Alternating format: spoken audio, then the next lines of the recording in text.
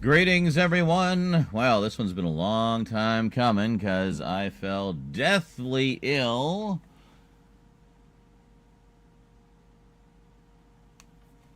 Welcome to my messy living room. Let's switch the mic over to the camera mic. That's this one. Yeah, you can. Alright. Oh. Well, first things first, gotta angle you guys down a little bit, I think.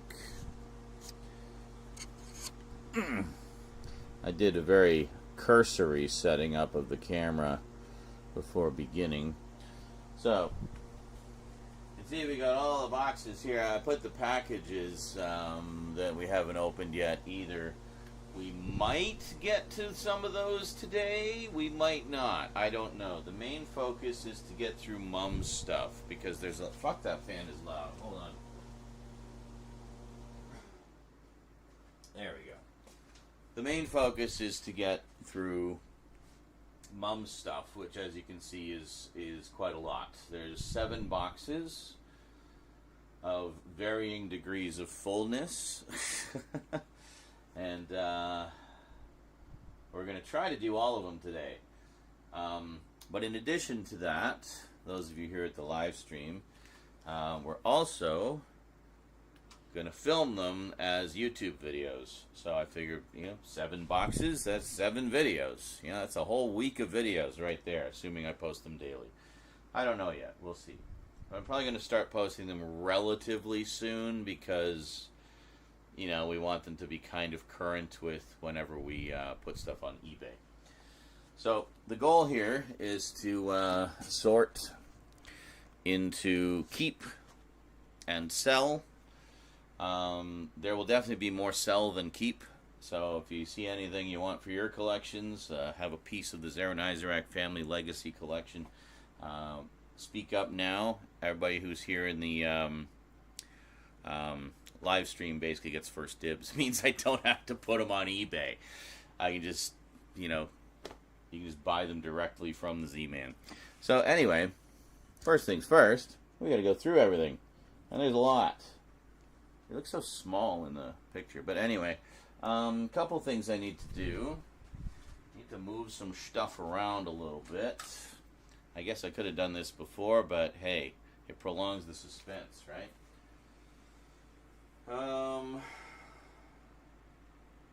Yeah, so I was thinking maybe if we just move this over a smidge. There we go. Oh, what's this? Why is there a plug here?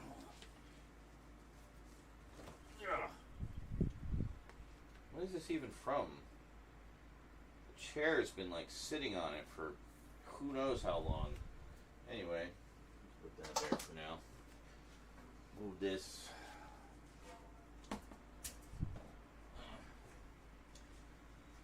So, I have a table that I was going to bring out for us to utilize.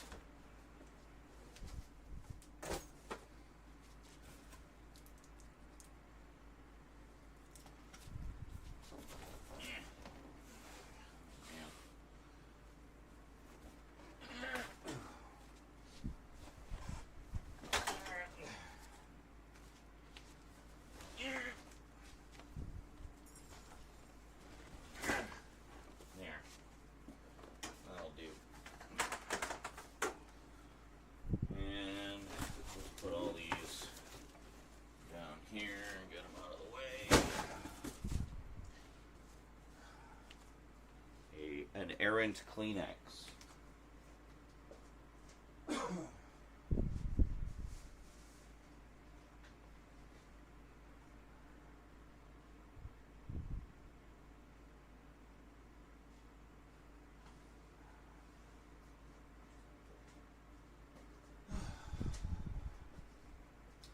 So this is a fold-out table that Rose actually bought because she wanted to start doing some YouTube stuff. See if we can get this thing unfolded. I don't know how this works. Is there a catch or something? No. Do we just pull? Ah, there we go. Alright. Yeah. That's nice and easy. Nice and easy lemon squeezy.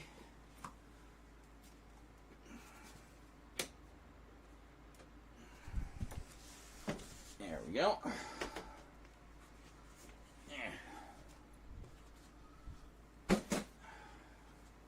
Oh, actually, yeah, it's not too bad. It's a nice low table.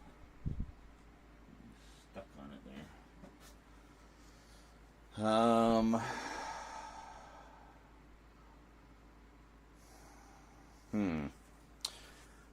It's very cramped in here.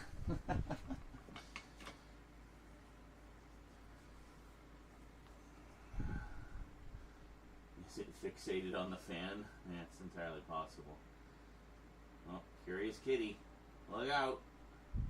Well, hello there, garbage gamer. And hello to James Barlin and Adrian James over on YouTube. Thomas Wright, TNA Dan, Scully, and Garbage Gamer, and Jordan Haji Simpson over on Twitch. Alright, kitty, don't get too comfortable there. Don't get too comfy. I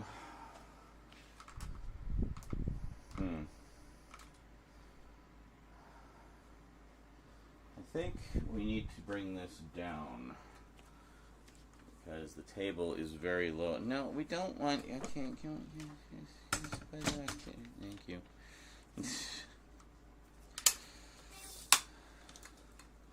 Are you using my table? Yes. That was always the plan. Very nice. I might actually need to just move my chair out of the way entirely.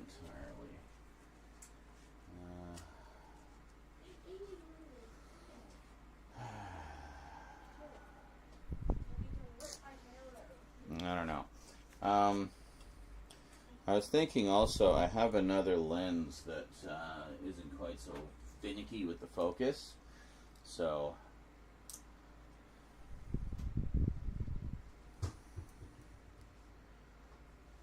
it has more of it's more of kind of a basic focus into infinity kind of lens. Doesn't really have any focal length to speak of, but it makes it simple for things like this, where you know, we don't want to be messing with the focus too much. I don't know. I might just leave it with what it is. Yeah. I don't know. Let's move the cat tree over a little bit. Space is definitely at a premium in the House of Z, folks. There, just for a little bit of room. Just means I'll have to clamber over the couch if I want to go out for a smoke. Alright, there we go. And we'll just turn that off.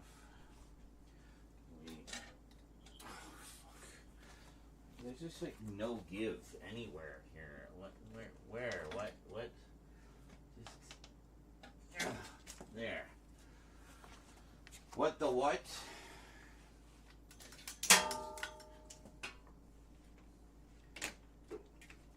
Clong. That wasn't my head. Don't worry. Okay. I think if we move this up, then we should be good. And just as an example, if we put a box here, yeah.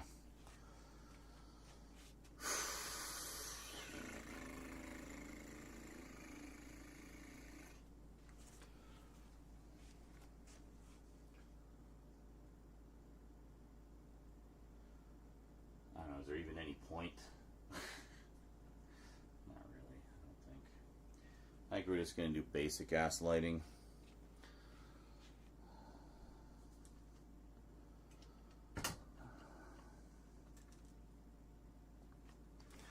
Basic ass lighting. It's really freaking bright. Light bright, light bright. Well, that doesn't work because now there's shadows across everything. Hold on.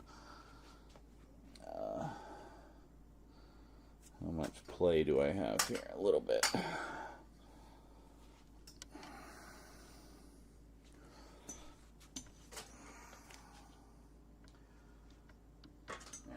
Hold on a sec.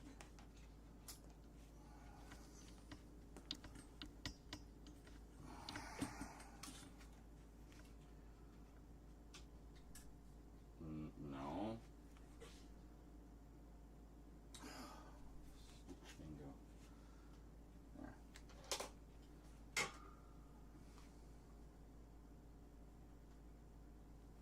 There. That's alright, I guess.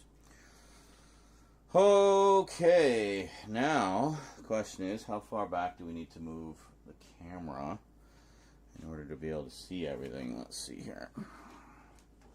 I think it's somewhat wide angle-ish.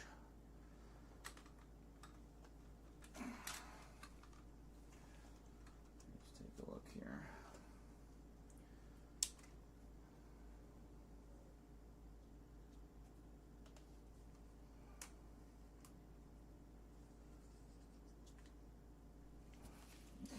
Really, church? Really?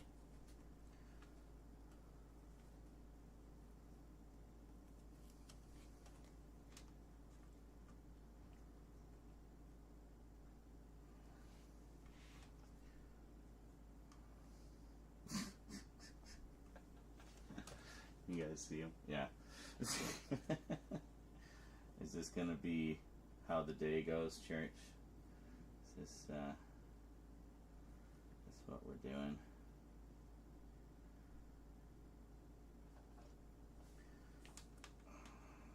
Actually, that doesn't look too bad. It's weird. It's kind of a weird angle. The table fully dominates the bottom third, but that's okay. That works, I think. Alright. I'm going to have to move you, buddy, because I need to adjust the position of the table.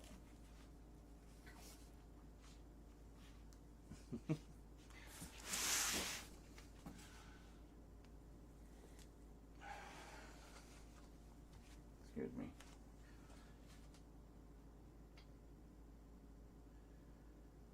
Yeah, actually, I think it was good where it was. Excuse me.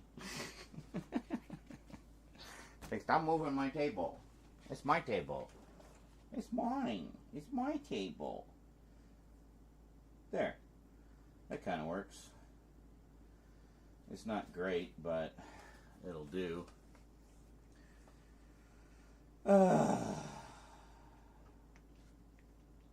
Question is, okay, church, can you stop? We don't need a 4K video of you licking yourself.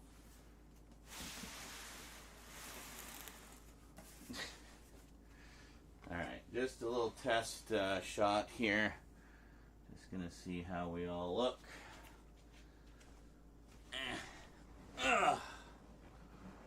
Yeah, actually that's pretty much bang on. Bang on. Bang, bang on. Sorry, I've been hunting the jackal in Far Cry 3, so of course that always makes me think of the Jackal. Not the original, I've never seen that, but the remake with Bruce Willis. Yeah, where that Bang On song was very prominent. I used to have that on Laserdisc. So basically what we're going to do here is we're going to just go one box at a time, film each box, and then,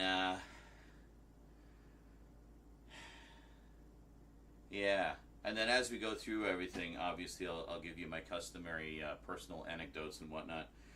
where relevant, I thought it'd be interesting too, because this will give you guys a lot of insight into what kinds of stuff Mum was into. We had a lot of common interests. She leaned harder into the mystery stuff and whatnot, so I'm expecting a lot of mystery movies and TV shows in here. Probably some that I have as well, because my interest in that stuff very much came from her interest in that stuff from when, you know, things she would watch when I was a kid.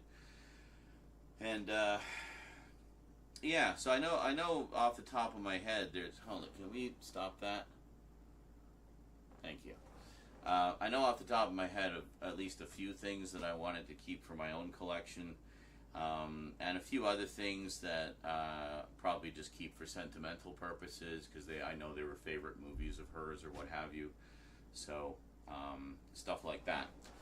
And then the rest, just basically going to eBay, essentially, because I barely have room for my collection, let alone my mom's monstrous collection. This is not all of it, by the way.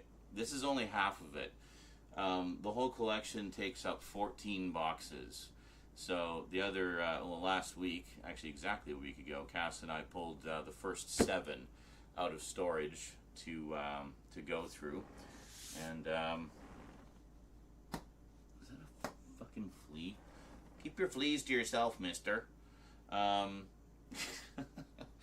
So, yeah, that's that. Mom did not meet Church and Eclipse. The last time she was here was in 2019, and then of course the pandemic hit. So she, you know, wanted to come visit again, but sadly was never able to before she passed away. So that's that. I told her all about them, and you know, she heard about them. But never actually got to meet them, unfortunately. Alright, so this looks okay. I think if I sort of lean forward, that'll probably be best. Maybe what I'll do is, let me just get a box or something with some text on it. We'll focus kind of at that point. Yeah, this will do. Put that there. I was originally thinking of putting the box in the middle and then keep on one side, sell on the other, but then I thought, that's going to be... the box will be covering me. So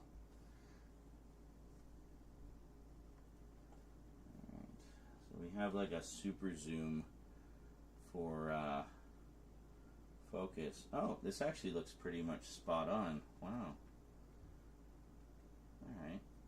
Good. That should do nicely. Yeah, that's great. Get out of the way, Church. Try to focus here. Alright. So I guess Church will be assisting. Are you going to be our assistant? You going to be our assistant, mister? Alright. Let me just see how our angle is for you guys. Oh, we can go up a bit more, I think. There. Alright. You can more or less see everything there. Actually, I can probably get you guys a little closer. Hold on. Yeah, a little bit closer. Get a little closer with Big Red. There we go. How's that? So a little better. A little more in the thick of the action. Kitty cat dominating the picture. What you doing? You are getting so affectionate in your old age. Yeah. He just like shoves into the hand for the pets. Okay. Oh, man, device. I'm also going to take this as an opportunity, not necessarily today, but as an opportunity to get rid of some of the redundancies in my own collection. I figure if we're going to be hitting eBay, we might as well, you know, do everything. So, yeah. Cool. Alright, I will be right back.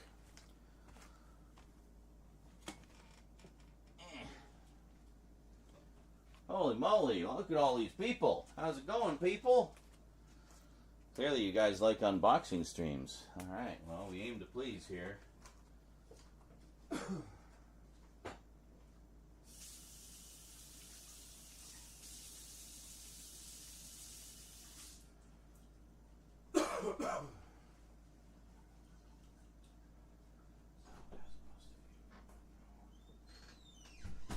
find anything cool? I haven't even started yet. I'm just setting everything up. Church, what are you doing? He's wanting to assist. You want to assist? You can't bite through the gloves, dummy. He was trying to bite me through the gloves. Oh. No. It was so cute when I was putting the tripod up. I was folding it up and putting the legs, extending the legs. Mm-hmm. And so one of the legs was just kind of in the air, and he went fully up on his hind legs and was like pawing at it. Aww. And he was just like standing on his hind legs. What are you doing? Let go of me! Why are you being all rough? You want to wrestle? You want to wrestle? Hello, everybody. Do you like my Gorillaz shirt? It's the band. That cartoon band, you know. From the UK. Hi, Scully. Hi, Garbage Gamber.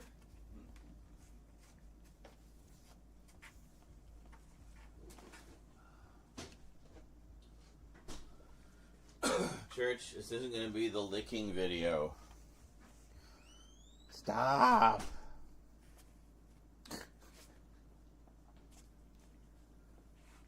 Really? You two? Both of you. Get it out of your system. I don't want, like, 5.1 surround licking. It isn't that type of video.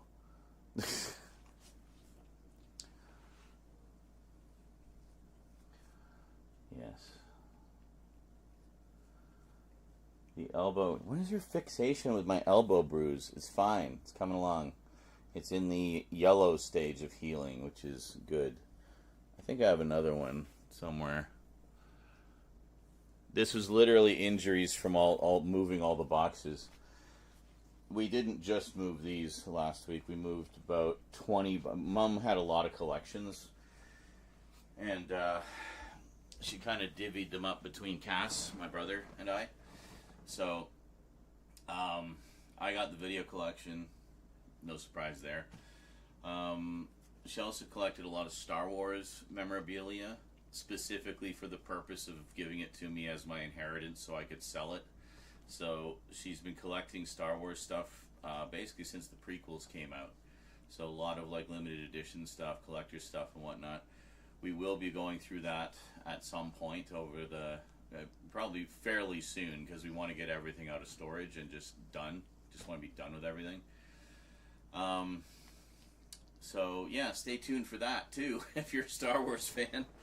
So probably be a couple. I'm honestly not planning to keep very much of that stuff because I'm not a big toy collector or figure collector. So most of that's probably going to be eBay. But as I say again, that was the intention from the beginning. She wanted to give me something I could inherit and sell, and you know, keep a few things, and that's that. Yeah, Mom was very much about providing for her boys. So she planned for a very long time, kind of which of us would get what and what it would be and stuff like that. She had a big art collection as well. That's actually been, that's being handled by like a dedicated art auction house. So, yeah. So right now it's basically just going through everything. Well, the past year has been going through everything and sorting it.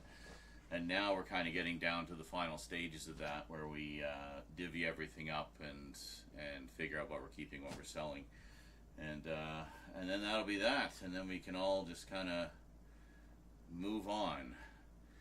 There's also what is it? But yeah, I was gonna say she also had a huge collection of books. She was a voracious reader, and she already sold a lot of her book collection a while back because she moved to a smaller house when she moved to her last home there. and just didn't have room for all of it. Her collection was like mine, basically, but imagine the same size of collection, but spread across like books and movies and stuff.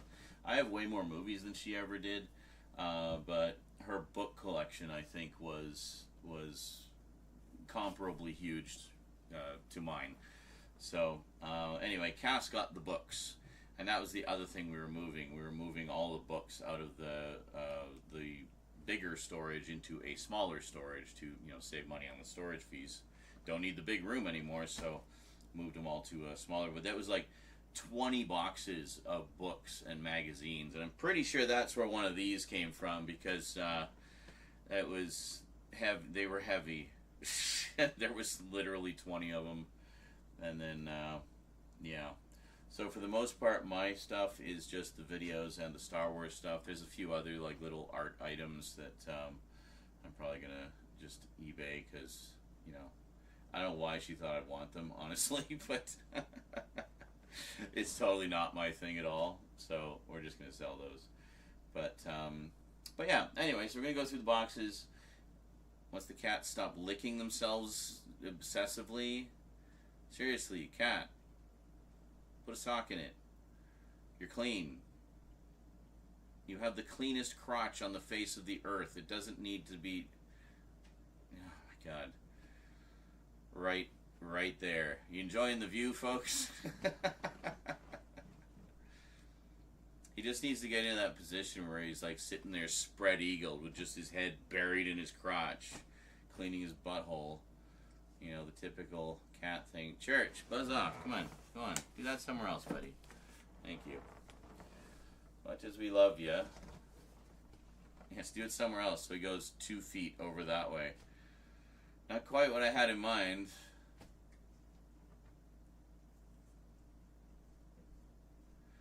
He's so loud, like he's so slobbery and drooly, and like, and I think half of it is not necessarily that he needs to clean. It's a pleasurable sensation. So it's like, yeah, play with yourself when I'm asleep. Like, I really don't want to listen to that. Anyway, y'all done? Can we get on with our lives now? No, not quite. Yeah, are you done? Oh God. Okay, be glad I moved him off the box, because he just did the spread eagle thing and the head's gone straight into the butthole. Church, why now? You've had all day to do this. Anyway, we will begin shortly.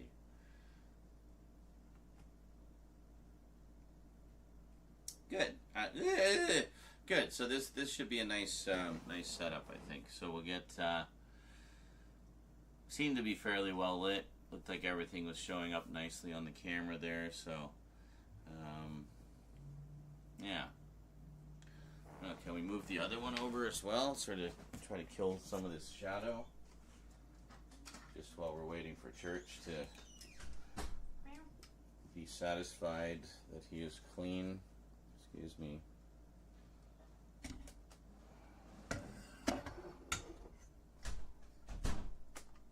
Just get away from the cord. Immediately goes in to start nibbling on the cord. No, do not nibble on the cord.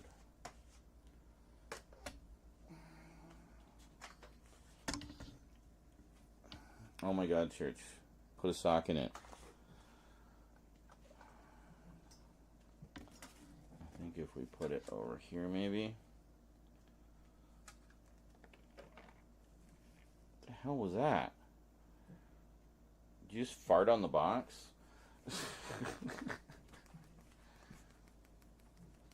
Please don't poop on the boxes. Well, that's a little better.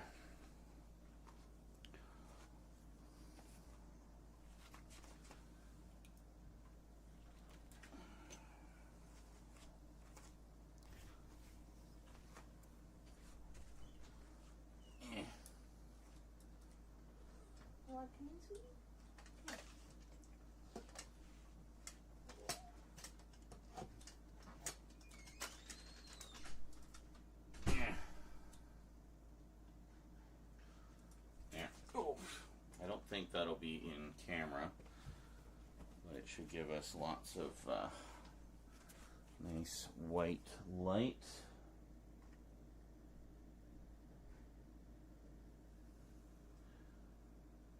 Okay, let's just see.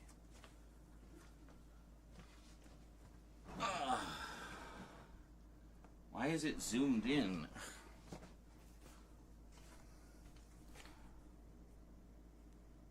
There. Must have been when I was focusing. There. Yeah, so if I kind of stay more or less here, we should be able to see me fairly clearly. And then put our piles here.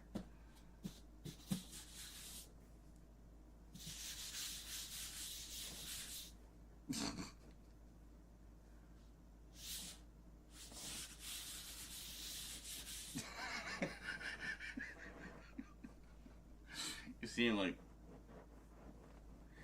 I was just waiting for him to pounce on my hand. What are you doing? Whoa. What? No, wait, now you're all playful? You're all playful now? Yeah? What's that? Oh my goodness. What is it? What are you doing? You're going crazy. What are you doing?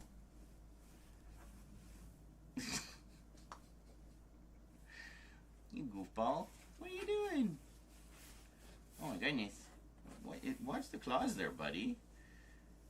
Catch my nostril or something. Why are you all crazy now?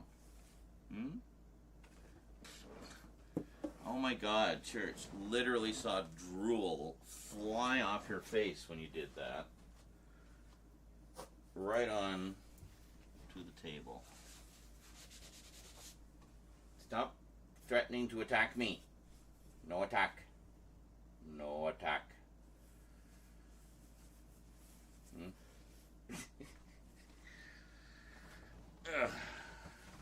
Don't attack me when I go by, please. Just let me go. Thank you. Making me nervous.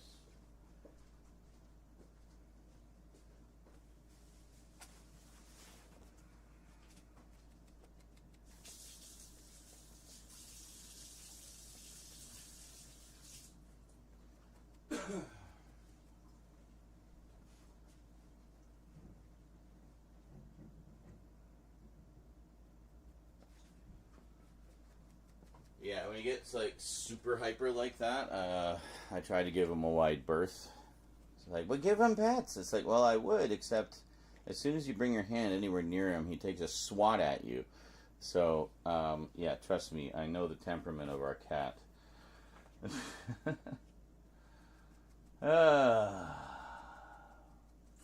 Yes, they do. Mark Striano says cats definitely have their own personality. Oh, they really do. Like this one and Eclipse, our tortoiseshell, were both from the same litter, but completely different temperaments. Like, he's like the hyperactive, likes to play rough, and you will get scratches if you play with him. And he's very like, he does not like to have his claws trimmed to the point where he'll just turn into like a ball of teeth and claws and fury if you try to trim them. So, yeah. But he does kind of maintain them himself. He uses the scratching posts a lot more than Eclipse does. So, you know, he's pretty well groomed. And he's looking good, actually. Like, his fur was a little rough for a while there. They did have fleas a few months back. And, you know, he was looking kind of rough for a bit. But we got that taken care of. And now he's back to his nice lustrous black coat. I call him our little panther because he's wild and crazy like a panther. But Eclipse, on the other hand, is like super chill. Like, she'll just immediately, you'll pick her up and she'll just kind of go limp in your arms and just submit. And just loves, she's very gentle as well. Like, you don't have to worry about her scratching you. Sometimes, like, by accident, but not intentionally. She's very cognizant of that and very careful. Church is just a little asshole, and he doesn't care. Aren't ya? You're a little asshole. But We love you anyway, don't we? Yeah. Here, let's get you some nice cheek scritches. Oh, yeah. Is that good? Is that what you wanted? Mm-hmm. Oh, now you're all hyper again. Sorry, did I get you all horny? They are fixed, but I swear he still gets horny anyway.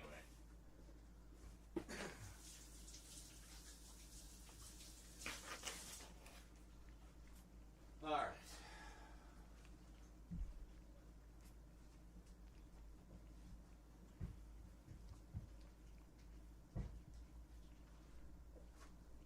Alright, well, let's do the first one. Well, would do the first. Gotta wait for him to finish because that will pick up on camera. Are you good? See, he like digs in there. He's like scratching himself with his teeth. He just kind of like rubs his teeth, nibbles a little bit, and then that's how he takes care of itches. What are you doing? Oh, that's slobbering.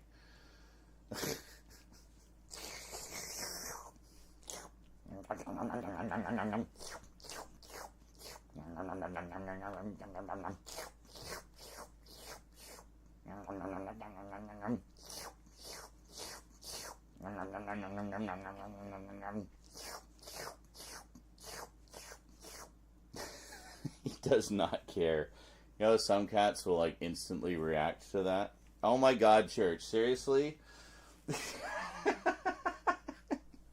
Your face out of your butthole.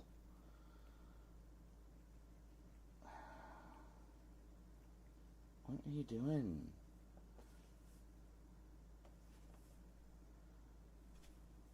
Are you done? Are you good? Back to loafing? Nope. Gotta lick the tail. Make sure that tail's clean. Well, yeah. It's also just how he's sitting, because he's curved around, so like the hair sticks out more.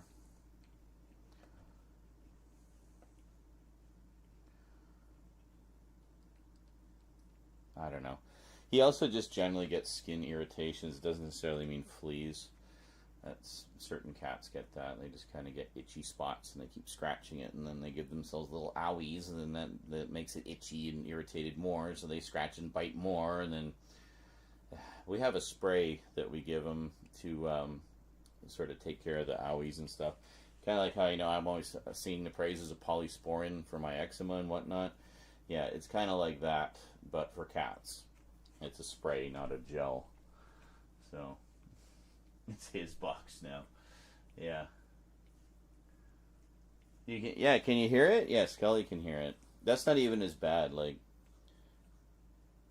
alright, well, while he's licking himself into oblivion, I'm going to go have a smoke, and then hopefully he'll be done by the time we get back. God, how am I even going to get over here? Bit of an obstacle course. Enjoy the licking. Entertain the people in my absence, Church.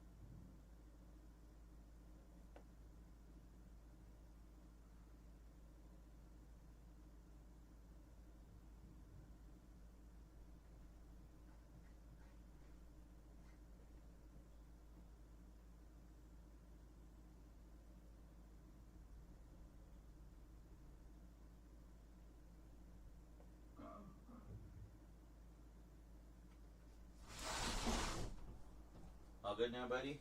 Alright.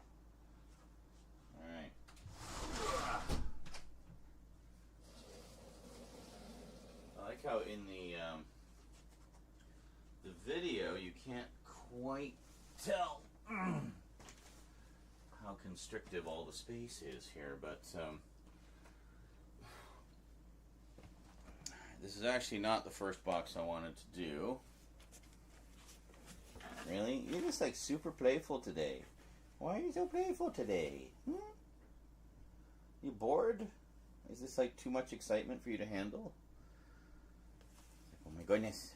Oh my goodness. Boxes and table and oh yeah. Oh, it's going crazy. Oh my goodness. He's looking at me like I'm crazy.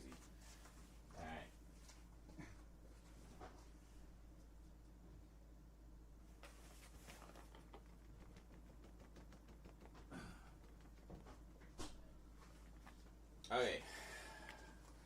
You need to vamoose, buddy.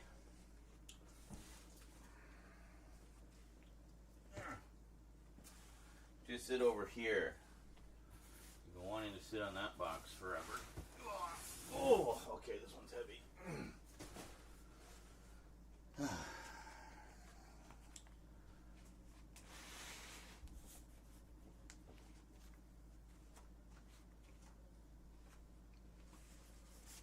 Excuse me. See that? Am I going to be able to move this box without getting killed? What are you doing? What are you doing?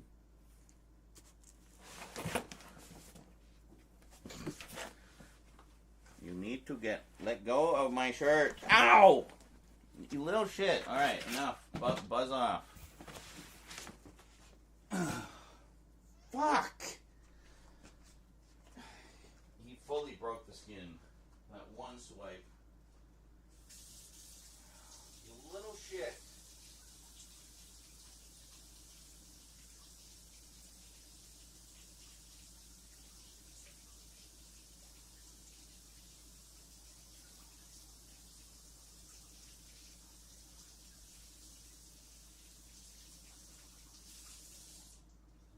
Hanging around if you're just being a curious kitty, but you gotta chill the fuck out, dude. Seriously.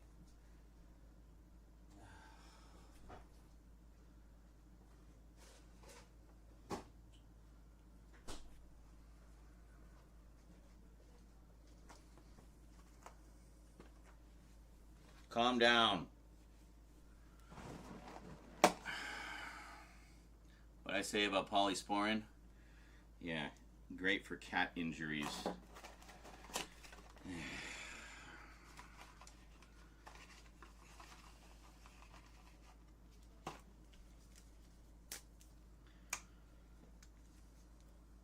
Cats are edible, right?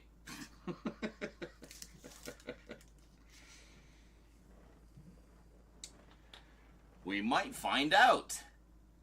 I jest, of course.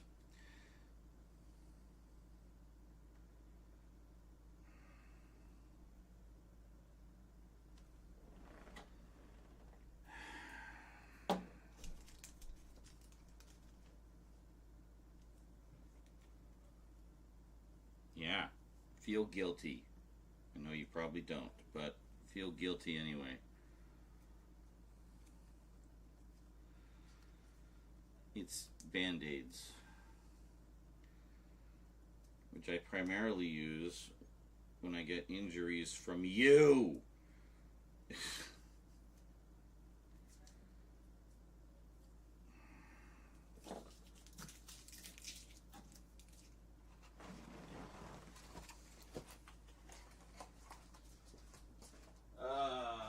Let's see if Rose wants to help look after you for a bit.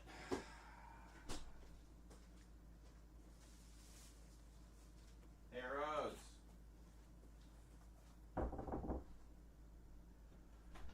Can you deal with the wild beast? I literally went to move a box and he took a swipe at me and took a chunk out of my hand.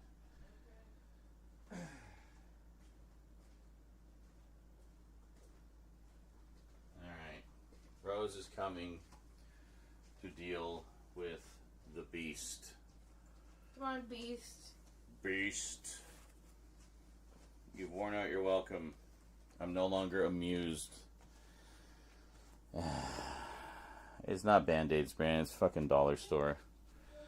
They're crap, but they, you know, they suffice.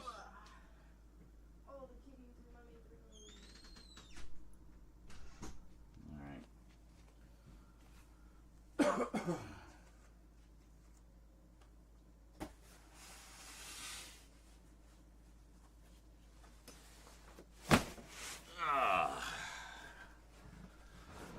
Oh, angle this a little bit here.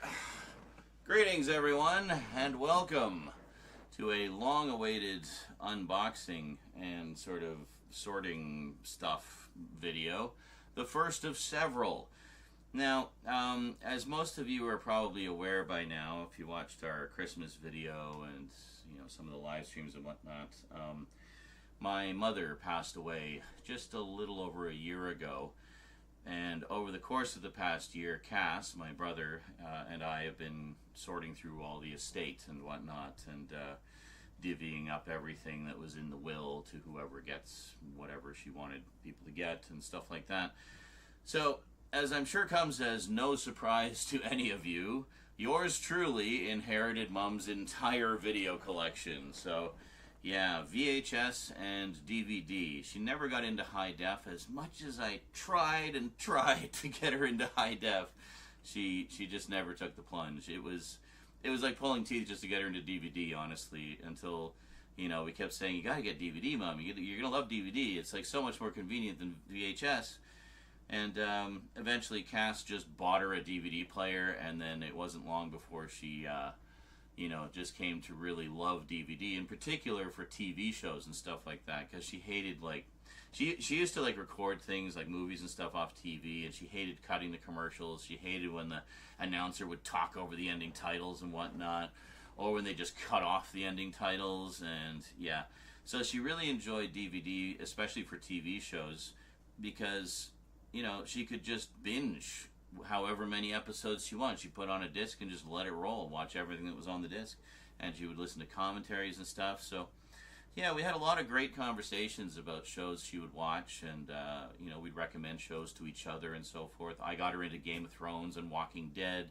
She got me into, well, actually a lot of the detective shows and mystery shows that I've come to enjoy in my older years. A lot of stuff that I watched with her and Dad when I was a kid, but was, kind of too young to really appreciate, I guess, but have come to love since. Like things like the Rockford Files and Hill Street Blues and NYPD Blue and so forth. I think actually I got her into NYPD Blue because I knew she liked Hill Street Blues. I remembered her watching that a lot when I was a kid. So yeah, anyway, it's time. It is at long last time to go through the collection. See what all she had. I'm sure I'll have plenty to say about lots of stuff in that collection. I haven't gone through any of these boxes yet, so it's going to be as much a surprise for me as it is for you guys. So I hope you enjoy. So part 1 of, well, I figure we'll do 1 box per video. So part 1 of 14. Yeah, she was a big collector too. Of Mom's VHS and DVD collection today on the Multimedia Chronicles.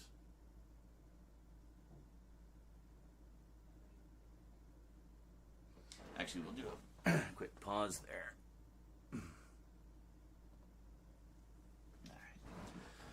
All right.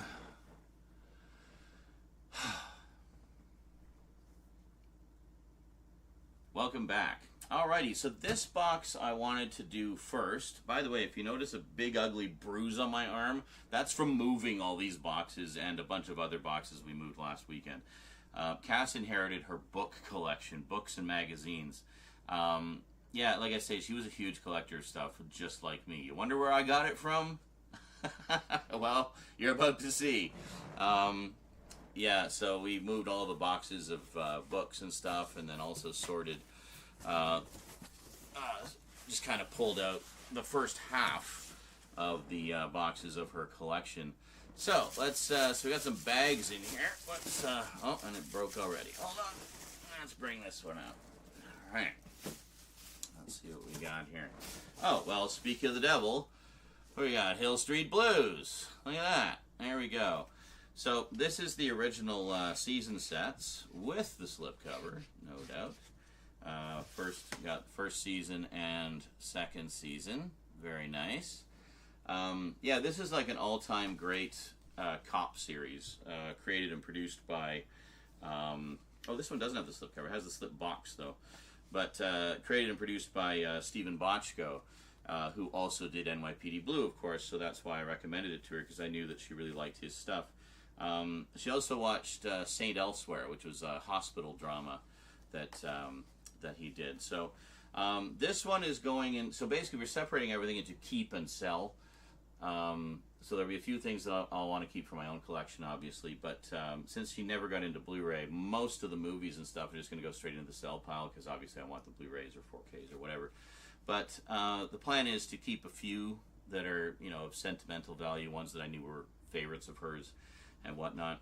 These ones, as much as I love Hill Street Blues, this is going into the sell pile because she also got the complete series set, which is somewhere in one of these boxes. So that's the one I'll be keeping, but I'll sell the 2 season sets.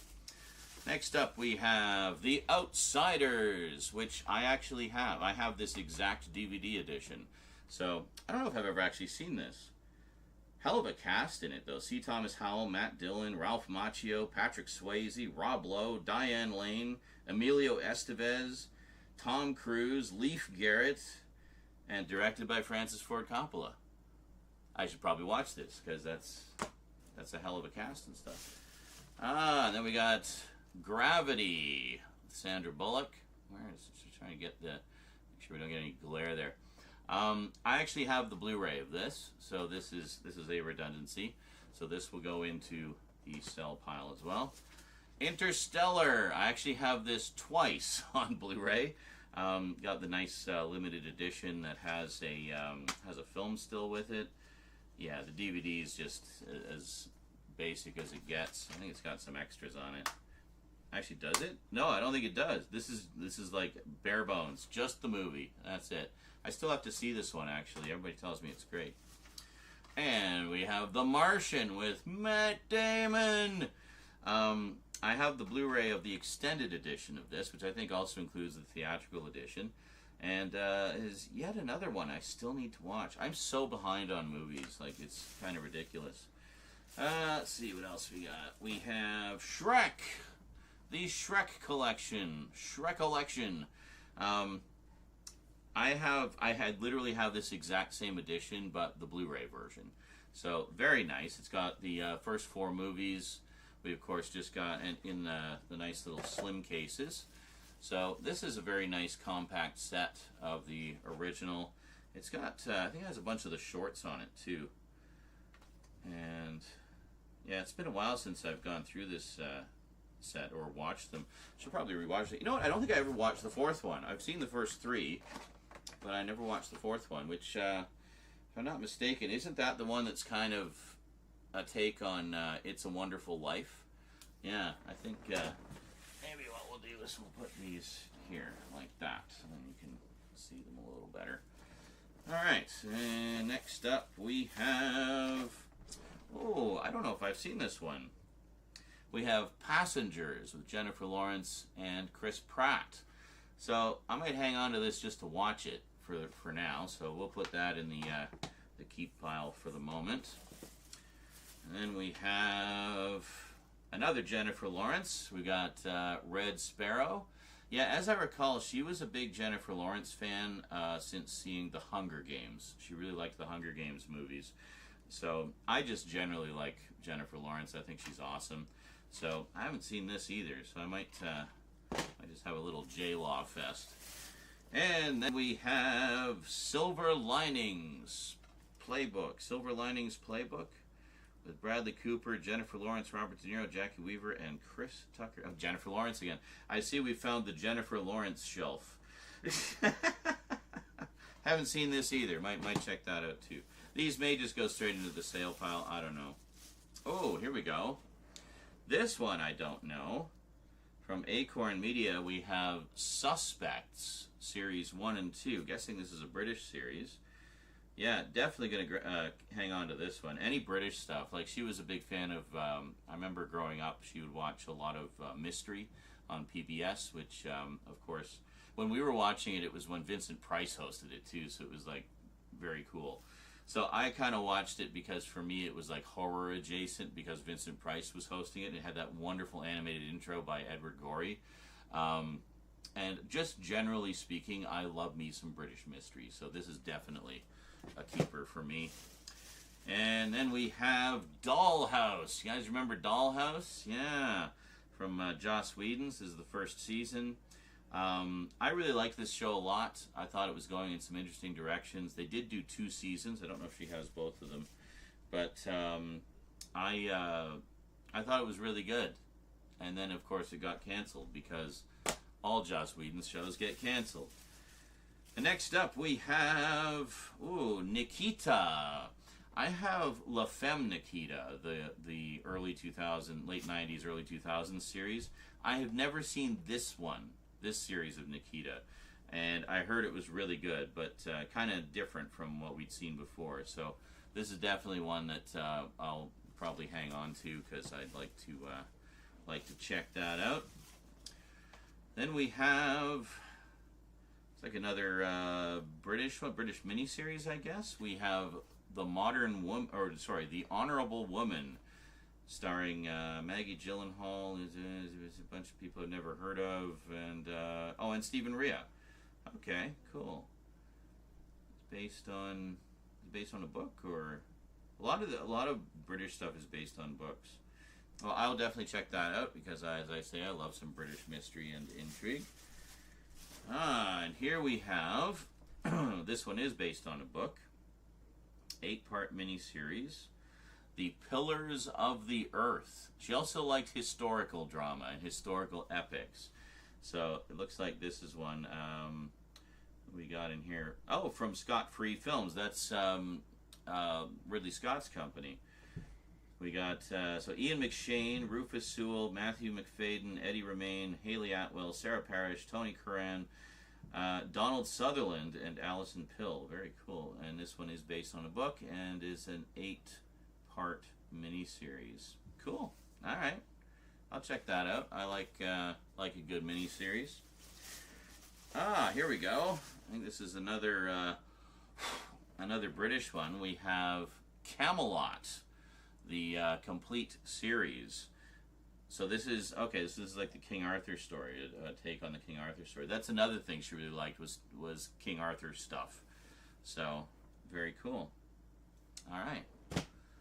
Well, one bag down. We gotta keep and sell. Put them here, I guess. There we go. And let's see, we got another big box here. Or bag, rather. Oh, hey. Speaking of which, yes, La Femme Nikita. This is the one that I have. I actually have this exact edition. Beautiful. I loved these ones that Warner was doing, the big chunky sets. They did a set like this for, of course, it's falling apart. That was the one drawback with them. They kind of fall apart. But they did sets like this for Babylon 5, the original DVD collection. I'll have to check and see if I still have the chunky set or if I have the cut down version. But yeah, we'll put that in the sell pile because I already have it, basically. So, hey, we got the Rockford Files, Season 1. At the very least, I'm going to rip the extras off of this because I have, of course, the Blu-ray set now, but the Blu-ray set is bare bones. And I remember some of the extras on here were quite nice. Lots of interviews with James Garner and whatnot. So I'll put that here for the moment, but that's definitely going into the sell pile. Aww. Aww. Well, this I did not expect. We have a little picture of me and Rose. Let me see if I can get you guys a close-up look at that. Hold on a sec. A little framed picture of Rose. I'll show you guys in the stream here. Very nice.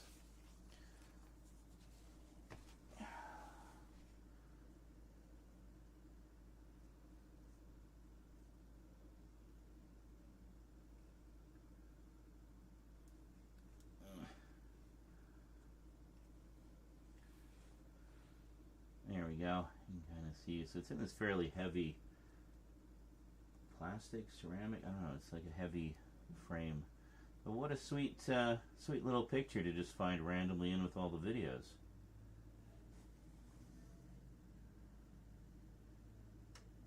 Now I gotta focus again. Hold on.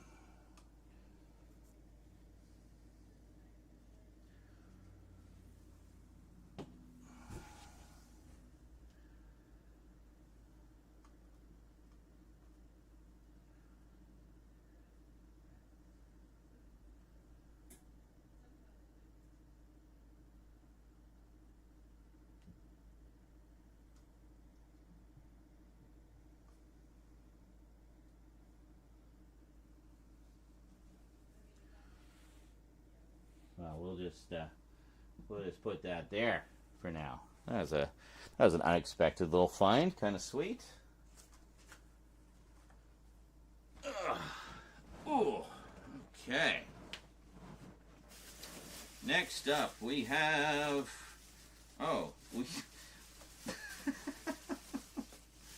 we have a couple of random Star Wars figurines. We got a Droideka. And we have a Jar Jar Binks. So there we go. We'll put them there. All right, let's see what else we got here. We got season 2 of La Femme Nikita. This one I've actually been wanting to rewatch because I didn't actually watch the final season of it. I got pretty far into it and I just never got back to it. So definitely going to rewatch those at some point. Hey, we got Breaking Bad. Seasons 1 and 2. I don't know if she actually got all of these. She was kind of had this thing where she didn't like shows where the bad guy was the hero.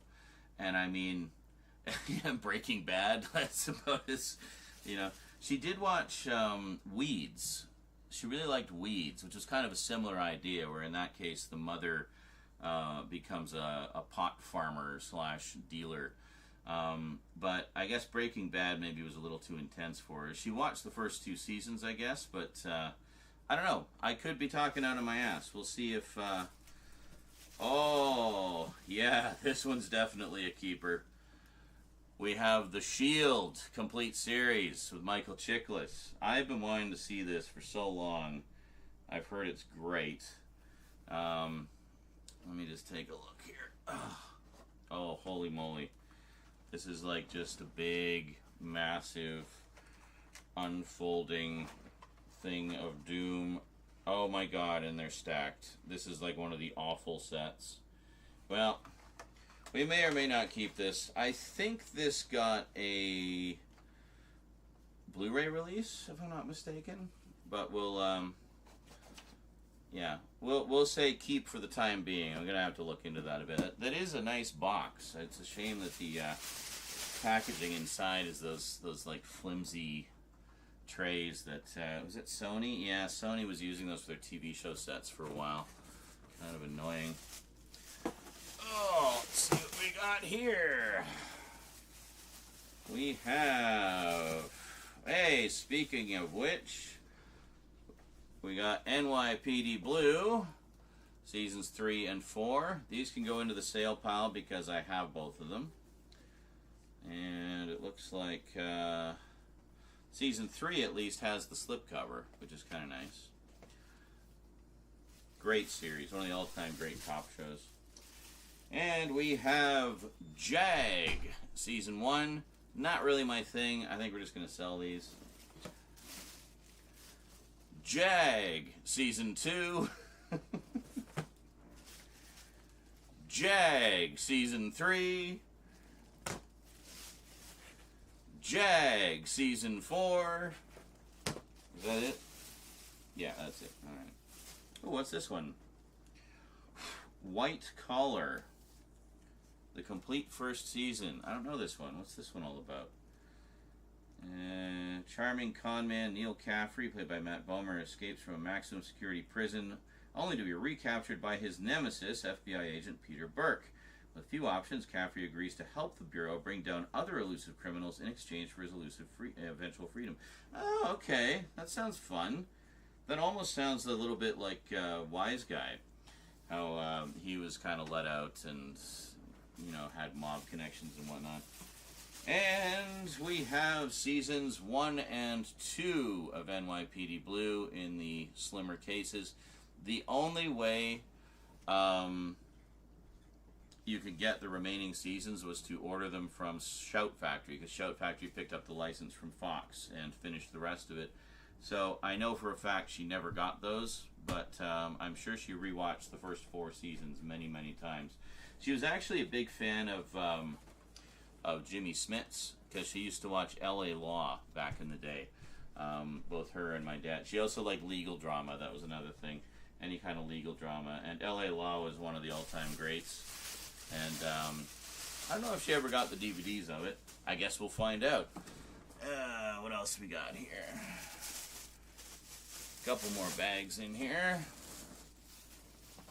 I can probably just put the other bag on here and we'll... Okay. Oh, this feels like VHS tapes. Alright, cool. So we'll check out the VHS tapes after here. And I see we have both cats here now. Great. How appropriate. I just pulled this out. We got Cat's Eye. Man, I haven't seen this in so long.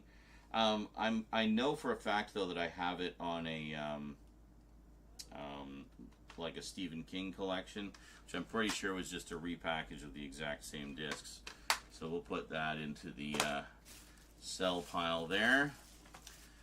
And we got Stephen King's Storm of the Century.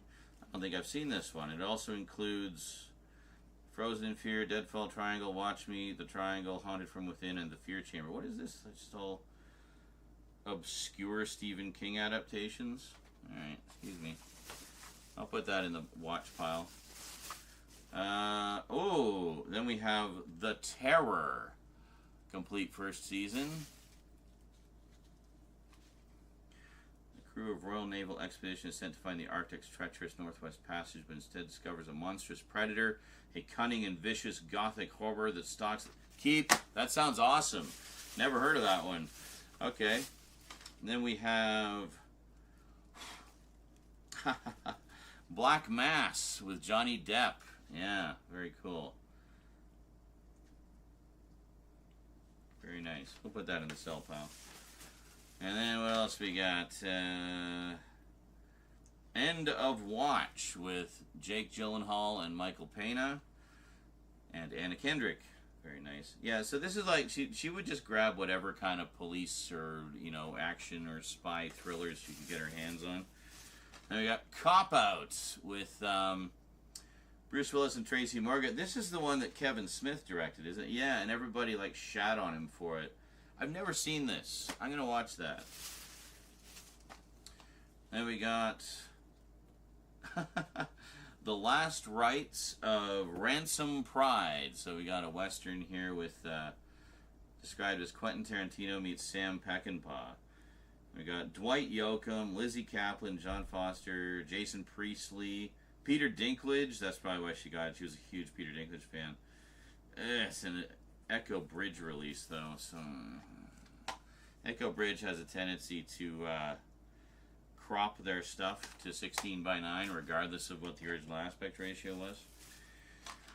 Oh, yes. The trees are killing us. Try to outrun the wind. Also known as The Happening by M. Night Shyamalan. Yeah, I thought this was okay, like, as a concept. I have seen this one. Until they got to the scene where it's like, quick, we have to outrun the wind. It's like, you can't outrun the wind. That's literally goes against the laws of physics. Anyway. Oh. Interesting. We have a Halloween card, like shiny card for The Right. I'll keep that. I have a bunch of those for the Blu-rays. Then we have The Raven with John Cusack. The only one who can catch a serial killer is the man who inspired him. Ooh. Well, that sounds good. I'll keep that one. And then we actually have the movie of The Right with Anthony Hopkins. Yeah, I have the Blu-ray of this, so that can just go into the stale pile. Planet of the Apes. The Tim Burton one. Is this the 2-disc edition with all the extras? No. Sell pile. The less said about that, the better. Then we got Winchester with Helen Mirren. Looks like a bit of a historical thriller western thing. Oh, okay. On an isolated stretch of land outside of San Francisco. Dude, go lick somewhere else, please. Just goes right back up on the box because, of course, he does. Constructed by Harris. An isolated... Dude, stop. On an isolated stretch of land outside of San Francisco sits the world's most haunted house, constructed by heiress Sarah Winchester, Helen Mirren, to break her family's curse. Oh, I know about that house. I know, and it's like got all these winding corridors and stuff, like to confuse the ghosts.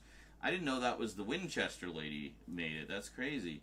Oh no, that's right, because it was like she felt like she was haunted by the ghosts of the victims of Winchester rifles. Yeah, I think I saw like an In Search Of episode about that at some point.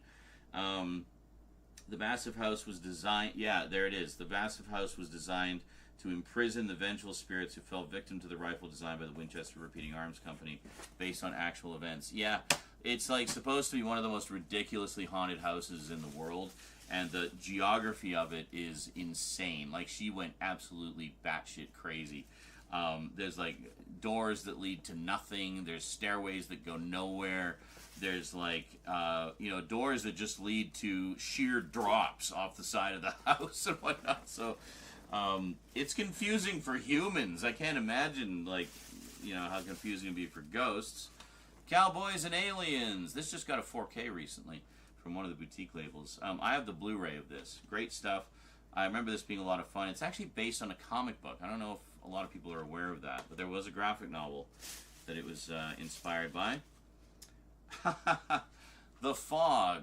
But this is the remake of The Fog. I do not have the remake of The Fog, but I do have the original on Blu-ray. I will get the remake at some point. And then we have The Forgotten. This one I know I have as well. With, I'm pretty sure I watched this one with Julianne Moore. Yeah, she's great. But, what is it? 9-year-old Sam Peretta is dead, killed in a plane crash. Even though it's been 14 months since the accident, his mother, Telly, grieves over the loss, but suddenly her husband swears that they never had a child, and her psychiatrist insists she's delusional. That's right, yeah. She's trying to convince everybody that, no, I had a kid, and he died. And it's like, no, you're crazy. So it's like the ultimate terror of being gaslit. Yeah, I have that one somewhere. It's good. And we have the Rocky Horror Picture Show. Yeah. What can you say about this that hasn't already been said a million times? I have the 25th anniversary edition of this, or 35th anniversary, some anniversary edition of it anyway, on Blu-ray. A digibook, if I remember correctly. So, very cool. Church, buzz off. Psst, psst, psst, psst, psst. There. You just make the sound of spritzing and they run away. Oh. All right. So we're getting a pretty good divvying up of stuff. I'm probably going to pare this down, as I say. I mean, there's a few things I just kind of thought I might watch and then put into the pile, the sell pile. But there's definitely a few things here I am interested in checking out. Now, saving the old school for last, VHS. Let's see what we got. Mom had quite a collection of VHS tapes, and she hung on to the VHS format as long as she possibly could, until, of course, DVD came along, and you just couldn't get a lot of VHS tapes anymore. So start here. There we go. Hey, oh wow, these are in like impeccable condition too. So VHS collectors, take note. We have The Exorcist, the version you've never seen. Beautiful. This is pristine. That's fine. All right. And then we have The Day the Earth Stood Still. Classic.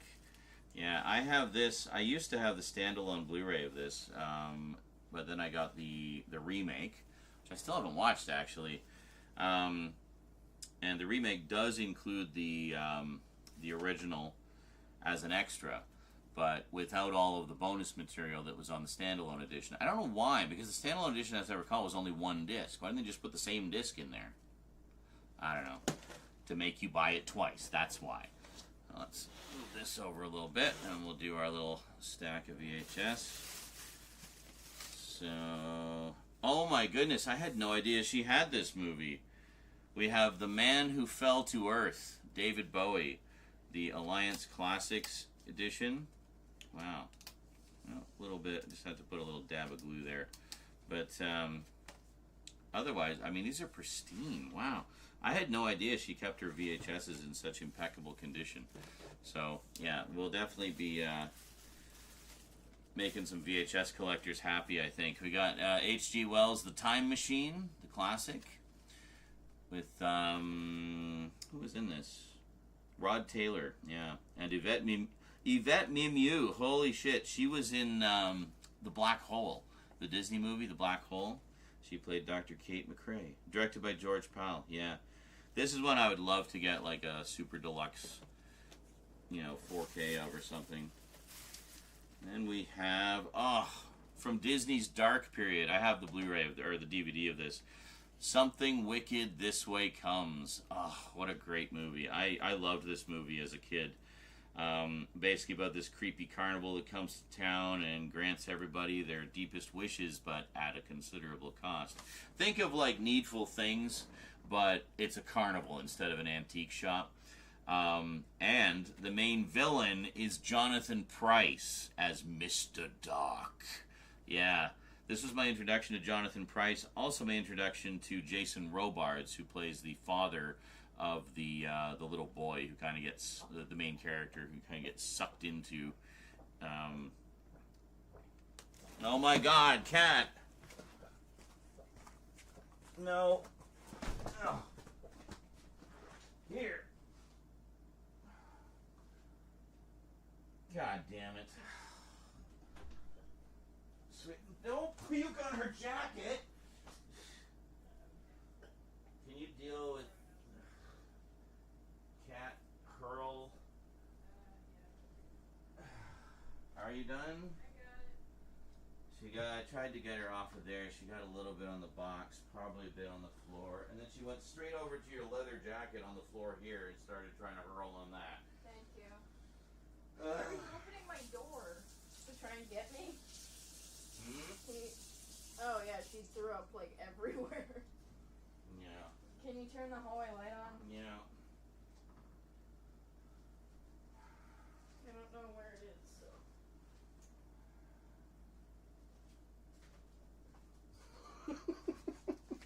Oh my god, cat. Throw up, run! Ooh, that's cool. Where's... I assume you guys could hear that. Chaos. Aw, is that us? Yes. Aw.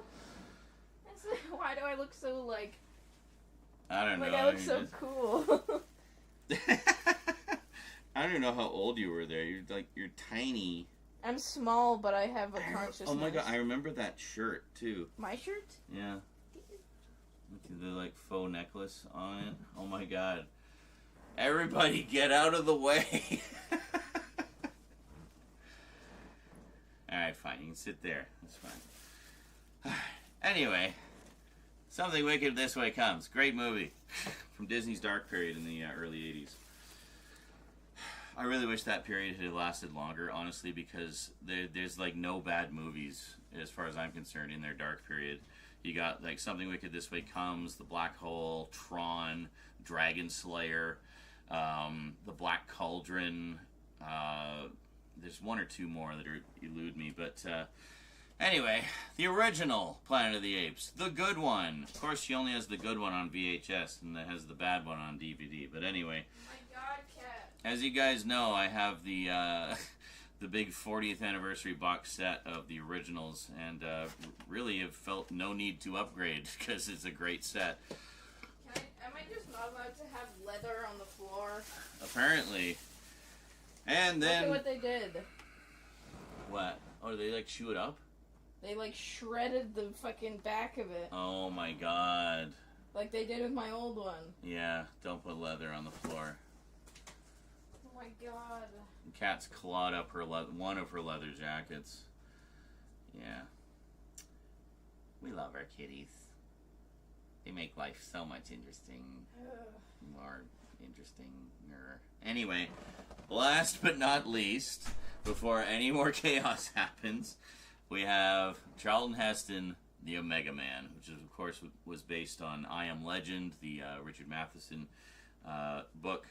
This was the second film adaptation, the first being The Last Man on Earth with Vincent Price.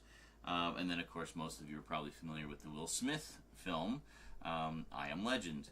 Of all of them, I think the original is actually the most faithful to the book, at least as far as, certain aspects of it. But they all kind of have their own take on it and their own kind of different thing. This is just fun. It's just like crazy dystopian sci-fi madness with Charlton Heston fighting, was it Clarence Thomas? Was it Clarence Thomas? Rosalind Cash? I can't remember who it was. I'm trying to see if it says here. The family. It doesn't say. Does it say here? Oh, here it is. No, it doesn't say here either. Anyway, another notable actor, but apparently not notable enough to put on the friggin' box. Anyway, very cool. This is a very nice WB edition. When they would put, they kind of had this uniform spine style that they would use with like the genre at the top and then the title in a box and a little picture, and they all kind of followed that same format. A lot of studios did that for their VHS releases. I remember most of you who collect VHS or are familiar with VHS might remember Columbia House, or not Columbia House, but Columbia Pictures would do that as well, where they kind of have, like on one side would be the actual movie logo, and then on the other side would be like just a serif version of the title. And, well, you two are just determined to steal the show, aren't you? Well, I fully expect... Hi! I fully expect there will be kitty chaos aplenty in the future installments. Okay, well, we managed to make it through most of that unscathed with kitty craziness. We'll see how we do for the remaining boxes. Tune in next time to see how that goes. Meanwhile, I guess I'll put my eBay link in the description. So if any of you want to check out the eBay listings, kind of see what's up there, if there's anything you want to grab for your own collections. Yeah, so I'll be putting all of this stuff will be going up for now. Just move that so we got all of those. Very nice. I do like the sort of random things we're finding in the boxes. I wonder if there's other random things. I guess we'll find out. So these will all be going on the sale pile. Probably all of these VHSs as well, because I don't really collect VHS per se. I do love like the look of VHS, you know, just the spine art and everything. So I don't know. I might keep a couple of them, just, you know, if they're nice or whatever, but or notable in some way. But yeah, I gotta say, I'm actually really impressed by just the condition she kept them in. You know, that's going to make some collectors happy, I think. And then this, for now, is the keep pile, but a bunch of these will probably be going on eBay as well. So just a few that I wanted to check out because I know Mom was a fan. And, yeah. Alrighty, 1 down, 13 to go. That is it from me to you for now, folks. Hope you enjoyed. So until next time, thanks for watching, and sayonara.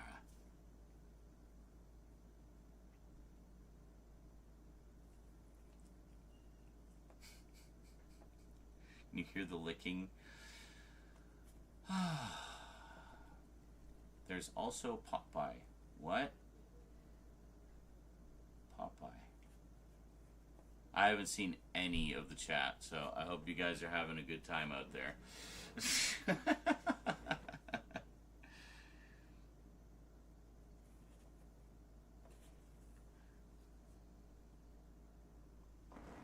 Hi.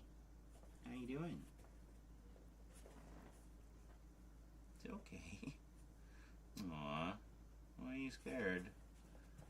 Because you had a puke? Are you a little edgy because you had a puke? Yeah, you don't have to be embarrassed, sweetie. Just like I took her off the box where she was about to puke on one leather jacket, and then she ran across the floor to another leather jacket to puke on that one instead. You were just determined to puke on the leather jackets, weren't you? Alright. Well. Whoops. Okay. Well, I mean, we got the makings of a pretty decent sale pile here, so we'll see how things go. Meanwhile, I'm going to put these in one of the other boxes, and we'll get the next box going.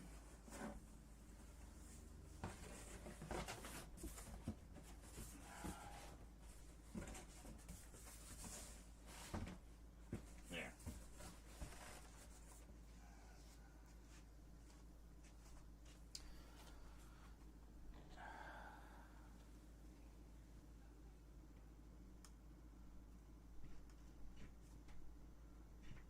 Just if you were wanting a slightly closer look at those figurines, this is the Joydeca. Quite nice. I'm guessing she just had it on the shelf as like a knick-knack decoration kind of thing. And then we got Jar Jar. Everyone's all-time favorite Star Wars character of all time.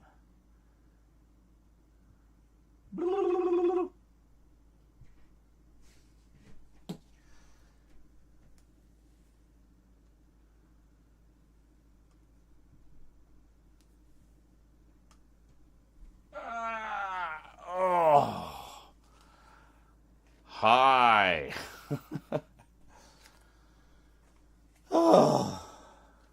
I know, right, Caroline? So close to finished. Literally had, what, one tape left? And that's when just the cats exploded.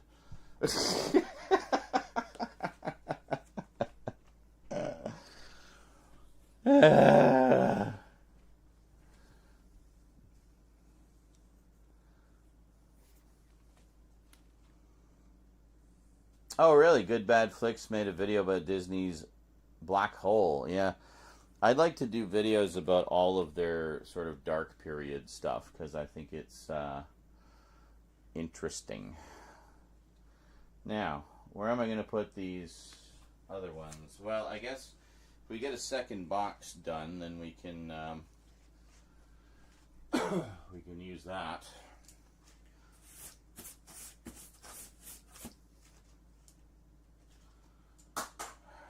Meanwhile, I'm just going to move these over here, I guess. Ah, fuck. Well, they were in good condition.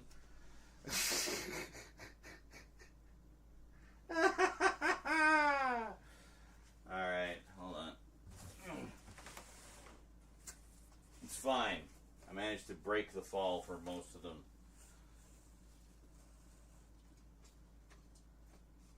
That already had something rattling around in it. Anyway, I'd open that up and just see what's in there. Don't get in the bags. Oh my god, cats. Just leave the bags. I'm like fascinated with chewing on plastic bags and shit. Like, just stay out of the damn bags. You want to make yourself puke more?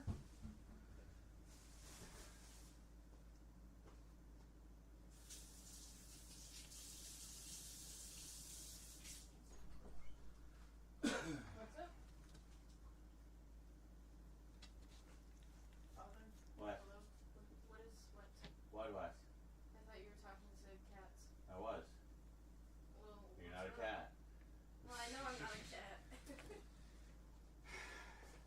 No, they were just chewing on the plastic bags and stuff, so. Oh. Yeah. Are they still wreaking havoc? I don't know. It comes and goes. They go crazy in waves. Like us. Uh-huh. Everybody get out of my way! I have 6 more boxes to do here, and like this is not helping. Yeah, you go on your box, Drew. Yeah, just buzz off, cats, please. I'm begging you. Just buzz off.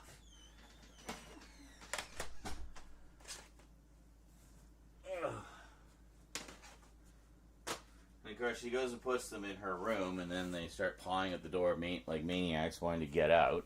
It's like, but there's things happening out there. I need to see everything. I need to get into everything. I need to sniff everything. Okay.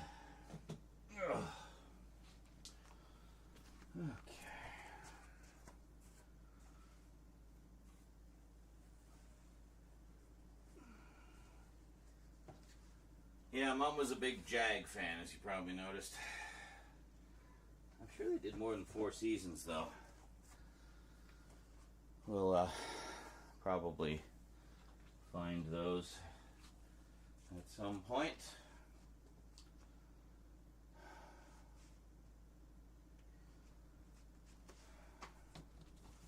Oh my God, Kat. You have the entire apartment to putz about in. Why do you have to be right here?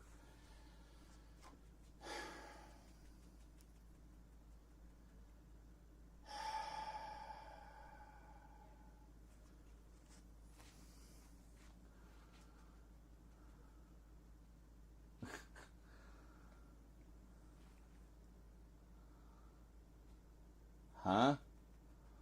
Does that edition have the alternate ending with the... I have no idea what you're talking about. What edition of what? Can you specify the movie or show you're talking about?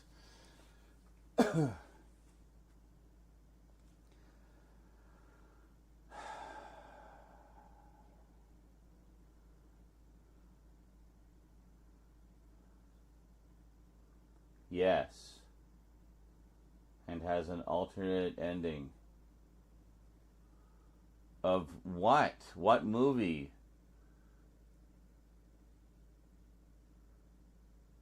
Oh, Watcher in the Woods? Is that the one you're talking about?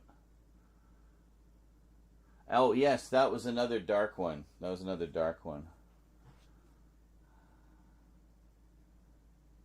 Oh, and that's why you're saying Popeye. Was Popeye Disney? I just got the Blu-ray of that. Was that another like Disney co-production or something? Because I know Dragon Slayer was a co-production with Paramount, and I just got the 4K of that. Can't wait to check that one out. Whoa, cheapers! Out of there! Psst. Come on, out.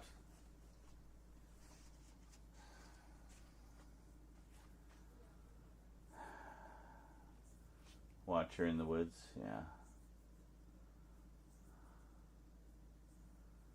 Gotcha. Jag was 10 seasons, yeah. I don't know if she got the rest of them. I mean, she lived mostly in a small town during her final years. And the only places she could go, really, to get physical media were Walmart. And that was pretty much it. So, as a result, her selection was limited. So sometimes they just didn't carry the later seasons of shows. They just had the first few or whatever. Or, like in the case of NYPD Blue, the last few seasons were done by a boutique label that she had no way of accessing because she didn't have the internet. So, that's that. Oh. Okay. Well, let's do one more. And maybe we'll take a little food break. Hopefully the cats will chill the fuck out. I thought you cats are supposed to sleep 16 hours a day. When does that start? Are we into some of those 16 hours yet? Ugh.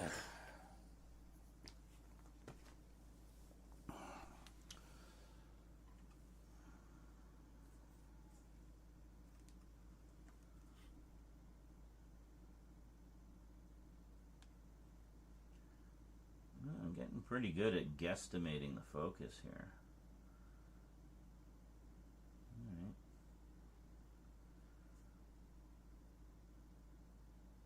Yeah, that looks good.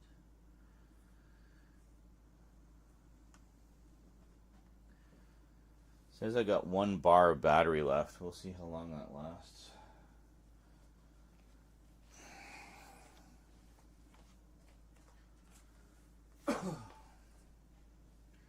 I've got the other one charged if we need it.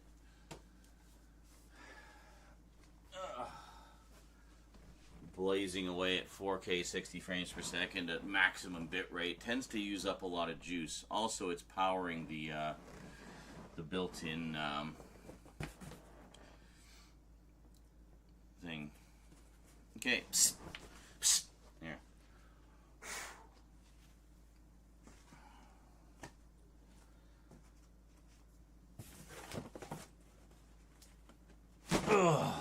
Okay.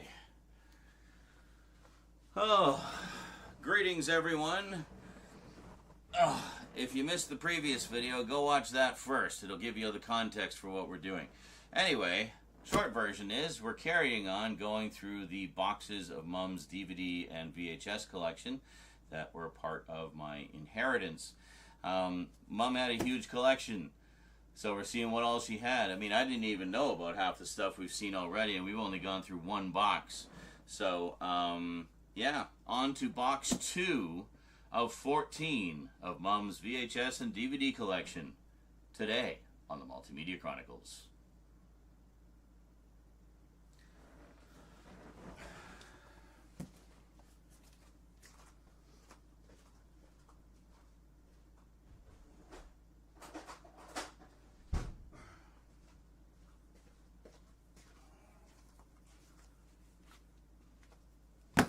Welcome back.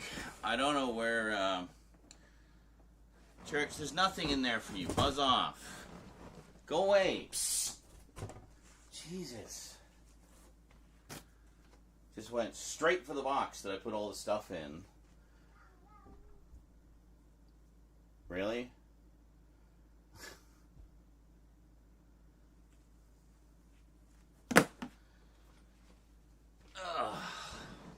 I don't know where our box cutter disappeared to. It's somewhere in the abyss of my living room. Anyway, welcome back. Let's carry on with box 2, shall we? Hopefully the cats won't be too crazy. They kept trying to steal the show last time, but we'll see how that goes. Speak of the devil.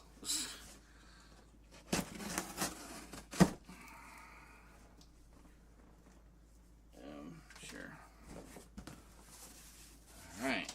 Oh, what is all this stuff? Interesting. What is this? I don't know what this is. Some kind of weird, like... Their first time in the movies. Les Krantz, narrated by Peter Stacker. Oh. Some kind of like bonus disc she got from something, I guess. Maybe cereal. Anyway, it's just this paper sleeve. And I guess it's a little documentary about, you know, big stars of Hollywood of yesteryear.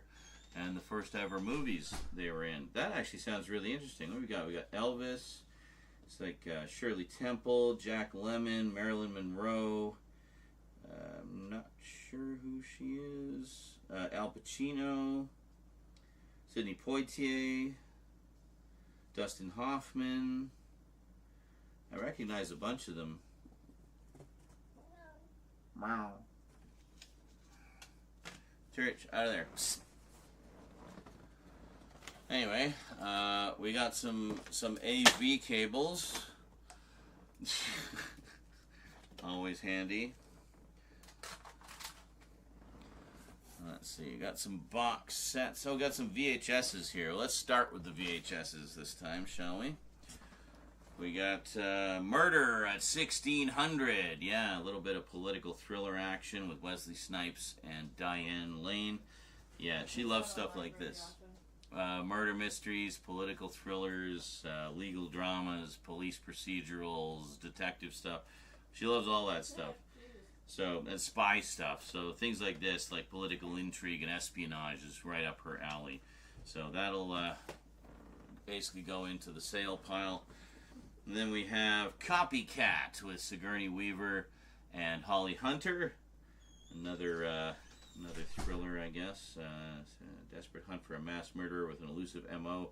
He copies serial killers of the recent past. Interesting. Cool. And then we have... Oh, this one. I remember this. This is my introduction to Christian Slater, actually, and F. Murray Abraham. We have The Name of the Rose, starring Sean Connery, based on the novel of the same name. I remember really liking this. And a sex scene in this was, you know, very much fuel for my adolescent, you know, ness. Oh, and Ron Perlman is in this as well. I forgot about that. He plays a hunchback. So, yeah. Anyway, really, really good sort of period murder mystery. Takes place. When does it take place?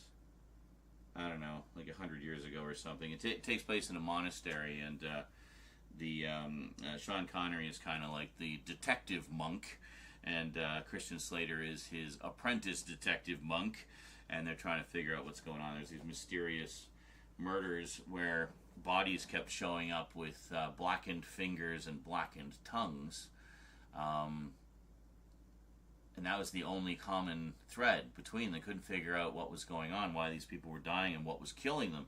But, yeah, it's really good. It's a really good murder mystery. So, then we get into some DVDs. Yeah. Mom had a strange relationship with horror. Certain things she liked, certain things she didn't. She didn't like ones where the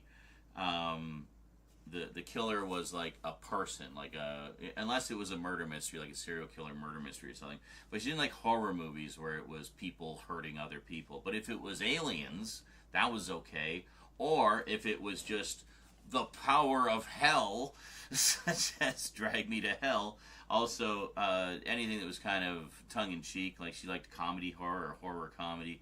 This definitely falls into that. Great movie. I have one. I can't remember if I have the Scream Factory edition of this. I know they put out a deluxe edition, but I did get the original Blu-ray edition, and I was honestly quite happy with that. I thought the transfer was good, and it had a good chunk of extras. So, yeah. Anyway, DVD edition, and battery's dead. Boy, church cats are just going batshit crazy right now. Holy crap, man! All right. Hold on, we'll have to pause for battery change.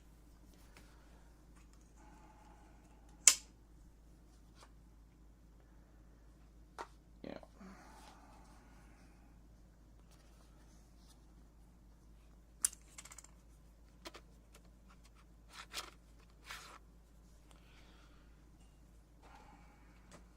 Oh my God, cat.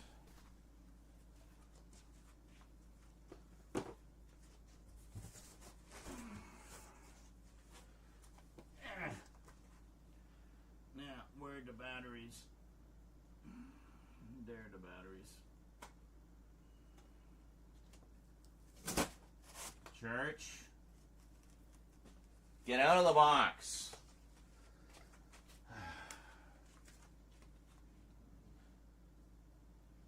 Can you just get it out of your system, please? You're like driving me nuts here, dude.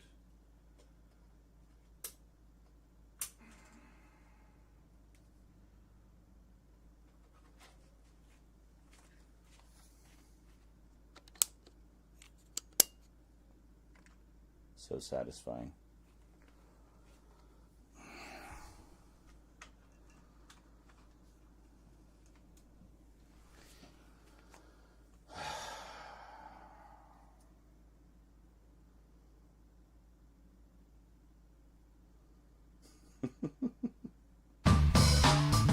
Driving me nuts, cat. 1 month past syndication. Very nice. Thank you for the 66 months, wannabe newfie. As you very succinctly put it, 1 month past syndication. Yeah. Well, that's the holiday special. maybe like a Christmas special. So yeah, it's like a bonus episode. They don't put that in the main syndication package. They just bring it out for the holidays.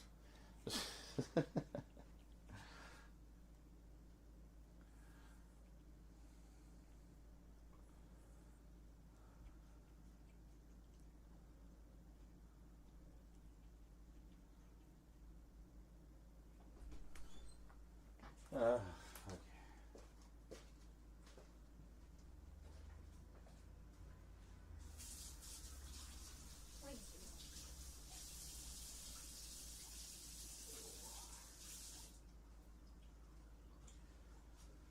Honestly, like, this is one of the reasons I haven't filmed a lot over the past couple years since we got the cats.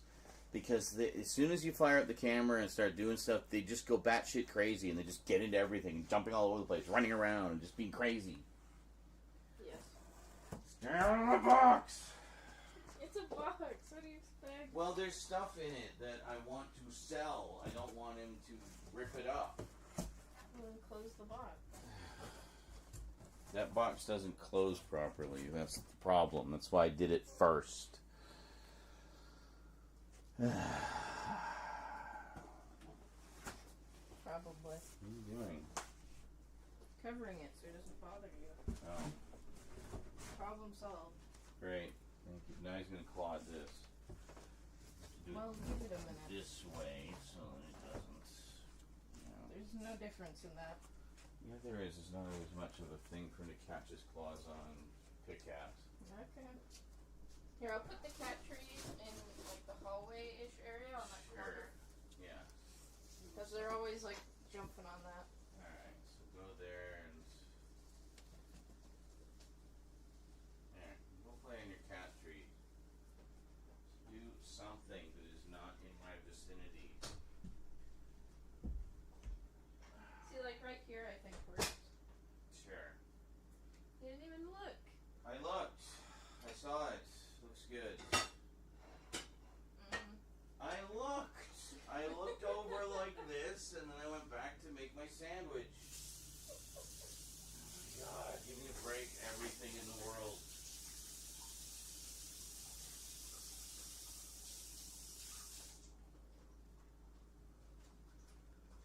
I'm making a sandwich.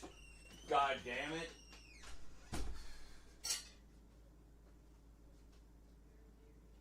We'll hope that gives the cats some time to get the hyper out of their system, and then we'll carry on.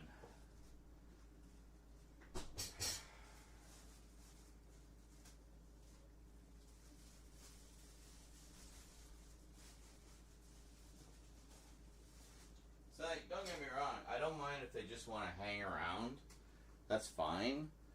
But it's when they're like all hyper and crazy and like just running and jumping and like crashing through everything. You know what I mean? Like, what are you doing? Come on, out of there. Psst. In the nest of wires. There you go. This morning. Yes. Nothing.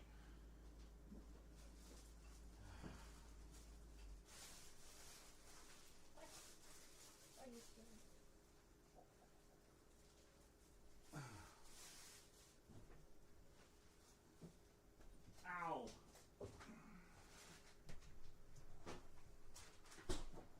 Yes.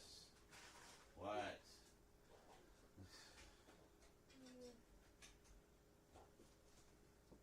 Can you not get a million crumbs in the butter? The crumbs rot, and then we end up with moldy butter. Disgusting.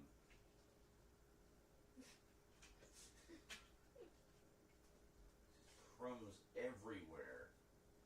Well, I thought you were gonna make a sandwich right after me, so I didn't take out the crumbs. Don't get crumbs in it to begin with. Want me to wash off the butter knife every time I use it? Well, if you have to, just learn to butter properly so you don't get crumbs all over it.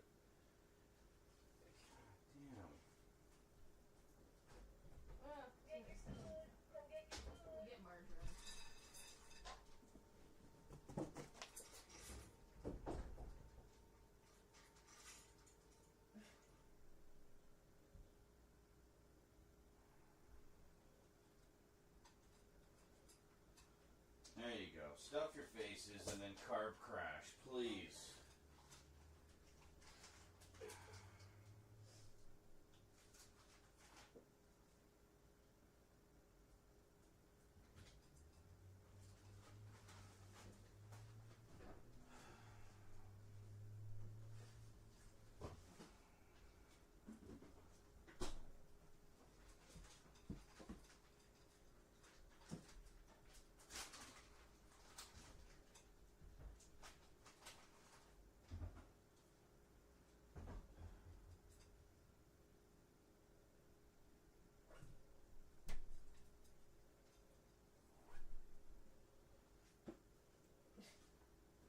I feel that.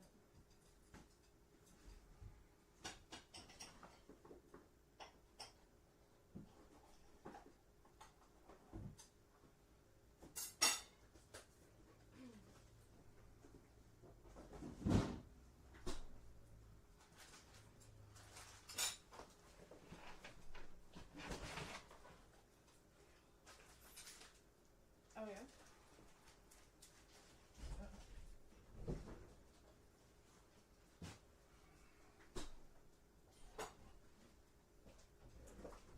Alright.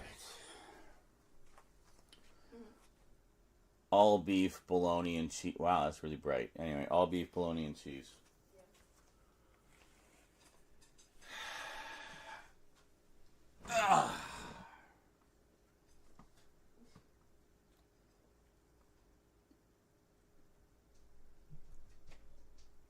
Food just got dispensed for the cats. Maybe that's part of why they were going nuts. They were hungry. I don't know. But hopefully they'll just carb crash now and give us some peace for a few hours.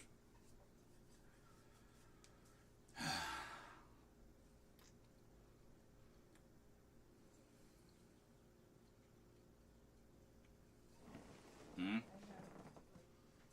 have a sudden cleaning energy burst, so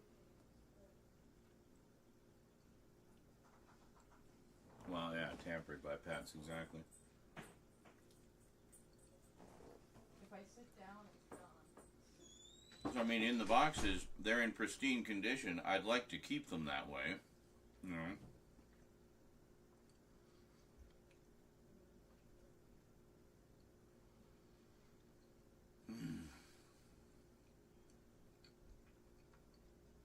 A lot of fucking cool shit.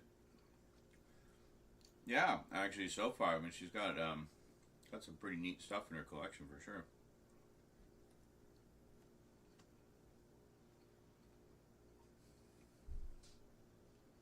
We get in the box. Oh yeah, making sure they stay out of the boxes. That's why I did that other one first. Because as soon as I got it home, they were trying to get into that box because it was the only one with the top open. And they did like paw at the bags a little bit, so some of the bags were slightly tattered. So I was like, "Fucking hell!" Like they already ruined the stuff, but no.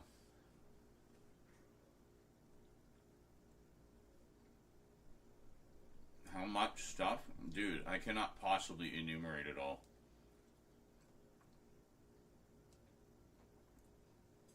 Her video collection alone is 14 boxes. I have the first 7 boxes here. The other 7 are still in storage.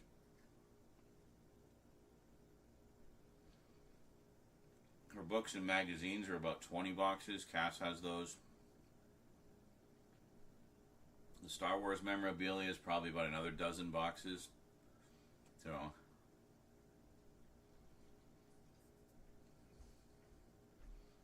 yeah, so just say a lot. Mm-hmm.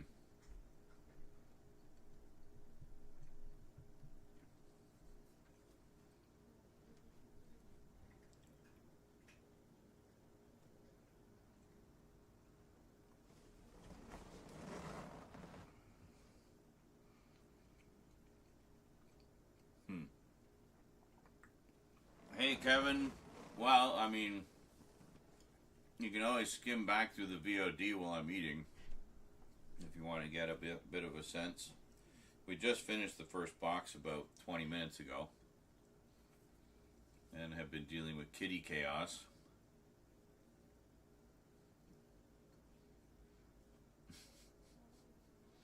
Oh my god, Jail! Oh my god, Crolatin!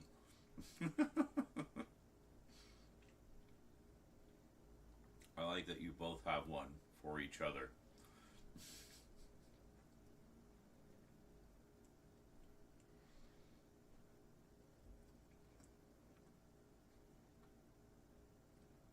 When I was playing Far Cry the other day, or Far Cry 2, a bunch of people in the chat, and I got to talking about bologna sandwiches and stuff. So when my money came in and we did the grocery shopping, I got us a bunch of bologna because it just made me want bologna.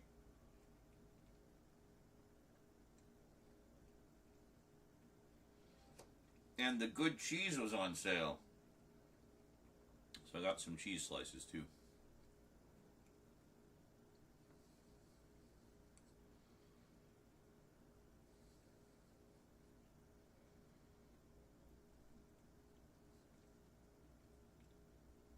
Well, again, TNA Dan, as much as she probably liked that stuff and might have seen some of it on television, it all depends on whether or not it was available where she could buy DVDs, right? As I say, she didn't have a lot of options for buying stuff, so...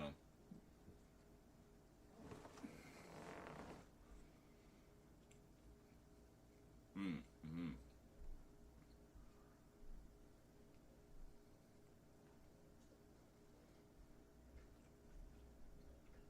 Yeah, I don't know if she picked up the remaining seasons of Jag. We'll find out.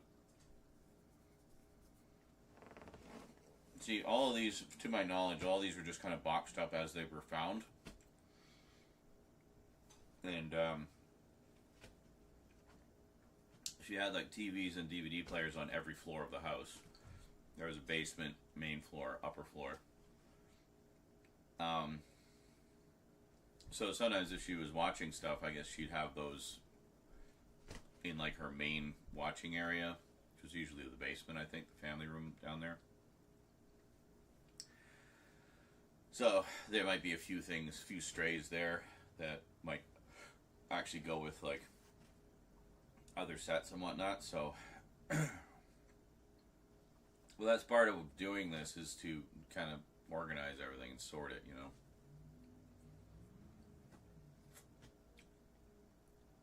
Mm-hmm.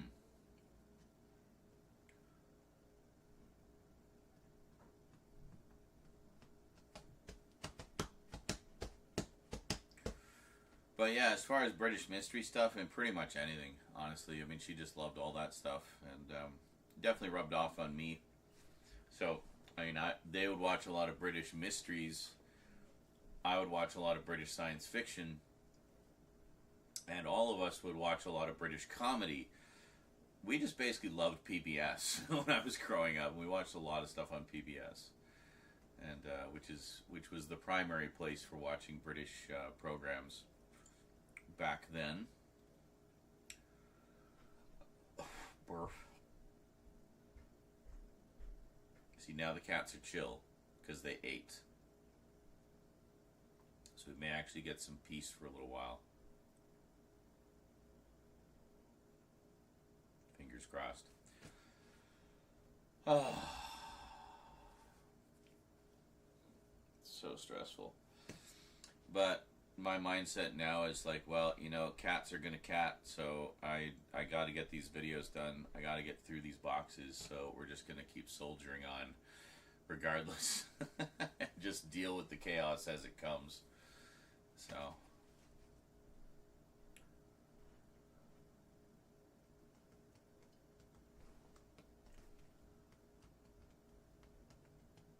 was that David Jason in Touch of Frost? I did not know that. He was also the voice of Danger Mouse.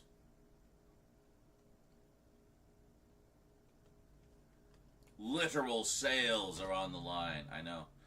And by the way, guys, if anything strikes your fancy and you want first dibs, let me know. Let me know. Or maybe let one of the mods know on Twitch, because they can let me know. Well, we can work something out. We can figure something out. And then honestly, it saves me the trouble of putting this stuff on eBay. So that's one of the advantages to you guys being here now, while we're doing this live, is you get first dibs. If there's anything you see that you want, let me know, and we'll work something out. I mean, obviously, I'm hoping to get whatever the collector's market price is for whatever these are. So I mean, some will be worth more than others, of course, but like, hey, for example, the original Drag Me to Hell with the slipcover, and it's in pristine condition, so stuff like that. It's got to be, worth something. Anyway, I'll be back.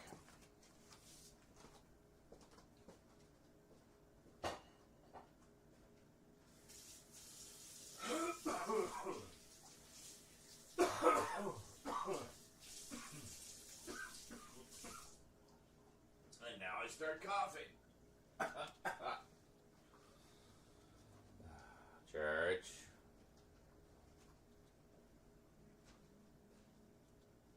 You went for your post-meal nap.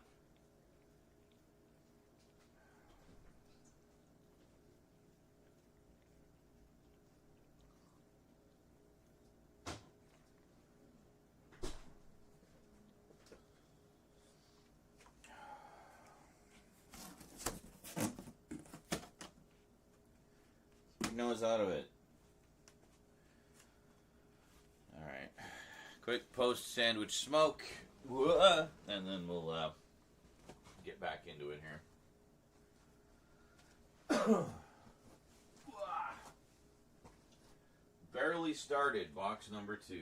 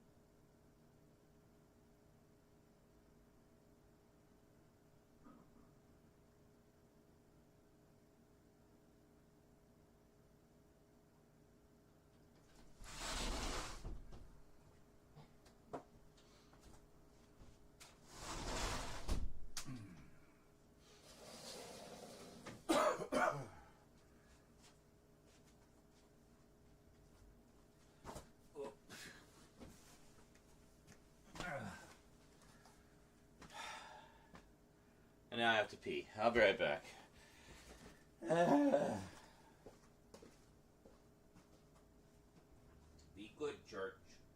Good boy.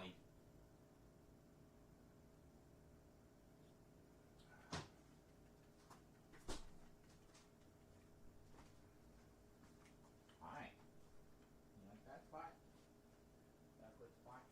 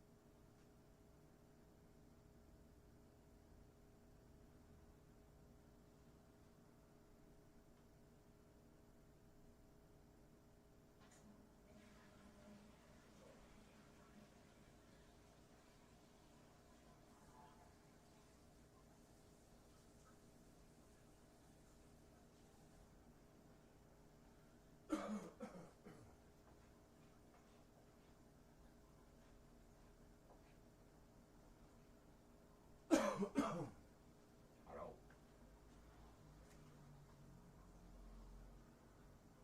What was that?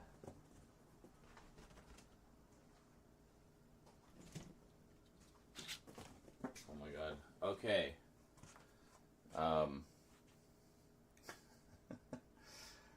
That was weird. So, Rose moved the...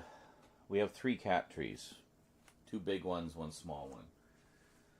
One of the big ones is in the room here. It's just over there. The other big one is in Rose's room. And then she just got the idea to move the smaller one over into the main hallway there for the cats. It's actually a really good place for it. It keeps it out of the way of this area because it was in the horror section, just taking up space. And yeah, so anyway, one of the things is like there's this platform they can sit on. Looks like a spider web, but it's just like a big, platform, and you can they can scratch it and stuff if they want. And Eclipse was sitting on one and looking at me as I walked by, and I just said hi, or I just said hello, and then I heard what seemed to be a very clear, distinct whisper say hi.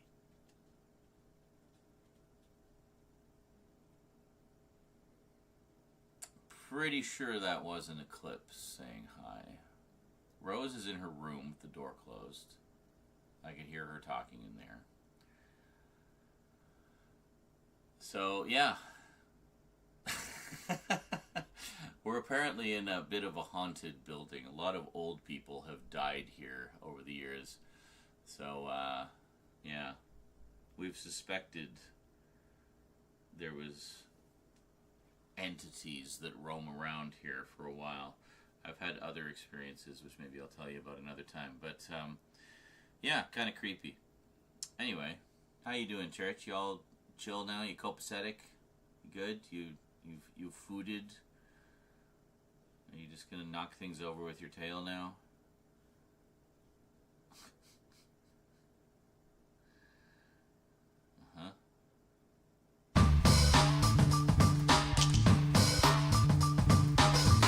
You heard that. Hey, Samuelson! 39 months. 39 episodes used to be the standard length for a single season of network television. Can you imagine? One season, 39 episodes. As we're sitting here in this era of like 6 to 10 episodes. 10 if you're lucky, but typically like 6. Or split and doled out 3 at a time. So, yeah. Is it creepy in a negative way? No, not really. We don't sense any real malevolence, but it's just creepy. I don't know. Anyway, let's do box number 2, and then I think I'm going to make a coffee to wake up a bit. Meanwhile, just need to adjust our focus again. And I guess Church is just going to hang out with us for a bit. That's fine. I don't mind him just hanging out, so. Did she watch a show called Doctor Who? What's Doctor Who? I've never heard of that show. What do you mean, Doctor Who? A show called Doctor Who? You must be new here. You don't know who I am, do you? Massive Doctor Who fan in this household. I have all of the North American DVDs. I've been collecting the Blu-rays as well. I have everything up to the end of Jodie Whittaker's run on Blu-ray, and all the spin-offs. Actually, I'm missing K9. I need to get the K9 spin-off, but otherwise I have everything else. She didn't really watch it very much. I did show her a bit of the new series during one of her visits, and that was cool and all, but she just didn't really get into it, unfortunately. It was one that I really wanted to share with her because I felt like it was one we could talk about a lot, and, but no, she never really watched soaps like EastEnders or Coronation Street or anything like that. Back when she was, kind of doing the housewife thing in the early to mid-'80s, she used to watch one called Another World quite a bit. She liked that one. That one's long gone. They don't make it anymore. But that was about it. She never really got into soaps very much. More just regular weekly shows and movies. All right. So let's power this up.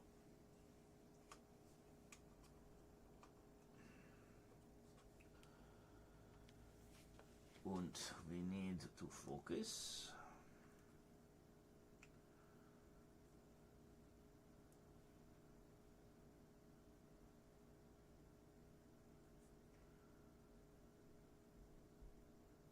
There we go. Actually, we were pretty close already.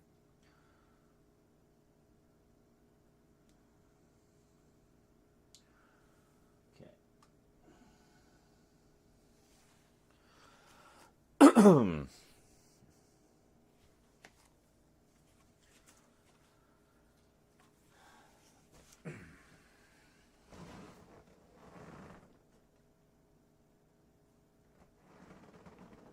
Oh. My head is cut off. Here.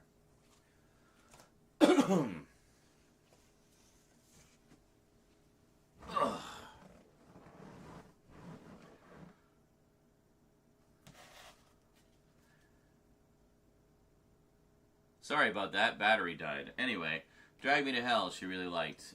Very funny, stuff like that. I was wanting to show her the Evil Dead movies for the longest time, and we had planned to do that. We were going to do that during one of her visits and watch the original trilogy. Because I said, yeah, if you like the sort of, the horror comedy aspects of Drag Me to Hell, you probably enjoy Evil Dead as well, because it very much has that kind of vibe to it. But sadly, we just never got around to it. I think she bought them, so we might actually find some editions of them in the collection here somewhere. But I don't know that she ever got around to watching them. Because I know she also really liked Bruce Campbell, because she saw him in, the show Burn Notice? You know the show Burn Notice? Ran for a few seasons about like an ex-spy and stuff like that. An ex-spy training like a new spy or working with a new spy, something like that. Anyway, really good, and that was one she kept trying to get me to watch, and I just never got around to it, so, story of our lives, right? Don't waste time not watching things. Just watch everything simultaneously, all at once, together, collectively, as a group. All right, what else have we got here? We have a whole bunch of stuff. We got, oh, this is great. What a great double feature. Holy moly. See, this is what I'm talking about. Comedy horror. She loved the comedy horror. We got a double feature of Cabin in the Woods with Tucker and Dale versus Evil. What a great double bill. Holy moly. Great stuff. She loved Tucker and Dale. She was a big fan of Firefly, so what's his face? Alan Tudyk in this. She thought was just hilarious, and it's just a great, great movie. Both of these are great movies. If you've never seen them, treat yourself to both of these. They're great. Fantastic. Love those movies. I think I need to get Tucker and Dale again, actually. Oh, yeah. And zombies. She didn't like people hurting other people, but she had no problem with zombies. So she got Shaun of the Dead, probably my recommendation. This is definitely something I would have recommended, which is just classic. I actually saw this originally in the movie theater when it first came out. It was when I was working in the theater. That's how old this is. Was it 2003? 2004. Yeah, 2004. Such a great movie. This was my introduction to Simon Pegg and Nick Frost. I've since seen quite a lot of their stuff. I just recently watched Spaced for the first time, actually. Great show. So funny. Oh, here we go. What did I tell you? She did indeed take up my recommendation and picked up The Evil Dead. I don't know if she ever watched it. So this is actually an Anchor Bay edition. They did some really nice DVD editions with a slipcover. So, yeah, horror fans take note. This is actually, and it's, once again, in just freaking pristine condition. Way to go, Mum. So this has quite a lot of extras. This is the widescreen version, however. It's not the full frame version, so take note of that. But it is a special release, and she's got Evil Dead 2 from the same collection. Very nice. I love Evil Dead. This is my favorite of the original trilogy, actually. I love this one so much. But, yeah, and this is, once again, Anchor Bay. Loads of extras on here, commentaries and stuff like that. Very cool stuff. What is this collection called? The Horror Legacy series. That's what it is, yes. So, kind of neat. And then we have, oh my god, I used to have this. I don't know if I still have it. I might still have this one. Just one of many cheesy direct-to-video B movies that Bruce Campbell did. We have Alien Apocalypse. I remember this having absolutely laughably bad CG in it. So, yeah. And also co-stars Renee O'Connor from Xena. So, kind of a mini Xena reunion there. We'll put these here like that, I think. And then we have, oh yes, I forgot, she was also a big fan of Kevin Smith. So here we have Jay and Silent Bob Strike Back. I've actually got this exact same one, except I think I have the thick case that came in. We do have a little crack on the bottom there, but it looks like everything else is good, intact. 2-disc edition.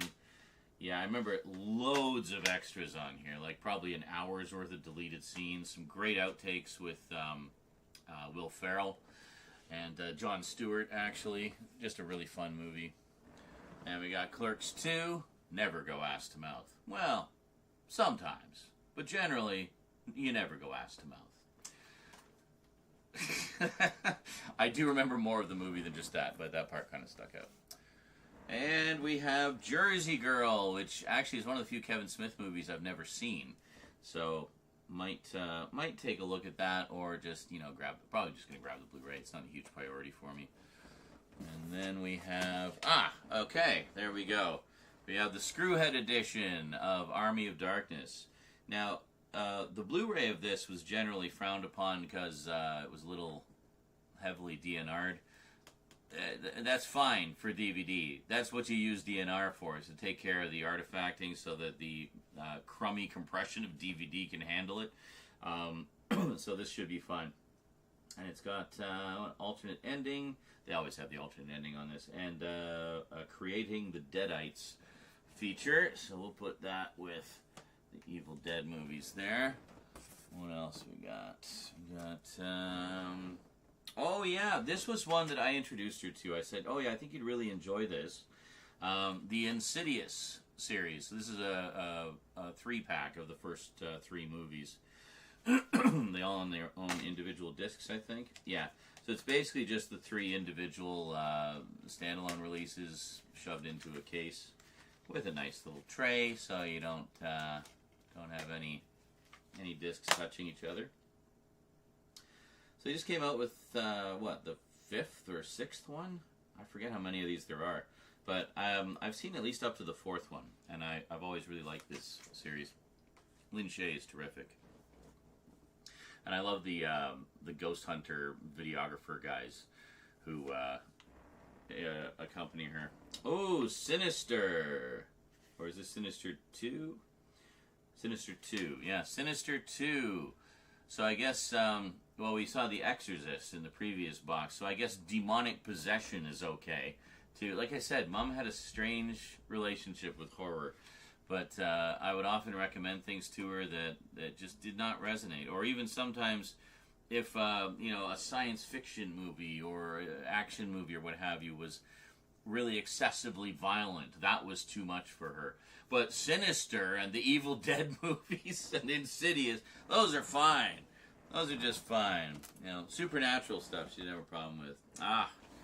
The Grudge, of course, the American remake of Ju-on.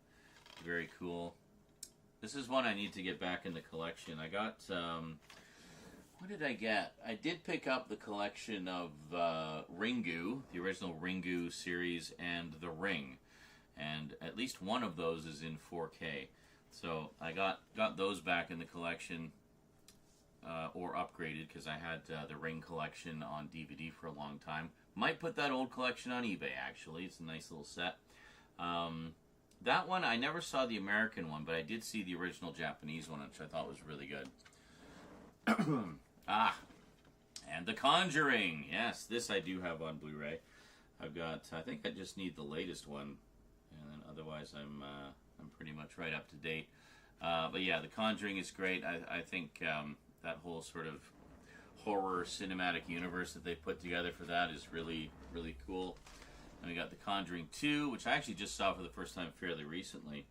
This one, this is the one that introduces the nun character, I think. Yeah.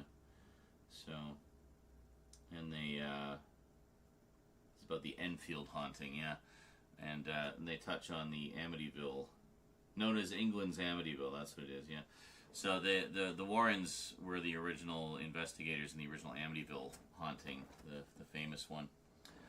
And we have a mystery DVD. What is this?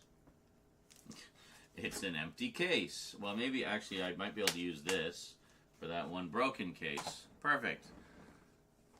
And next up we have, this one I'm probably going to keep, actually.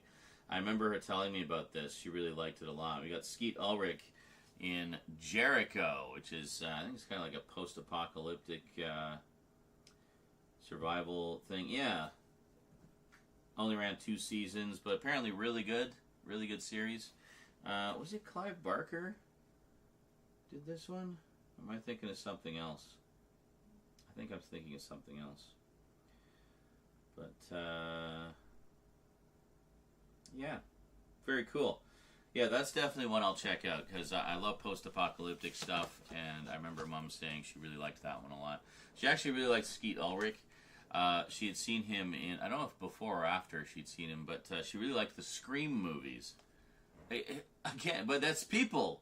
That's people hurting other people. But I guess because it was funny and it, made fun of a lot of the tropes in horror movies and such. She loved the Scream movies. I know she saw at least the first 4.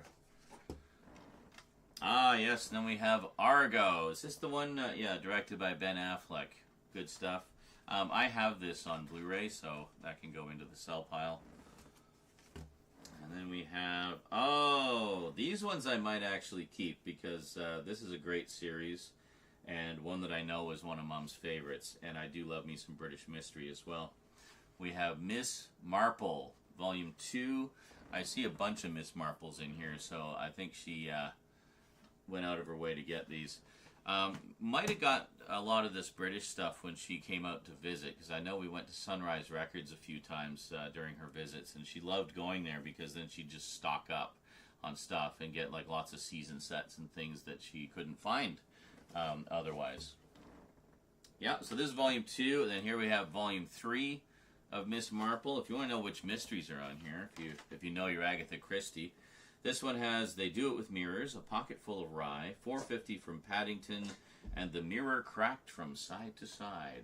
There was a movie version of that was just called The Mirror Cracked. I remember seeing that when I was a kid.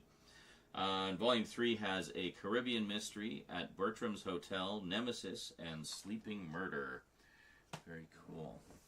What else? And then we have, oh, hold on, we'll carry on with Miss Marple here. I see at least one more. Then we have volume 1 of Miss Marple, which has The Murder at the Vicarage, The Moving Finger, The Body in the Library, and A Murder is Announced. So if you're wondering which Miss Marple this is the one starring Joan Hickson as the intrepid detective. Next up, we have, I think I sent her these, actually, because I thought she would really enjoy it. We have The Matrix, the original Snapper Case edition of The Matrix. This has one of the coolest menus, by the way, ever. I might see if I still have this. I might keep it. Well, we'll see. I'll go through my collection. We'll find out. But for the meantime, we'll put that in the sale pile. And then we have the Animatrix, the original Snapper Case as well. I, of course, have the Blu-ray box set of all these, so, and I just picked up the 4K of the recent one. And we got Matrix Reloaded. I owned all of these DVDs at some point. I wonder if these were mine. I wonder if I just gave her hand-me-downs. But no, I think I picked these up to give her as a gift because I knew she would really enjoy the sci-fi aspects and the philosophical aspects and stuff like that. So, yeah, very cool stuff. Ha ha ha! Pacific Rim, great stuff. Love Pacific Rim. I even liked the second one. It was all right, but the first one's definitely the better of the two. They did they do like an animated series or something? I know they did some comic books. I've got a bunch of the comic books. I don't know if I have all of them, but there have been mutterings for years of crossing that over with the MonsterVerse because they're both from Legendary. So remains to be seen. Final Destination. She actually really liked the Final Destination movies as well. Yeah, it looks like we got a few more in there. So this is Final Destination 5, which I actually have not seen. I might just hang on to this to watch it and then put it in the sale pile. So we'll put it in the sale pile for now. And we got the Final Destination in 3D, and includes, oh, wait a minute, includes both the 2D and 3D version? Wait a minute. On DVD. Nice, cool lenticular cover here, too. Can you see that?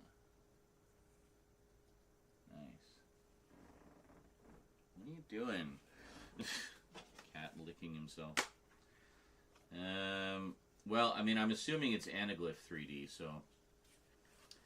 Yeah, it's like a flipper disc. I'm guessing 3D on one side, 2D on the other. Interesting. I don't have... Actually, I don't have any of these right now. But I'll get them all again eventually. And then we have the original trilogy, the first 3 movies, Final Destination. But yeah, she really liked these, as I recall. What is this? She put notes in it. How to watch it. It says Final Destination 1, 2, 2003, AJ Cook. 3. To view side A up. Alright, well that's good to know. So whoever gets that will get, instructions on how to access the disc correctly. AJ Cook. I'm guessing that's an actor she liked or something, but interesting. Anyway, what else? Oh, and speaking of which, we have Scream, the original Scream. She watched this one quite a few times, as I recall. She really liked it a lot. This is not the original Scream. This is Scream 4. Sorry, my bad. I got fooled by the obscure way they called it Scream 4 by replacing the A with a 4. And the original Scream, and there we go, the original Scream trilogy. Yeah, she didn't care so much about having individual editions. She just wanted lots of movies, right? So, So there we go. And in this case, no flippers. I lied. The first one is on a single disc. The other two are on a flipper disc. So there we go. Let's see what else we got here.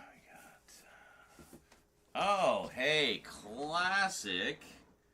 We have Cocoon and Cocoon 2. You guys ever saw Cocoon? Oh, these movies were huge when they came out, especially the first one. Yeah.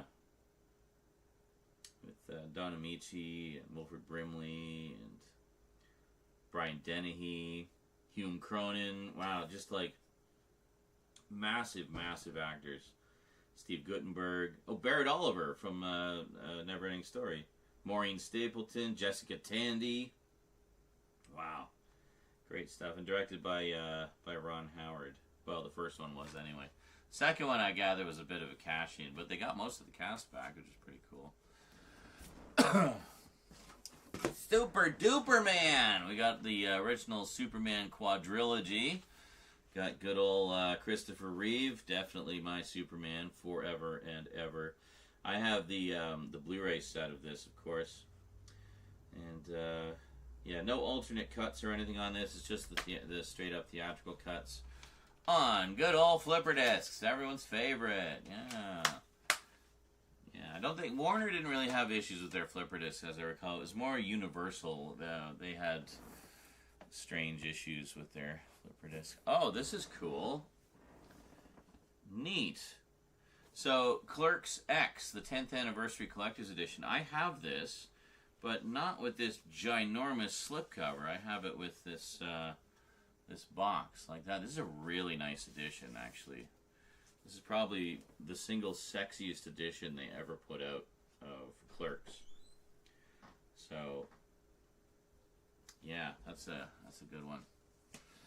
And I hear this is finally coming out on Blu-ray after being out of print for a million years. We have Dogma. What are you doing? Did you see the flashing on-air light? Yes. There's no flashing on-air light. I But needed things. I love this edition of Dogma because the DVD case looks like the Bible. Well, that's cool. Oh my God, Russ. Sorry. Anyway, very cool. I have this DVD edition as well, and nice little slip box there. But yeah, great movie, so funny. And we got Chasing Amy. In fact, I think she got all the exact same DVD editions I had. Yeah, I still have this one too. This is actually the Criterion edition of Chasing Amy. As far as I know, it's the only Kevin Smith movie to get a Criterion release. But this is the infamous one where it originally was released on Laserdisc. And if you listen to the commentary, it opens up with Kevin Smith saying, "Hi, this is Kevin Smith doing the Laserdisc commentary, and fuck DVD." He hated DVD. A lot of Laserdisc snobs, myself included, were not too thrilled with DVD, because when DVD first came out, it was kind of shit, especially compared to the pristine quality you got with Laserdisc. Pristine, clean, analog picture, no digital artifacting whatsoever. DVD, no digital format can fast scan like Laserdisc could. None of them. They've never managed to match that. But, yeah, it's just funny having that archived on the thing there. Cat injury, if you were wondering. And told you she loved Kevin Smith. We got Mallrats, the deluxe edition, the 10th anniversary extended edition, which I think includes both cuts. Yes, it includes both cuts. I've actually only seen the extended edition of this, and everybody tells me that's the inferior version. So I should really sit down and watch the other one. I think this got a Blu-ray release recently. So they've been slowly clearing all the rights entanglements with Miramax and whatnot, with all the old movies, and making them available again and putting out nice new editions of them. So keep an eye out for those. Let's let's see what else we got here. We got a lot in this box. We got The Great Escape. Great movie with Steve McQueen. And Doctor Who fans, take note. William Russell is one of the prisoners in the prison in this. And he does have some lines as well. So great stuff. Yeah, Steve McQueen, James Garner, Richard Attenborough. Good old written. Yeah, this is a great movie. Really one of the all-timers for sure. Ooh, what's this one? Oh! Hey, we have Game of Thrones. I don't know what happened to the rest of the cover, but anyway, Game of Thrones, the complete 8th season. There you go. Yeah, she was a huge Game of Thrones fan. That was one that I introduced her to. Here, let's put these here, and we're going to start a new stack here, I think. And what?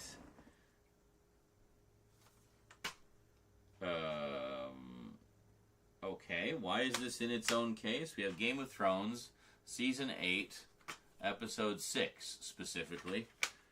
Why is that in here?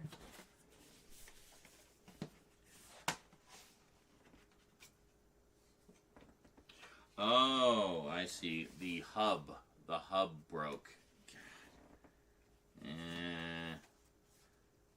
don't know if I'm going to be able to sell this one. Well, just be super honest about the condition. If you just want a cheap version to watch, there you go. Let's see what do we got here? What's this one? We have, oh yes, another thing she was a huge fan of, Robin Hood. Any and all Robin Hoods, doesn't matter. I haven't seen this one, the Russell Crowe one. Oh, this is the Ridley Scott directed one. Yeah, it's definitely one I want to check out at some point. But I can wait for the Blu-ray on that.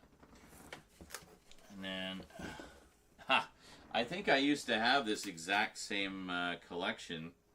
We have Jurassic Park. And you open the gates to Jurassic Park, and there you go. And you actually get the park. And then inside is the... Oh, small piece of tape holds direct. All these little notes in her collection. Like, holy, this is amazing. So, okay, so this was the backing, and then she trimmed the edges of the backing so it would fit inside the box. That's great. I love it. And then, let's see. So we have this wonderful gatefold cover, like that. Big wraparound, well, kind of a wraparound. And then it has the first 3 movies in it. I'm pretty sure I had this set. Like, I remember the gate, the opening gate thing. Yeah, it looks like the glue kind of came apart a little bit on the seams. Like, you could probably fix that.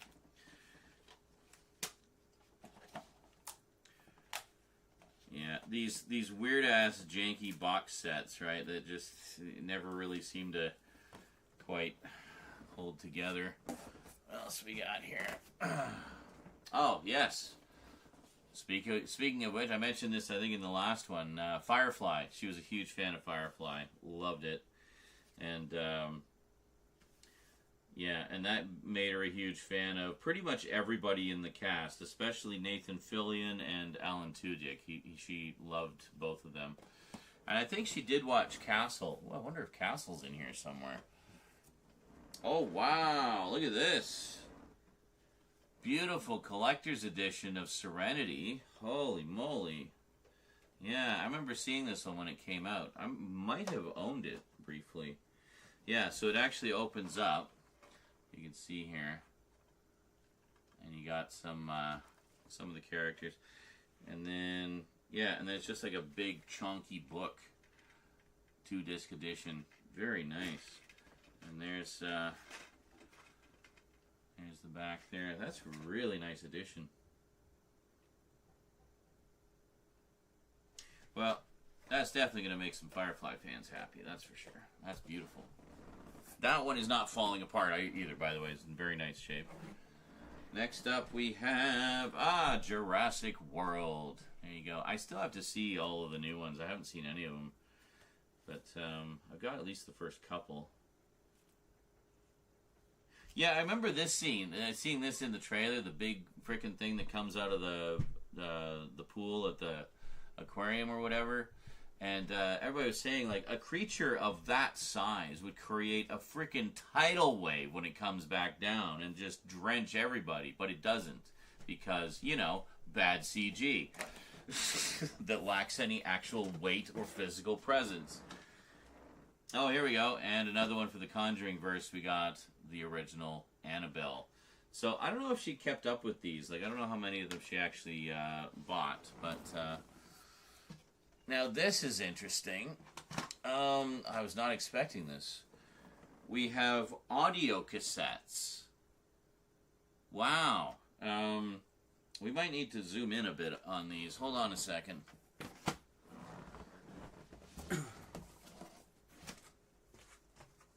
Also, we're almost at the 30-minute limit.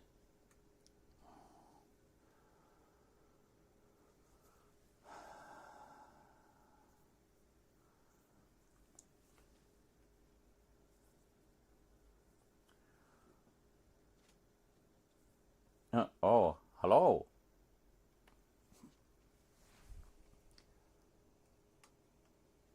I think I can just zoom all the way in.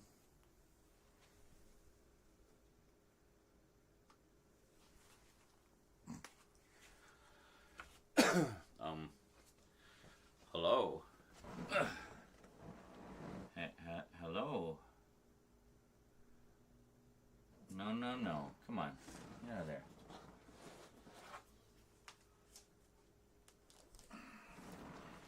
Okay, I didn't zoom in to be zoomed in on you, Miss Kitty. Excuse me. You're literally right in the way. Yes, why don't you go over? What are you doing? What are you doing? We have a visitor. What are you doing? Can you move it on? Moving on. Thank you.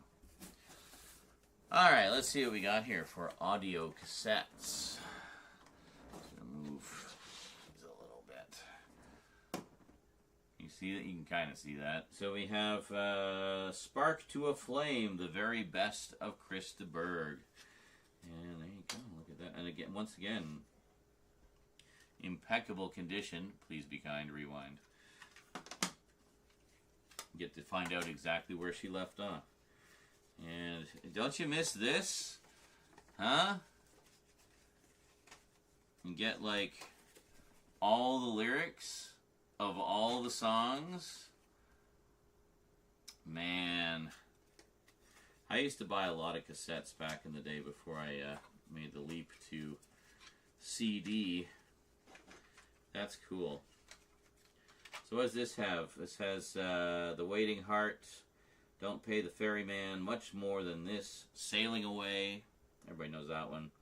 The Lady in Red, another one everybody knows. Borderline, Say Goodbye to It All, Spanish Train, Ship to Shore, Missing You, Diamond in the Dark, and Tender Hands. Oh no, and A Spaceman Came Traveling, Patricia the Stripper, Where Peaceful Waters Flow, and High on Emotion. There you go. Mom liked kind of soft rock and ballad type stuff.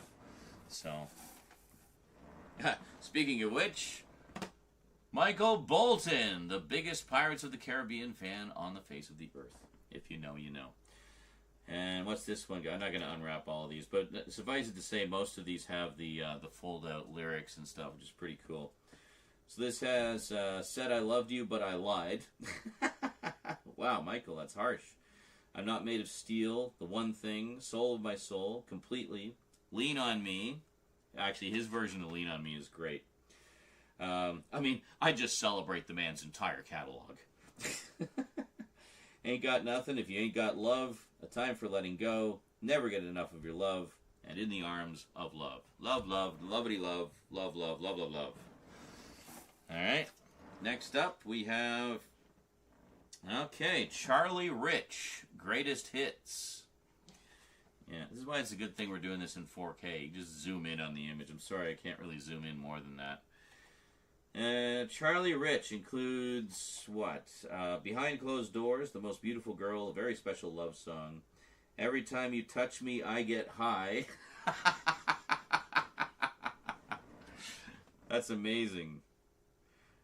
Since I Fell for You, My Elusive Dreams. Life Has Its Ups and Downs. All Over Me. I Love My Friend. And America the Beautiful from 1976. There you go. Every time you touch me, I get high. That's amazing. Hey, Patsy Cline. We got Patsy Cline's greatest hits. Fantastic. We got Crazy, Back in Baby's Arms, Faded Love, You're Stronger Than Me, Sweet Dreams, Walking After Midnight, Strange, I Fall to Pieces, So Wrong, Leave It on Your Mind, She's Got You, and Why Can't He Be You? Wow. Oh, there's more. But wait, there's more. Paul Jan's Stand. I think this is a single. Yeah, this is a cassette single. So we got Stand and Saddle Up, both from the album Renegade Romantic. Yeah, I remember this was a thing for a while. They got the idea, like, we could just do cassette singles instead of just 45s all the time. What are you two doing over there? Anyway, yeah, I had a bunch of these too. Well, probably still do somewhere. Let's see what else we got. Why does this look like Johnny Depp as Don Juan DeMarco? It isn't. It's... Oh, wait a minute. I think it is. It's from the movie. Bryan Adams. Ugh, always frickin' Bryan Adams. Definitely going into the sale pile. Have you ever really loved a woman? Yes. And also Low Life. Yeah. Alright, cool. Bryan Adams. Oh, this is a good one. Art Garfunkel from Simon and Garfunkel. Breakaway. This one has, I believe, When I Fall in Love, It Will Be Forever. Ragdoll, Breakaway. Disney Girls. Waters of March. My Little Town. I Only Have Eyes for You. Looking for the Right One. 99 Miles from L.A. And The Same Old Tears on a New Background. There you go. Good little art.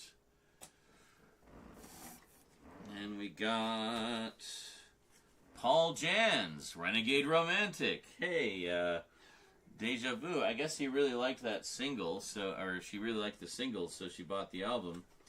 We got Every Little Tear, Hold Me Tender, Rocket to My Heart, Almost Heaven, Stand, Stuck on You, Love Walks In, One Love and Touch, Darling Drive, and Saddle Up.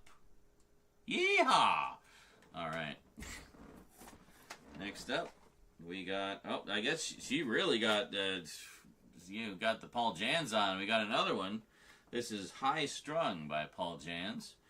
And we've got High Strung, Don't Cry Tonight, Close My Eyes, Solid Ground, All I Have, Go to Pieces, Suggestions of Love, Cover to Cover, Right from the Start, and Waiting. All right. Next up, we got, good old Billy Joel, River of Dreams. This one has No Man's Land, Great Wall of China, Blonde Over Blue, A Minor Variation, Shades of Grey, All About Soul, Lullaby, Goodnight My Angel, The River of Dreams, 2,000 Years, and Famous Last Words. There you go. We just never end. Soundtrack for Last of the Mohicans, starring Daniel Day-Lewis, I believe. Yeah, Daniel Day-Lewis. I remember this one. I won't read all the tracks, it's just the score. Oh, free with video purchase. Can you see that? Free with video purchase. So, was this like a giveaway? They just gave away the soundtrack when you bought the video? Interesting. So I wonder, there's like, did Clannad do the soundtrack for this? What? Music by Trevor Jones and Randy Edelman. But it says performed by Clannad. Oh, there might be like a couple tracks on here performed by Clannad. Clannad, for those of you who don't know, is an Irish group that I really like. They did the music for Robin of Sherwood, the British series, the British Robin Hood series. Great stuff. That was my introduction to them, and just love them. Got another Michael Bolton, Soul Provider. Got Soul Provider, Georgia on my mind. It's only my heart. How am I supposed to live without you? How can we be lovers? You wouldn't know love. When I'm back on my feet again. From now on, a duet with Susie Benson. Love cuts deep and stand up for love. Once again, lovity love, love, love. Michael Bolton, the Love Guru. Next up we have, this is a great one. The Traveling Wilburys, which was a band that Roy Orbison was a part of later in his career. I remember their stuff was really good. My mom and dad both really liked them. So we got, let's see. Hold on a sec. Why is this stuck? There we go. Handle with Care, Dirty World, Rattled, Last Night, Not Alone Anymore, Congratulations, Heading for the Light, Margarita, Tweeter and the Monkey Man, and End of the Line. There you go. Very nice. I don't know how many albums they did. I don't know how long they stuck together, because I know Roy Orbison passed away not long after, but... And speaking of Roy Orbison, we have Roy Orbison, Greatest Hits. In Dreams, the greatest hits. So we got Only the Lonely, Leah, In Dreams, Uptown, It's Over, Crying, Dream Baby, Blue Angel, Working for the Man, Candyman. Songs were a lot shorter back then, so they could fit a lot more on a tape. Running Scared, Falling, I'm Hurtin', Claudette, Pretty Woman, everybody knows that one. Mean Woman Blues, Ooby Dooby, Lana, and Blue Bayou. That is a great selection of all-time hits. Holy moly. Can't go wrong with some Roy. And last, but definitely not least, we got some more Roy Orbison with Roy Orbison, Our Love Song. Original recordings, and it's a chromium dioxide tape. So you know that is some quality audio engineering. So this one we've got... Our Love Song, Indian Wedding, Born on the Wind, Evergreen, Love Star, Mama, You're My Girl, Good Night, Sentimental, Yo Te Amo Maria, Sleepy Hollow, and Born to Love Me.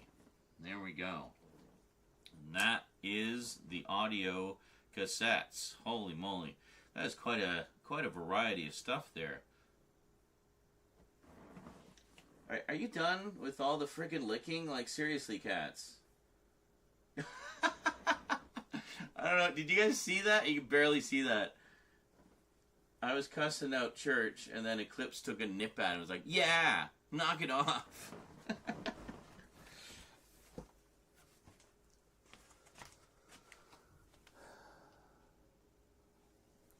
Jesus Christ, cat.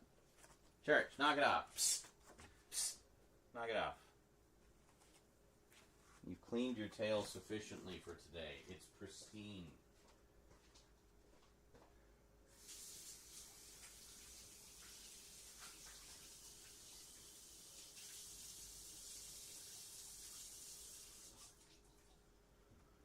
Whew. 2 boxes down. I just gotta do my little intro or outro.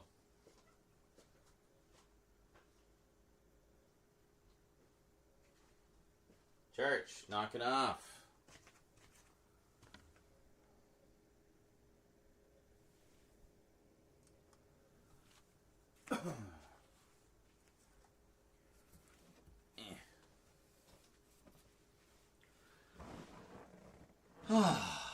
Well, that was quite a lot of stuff. Quite a lot of stuff in that one. And most of it's just going to go right back into the box, but that's okay. At least we got everything sorted, and we got a few things, a few keepers. You know, Miss Marple is definitely one I would keep, both because I love mysteries and also for sentimental reasons, because I know it was a big favorite of Mum's. Speaking of Mum's book collection, which Cass inherited, I don't know how much is left from this particular collection, but she used to have every single book that Agatha Christie ever wrote in some form. Mostly paperbacks, but I remember seeing just rows and rows. That was one prolific lady. Holy moly, she wrote a lot of books. But my mom had all of them, and she read all of them. She loved them. And then, you know, so she would, whenever the BBC, for example, would do adaptations of them, she would be all over it because she just loved seeing those great old stories being brought to life. And I remember she really liked that particular Miss Marple series with Joan Hickson. So I look forward to checking that out. And I think she also was a big fan of the Poirot mysteries. That was the other big sort of continuing detective character that Agatha Christie did, Hercule Poirot. I remember seeing a few movies featuring Poirot. There was one or two back in the early 80s starring Peter Ustinov. And I think that was my introduction to Peter Ustinov. But there was a series that they did around the same time they did Miss Marple that I forget who played him in that. Well, I'm sure we'll find at least a couple volumes in one of these boxes somewhere, so I'll let you know when we get there. Anyway, 2 down. 12 to go. I did not expect it to take quite this long to go through each box, but it's interesting. I gotta say, like we're seeing a lot of stuff that I expected, and a lot of things that I didn't expect as well. So it's an interesting journey. A little bit bittersweet, obviously, because of the circumstances that set this whole process in motion. But I mean, you know, you got to get on with it, right? So, and I'm sure Mom would love seeing these videos, if that makes sense, like just sort of seeing my thoughts on her collection, you know what I mean? I'm sure she would have really dug that. So, anyway, if you're up there watching somewhere, Mom, I hope you're enjoying the show. Meanwhile, thank you very much for watching, and we will see you next time for box number 3. Until then, thanks for watching, and sayonara.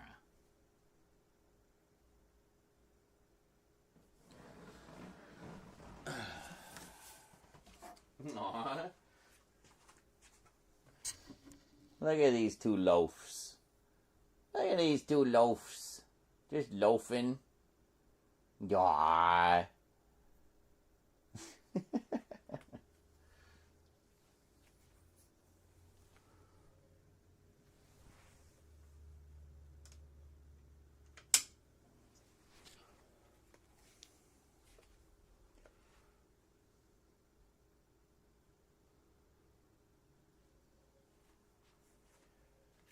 We have a pair of loafs.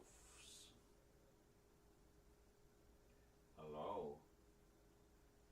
How you doing? Are you helping? Are you keeping the box warm for me?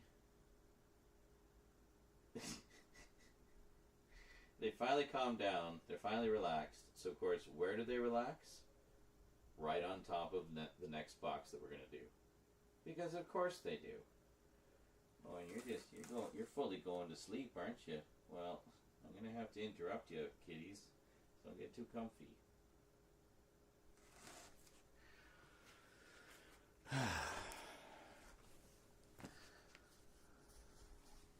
Just had to get a shot of the loafs. What are we doing for battery? We're down to 2 bars already. Excellent. Let's power off for now. Give it a rest. Let it cool down a bit. Well, and I guess we'll put the stuff in the box here so we can, well, make room for the next box. So that's sale stuff over there. Okay. So yeah, most of this will be sell stuff. That's okay. I mean, ideally that's what we wanted anyway, right? We wanted to kind of sell as much as we could.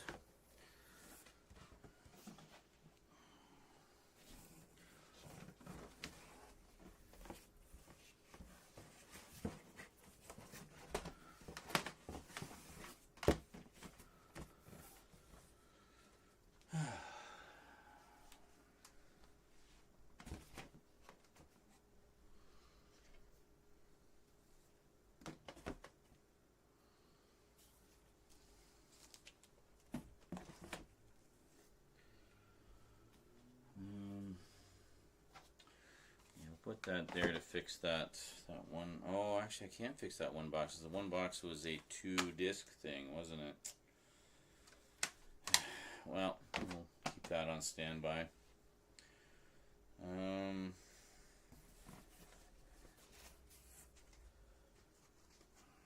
Cat, you gotta cool it with the licking, seriously. It's just becoming the licking show. Might as well put these in here too. Consolidate, right? Consolidate.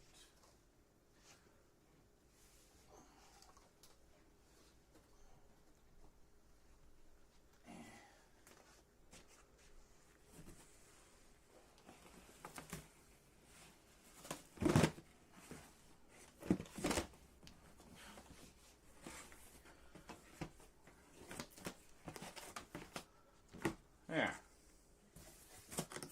Good.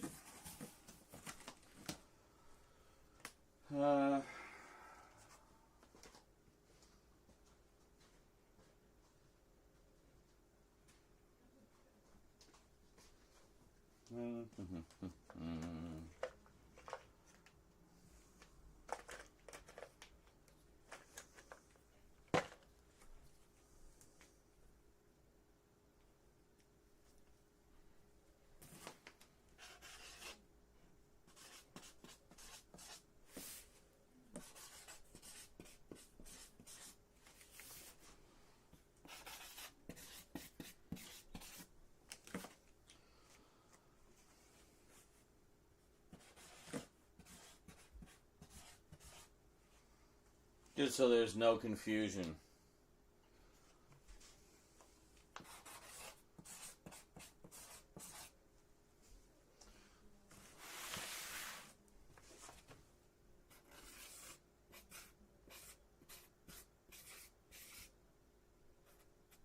There. Ah. God damn it. Ink all over myself.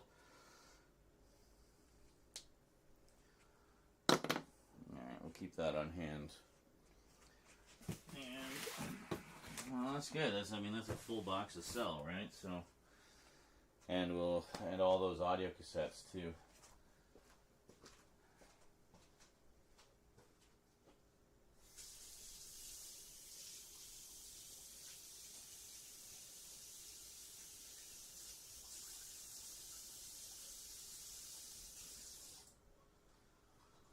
Oh, guess I should see it. Have we had any offers? Has anybody made any offers at all? Oh. Oh, wow. That's impressive, Mark. Says I checked all my Warner Brothers releases. No issues. I've been collecting physical media since 1980. So back in the early days of VHS. Basically since physical media started. That's awesome, dude. Yeah. You own most. Well, of course you do, JL. You own everything. Your mom loved his hair garbage. Let me guess, Michael Bolton. I don't even need to ask who you're talking about. I mean, he did have some pretty impressive hair, let's be honest. So, yeah, I remember seeing pictures of him more recently. Well, you probably saw like the Lonely Island videos. And I was somewhat taken aback that his hair was, short.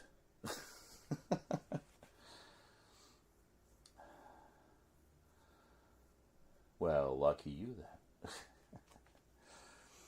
Owns everything and still watches all the streaming services. I know. I just don't know.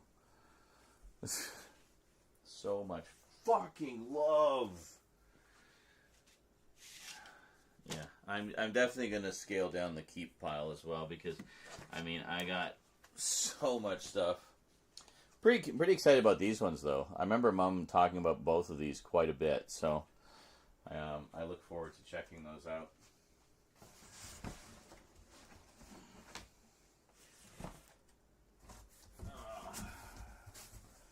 Cat's already knocked a bunch of shit over here.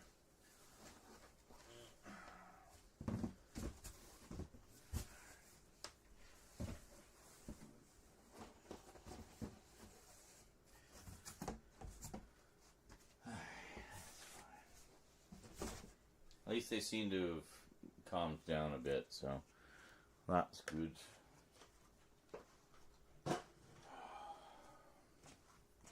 Oh, VHS as well, right? Right, I got a little VHS stack going in the corner there.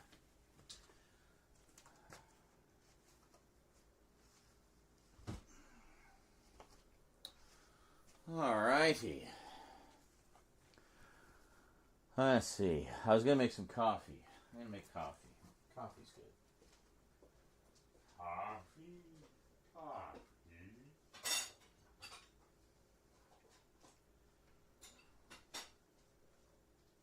By the way, I've been watching some of the extras on that Twin Peaks Z to A set. Specifically a series called Behind the Curtain, which is an episode by episode look behind the scenes in the form of basically fly on the wall footage of when they were shooting the show. So you actually get to watch David Lynch directing and working with the actors and everything else. Really fascinating. It's so interesting. So, hey, Television World guy. Oh yeah, we're just barely begun. I got 5 more boxes to go through. I don't know if we're gonna get them all done tonight, but we'll at least get another couple done.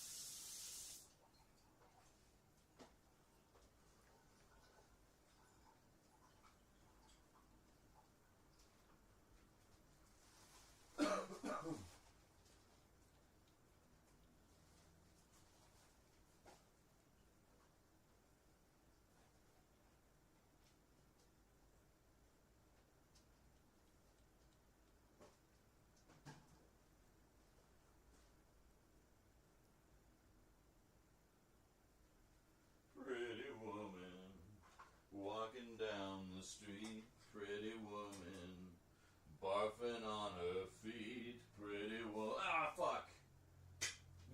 God damn it.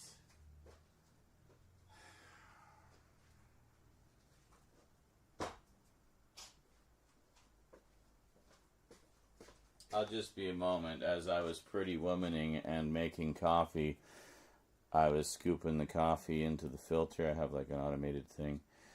My knuckle bumped part of the coffee maker and went with the spoon. Coffee everywhere. So I'll just be a moment here.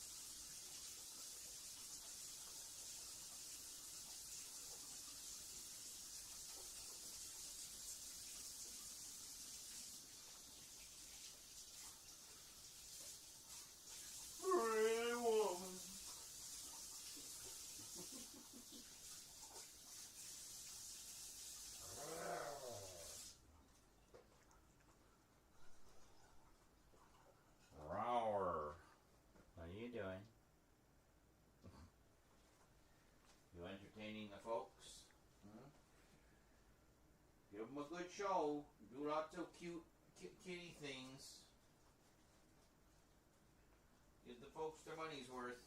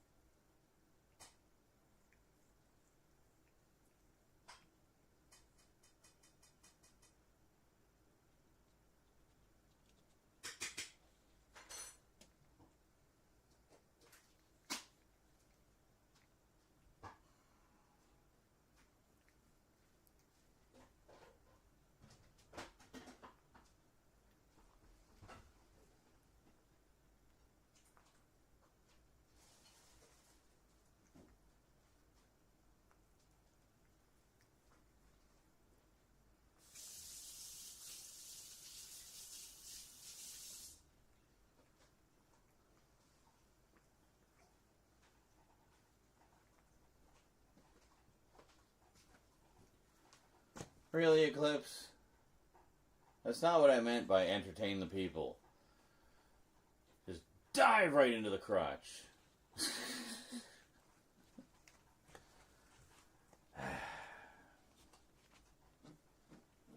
Storming? It was raining a little bit here earlier. Not too bad, but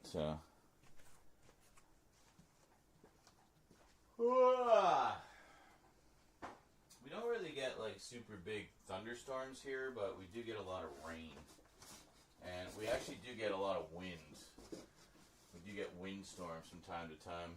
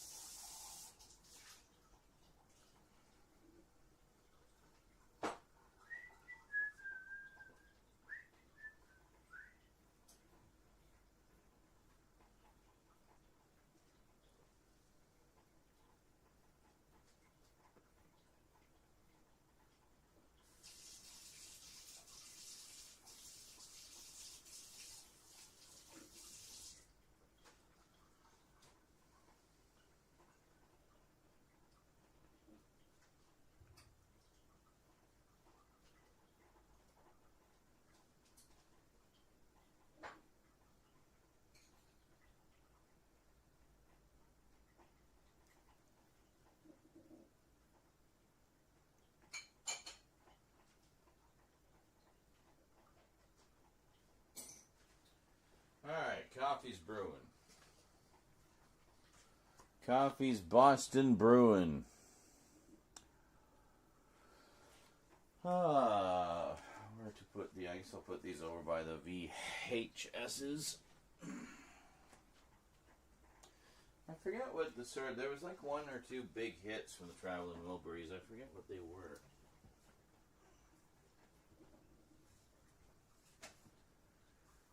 Been a while since I've really even thought of them, but yeah. The Shield did get a Blu-ray release. That's what I thought. Yeah.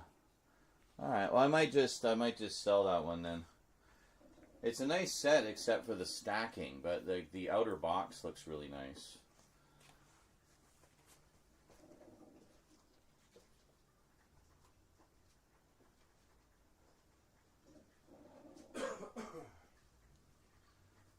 I'm probably going to, when all is said and done here, I'm going to take another sweep through the keep pile and probably be a little more brutal with it.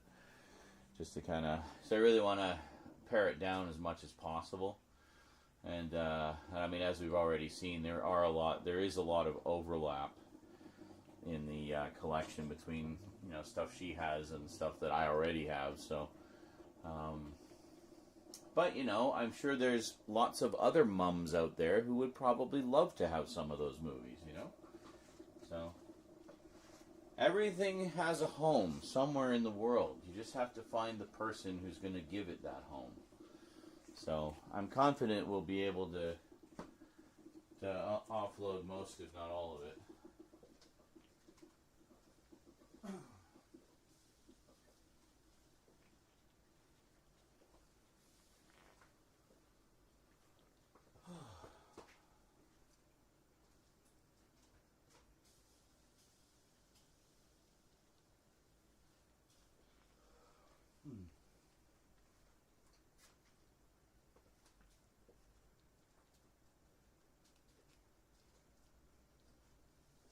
How's that battery charge coming along? Still blinking. Alright.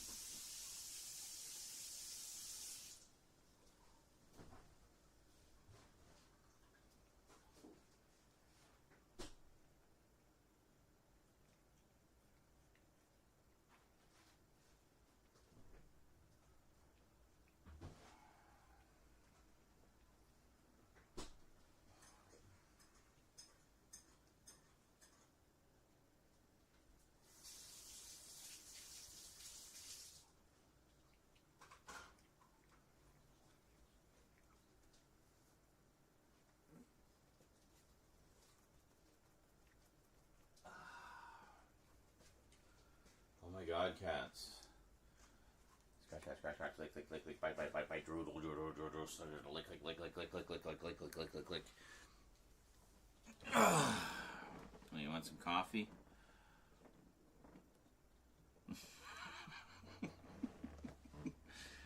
Garfield, they ain't. Do you want some coffee? Yeah, want some coffee? Just cowering in horror. The evil coffee.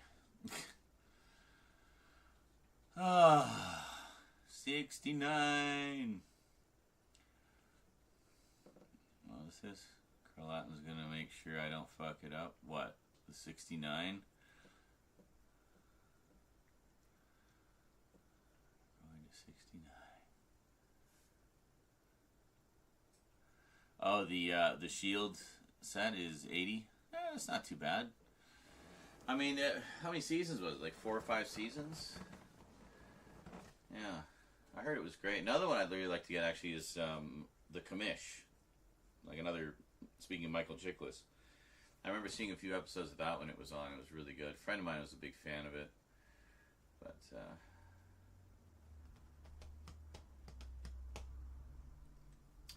The Exorcist. That's so funny because one of the things we found in the first box was the VHS release of The Exorcist. The version you've never seen. Yeah. I'd like to get like a proper collection of those. I've never seen... I've only ever seen the first one. And I know Scream Factory put at least a couple of them out in pretty nice editions. So, yeah. You alright there, buddy? Yeah. Oh, boy. Should angle it a little bit, and you can see both cats just frantically, madly, insanely licking themselves. There.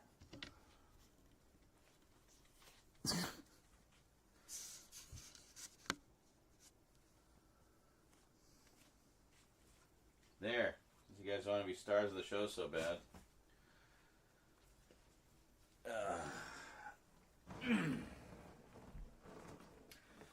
I'm keen to wait just a little bit, so these two get it out of their systems, and B, so the other battery is a little closer to being charged. And yeah, I gotta say, I am liking these new webcams, the AverMedia 4K ones. They really have quite a wide angle. Like, it's crazy. Like, from my perspective, that camera isn't pointed anywhere near where I am. Yet, you see me, clear as day. Hi! So, it's weird. These are cats. They never get it out of their system. Oh, God, don't say that.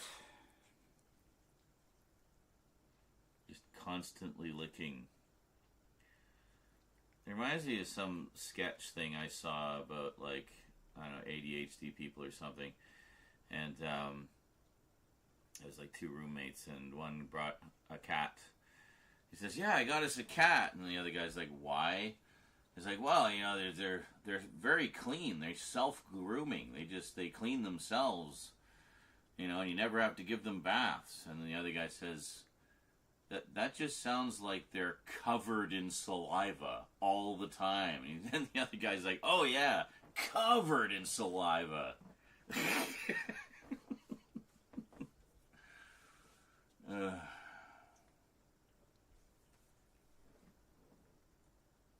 Good Lord, church. You're like eating your foot.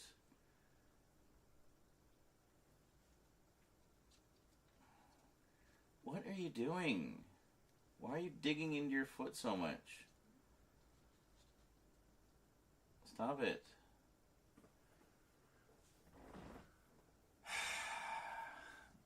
Covered in saliva.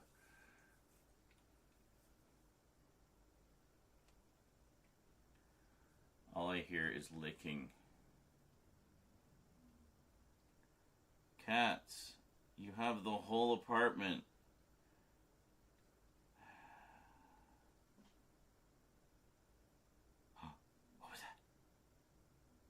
What was that? You should go investigate. You should both go investigate. It could be dangerous. You should go see whatever that was.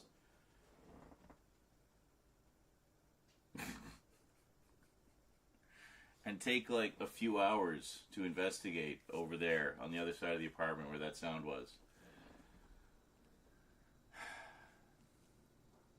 Gallons of saliva. Hey, Luke, how's it going, dude? You missed all the Michael Bolton cassettes. I know you would have been all over those, man. Michael motherfucking Bolton. That's right. What's your favorite song of his? Well, it's hard to choose. It's like, yeah, I totally know what you mean. I celebrate the man's entire catalog.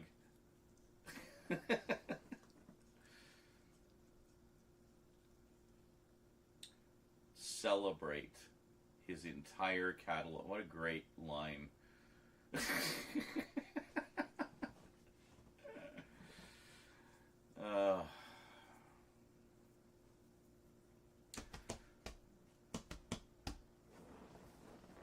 You're 55. I'm 53. So, hello, fellow Gen Xer. Cheers. Yeah, I guess I started collecting, my parents, for those who just walked in, Mark was saying earlier he's been collecting since, literally since 1980. So 45 years as of this year. And, the cult of Michael Bolton, yeah.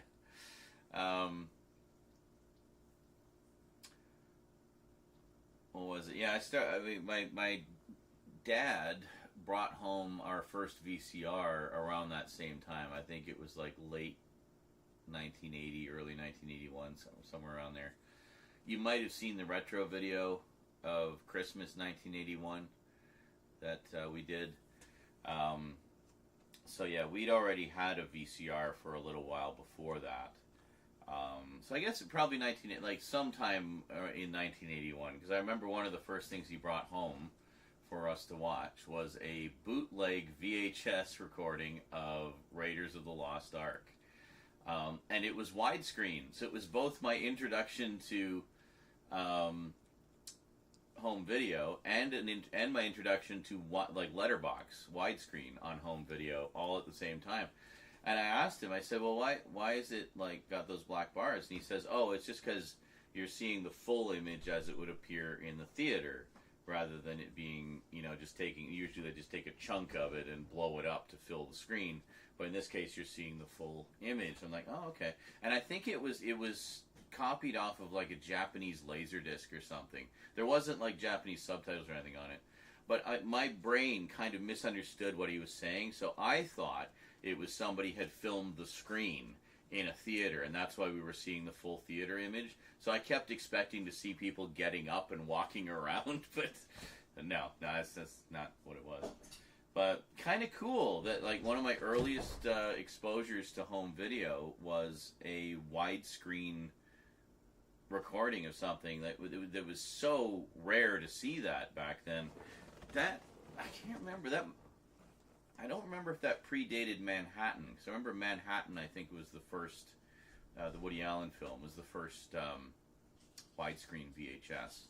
And people were returning it to the video store thinking it was broken or something. It's like, no, it's you're seeing the full theatrical image. So, I don't know.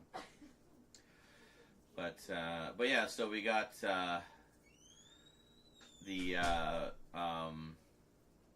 so we would record stuff off TV, and then in the around 82 or 83, Canada got its first pay TV services. There was First Choice and Super Channel, so Mom loved that. She recorded so much stuff off of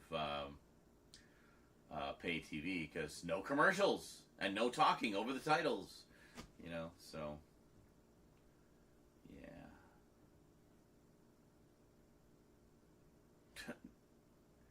Did we have a widescreen TV? No, not in 1981.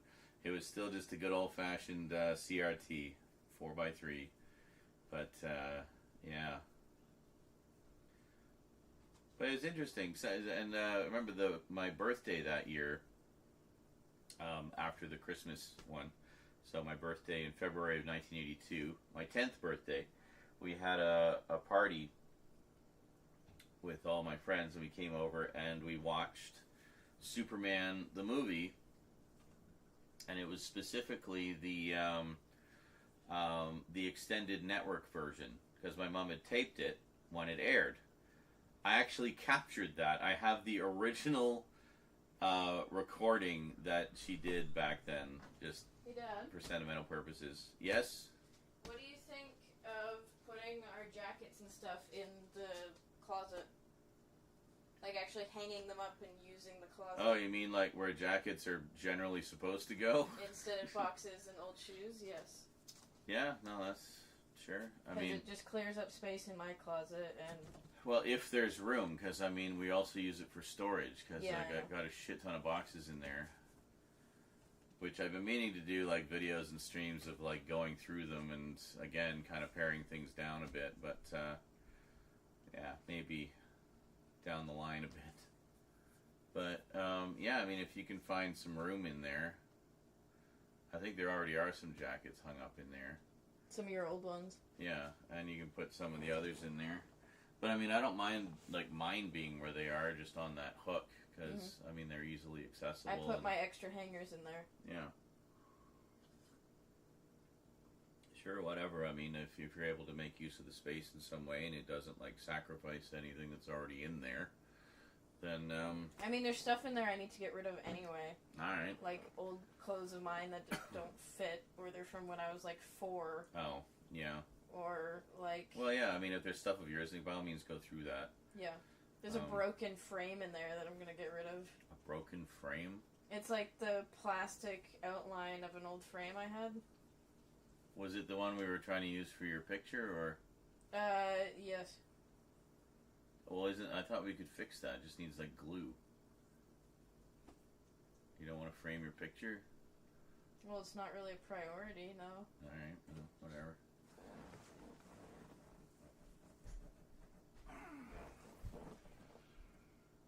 Church is asleep on the next box we need to do. Do I need to move him?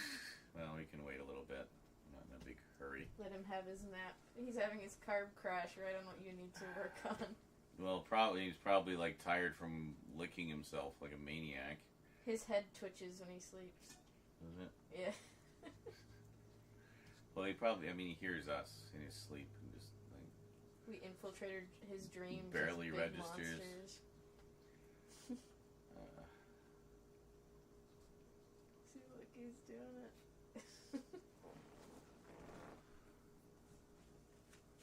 Which what? Who? He started talking about Raiders of the Lost Ark. So I think it's from that.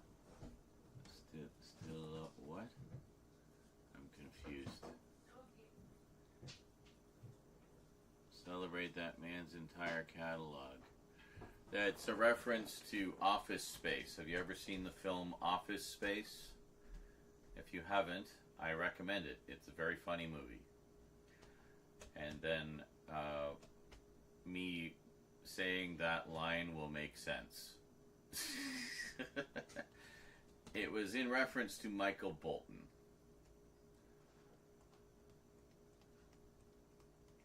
Because Star Who mentioned, I celebrate the cult of Michael Bolton. Or I may have said it before, I don't remember. Anyway, it was in reference to Michael Bolton. There's a bunch of Michael Bolton references in Office Space, so...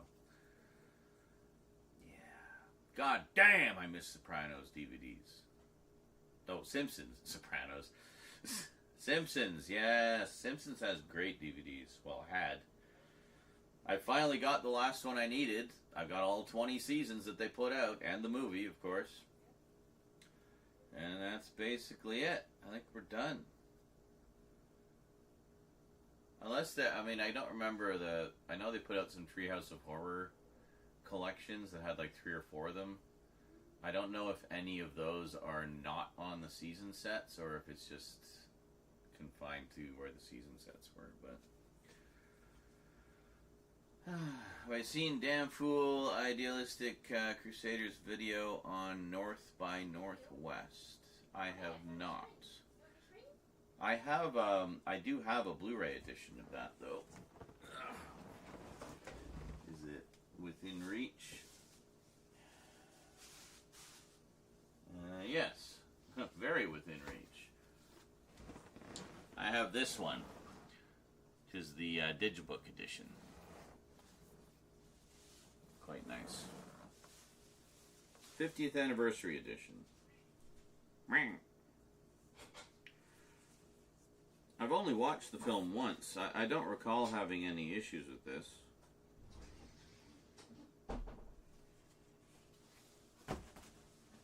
I should watch this again. I remember this being a really fun movie. Cary Grant had a very snappy delivery, and there's actually quite a lot of humor in this, which I was not expecting. But great movie. But I do understand there have been, I believe, some problematic releases of that. I don't know if that's one of them, but yeah, I might check that out. I really like his content. Yeah, he's a great... If you guys aren't subscribed to Damn Fool Idealistic Crusader, definitely do so. He goes like super in-depth on well, lots of stuff, like whatever subject he covers. Sorry, what's Luke saying? What do you think he's doing exactly? If you haven't, yeah.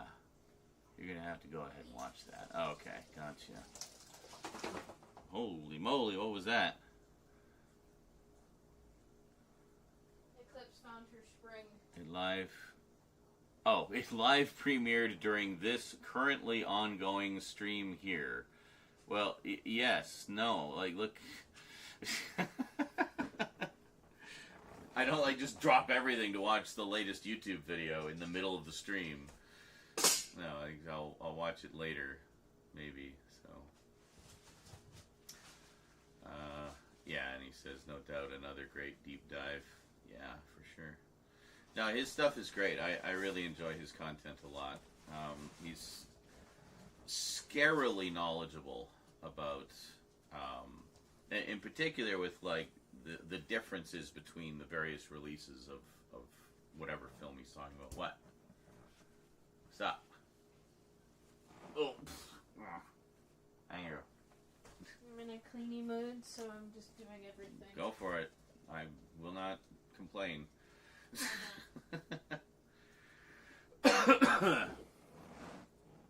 He was harsh on the 4K release because of the audio. Yeah, that's a complaint I hear a lot of people have about just modern releases of classic films in general. Most specifically, like studio releases of their catalog titles, where they not only they tinker with the color timing and stuff to, you know, get it closer to whatever the color timing du jour popular style is.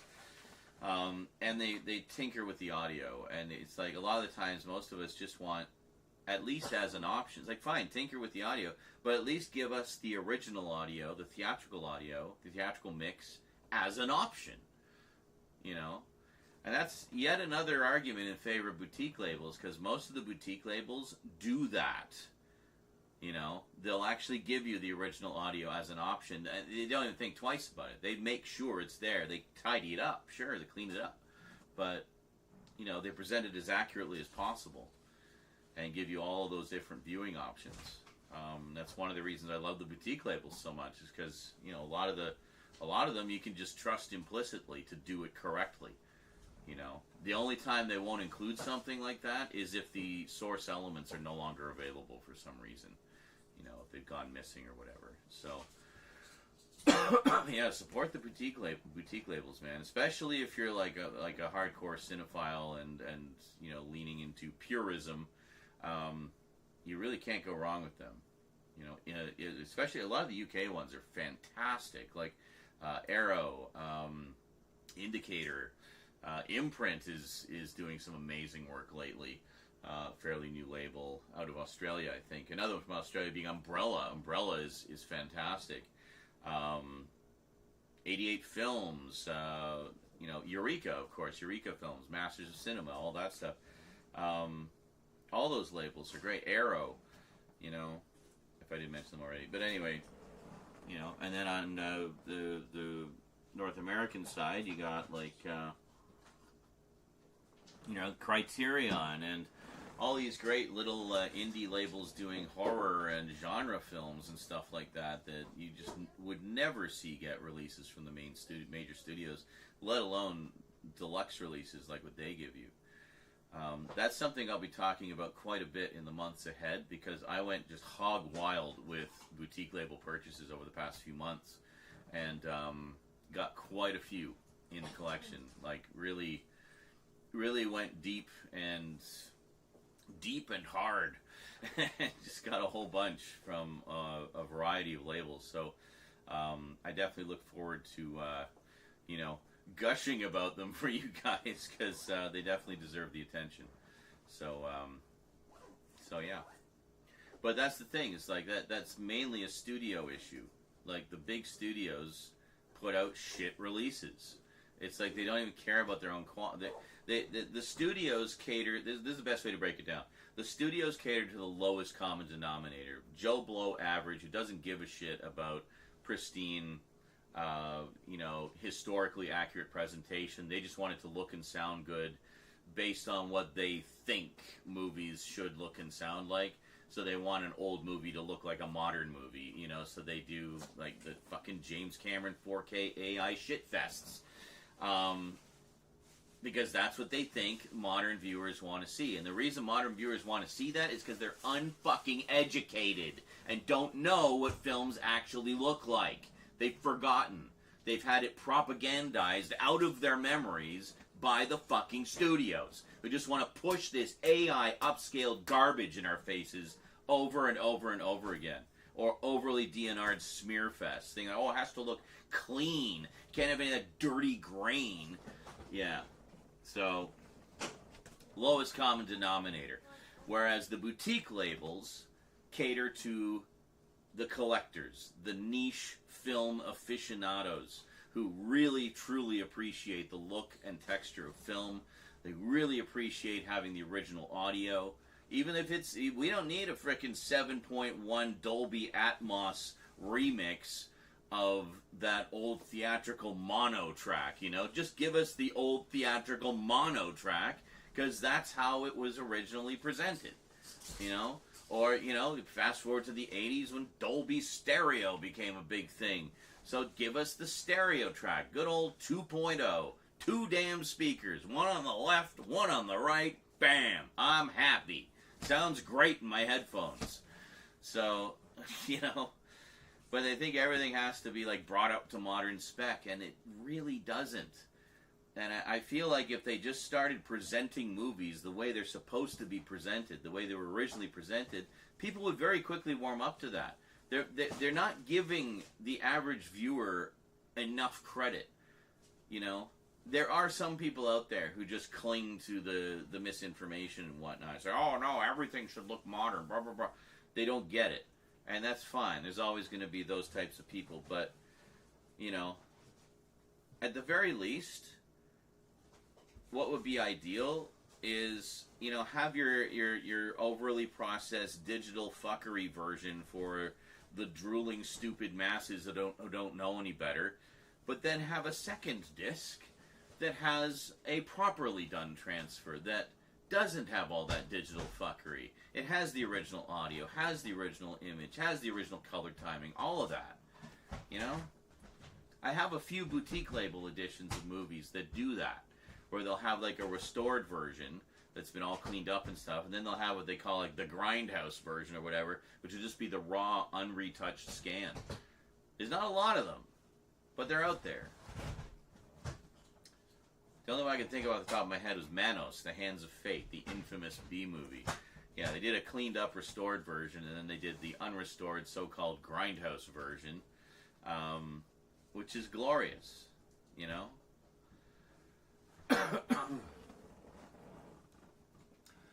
What was this? Some of the mid-30s... Some of the mid-20 seasons episodes on the later releases as extras. Oh, really? Just like some random episodes of are you talking about Treehouse of Horror or? Ugh. Jonathan, can we see the third fucking box? Yeah, in a minute. It's alright if I touch base with the people. They enjoy my rants as well. I know what the people want. It's just sometimes I don't feel like doing that. It's as simple as that. I'm only human, right? Also, I've been sick. So we would have done this literally a week ago. But, I've been sick. Touch base, and it's been over 30 fucking minutes. Good. I'm glad. We're also letting the other battery charge up, because this one's only at half power now, so, yeah. So this is season 17 and 18, so they just have a couple of bonus episodes on there from later seasons? Interesting. Is it like just regular episodes, or is it Treehouse of Horror? I have those sets. I guess I could just look. But they're behind the chair. They're not easily accessible at the moment.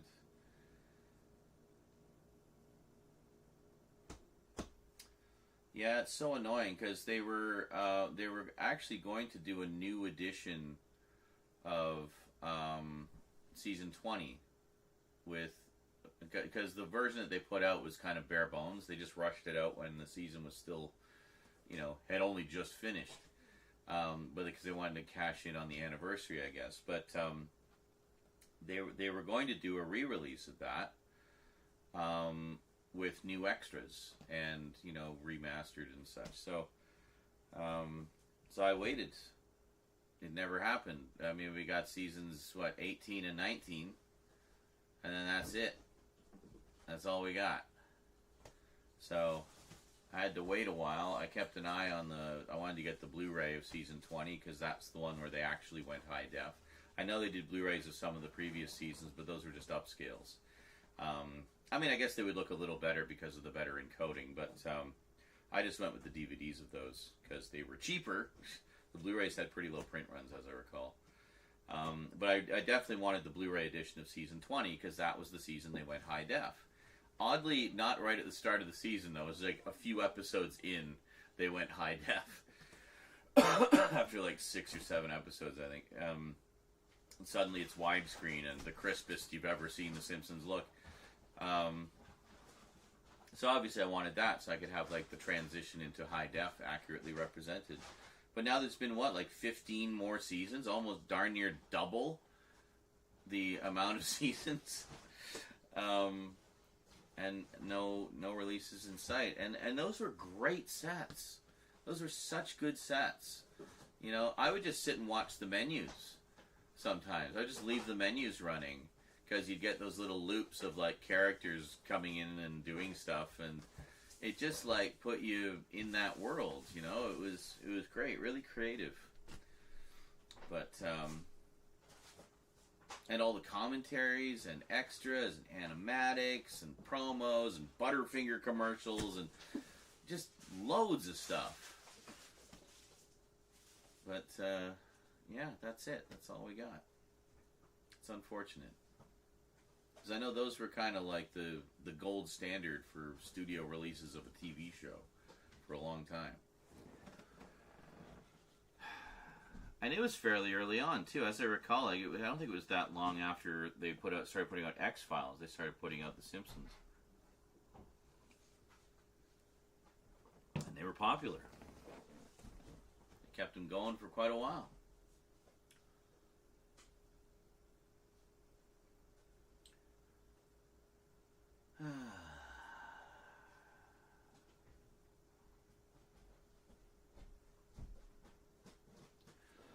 Might be getting another 4K release of T2, but even worse? God. Yeah. Yeah, I know what the band does. That's the Michael Jackson episode. I have that. Dude, I have seen everything of Red Dwarf, and I've read all the books. I'm like a Red Dwarf super fan. I even used to be a member of the fan club. I have all the DVDs and Blu-rays. In fact, I would go so far as to say for a long time Red Dwarf was a comfort show for me. So if I was feeling down, I'd hang out with the boys from the Dwarf, you know? Love Red Dwarf. Did you know there's a text adventure? Someone did a text adventure based on the first couple of novels. I keep meaning to play that. It was Infinity Welcomes Careful Drivers and Better Than Life. But yeah, I love Red Dwarf. They're doing a new one, apparently. They're doing a 3-parter, I think? So.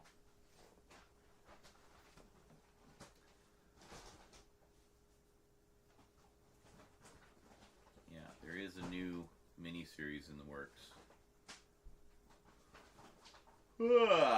And there's also talk of some kind of a prequel. Like the early days of the characters. I don't know if it's going to be live action with a different cast or maybe animated. I could see them doing it animated. I think that could be potentially fun, especially if you see like if they maybe adapt some of the stuff from the first book from before they joined up with Red Dwarf and whatnot, or you know, could be fun. I mean, I'm just down for anything more with those characters, honestly. It's just a great ensemble. Got one season of Red Dwarf where it won't play Rimmerworld. Well, damn. What, 8 seasons for $40? I can't bitch. Was it the, maybe I should check my discs. I was actually thinking of upgrading to the Blu-rays. I have seen rips of them. They actually look pretty good. I have the original DVD releases, and before that I actually bought them all on VHS. I bought up to, I guess, Series 8. I guess I had all of them. Yeah, I guess I had all the VHSs. Sold those a long time ago, sadly. Kind of wish I still had them. They look pretty cool on the shelf. It's a very nice collection. But yeah, I used to, that's one I always put on whenever I was feeling down. I still do from time to time. I'd love to sit down and do like a full series rewatch with everybody on the Discord. We started that a while back. It was kind of impromptu. It wasn't really planned. So, that'd be fun.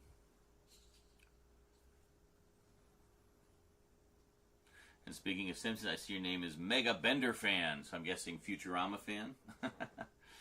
Futurama's great. That's one I need to see the later ones. I haven't seen all the... I've seen all the original series and the first bit of the revival series they did, the first revival series. And I haven't seen really anything past that point, so...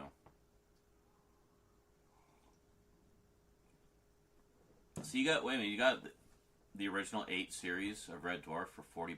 That's pretty impressive. It's literally like $5 a series. Yeah, I paid whatever full price was for those when they came out. I think each series set was like $30 or $40, if I remember correctly. So they weren't super cheap, but the thing I liked about them was they gave them the deluxe treatment, very much like they were doing with Doctor Who on DVD.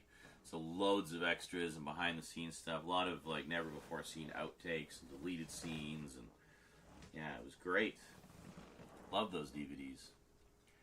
I mean, there's so many outtakes and deleted scenes for each series. You basically get an extra episode. You know, an extra episode of just additional bits that they cut out. So,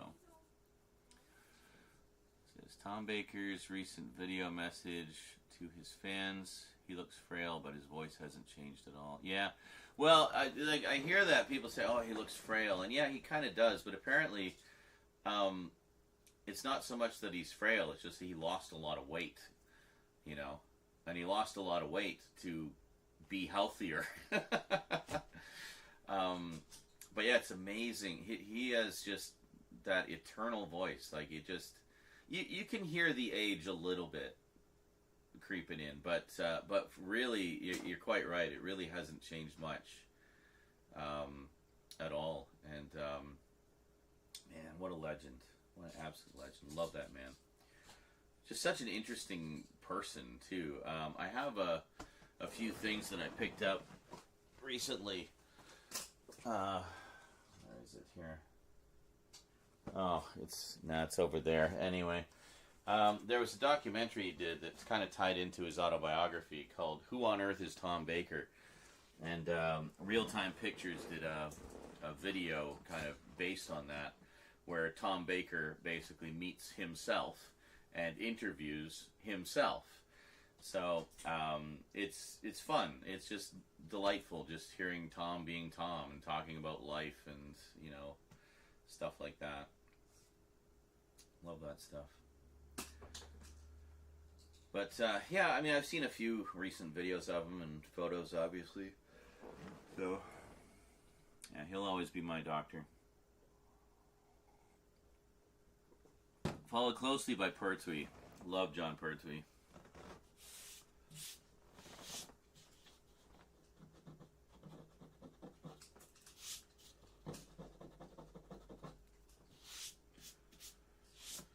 Alright, how's our battery doing?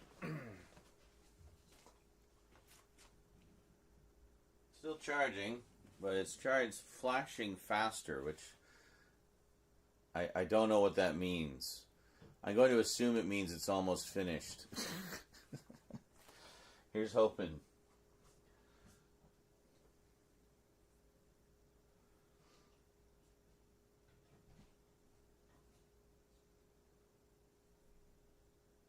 Break even, though. I have an app where I can find the wonky playing episodes. Yeah.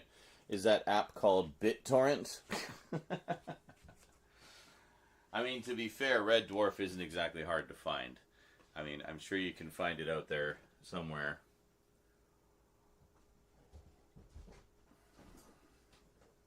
Alright. I need to go for a quick smoke, and then let's do box number 3, shall we? Which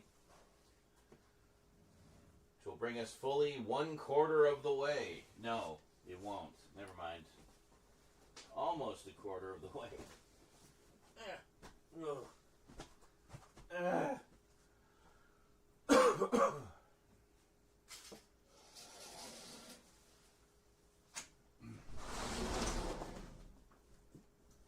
Hey!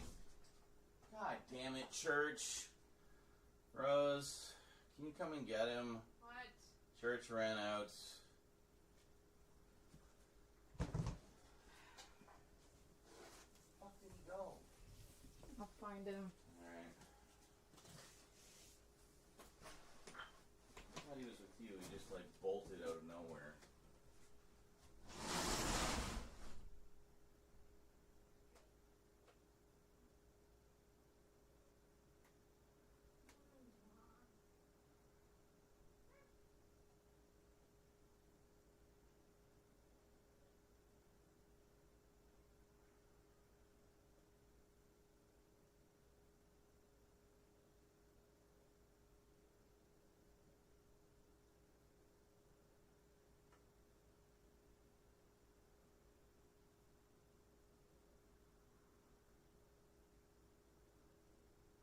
Over by the sidewalk.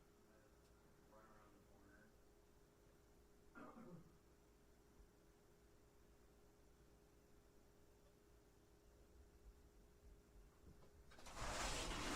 Come on. Time to go. There you go, you little freak. Don't do that.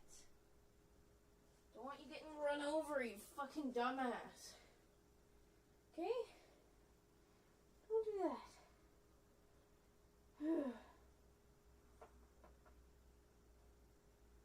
Be nice and warm and dry in here, okay?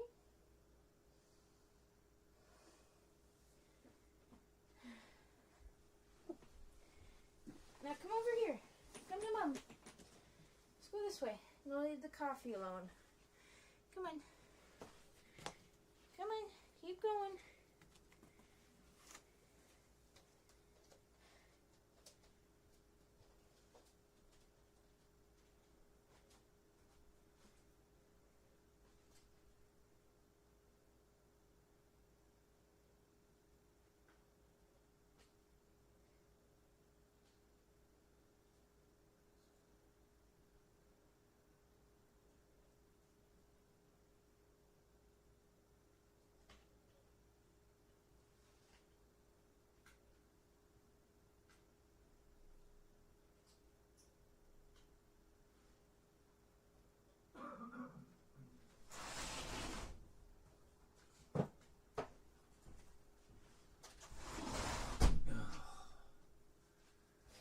Little shit.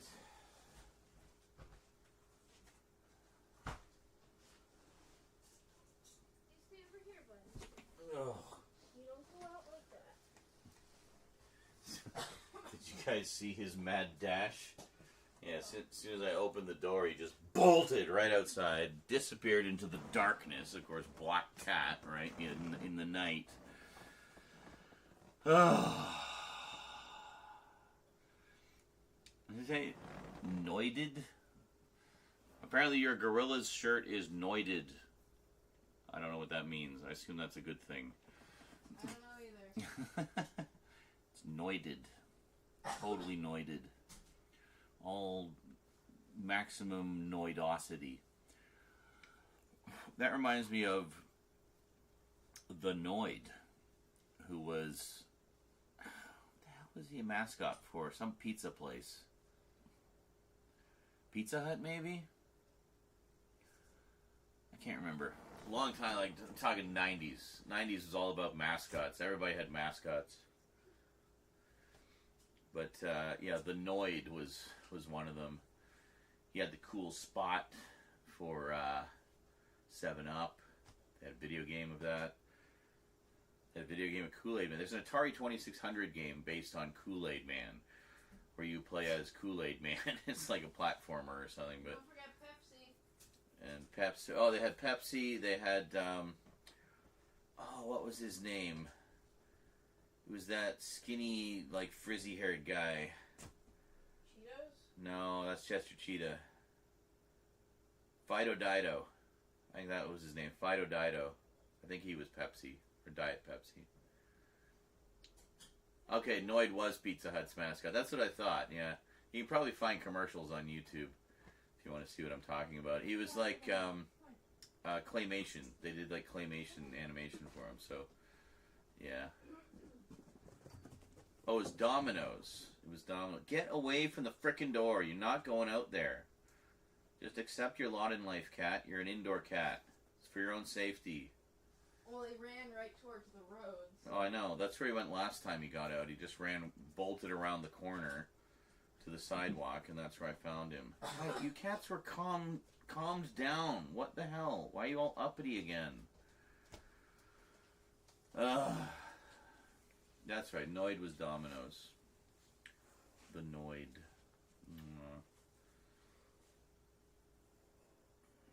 I have not done any videos of cats recently, no. What? You want my coffee? Oh yeah, I found an old shirt of yours. Oh, did you?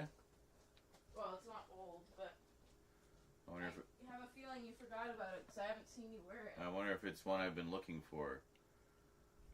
What? What do you want, cats? Not a big fan of yours right now, Church. You've been a little shit all day. And through some miracle, we've managed to get 2 videos done, despite it all. Oh, this one. Yeah. No, I didn't forget about it. It's just I don't wear long sleeve shirts a lot. Oh. So, yeah. I've been dieting. What do you think? Working a little too well. Slim and trim. Yeah. There's, hold on. Stop, you two.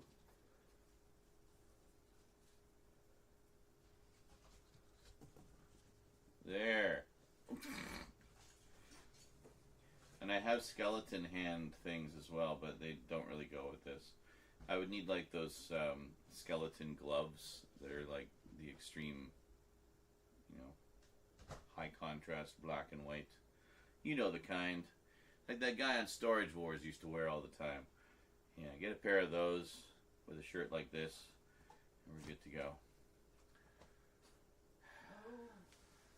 But the reason is I don't wear a lot of long sleeve shirts. So. Are you keeping these boots? Yes. Okay. I just need laces for them. Okay.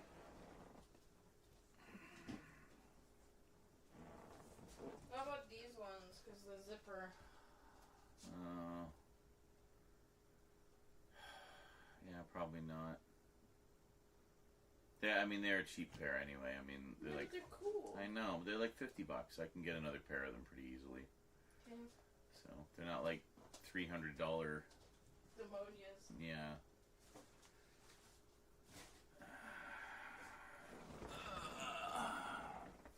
Yes, thank you, Curlatin. I'm sure you feel vindicated in your confirmation. Enjoy it. What are you doing? Free SPM. More like RPM with these cats tonight. Holy shit.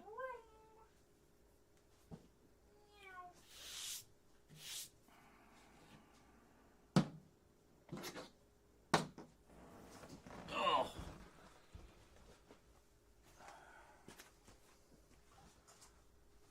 Just brush all the fluff off. Alright, this next one says DVD and VHS. I'll tell you something. I mentioned the 1981 Christmas video earlier. I'll tell you something that I'm looking for. I'm going to put it here just so we can do the dramatic carryover to the table. Something I'm looking for. My copy of that video is a second generation tape that a copy that I made during a visit to my mom's place many moons ago. So Mom, somewhere, has or had the original tape. And I really wanted to get my hands on that so I could do a fresh capture with the slight bump up in quality. I mean, it was an old janky camera to begin with, so the quality's only going to be so good. But you know, to at least recover a generation, I mean, that would be a pretty significant difference. Now, I told Cass about it, and to keep an eye out for it, and he did find a box of home movies and stuff, but it was home movies, like old Super 8 and 8mm films, not videos. So, gonna have to get those converted at some point. But, the hope was that I could find the original tape of that somewhere. I know what the tape looks like. I know how it's labeled. Church, get away from there. Psst. Psst. Psst. Church. God, just calm down, cats. It's like they're sucking the energy out of me into themselves.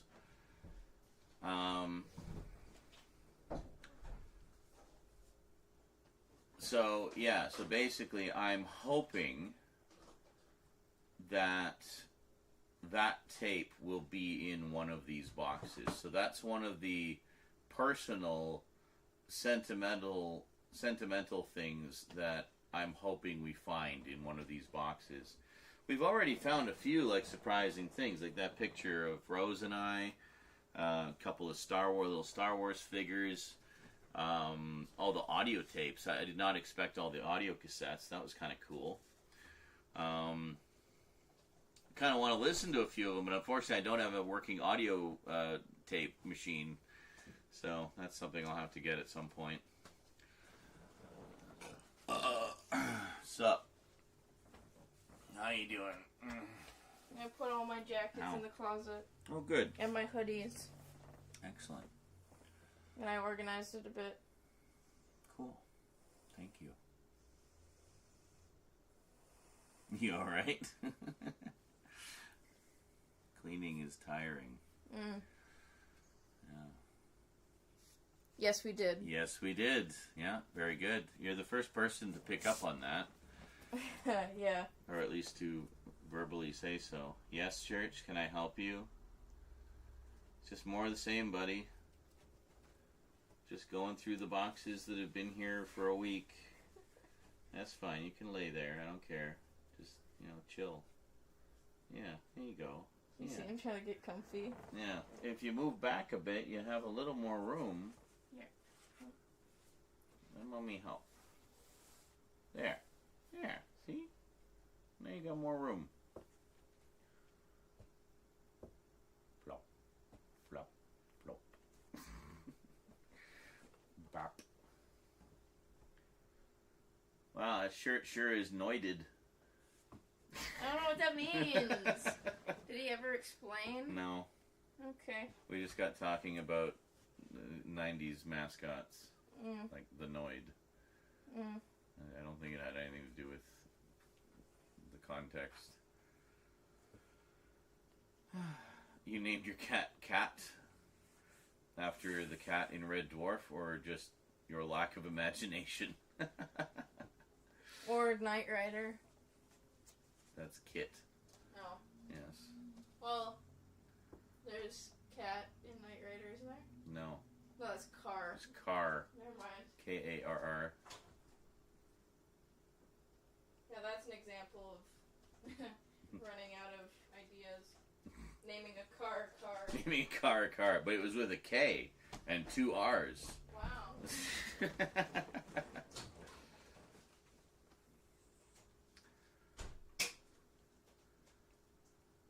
I was like, well, now we doubly have to open these. Yes. Church, are you capable of just laying there and not constantly needing to lick yourself? Stop biting yourself. I wonder why you have owies. That's why. Dummy. Cats just have no concept of cause and effect. Like, all they know is, oh, irritation. Must munch on it vigorously and rip more chunks of myself off. That will feel better. They just live in the moment,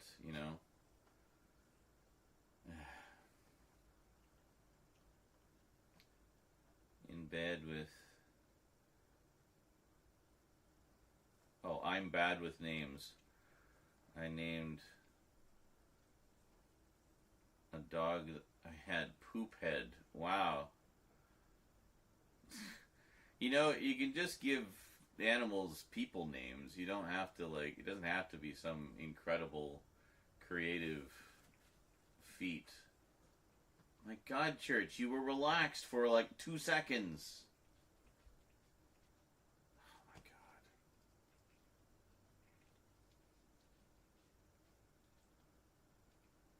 You hear that?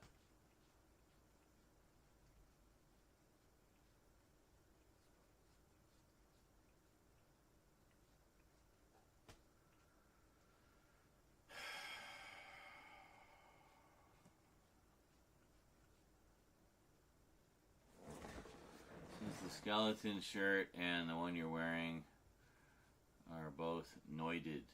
Okay. It's from, what? Death Grips. Honestly, I forgot what it means exactly, other than it's positive. Okay, good. Simpsons Hit and Run is indeed a masterpiece. Really wish it would get a remaster. Just doing a little self-sampling. Well, he's been doing a little self-sampling for like the past 4 fucking hours. Church, put a sock in it. You cannot possibly still be dirty. Well, then again, he could be because he ran outside like an idiot. You know, that's why you get fleas. Because you keep running outside. Cause and effect, cat. Learn it. He won't learn. They don't. They just can't. Their little tiny pea brains just don't have the processing power to process all of that information.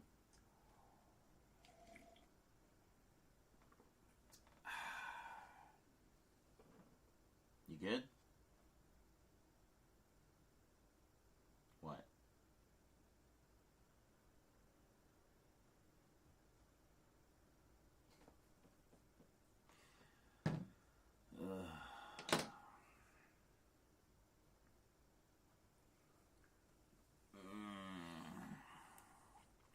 Because I had a very tossy-turny sleep last night because I thought some meth head had broken into our apartment and stole my Halloween hoodie. It turns out it was just Rose. Rose just borrowed it without asking me. And then forgot to bring it back.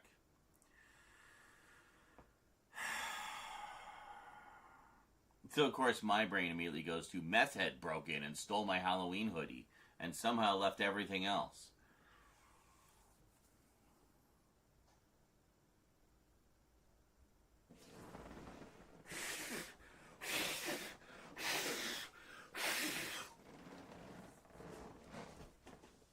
Cat hair. Now I'm losing my voice. Great.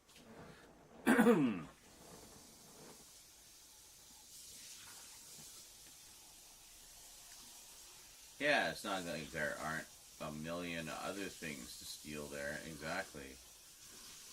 Not all meth heads have the same taste as you. True. Well, and also, I mean, further to the conspiracy theory that it was a meth head. Meth heads also wouldn't, like, be cognizant of the value of things, per se, if they're, like, fried. It's like, oh, look at that hoodie. That's really cool. I'm just going to take that hoodie. And like, oh, what was that noise? I better get out of here. So, anyway. A meth head. Yeah, see? Steve C gets it. He says, lol, a meth head would just take a hoodie. Right? See, he gets it. This guy gets it.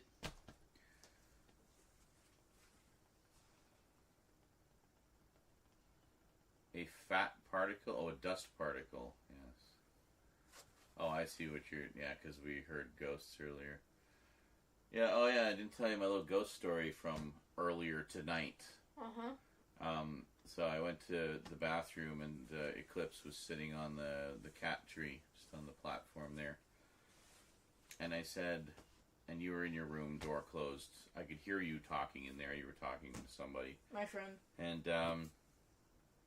so as I was passing by, I just said, oh, hello, because she was looking at me. And then I heard this voice whisper, "Hi." Ugh. And it was like clear as day. Almost like right in my ear. Funny you say that. I've been feeling like I've been getting, like, nudged and poked all day. Oh. Like, literally, even when I went out, I had, like, something like that directly into my back. And it made me turn around so fast, because I thought there was somebody, like, trying to steal my shit. Yeah. Because it was, like, right in that alleyway. Yeah. And I turn around, and then, of course, right in front of me, there's, like, these two guys talking. Yeah. And when I go around the corner, they think I'm fucking nuts. Yeah. But it scared the shit out of me. And then earlier, when I was going through my magic cards, I had a little poke in the back as well. Just one of those nights. Oh, there's the blood moon. Yeah, I was gonna say. Did you hear the ghosts? Did you hear the ghost? Maybe that's why they're freaking out. Ghosts. Ghosts. Is that why you guys are freaking out? Seeing ghosts everywhere? Maybe I should find my spirit box. Yeah, there you go. Do your spirit box.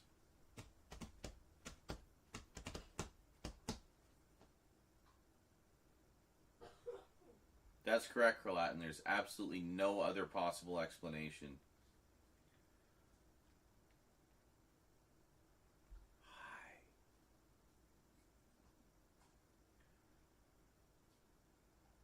Yes, it's a box.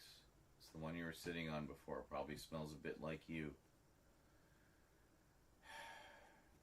Don't get comfy there, please. No, don't. Oh my God.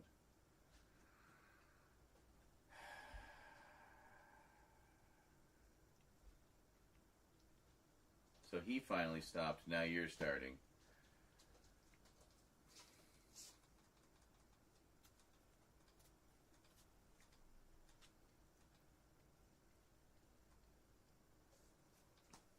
Oh dear.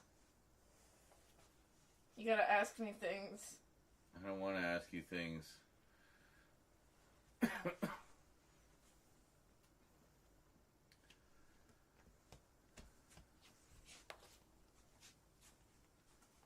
I'm trying to be in the view, but also not hear you at the same time.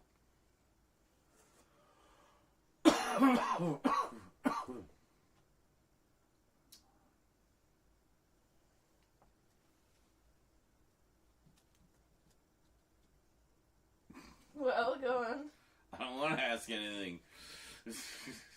Well, if I ask myself things, it sounds like bullshit. Why?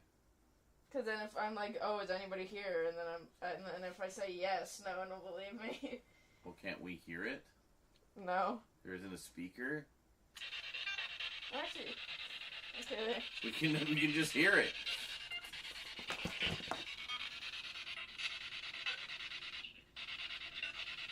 Is there anyone here with us tonight?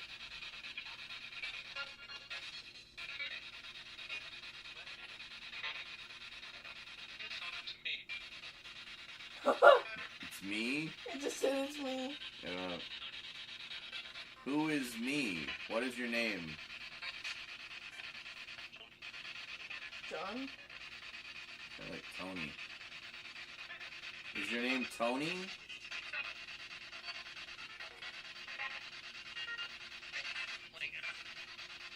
What was that? Can you repeat that?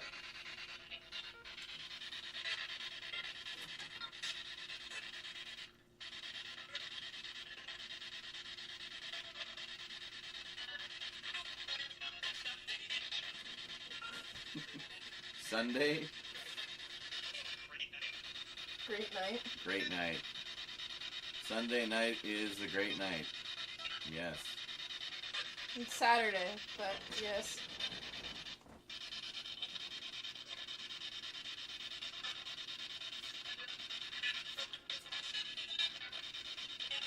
Well, you can ask things too. How many people are with us? One? That was like instant. Did you say hello to me earlier?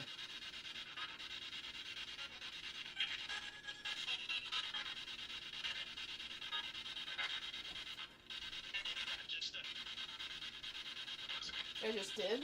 You just did. We have really sassy ghosts. Anytime I talk to the ghosts in our house, they're like super sarcastic and they just like fuck with you. I know you said hello now, but did someone say hello to me earlier? When he was saying hello to the cat on the tree. Darren?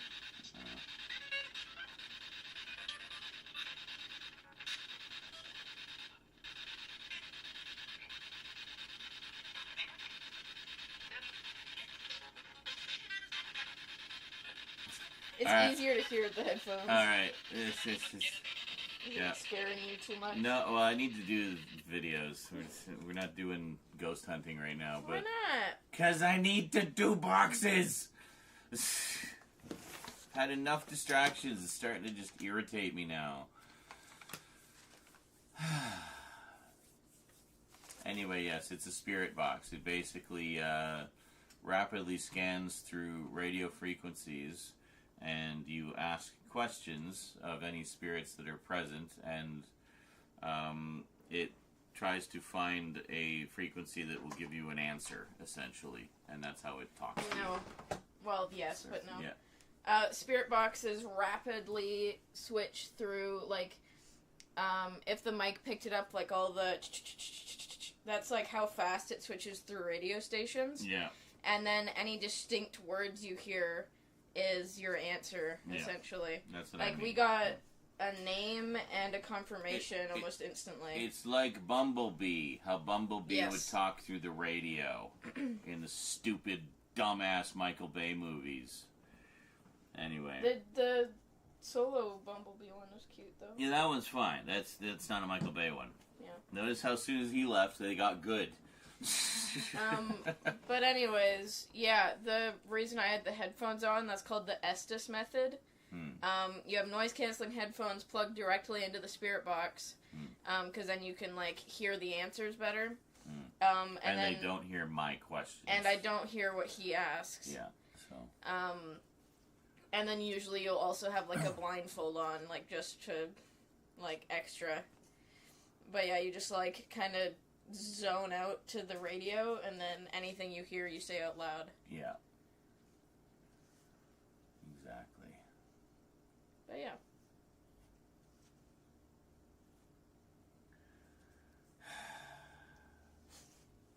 Can you bring me the chicken? The entire chicken? Yes. Just bring me the chicken. Okay. 1 sec, I need to put my thing away. Chicken will make me happy.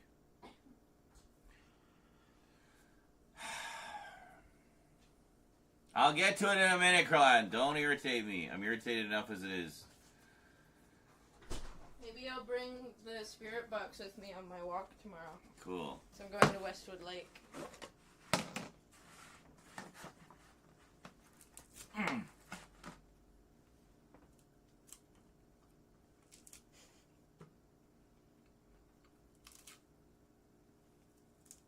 Good boy. Oh, yeah. They want the condensation.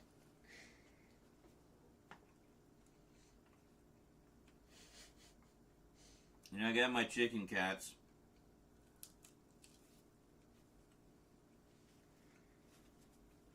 You have fluff on your butt. Come here. There.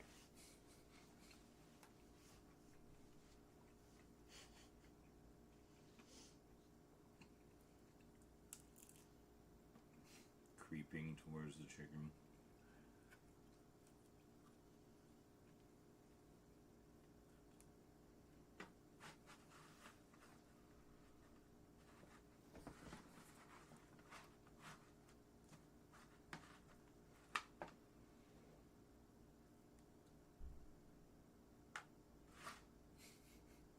I'm just watching the cat, so I was like zoning out. Mm-hmm.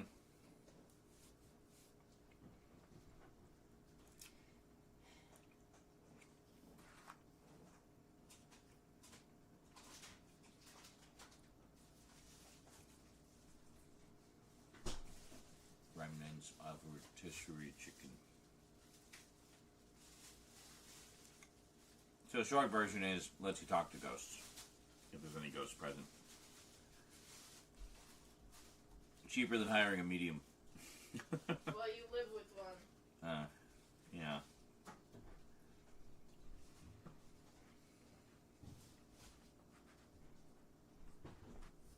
That's what Kat was saying to me. What? That you and I are both, like, really tuned to the paranormal. Doesn't surprise me. So I was telling her about all the shit I've seen and heard and felt, and she's like, whoa.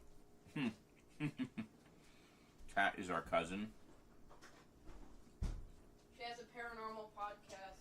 She has a paranormal podcast and does a lot of ghost hunting stuff. Yep.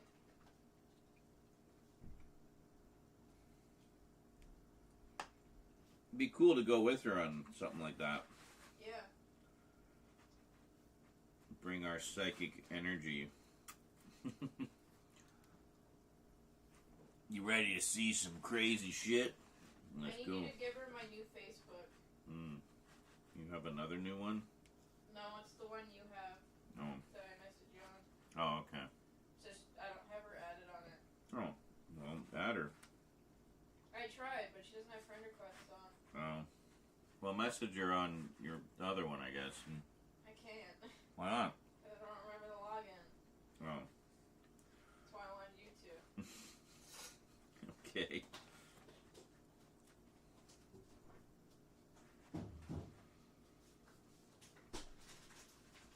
I like rotisserie chicken. Also, I figured out that Mum didn't block me on Facebook. Mm. She just restricted me. Oh. Okay. Which makes it so she can control what I was seeing. Oh.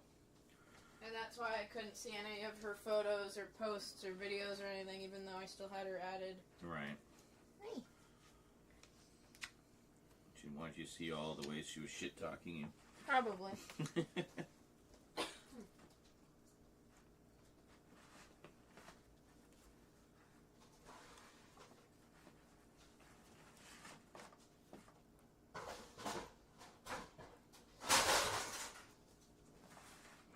Word of advice, by the way, folks. If you ever watch the 1980 miniseries adaptation of Shogun, You guys want cheese? based on the novel by James Clavell, I'll give you cheese. I highly suggest, when you do so, you Want make cheese? sure you have a rotisserie chicken on hand to nibble on. Because there is a scene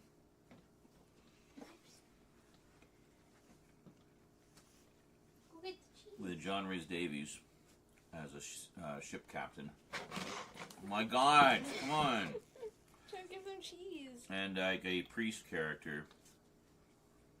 And the priest character is just devouring a rotisserie what? chicken. Okay, there you go, church. Church likes the I'm cheese. feeding them like ducks.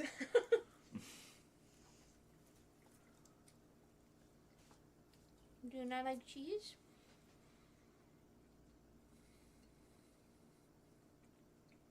No. Church. You would like it as cheese? Oh yeah, he likes that. Okay, one more, and then that's it. Ooh, what'd you do to your arm?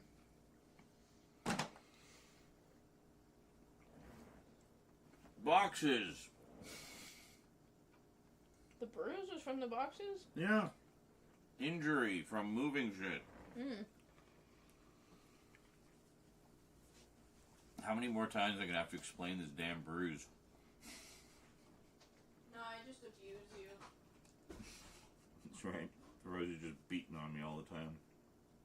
Poor defenseless old man. Although there was that one time that you tried tickling me, Oh. and I kicked you in, like, the shins so fucking hard that you had a black and purple bruise for, like, a month. Hmm.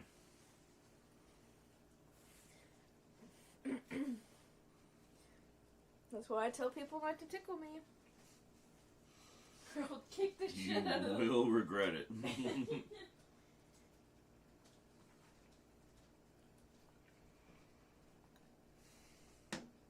What are you heating up?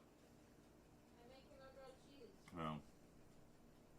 And then I'm going to bed. And then I'll have cheesy nightmares. Sounds like a plan. Might as well just finish this. It's almost done. Thought that was your plan to begin with. Do I look like a man with a plan?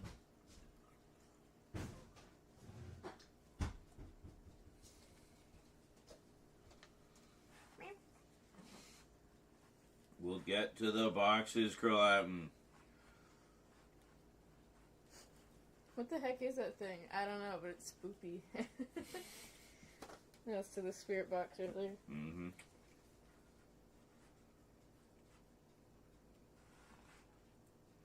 I'm guessing you don't watch a lot of ghost hunting stuff. You didn't know what that was. Well, I mean, you think people would watch them a lot, but you'd be surprised. A lot of people don't know ghost stuff. Huh. Like, they watch it, but they don't know what the specific tools are or what have you. How can you watch it and not know what the tools are? They literally tell you in every single episode. Not always. Depends what you watch.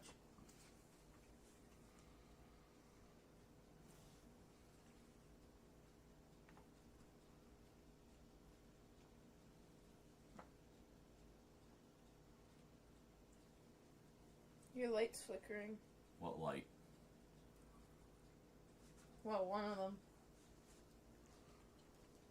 It's the damn ghost again. I know for a fact this apartment is haunted. Yeah. Our apartment and upstairs, not our upstairs neighbor, but like the It's actually ghosts moving around all the time. I wish. No, but the like fourth floor. If you go up there, you know how heat's supposed to rise. It's like so fucking cold on the fourth floor. Really? Yep. Like third floor is warm. Fourth floor is like ice cold. So it's just freaking ghost hotel up there. Yeah.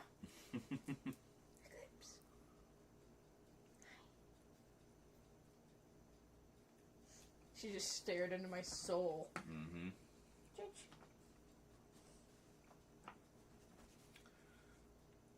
Aha. Found the remnants. He found Double a wings. cheese crumb. You found a cheese crumb. Yeah. A little piece fell when I broke it off. Oh, man. This little nose will zero in on all of it. Yep. Your exemplary olfactory senses.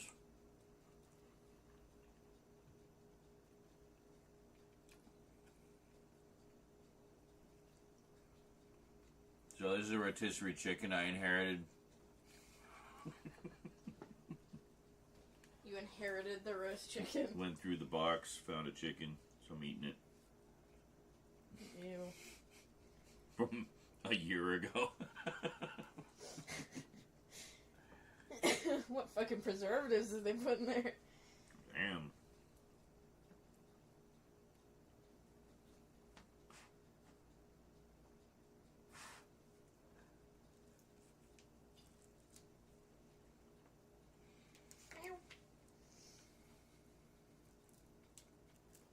You know, fist bumper. Aww.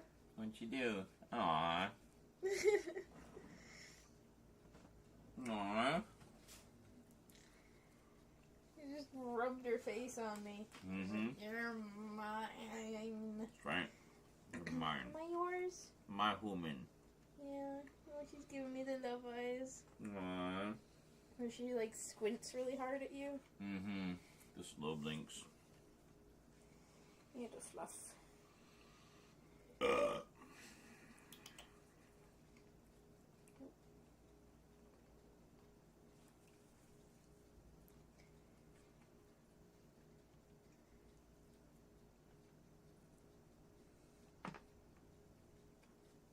See, the one I got yesterday, I got because it had like, it looked like it had really yummy skin. And, well, the reason was, it was overcooked. It was a little drier than what we usually get.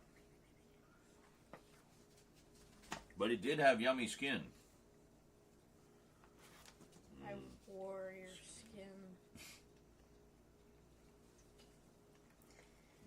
my skin. Mm-hmm.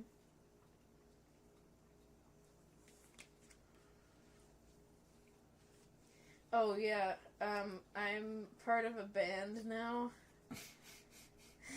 Okay. Me, Tegan, and Lynn. Oh. Because Tegan plays saxophone, and Lynn can sing, write songs, and play piano. Wow. Because they do their own music. So what are you doing? Guitar and, like, lead. Lead what? Singer. We're all singing. I'm going to put this very gently. Hey, Tegan and I can harmonize, okay? But anyway, we're taking inspiration from, like, Rob Zombie, KMFDM, Just doing like techno metal, Rammstein. sort of thing. Yeah. Cool. The first album is going to be called Words Can Hurt, based off a painting Tegan's doing right now. All-girl techno metal band. I like it. Yeah, the band name is Disillusion. Disillusion. And the song names for the first album, Words Can Hurt, is Why, Oppression, Repent, Don't Touch Me, Shout, Shot, Shut Up, and then the last one is Words Can Hurt. Wow. The first 5 spell out words. Excellent. Like the first letter of all of them spells words. Wow. W-O-R-D-S. Anyway. It literally spells words. Yes. Jeep. Words. Oh, because words can... I get it. Yeah. Hey, there you go.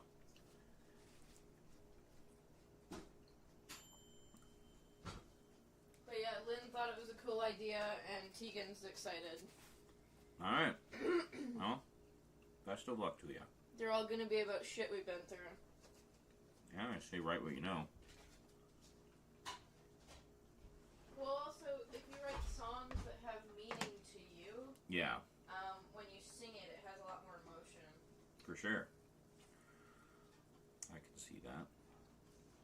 That's the whole reason I wanted to do songs like that. Mm-hmm. Because songs that the band can personally connect to just hit a lot harder. Yeah, for sure. Well, if you guys want to do a video or something, let me know, and I can probably help you with that. Yeah. YouTube's a good way to get exposure.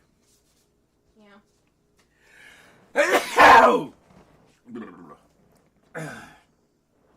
Grilled cheese. It's a lot drippier than yesterday. That's okay, that's good. You want it to be drippy and stringy. Yes.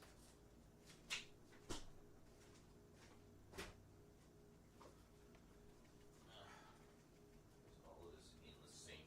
Because I moved it. You're gonna need dishes anyway. Not right this second. Well, eventually.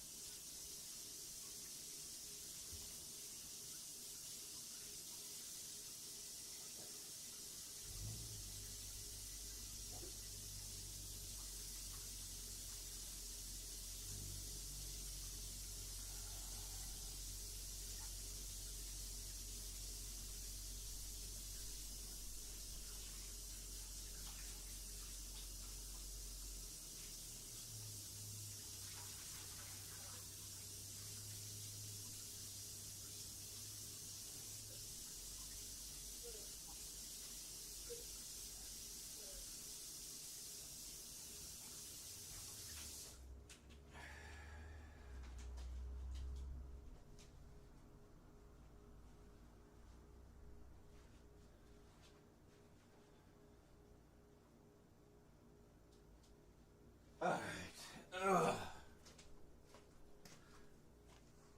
Just gonna go pee, and then we'll do box number 3.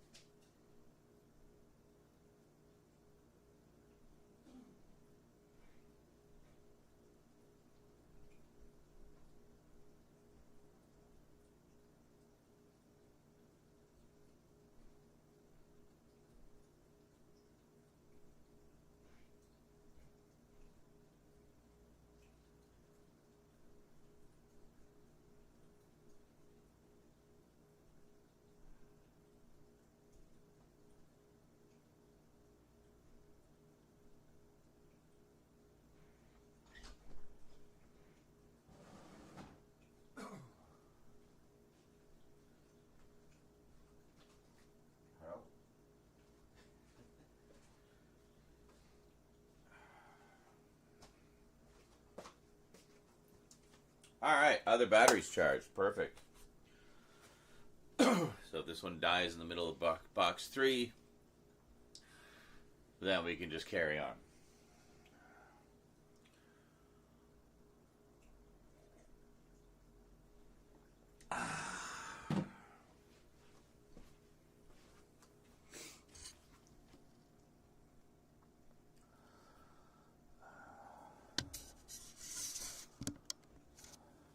Yep.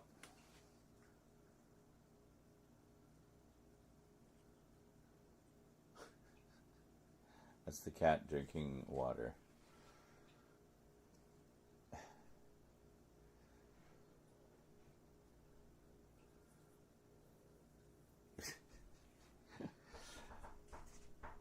Oh my God. Now we have company.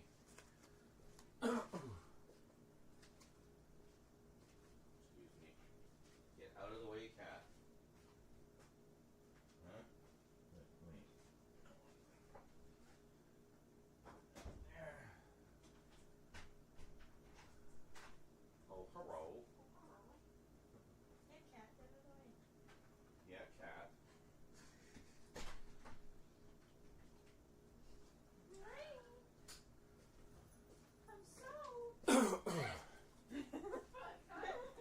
One of the bandmates just showed up.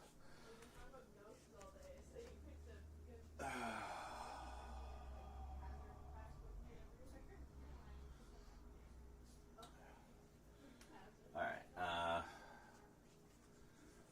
grab good old Miami Vice for the focus again. Yeah. That's what you're making. Yeah, exactly. But yeah, my dad was like here, said hello to the cat, and had somebody whisper, Oh my right God. in his ear. Oh my God. Let me just grab my thing quickly. Love that. Yeah. I'm stealing Lynn's sewing machine. Alright, cool. They scared the fuck out of me. Good. That reminds me of the time. It's the lightest I've ever seen it in here. I walked by and saw the Blazing the light. window, and I'm like, what is happening? I'm filming. We saw heaven. Yeah. Oh yeah, look at this. Oh. I put all my sweaters and stuff in here. Yeah. And I clean my room a bit. Love you, I'll be back. Alright, love you too. See you when you get back.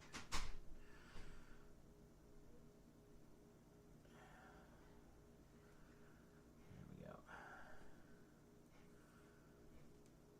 Okay. Scissors are there. Okay, excuse me.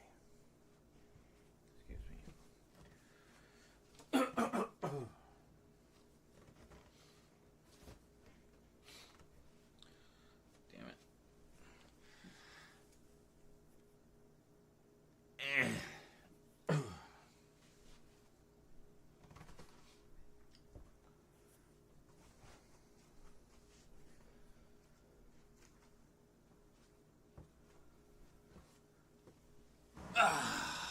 Greetings, everyone. Room temperature coffee, delicious. Hey, cat, I need to get onto the box. Or I need you to get off of the box so I can get into the box. Go. Alright. Got a fun one today. Well, possibly, I don't know. We got DVD and VHS. Yeah, so some more VHS tapes there. So carrying on, going through Mum's video collection, which is all VHS and DVDs. She never got into high def. If you haven't watched the first 2 parts, watch the first 2 parts and then come back. I'll wait for you. It's okay. I'm not going anywhere. And then you'll get the whole context of what we're doing. So yeah, anyway, long and the short of it is, Mum passed away last year, and one of the things that I inherited was her entire video collection, which I'm sure surprises no one. And over the past couple videos, and for the next several, we're basically going through the boxes and sorting them into keep and sell piles. So stuff that I want to keep for my collection, or things that will just sell because they're either redundant or they're not things I'm interested in, or what have you. And then we're keeping some that are sentimental, or or stuff that I've wanted for my collection, or things that I wanted to check out but never picked up on my own.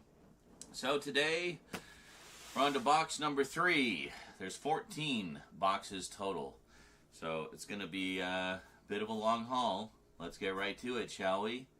Box number 3 of Mom's DVD and VHS collection today on the Multimedia Chronicles.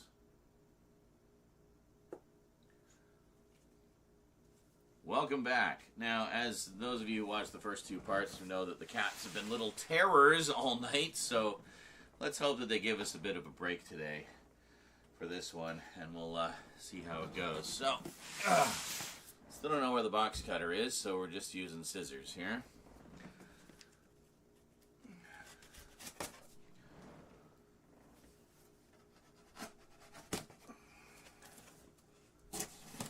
Careful not to slice any of the contents, of course. There we go. Wow. Oh, okay, we got a lot of VHS in this one. Alright. And other stuff, so let's take a look. First off, we have the absolute classic. I have the Blu-ray of this. I also still have my own Laserdisc edition of this. One Flew Over the Cuckoo's Nest. Yeah, classic Milos Forman film. Incredible cast in this.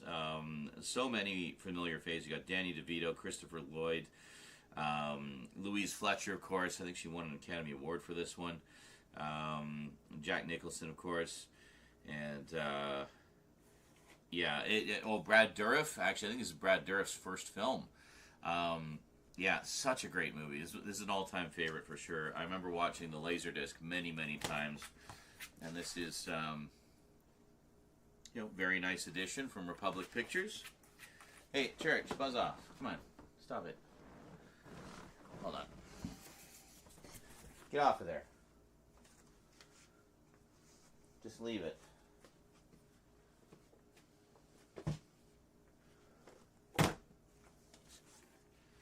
Oh my God. Cat, you're driving me nuts tonight, seriously. Buzz off! Enough!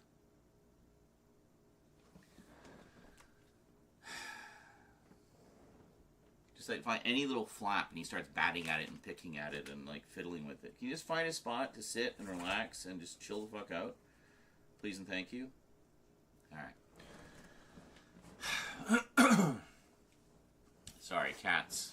What did I say? Cats being little terrorists tonight. Next up, we have Sandra Bullock in Murder by Numbers. Very nice. Part of the Warner Brothers release. Very nice.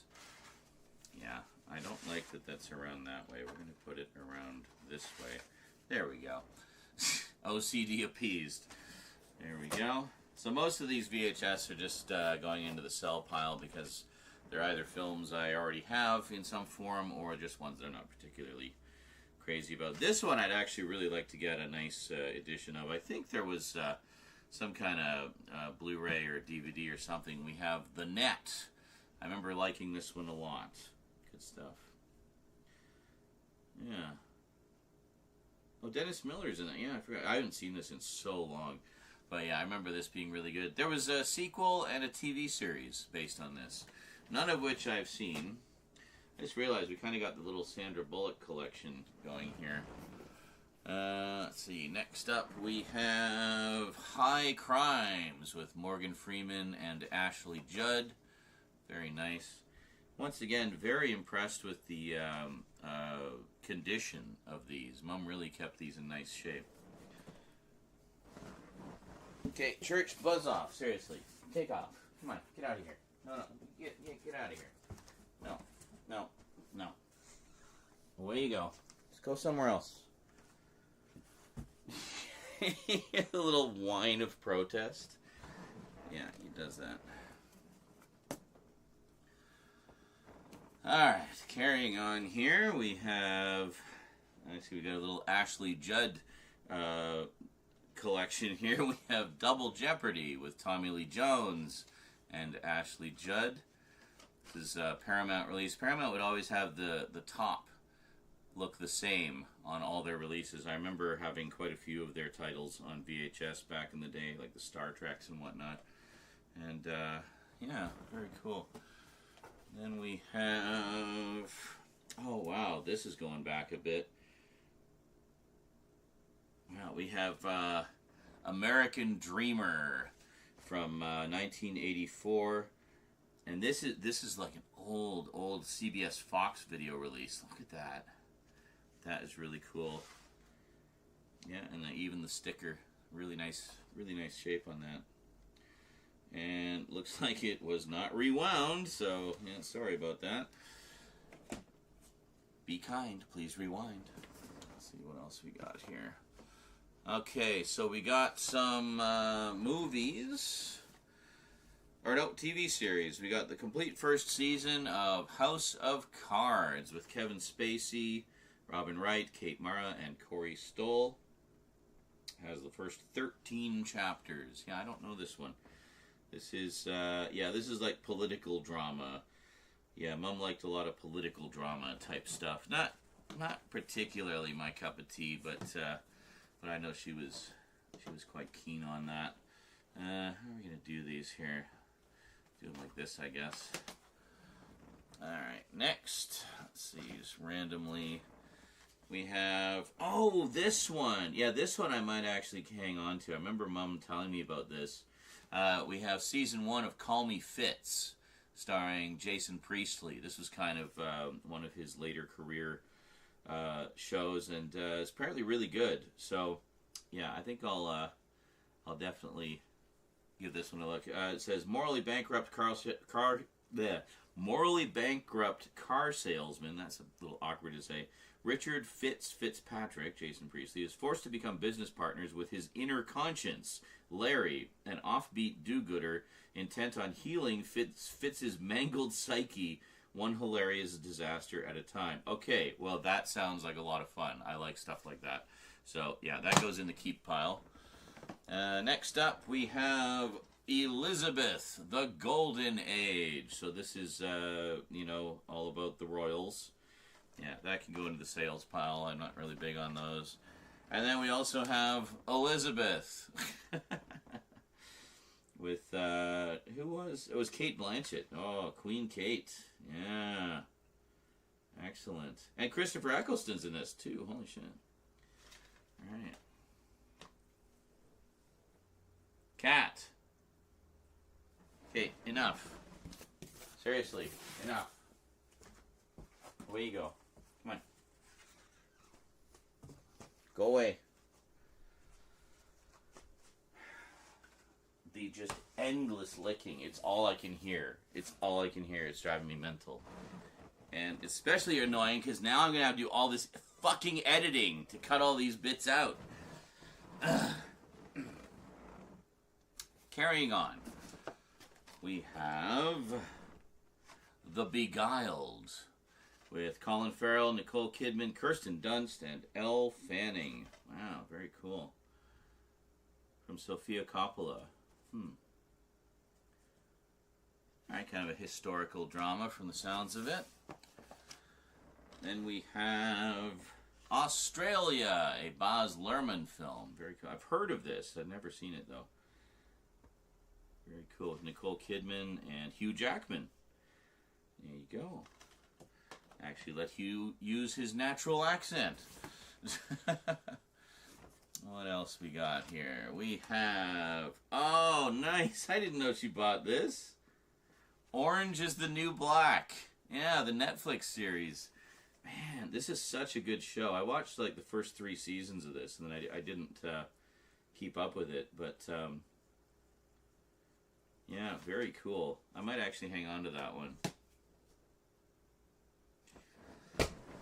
Cat, go away. Psst. Psst, psst, psst. Just buzz off. Seriously.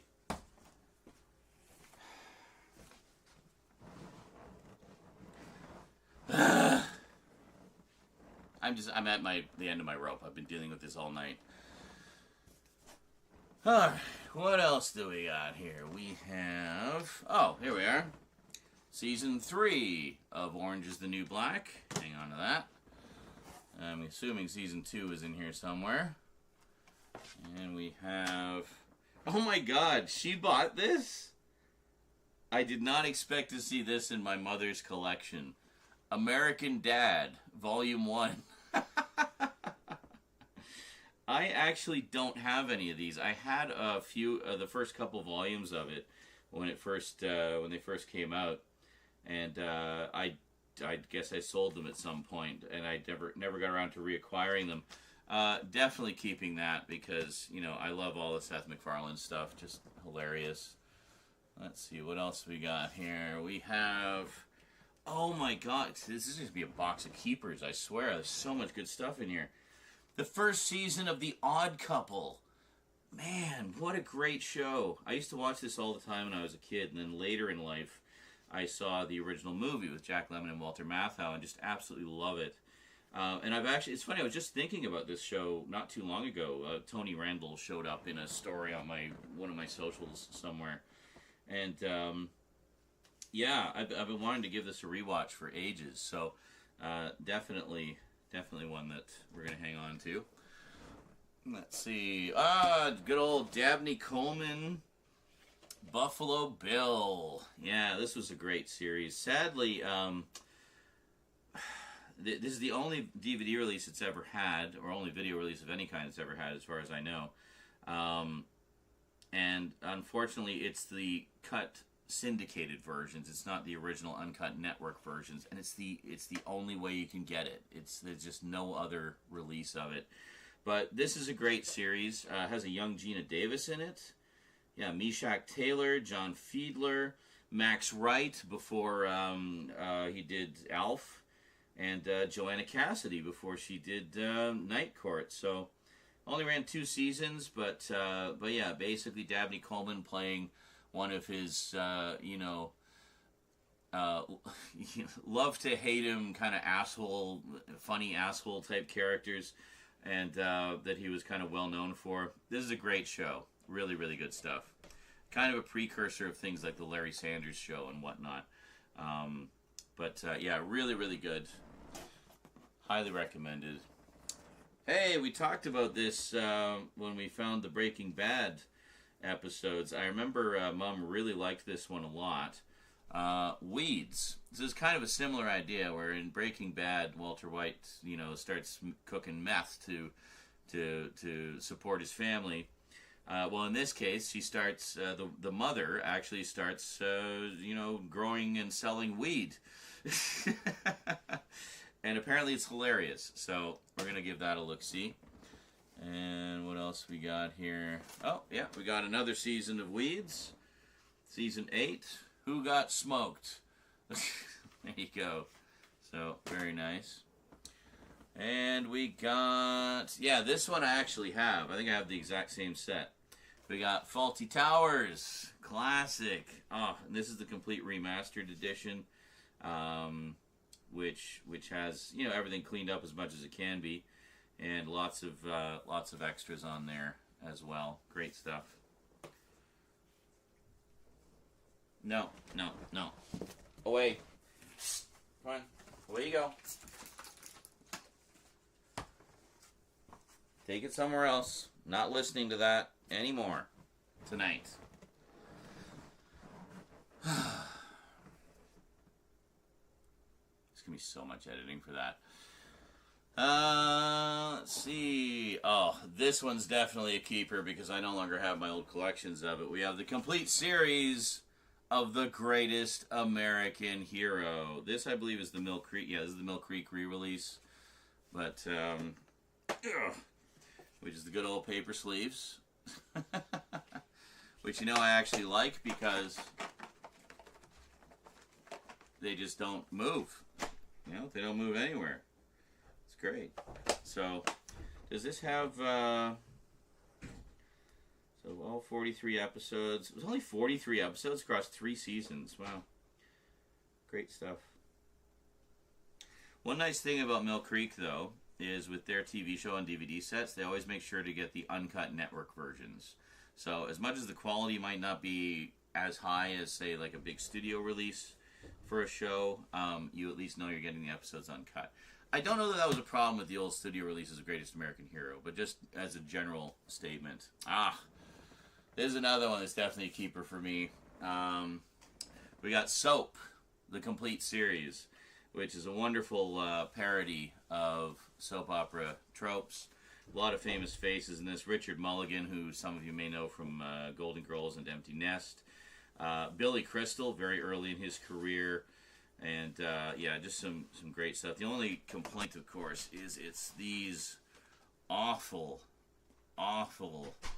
paper, like cardboard things. And then the box doesn't even...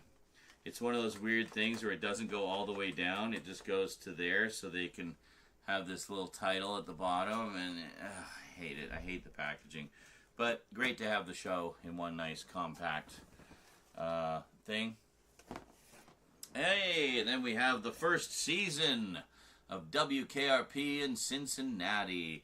Now, Shout Factory did eventually release a complete series set of this, so I don't think I'll be keeping this one. But this is the original Fox DVD release that they put out. And, yeah, one of the biggest problems, of course, people had with this set was there were so many changes to the music. The music was such a big part of it originally, and of course a lot of the music was licensed music, which I guess, you know, being the 70s, was licensed for, 1978, was licensed for broadcast, but home video didn't exist yet, so it did not extend to home video. That's what's called a change of medium in copyright law. You have to renegotiate for that or have it part of the original contract for the rights. So in this case, it was only cleared for broadcast, so when they went to do the DVD release, they had to re-clear the music for DVD release, and were not able to secure all of the rights to all of the music, so they had to replace some of the tracks. And now, when Shout Factory did their complete series set, they tried again to negotiate for the music, and wherever possible, you know, they said they did the most they possibly could. The music that they could not get was either just prohibitively expensive for the licensing, or they just said no. But fortunately, I think they did have multi-track audio for it, so they were able to just swap out the, the offending track for something generic that they could use. Next up, we have, oh wow, Murphy Brown, Candice Bergen. Wow. Yeah, I remember not being thrilled with this show when it was originally on. I don't know why. There's just something about it didn't really appeal to me. But it's one I've wanted to revisit for a long time because I know a lot of people really liked it. And I like a lot of the cast in it. You know, I mean, it's just a great cast. So, I don't know. I think I'm going to hang on to this and perhaps reevaluate. I know Mom loved it, though. She often watched those. So what else do we got here? We have The Grand Budapest Hotel, which I'm pretty sure I have on Blu-ray. And if not, well, I mean, all of Wes Anderson's stuff you want to get on Blu-ray anyway. So that's going to go there. And then next up we have the second best. Oh, hold on. Is this the first one? Okay. The Best Exotic Marigold Hotel. All right. She really loves these, like, I don't know, ensemble cast comedy things. And, I mean, I like some of them too, but, so from the director of Shakespeare in Love. All right. Hell of a cast. It's got Judi Dench, Bill Nighy, Dev Patel, Tom Wilkinson, and Maggie Smith. And then we have the second Best Marigold Hotel with everybody in it again. Oh, and Judi Dench. Judi Dench in the first one? Judi Dench is in the first one, yes. And Richard Gere joins the cast. Excellent. Cool. I've never even heard of this. So, cool. Fun. And then we have Crash, not the David Cronenberg one. This is the Paul Haggis one. So, yeah, I've heard this is quite good. What is it? Yeah, it's just kind of like I don't know, just like an ensemble. I don't even know anything about that. I remember hearing about it. Some kind of ensemble thing. It was really well received. Ebert and Roper gave it 2 thumbs way up. But, yeah, never actually saw that one. Didn't see the David Cronenberg one either. David Cronenberg one didn't really appeal to me too much because it was about people who got turned on by car crashes. It just seemed like a weird fetish thing that I don't know how, like, true or accurate it was. Next up we have Cloud Atlas, which, yeah, directed by the Wachowskis. I have this on Blu-ray, so, which is an epic time travel story, and I still need to watch it. I'll get around to it. Then we have Kingsman, The Secret Service. I've only ever seen the first Kingsman, but is that this one? Maybe that's this one. I think that's this one. Anyway, really enjoyed it. A lot of fun. Haven't seen any of the sequels or the prequel. Love Actually. See, this is another one that's kind of like, you know, the hotel one. But this one I have seen several times. This is a long-time favorite. And I say that as someone who normally doesn't like romantic comedies. And this is described as the ultimate romantic comedy. The thing that's great about this, I mean, it's first off a Christmas movie. So, you know, watch it with the family around the holidays or the loved ones. But second off, it's really interesting in that it explores all different kinds of love between all the different kinds of couples. And, you know, there's ones who are just meeting for the first time. There's like the old, tired married couple. And, you know, there's a little boy who wants to ask out a girl. And there's all these different aspects, all these, like, intertwining love stories that kind of explore the joy and the pain of love in all its many splendored forms. It is a wonderful, wonderful film, and I absolutely love it. It's both hilarious and heartbreaking, and yeah, written and directed by Richard Curtis, who worked a lot with Rowan Atkinson, co-wrote Mr. Bean with him, and acted in a lot of them too. Hidden Figures, based on the untold true story. I don't know this one. Incredible untold story of Katherine Johnson, Dorothy Vaughan, and Mary Jackson, brilliant African-American women working at NASA. Oh, yeah, okay. Who served as the brains behind the launch into orbit of astronaut John Glenn, a stunning achievement that turned around the space ace. The visionary trio crossed all gender and racial lines and inspired generations. Yeah, 3 women of color in, like, the 60s, like, right at the cusp of the civil rights movement. Basically helping us get to space. You know, like, not an insignificant achievement. That's why Black history is important, folks. Beaches. Oh, what a beautiful movie. I used to have this on VHS, and I watched it so many frickin' times.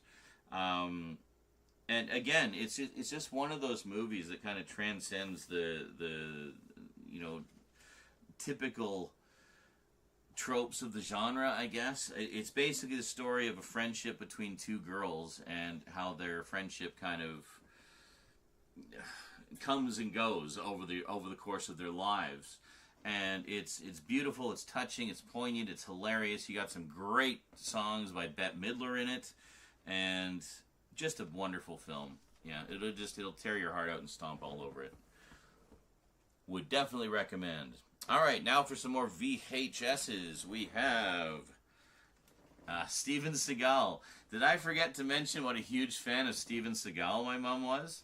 Yeah, she loved Steven Seagal. I don't know how many of his later films she watched, but she definitely liked his early ones. So here we have Exit Wounds. Beautiful VHS edition. Look at that. These are just pristine. Wow, I don't recall her VHS tapes being such beautiful condition. And we have MASH, the original movie with Donald Sutherland and Elliot Gould, as well as Tom Skerritt and Sally Kellerman, Robert Duvall, Renee Auberjonois, and yeah, what a great movie! And directed by was it Robert Altman? Yeah, Robert Altman. From the adapted from the novel. Now this, of course, ultimately became the TV series that we all know and love with a different cast.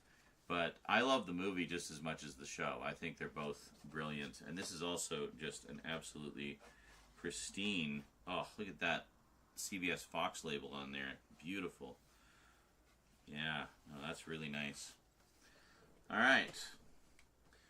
Speaking of the TV series of MASH, we have the TV series of MASH. Why are these all upside? Mom, why did you put these in the box upside down? No, no, no, we can't have that. We can't have that now. Oh, we have notes. Hold on, we'll take a look at that in a sec. I love when there's notes. Yeah, here we go. So this is the complete first season, which of course they have also released on DVD many times. But this is absolutely pristine. We got the box and then all the individual sleeves for the whole thing. And we got episodes listed on the back. Very nice. Let's see what these notes are here. MASH, Volume 1, The Pilot, The Moose, Chief Surgeon, Who, Requiem for a Lightweight, Dear Dad, writer Larry Gelbart, director Gene Reynolds. Oh, you see, okay, I think I know what's going on here. So Mom, of course, did not have the internet, but she liked to take note of actors and directors and things like that, and kind of get to know what they're, if there was someone she liked to, see what else they had done. So she would, I guess, write these little notes for herself to keep track of who did what in what movies and what shows. And yeah, so in this one is she's listing the writer and director for a bunch of the episodes. Wow, that's interesting. I mean, that's a lot of trouble to go to not just use the internet. She could have pulled up all that info in a matter of seconds if it was, on the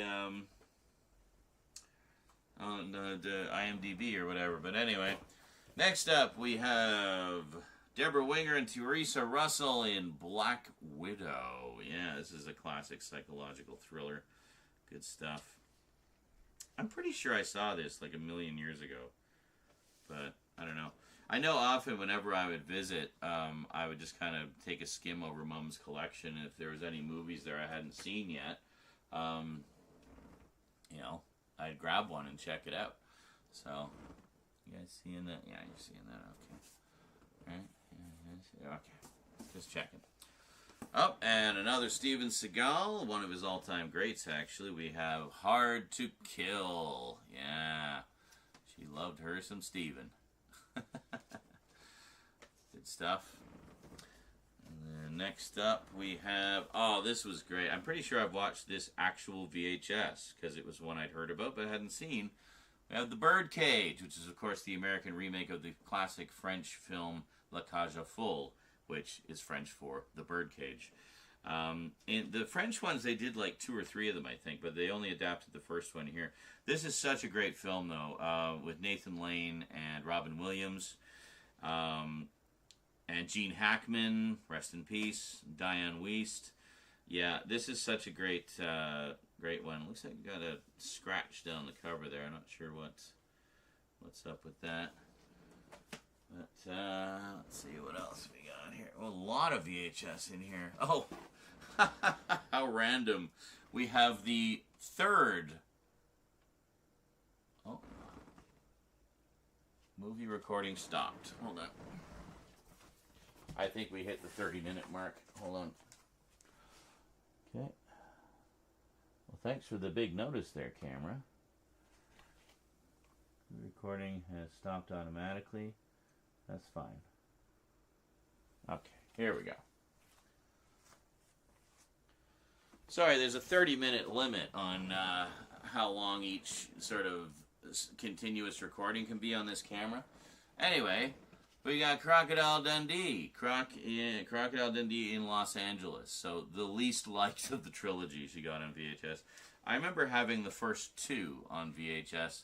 I actually just picked up the Blu-ray of the Crocodile Dundee trilogy. My battery died. Hold on.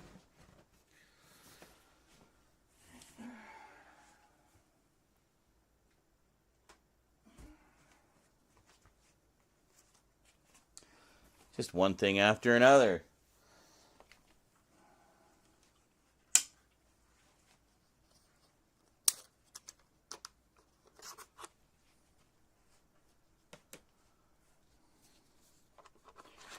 This is why I bought 2 batteries.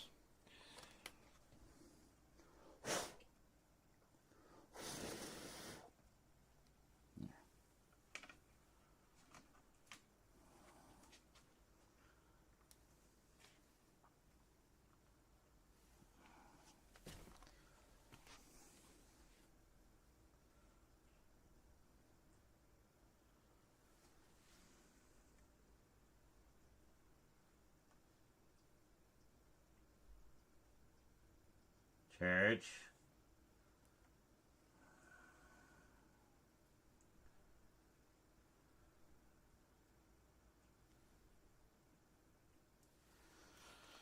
Church, for the love of fuck. Take it somewhere else, please.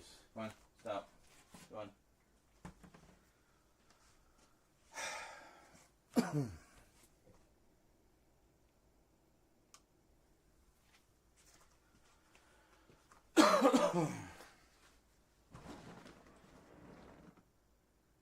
The battery died.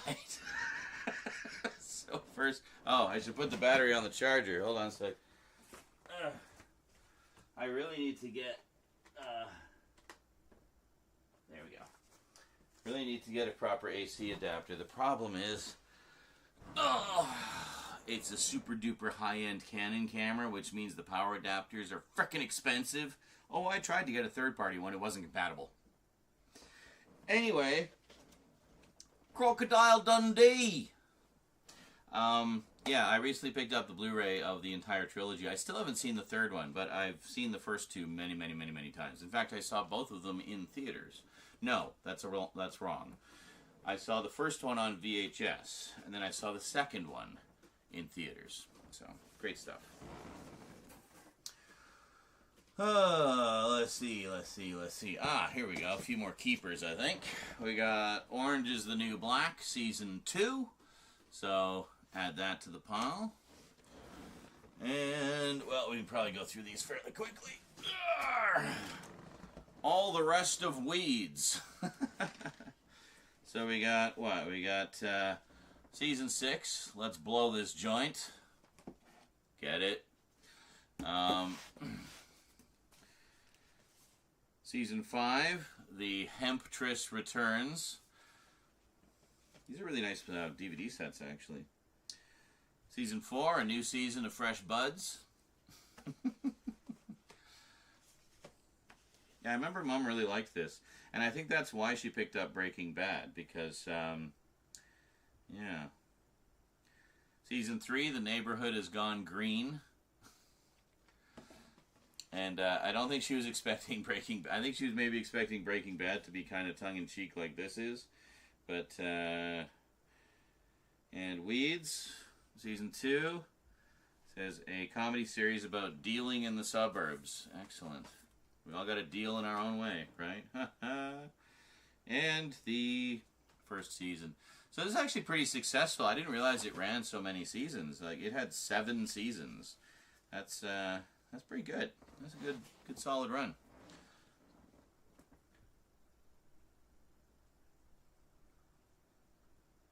And now he's drinking.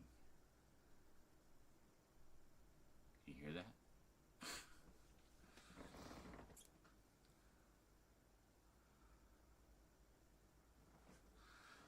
Okay, let's see what else we got here.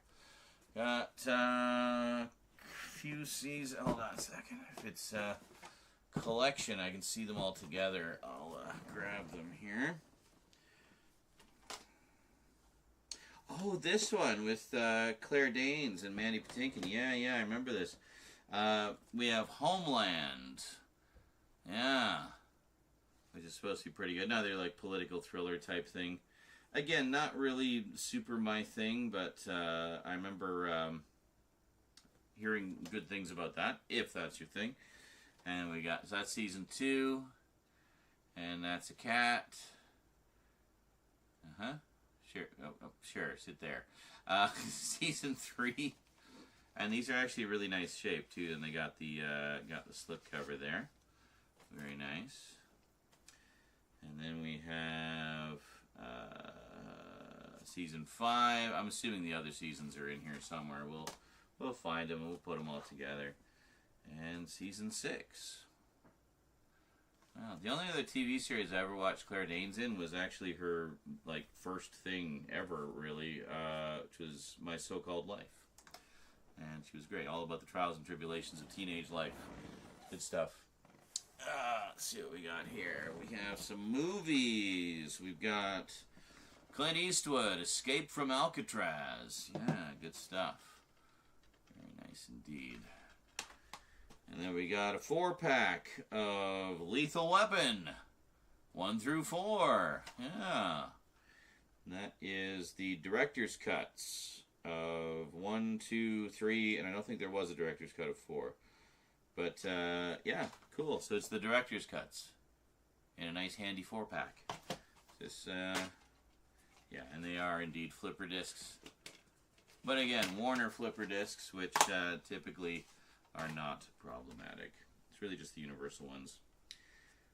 Then we got Eye in the Sky with Helen Mirren and Aaron Paul. Wow, that's cool. And Alan Rickman.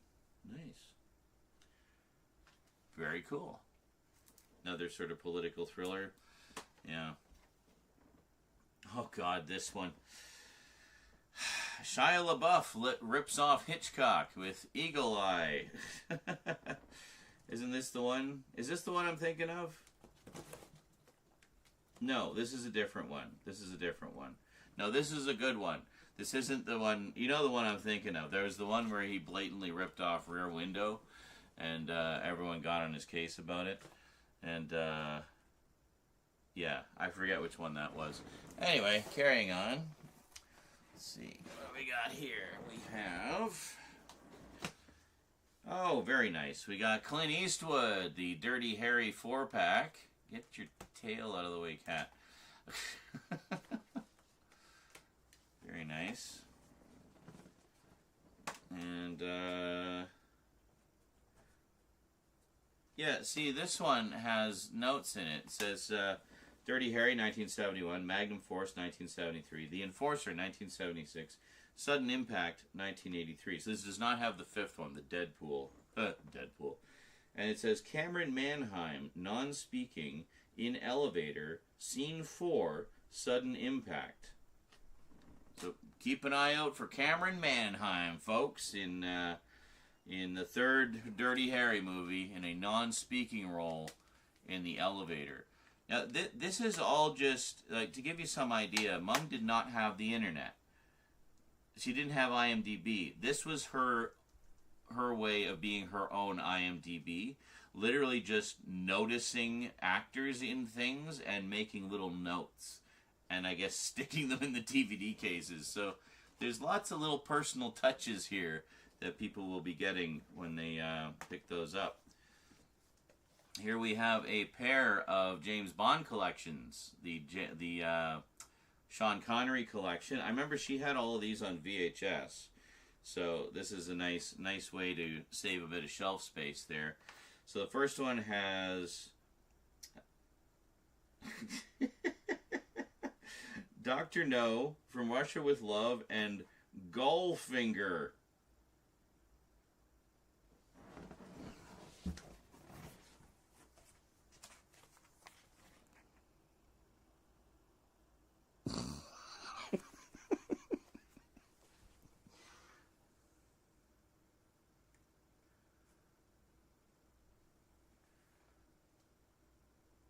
Goldfinger. I love Goldfinger. Goldfinger is great. I'm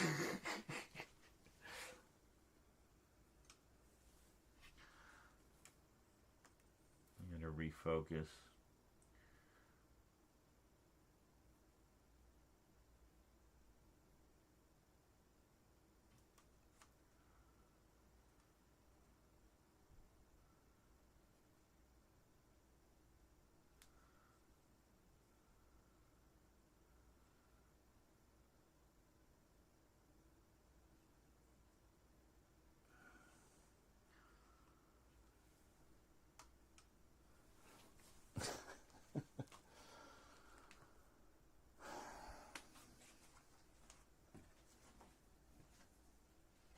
Someone just mentioned my purchase of American Dad. How far behind is YouTube? Anyway. Yeah, it's kind of rare to see like such a blatant spelling mistake of the most popular, like one of the most like biggest, most fondly remembered James Bond films of all time. Not exactly an obscurity, being misspelled. Yeah. So it looks like inside it's the old 2-disc special editions. Yeah, good stuff. And then the second one, you got Thunderball, You Only Live Twice, and Diamonds Are Forever. I mean, these little sets have some good heft to them. I think each one's like 5 or 6 discs. So, yeah, look at that. It's pretty nice.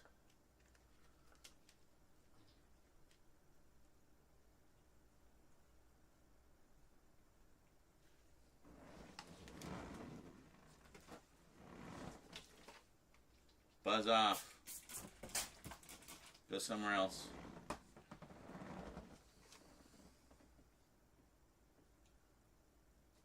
Okay, not right there.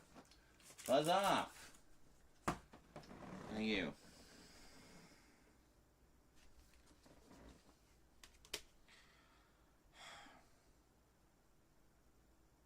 And there we go. So basically the complete Sean Connery collection. Minus Never Say Never Again, obviously, because that was not a Broccoli film. Alright, very cool. And then we have, wow, just kind of a random selection of, they call it the Extreme Action Collection. So we have Eraser, The Last Boy Scout, Point of No Return, which is a remake of La Femme Nikita, the original, and Passenger 57. That's actually a really good selection of action movies there. That's some good stuff. Point of No Return was actually my introduction to the franchise of Nikita. First exposure to it, starring Bridget Fonda in the lead role. And as I recall, it's actually not a bad remake. But I eventually did pick up the original on Laserdisc, and I mean that one's even better. It's so good. And then of course the TV series, which we've talked about before. I know Mom had some of them anyway. All right, and then we have Prisoners with is it Hugh Jackman? Yeah, Hugh Jackman, Jake Gyllenhaal, Viola Davis, Maria Bello, Terrence Howard, Melissa Leo, and Paul Dano. Very cool. Very nice. Yeah, like I say, most of the movies I'm just going to put straight into the sell pile, and, you know, stuff that I'm just not really interested in or that's redundant, like the MASH and whatnot. But, and also because the movies that I do want, I would ideally want on Blu-ray. But TV show sets like this, that's different because a lot of these never got DVD or Blu-ray releases and probably never will. So, you know, I'll hang on to those to have for the TV shows. So here we got a trio of action films. We got 3 Days to Kill with Kevin Costner, Amber Heard, and Haley Steinfeld. And then we have The Captive by Adam McGoyan. Interesting. With Ryan Reynolds, Rosario Dawson, and Bruce Greenwood. Wow. That one actually sounds, I'm intrigued by that one. And then we have Faster with Dwayne "The Rock" Johnson. Yeah. Or Vitesse Extreme in French. And how about this one? Yeah, see this one, this is from E1. No flippers. All individual discs. Very nice. So you can see that Mom really kind of embraced the shovelware side of DVD. Just getting a pile of movies in a single nice compact case. Case in point. We have 4 film favorites featuring Morgan Freeman. So what do we got here? We have Along Came a Spider, Kiss the Girls with Ashley Judd again, Shawshank Redemption, and Seven. Wow, these are some bangers. These are some really good films. Excellent. I mean, that's worth it just for Shawshank and Seven. Man, that's great. So Along Came... Oh, they are all on individual discs, but they're stacked. Yeah. Nice thing is, though, on eBay you can get blank cases that have the proper disc trays, so you can keep them all separate and not have it take any more space. Hey, here we go. We have... Is this the first season? No, this is the fourth season. Bit of Handmaid's Tale vibes here. We have season 4 of Homeland. Once again with the slipcover. Very nice. This is, again, in absolute pristine condition. Very cool. Yeah, I remember, this was coming out when I was still working at the cable company, so I remember seeing ads for this a lot just around the office. They would send, like, promotional things to the cable companies and whatnot. Alright, back to VHS land. Let's, I don't know, whatever. Back to VHS land. We have, a longtime favorite of several of you guys I know. We have M. Night Shyamalan's Signs. This one I actually did see in theaters. I hate seeing certain things in theaters with other humans. Because I remember, you know that scene where they're watching the news and someone spots one of the aliens walking by. It's like, shaky handheld video footage, and it's supposed to be this really scary moment. So the sort of skinny alien walks by and like looks as it, almost like Bigfoot looks as it walks by, and I thought it was good. It was very chilling, and Joaquin Phoenix really sells it. Was like, like just his like sheer terror, and some fucking jackhole in the audience just like just like bursts out laughing. Like, you knew that's what it was gonna be. Like, were you just waiting to laugh to be the jerk in the theater? Like, come on, suspend your disbelief and get in the moment a little bit, people. Be a part of the cinematic experience, not a detriment to it. Anyway, great movie, one of my favorites of his. This one, I believe, I have seen this one before. And this is probably the exact tape I watched, too. We got Mel Gibson and Julia Roberts, Conspiracy Theory. Yeah, this is a fun one. We're basically, Mel Gibson, completely cast against type, plays a guy who's kind of crazy and is, spouting these conspiracy theories and whatnot. But there may be some truth to what he's saying. Yeah, I remember bits of this. I remember really liking it, though. But, Mel Gibson in his prime, Julia Roberts, always a delight. Speaking of Mel Gibson in his prime, this is one I saw in the theater, I think. No, I think I watched this exact VHS at Mom's place. One of those ones I watched on a visit. Ransom, yeah. Where, basically, what is it? His kid gets kidnapped or something? Yeah, his son gets abducted. And then, they demand a ransom, of course, right? Kidnapping. But instead of offering the ransom to the kidnappers, he basically puts out a public message to the kidnappers and says, you're not gonna see a cent of it, because instead, I'm offering the ransom money as a price on your head. So he basically publicly puts out an announcement to any hitmen want to go find this guy and take him out for me and get my kid back, the money's yours. Fucking A! Yeah! Dad of the year! So anyway, I remember this being a good one. Oh, here we go. Even if you hate all of his other movies, you gotta admit this one was a banger. We got The Sixth Sense by M. Night Shyamalan, the one that put him on the map. Good old Bruce Willis. I had this movie spoiled for me in the stupidest, most random way by watching a Star Wars fan film. Now, to be fair, I should have known better, because it was a combination parody of Star Wars and parody of The Sixth Sense. Now, I knew the basic premise of The Sixth Sense, that it was about a kid who could see dead people and whatnot. So in this case, it was called The 65th Sense, and it was about a kid who could see old people, and old people who didn't know they were old, just like dead people who didn't know they were dead, right? Now, the thing is, I didn't know there was a big twist in The Sixth Sense. And one of the things they make fun of in that parody is the twist, which I will not tell you in case you also have not seen it. But of all the stupid ways to spoil a movie for myself, it was from a freaking Star Wars fan film. So it did make and I did find, and I hadn't seen this before, obviously.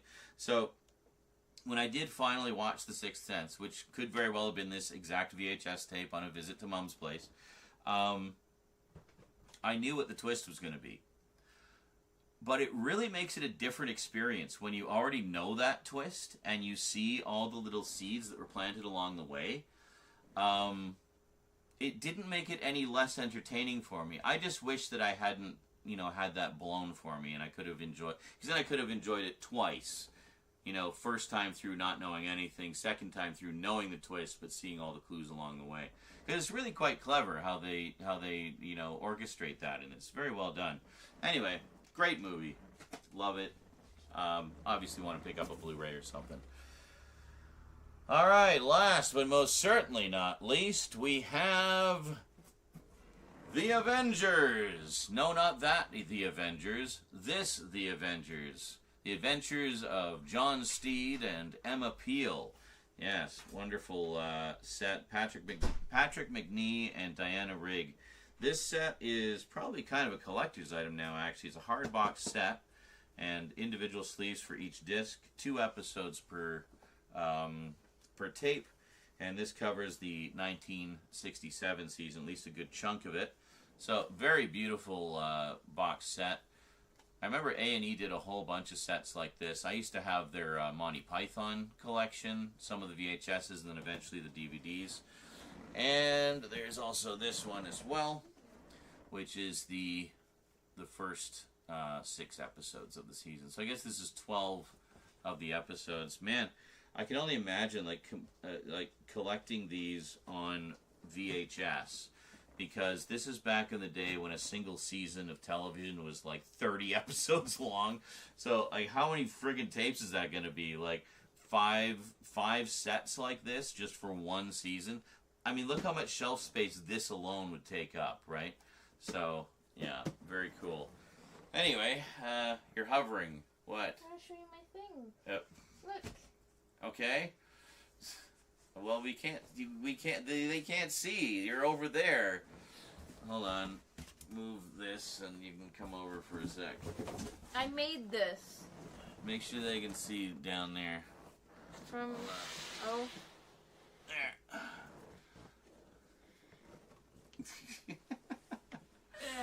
I made this. It's a cape thing for the hood. Oh, no, the hood is... Oh, no, you do have the hood. Yeah, okay. I just installed it. You installed it, yeah. Can you show the back? I know, there's not a lot of space. This is designed for showing videos and DVDs. There, she's got wings. And it has a pocket. She must have drank a bunch of Red Bull. Ha, ha, ha. Red Bull gives you wings. Anyway, can everybody buzz off? I'm trying to do my outro here. Literally... finishing it up. Okay, church, go away. Thank you. Anyway, holy moly. So, quite a lot for the sale pile, and actually quite a chunk for the keep pile as well.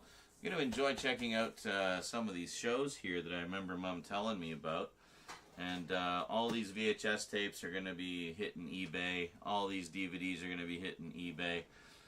You'll find the eBay link in the description, of course. I don't know what's going to be left by the time you see this video. Might be everything, might be nothing. But, yeah, that was quite a box of stuff. There was some really cool stuff in there. Holy moly. We burned through some batteries and hitting the recording limit and everything. We just, man, got a lot to say about these. But I had a feeling I would because, like I say, Mom and I... liked a lot of the same stuff, and of course I thought it'd be fun to give you some insight into a lot of the things that she liked that aren't necessarily my normal cup of tea, but might appeal to some of you. Anyway, that is it for box 3. Only 9 more to go. No, That's wrong. 11. 11 more to go. We'll get there eventually. Alrighty. Take care, everybody. Thank you very much for watching. Hope you enjoyed. Until next time, this is Zarin Izarak saying thanks for watching and sayonara.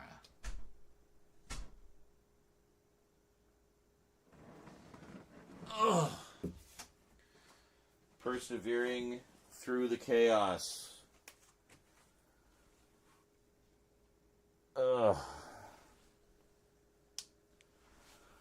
Alright, turning that off.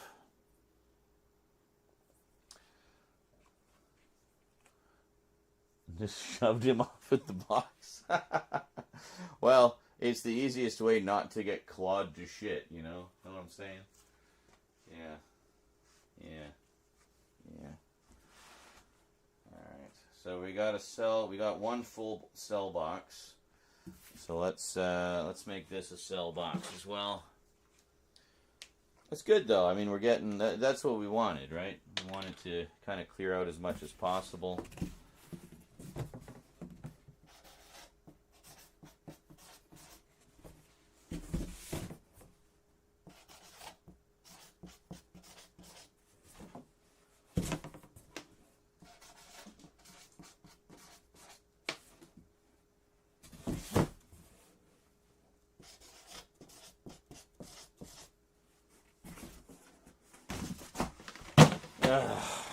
Damn it.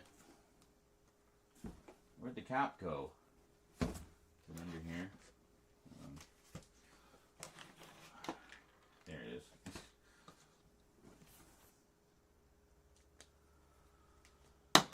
Alright.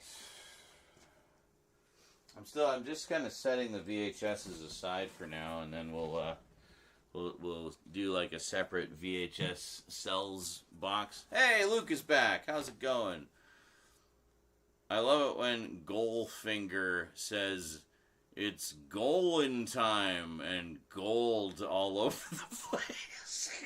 Shut up. You shut up. My brain is too mush to cope.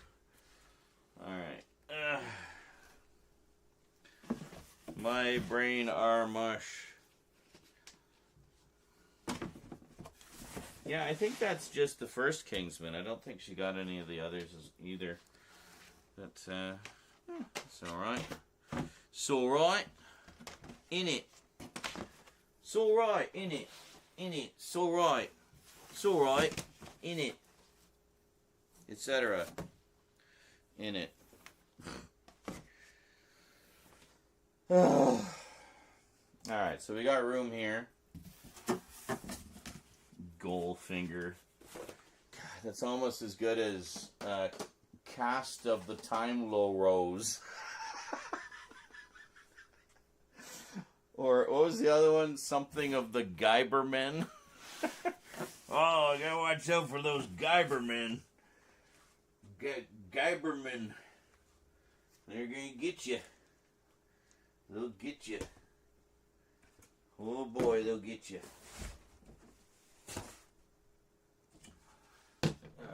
Now, this one. This is my keep box, which I'm probably going to be a little more brutal with. But for now. Oh yeah, we were saying that the Shield is on Blu-ray, so I'll add that to the sale box as well. Rockford is going to go in the sales. I just want to get the extras off of it. Yeah. Okay.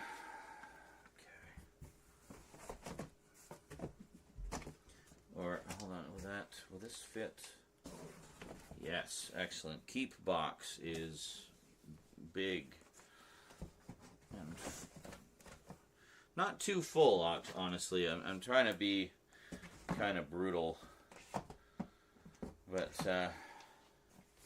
good. Good. Most of the movies are going just because, you know, DVD. It's DVD, man. It's DVD. And I figure, you know, the VHS tapes, as cool as a lot of them are, I might keep a handful just for nostalgic reasons. I haven't really hit any that sort of tickle those nostalgic spots just yet, but I know that there's a lot of, like, again? Where are you? Where did you puke? You okay, sweetie? Where are you? Where'd you go? Did you puke or were you just dry heaving? Look out. Don't attack me. You walked in front of me. Dumbass. Oh my God, cat. As soon as I walk away. Stop. Don't run. Stop. Don't run away and puke all over the place. Here, get out of here. Calm down, cat.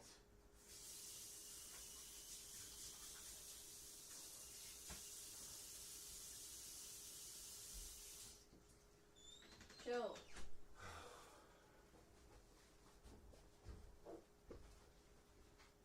Stop running around. You're making yourself puke. Stop.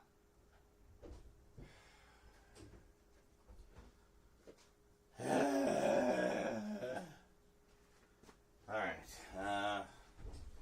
Stack O VHS. Calm down. Turn this.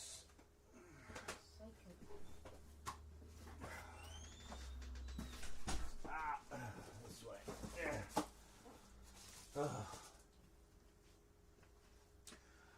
Okay.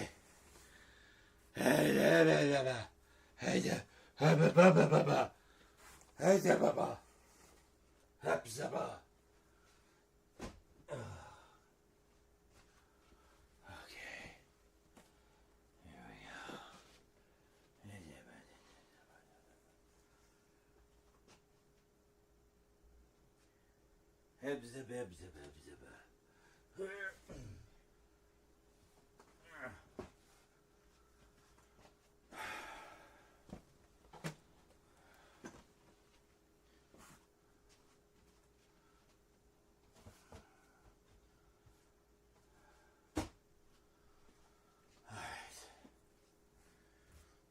This is keep box.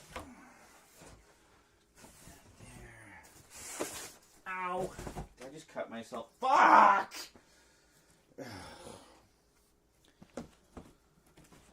Edge of the box. Zzz, right across the fingers.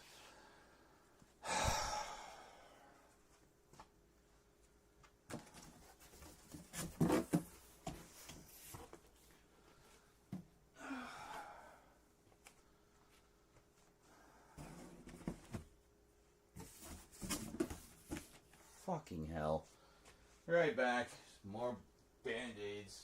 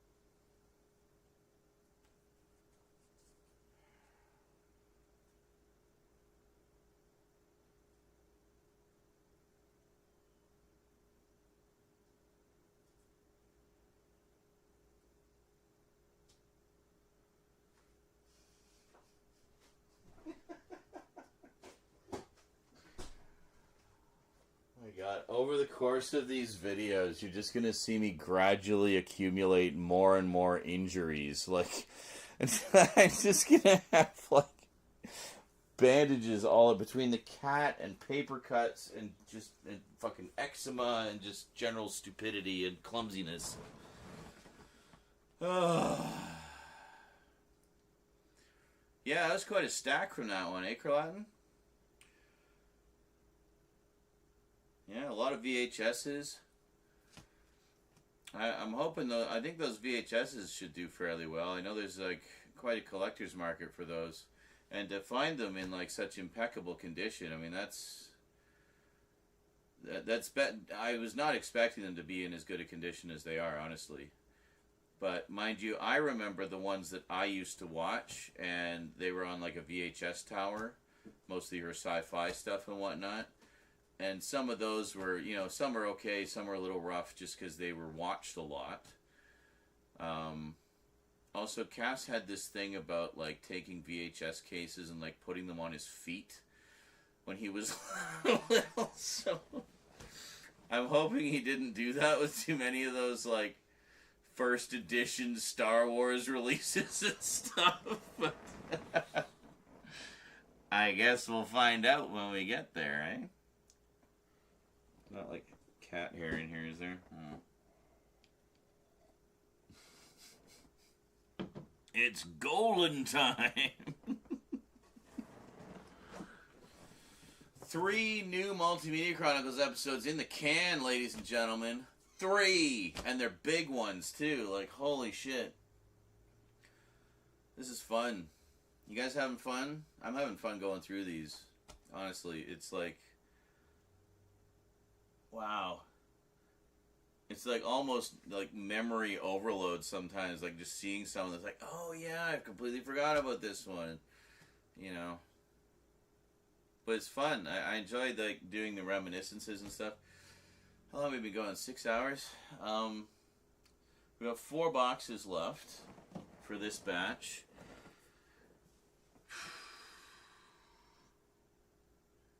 We had a couple subs earlier. We had any donos today? Nothing. Wow. I'm actually genuinely surprised. I thought a stream like this would just bring in donos aplenty, but I guess, what do I know? Alright, well, we'll keep going.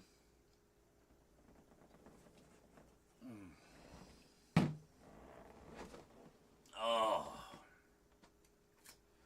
It's alright. We're having a good time. That's the important thing, right?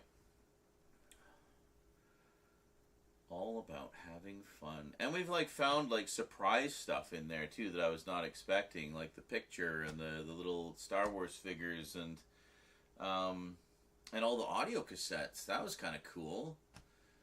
Man. All that Roy Orbison and Michael Bolton, which I'm sure is just going to fly out the door. Well, Roy, maybe. I mean, most people, you know, love Roy Orbison. Or Orbison. Roy Orbison. Michael Bolton is, you know... I mean, some people might grab it just for the kitsch value, you know? He's very, very kitschy, I think.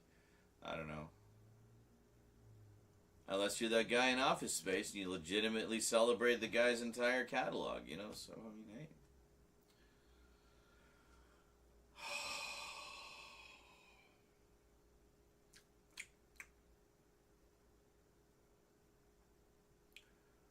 yeah. Why does that look like an angry, contemplative Pepe? Why is he angry? Angrily contemplating things. I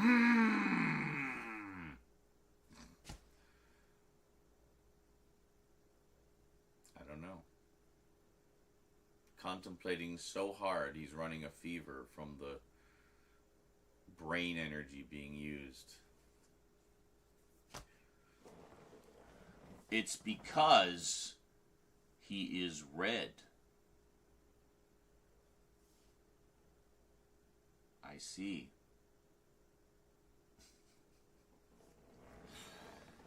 Oh. That is a butt. Yes, indeed. Thank you. I mean, on the plus side, this is one of the bigger turnouts we've had for a while for a stream. That's good. Thanks for coming out, everybody. Appreciate that. And Church is once again sitting on the next box we will be doing. Very good.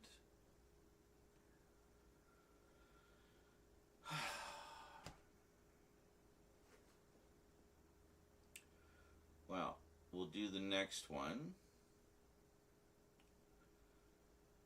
Yeah, we're just going to take it one at a time, basically. Just keep doing them, and then we'll see how we feel after each one. If we feel up to doing another one, in which case we'll do another one. If we don't, then we won't. We'll pick it up tomorrow.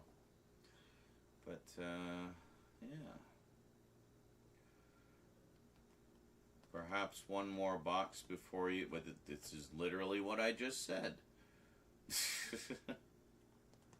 I wasn't going to leave just yet. I mean, I like to do 8-hour streams.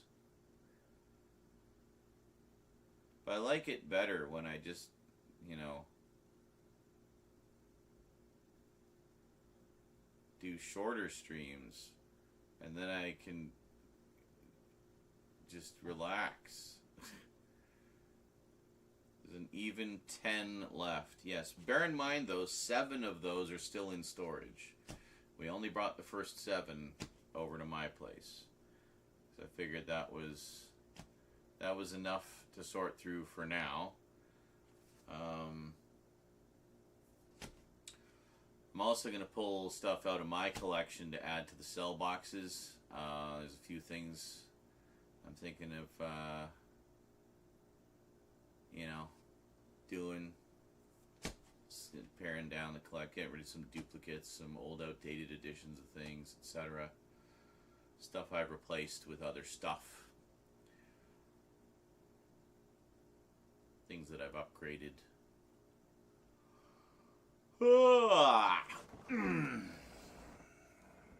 All those duplicates. Yeah, I mean, I got 2 or 3 boxes, no, 3 boxes of overflow.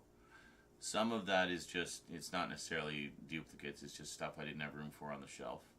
And I knew I wouldn't be watching anytime soon. But one of those boxes is largely duplicates, or old editions that have since been replaced with newer editions. So I'm going to take a skim through that, and I know there's at least a few things I can get rid of. And there's some that I have not replaced yet, but I know there are better editions out, such as, you know, there's my Columbo set.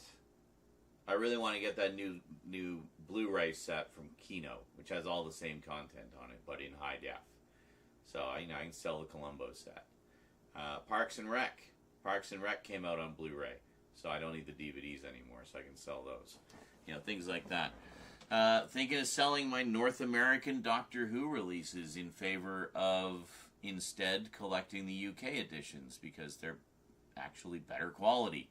So, yeah. Also better packaging. That's a big selling point for me. Way better packaging. Even the standard editions just blow away the North American packaging. We really got screwed on those here. No respect for North American Doctor Who fans, I tell ya. No respect.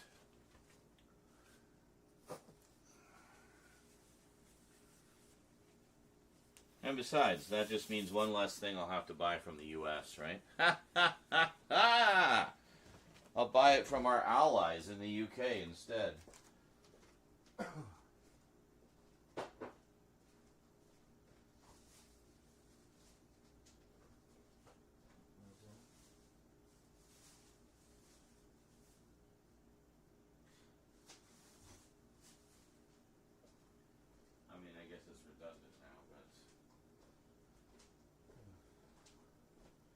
I see Rose threw out a roll of green cellophane that I had bought to tint lights. But of course now I have the LED lights. I can just change the color to green. So, yeah.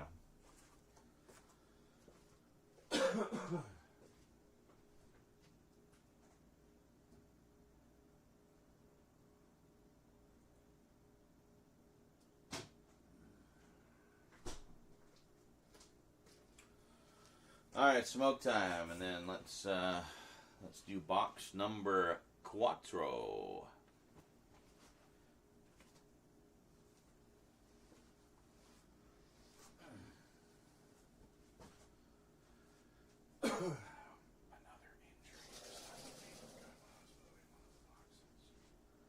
Don't even think about it, church. I'm watching you. There you go.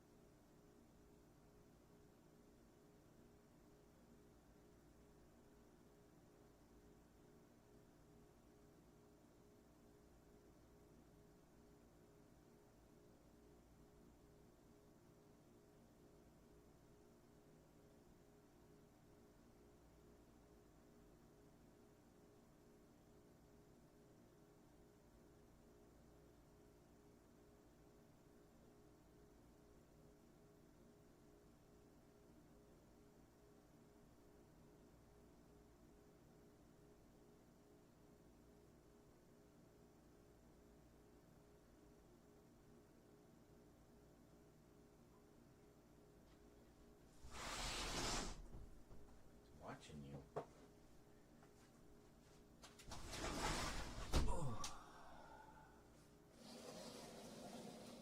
Oh.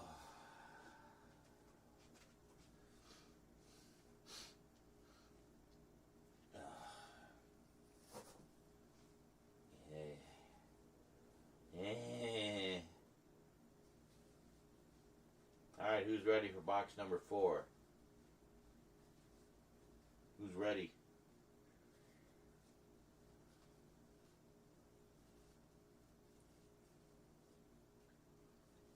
Uh-huh. Great. So much enthusiasm. All right. Excellent.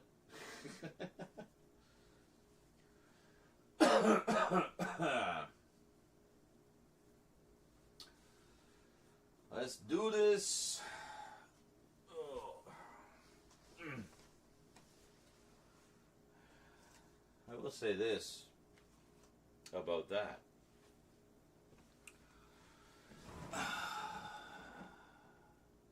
Actually feels kind of good to be filming stuff. It's been a while.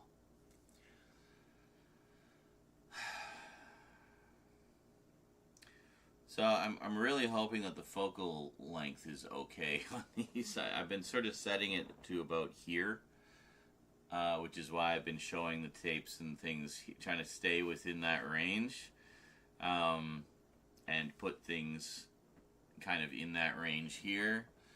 So, yeah, hopefully it's okay. I guess I'll find out when we do the editing.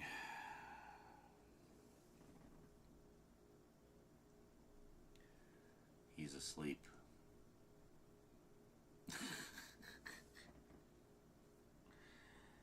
He's asleep on our next box.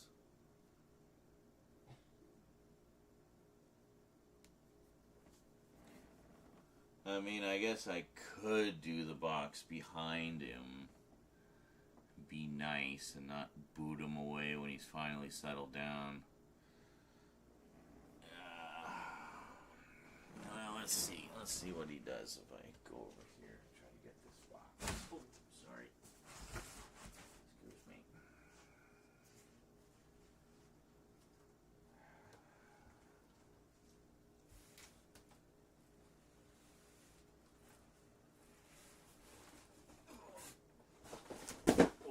Almost squashed you, cat. Oh, this is a heavy one. Holy shit. Whew. Alright. Oh. Alright, so this one says Master Bedroom Movies. Alright. Let's put that there for now. So we need to, we need to do our focus again here.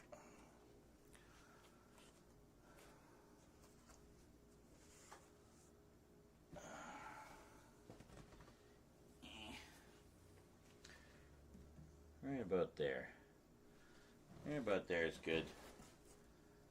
So we set our focal point right there. And everything I put in that sort of little area should be beautifully in focus. In theory.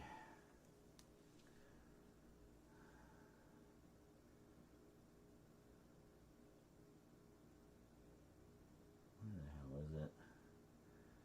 There it is.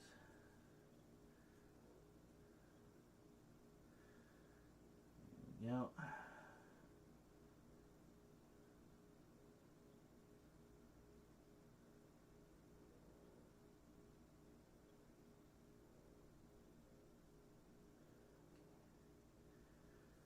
Good. Whew. Hello? Anybody alive out there?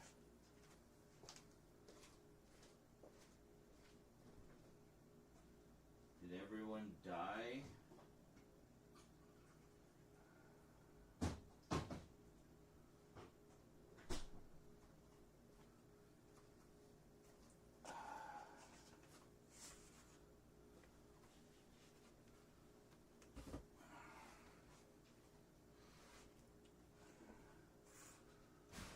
Oh, hold on.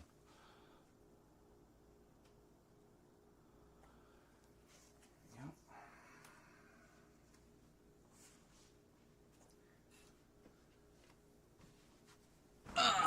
Grinch Pants.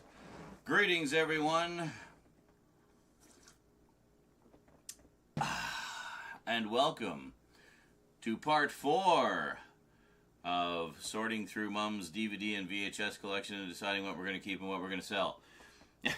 That's basically it in a nutshell. If you've seen the first 3 parts, you know the drill by now. If you haven't seen the first 3 parts, go watch the first 3 parts and then come back to this one.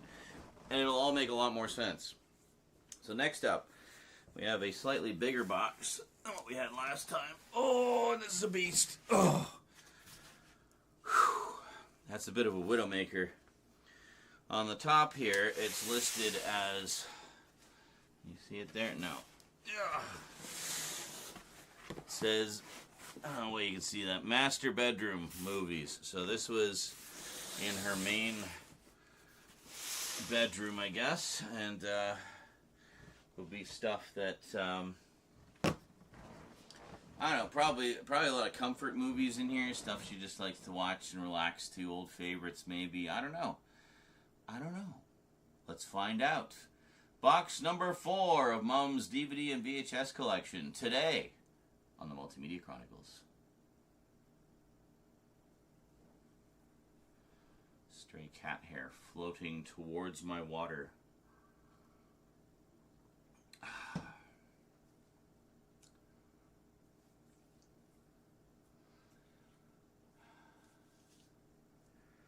Damn it.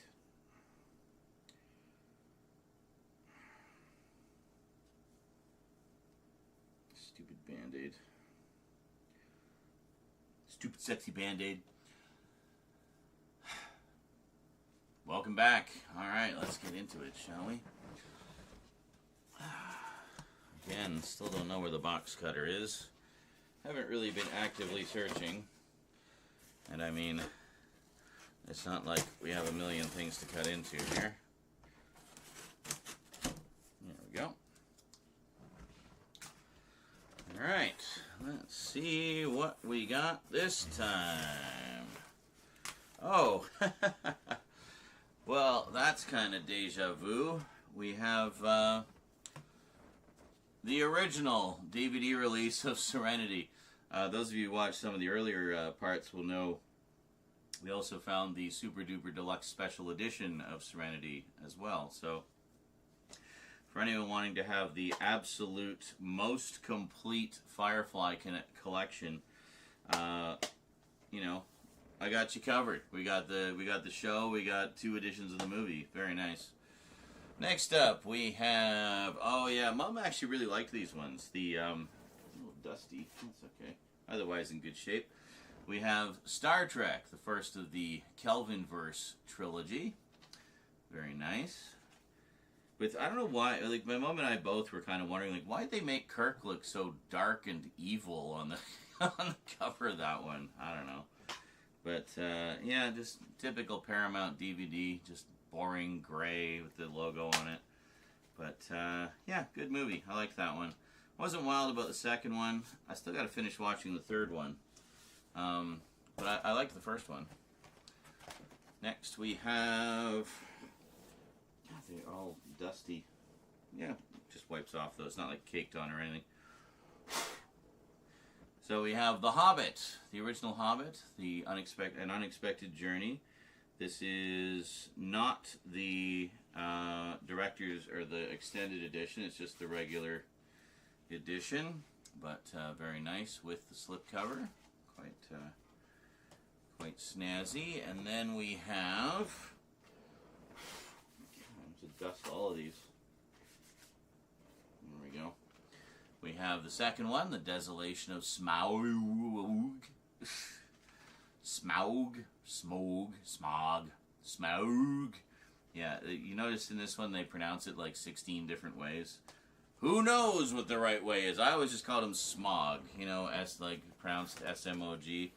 And then we have the third one, The Battle of Five Armies. This one has the slipcover as well. Oddly, the second one does not, but that's okay.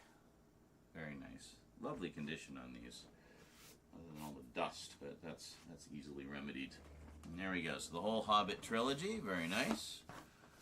Then we have Mississippi Burning. Yeah, is this the one? Yeah, I actually did see this one many, many moons ago. Might be worth a rewatch, though. Classic Gene Hackman, Willem Dafoe, good stuff. All about around the time of the Civil Rights Movement, I think. Yeah, with the disappearance of 3 civil rights activists, the burning cross on the lawn, the whole kit and caboodle. It's some crazy shit. Next up, we have Nicole Kidman and Sean Penn in The Interpreter. Yeah. I think, have I seen this one? Seems vaguely familiar. I'm not sure. No, I'm thinking of something else. Another political thriller. Mom loved her political thrillers.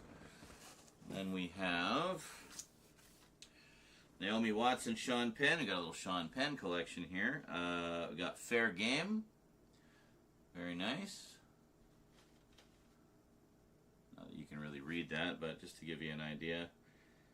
That's very cool. From the director of The Bourne Identity. That is Doug Lehman? Yeah. This looks like another political thriller. And we have Munich. What's this one about again? It's Steven Spielberg. Yeah.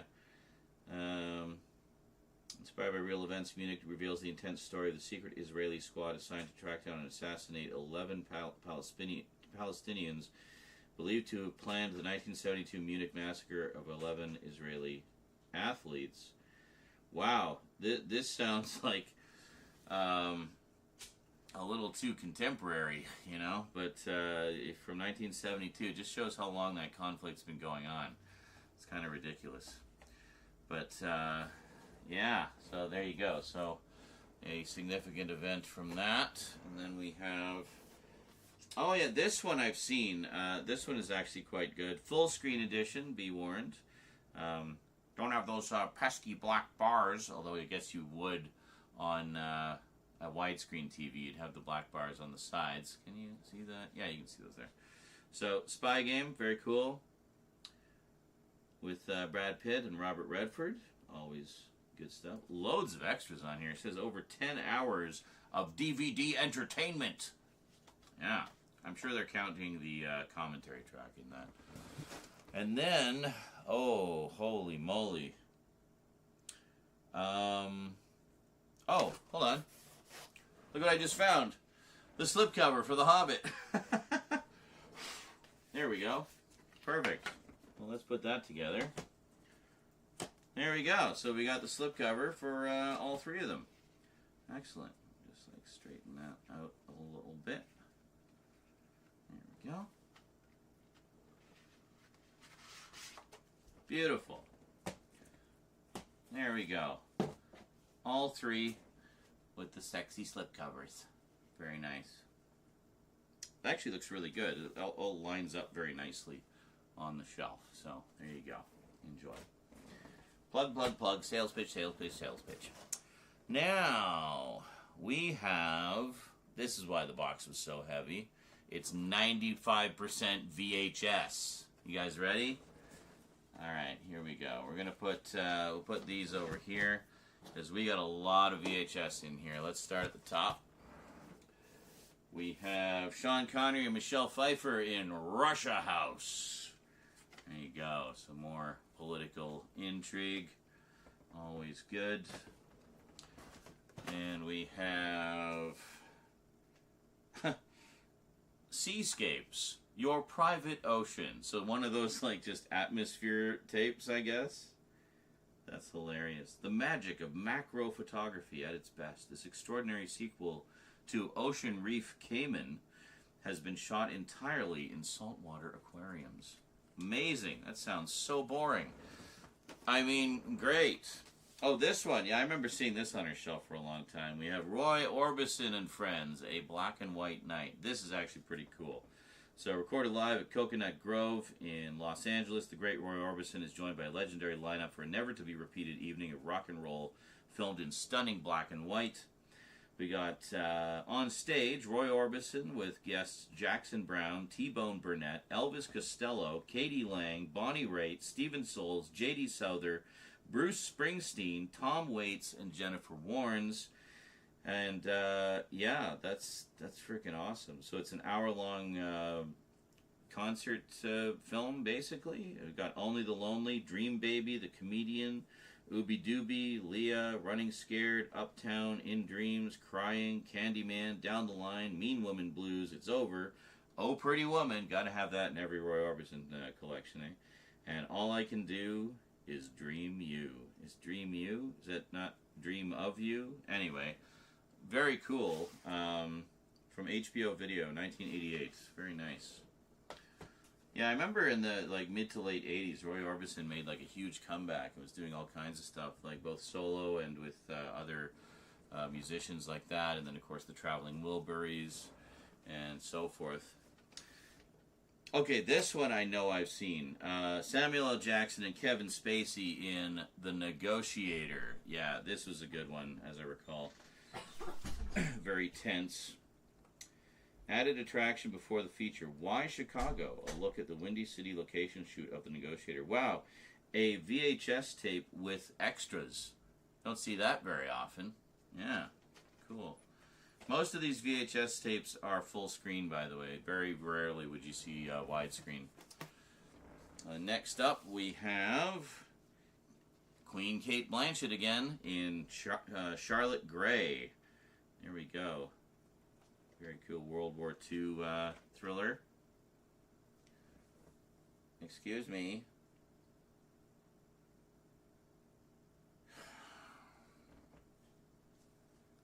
Lick, lick, lick, lick, lick, lick, lick, lick, lick. Again. Hey, cats, buzz off. Psst, psst, psst. Away. Go somewhere else and do that, please. Go on. Go on. There you go. Come on. Off we go. There you go. Thank you. Oh.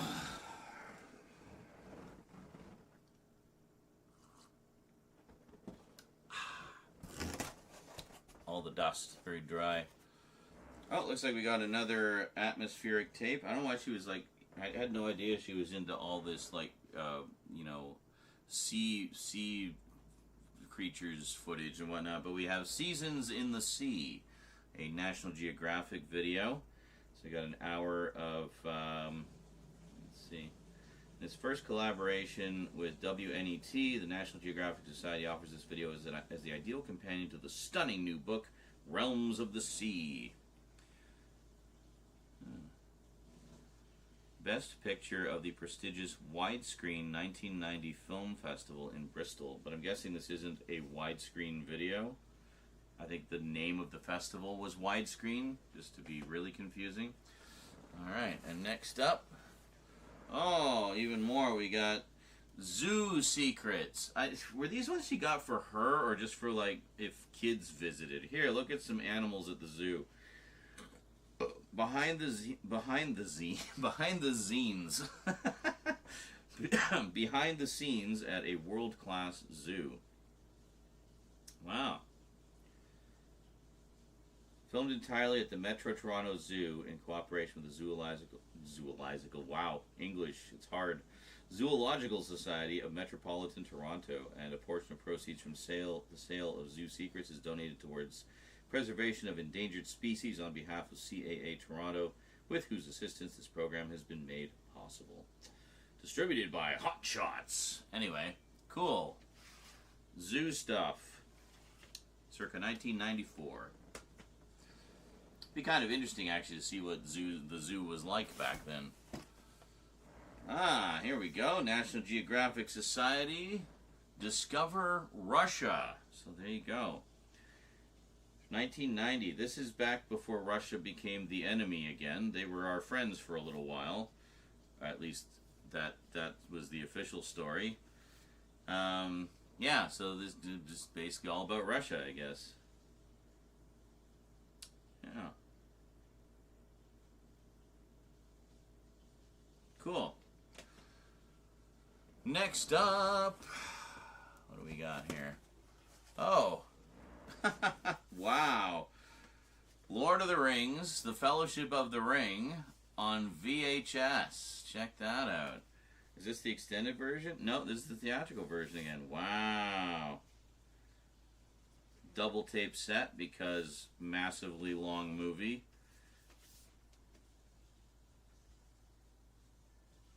Bonus, the Lord of the Rings trilogy super trailer. Yeah, so how long was this one? The theatrical cut? 3 hours and 20 minutes. Yeah, the theatrical cut was 3 hours and 20 minutes. I think the extended version is pushes like 4 hours. So, now. Then we got, hey, Mrs. Doubtfire, the original VHS release of Mrs. Doubtfire. How cool is that? Very nice. Yeah, this exact tape I know I've watched before. Probably the I saw the movie in theaters with Cass. Cass and I went to see it, and then Mom bought the VHS. Now here we have Lord of the Rings: The Two Towers, not a double tape. Interestingly enough, how long was this one? 3 hours long. Wow, they crammed 3 hours onto a single tape. That's just crazy to me. Because you could do that. You could have tapes up to 3 hours long, but they tended to get... They used thinner tape stock, so it wasn't as high quality. much better to split it across 2 tapes when the movie's that long. But that's pretty cool. And then, of course, now it doesn't line up because one's a double tape and one isn't, but whatever. And, of course, we got the other one here, Fellowship of the Ring. Very nice. We got the whole trilogy on VHS. Very nice. Yeah, this one's just a little under 3 hours as well. There we go. Check that out. Whole Lord of the Rings trilogy on VHS. How cool is that? Here's an all-time classic. We have The Rock with Sean Connery, Nicolas Cage, and Ed Harris. Very good stuff. Was this? This was Don Simpson and Jerry Bruckheimer, action movie producers extraordinaire. And but when Michael Bay actually made good movies, Oh, no, you don't. Please stay out of there, sweetie. Thank you. Thank you. Thank you very much. Thank you. Next up, we have The Never-Ending Story. This just recently got an incredible 4K deluxe edition from... see, this was on, like, the shelf of sci-fi and stuff like that. And it's actually in really nice condition. I don't remember them being in such nice shape. So this is the original VHS release. Most of these are the original first VHS releases from 1986. Yeah, 1986 Warner. It's another one that I said, one of the earlier ones where they have the sort of genre on a little bar on the top, and then the title in a box, little picture. It all follows this uniform style on the spines that they use. Then on the other side is the same thing, but then you have the barcode instead of a picture. And then we have Never-Ending Story 2. Yeah. Which I know I've seen, but I don't think I've seen it more than once. I actually have the first North American printing hardcover of the book of The Never-Ending Story, the original novel, the Michael End book, which was originally German, actually, and then I have the first English translation of it. And I was given that by my dad, because my dad had this thing, like, he wanted me to read books without pictures. He just had this thing against books with pictures, i.e. comic books and whatnot, or books that had illustrations every chapter or whatever. It's like, no, you have to read books without pictures and use your imagination. So he got me the Never-Ending Story book, and he said, okay, so I'm going to make a deal with you. If you read the book, I'll take you to see the movie. So, okay. So I read the book, and I just kind of piled through it. Church, you got to get off of there, dude. Come on, off you go. Off you go. So I read through the book, and my dad even complained about that. Like, it's like, are you just reading it quickly because you want to go see the movie? And it's like, well, partly, but also because I'm enjoying the book. Is that okay? Like, it's like, so he would get like annoyed if I was reading books without pictures, as he called it, or reading books with pictures, rather, or if I'm reading a book without pictures, if I was reading it too fast. Like, but yes, I was trying to read it fast so we could actually go to see the movie in theaters, because I didn't know how long it was going to be in theaters. So yes, there was a bit of time pressure there, but I was also enjoying the book. Is that okay? Anyway, eventually saw the movie, finished the book, watched the movie, and was kind of disappointed because the first movie, only adapts literally half the book. It stops like bang on in the dead center of the book. So then I heard that they were coming out with a second one. I was like, oh, okay, so this will probably adapt the other half of the book, which it basically did. So, yeah, very cool. I need to see those again. It's been a long time, but good stuff. All right, so we also have The Santa Claus 2 and 1. So get your Christmas on. We got both Santa Claus, the first two Santa Claus movies anyway. Very cool. I know these are childhood favorites of a lot of people. Again, these are the very first VHS releases that came out. Mom would just buy them as they came out, like when they were new, and stuff like that, and in very nice condition. And speaking of Tim Allen, we have the series finale of Home Improvement, which she probably picked up for Cass more than anything else, because I know Cass was a big fan of Home Improvement. Cass is my brother, for the 2 or 3 of you who don't know. And he liked a lot of different sitcoms growing up, but Home Improvement was one of them. So I imagine these were picked up primarily for him. And the series finale, of course, was notable in that we finally got to see the face of Wilson, the neighbor. Although you don't see him in the episode. You see him in the sort of curtain call at the end. But still kind of fun. And then we have, let's see. Oh, we have Lord of the Rings, The Two Towers again. Why do we have this twice? I don't know what... Is there a difference? Hold on, I got the other one right here. What's the difference? Did she just accidentally buy it twice?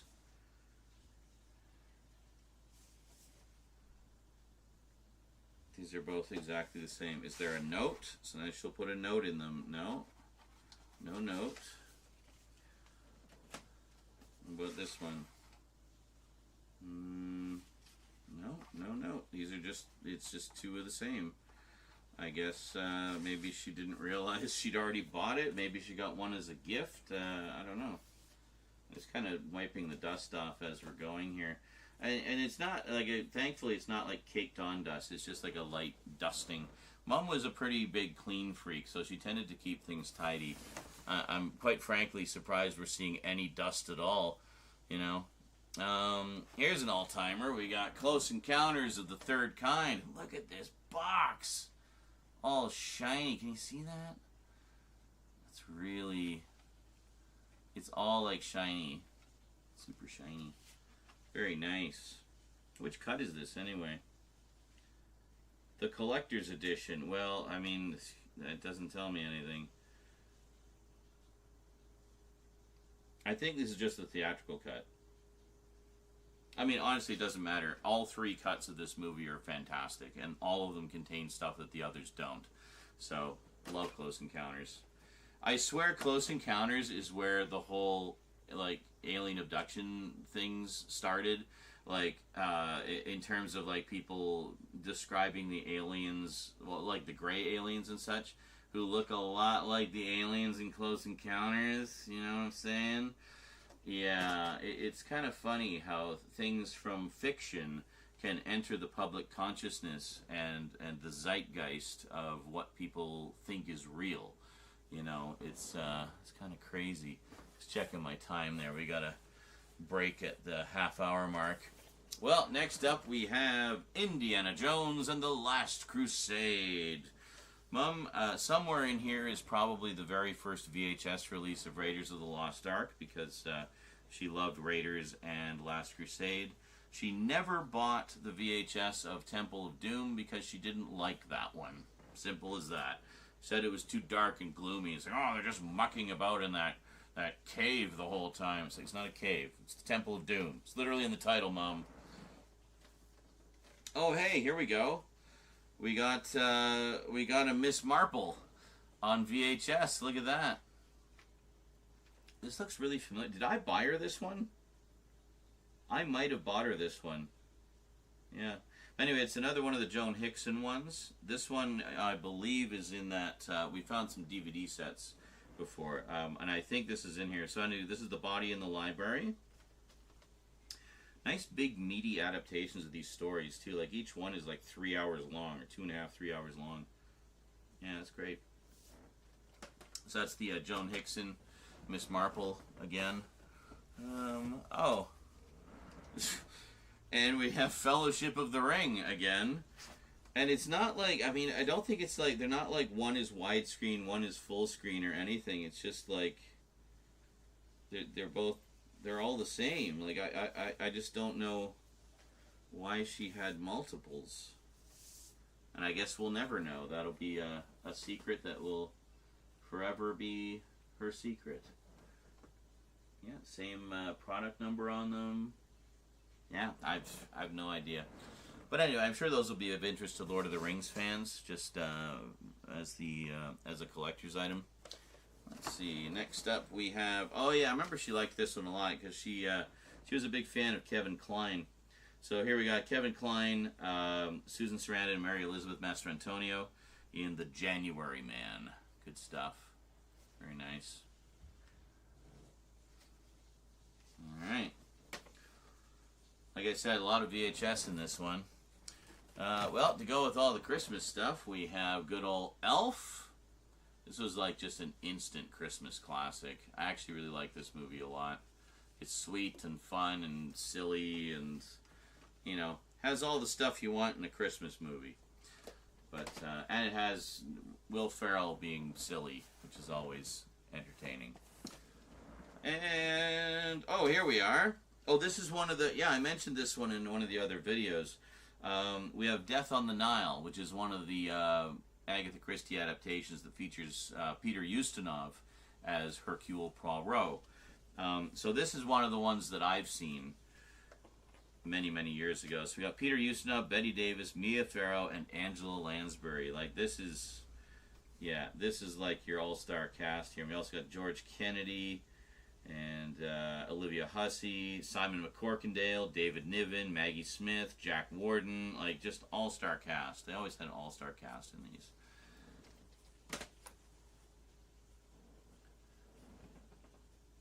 You're sitting very precariously there, Church.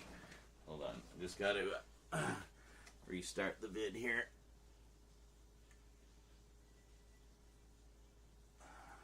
Okay. All right.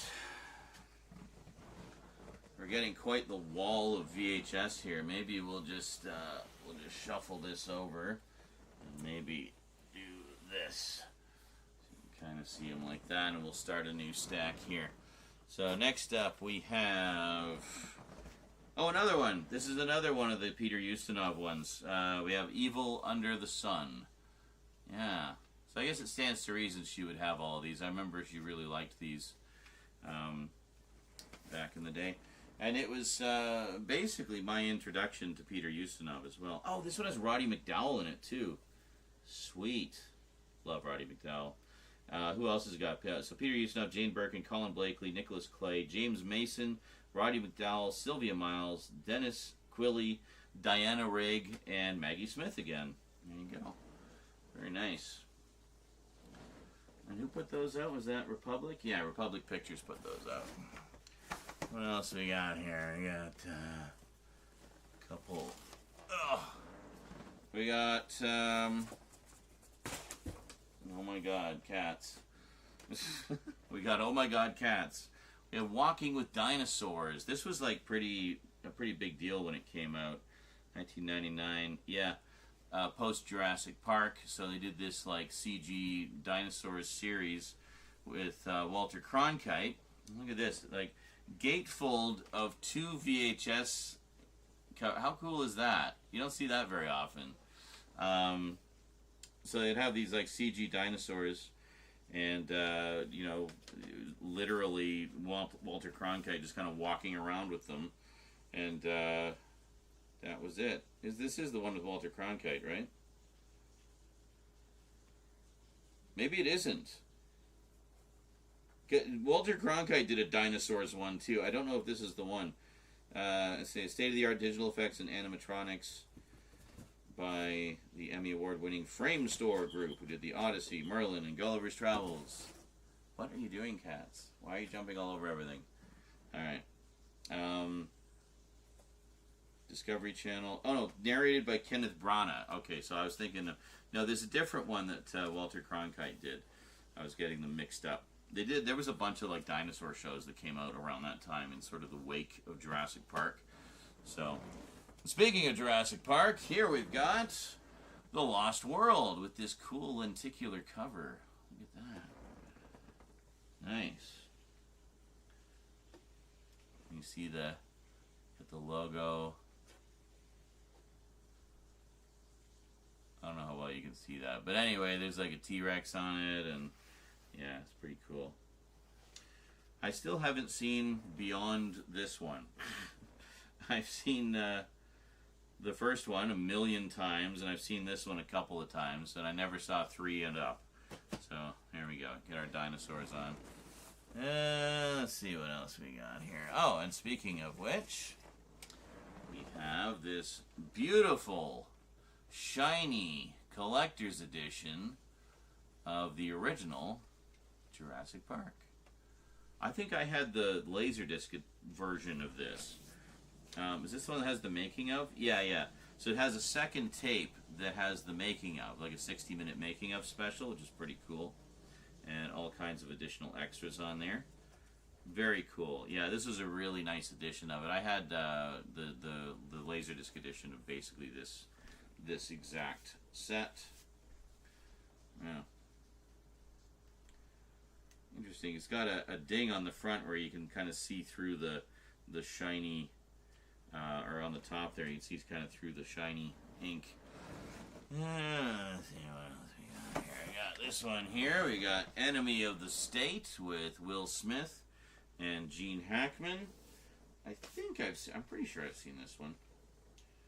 Back when Will Smith was trying to do more serious stuff. I'm a serious actor. That's totally what Will Smith sounds like, right? And we have... Did we already have it? Another edition of Evil Under the Sun with Peter Ustinov as Hercule Poirot. Exact same movie. Oh, except this one's actually widescreen. There you go. Widescreen VHS. They do exist. I'm holding one in my hand right now. Yeah, interesting. I wonder if that's why she got this one, was to get sort of the, the full picture, because this was a favorite. But, yeah. I don't know. It looks like she watched about 10 minutes of it, and I was like, I'm going to go back to my full screen version. 1.77 to 1. Really? In 2001? Doing like basically high def aspect ratio. That is not a theatrical aspect ratio. In 2001. That's interesting. Next up, I know this is one of Mom's all-time favorites. We have Braveheart. Yeah, she loved this movie and watched it many, many a time. I'm sure that when I first watched it, I probably watched this VHS. But, yeah, great stuff. Great movie.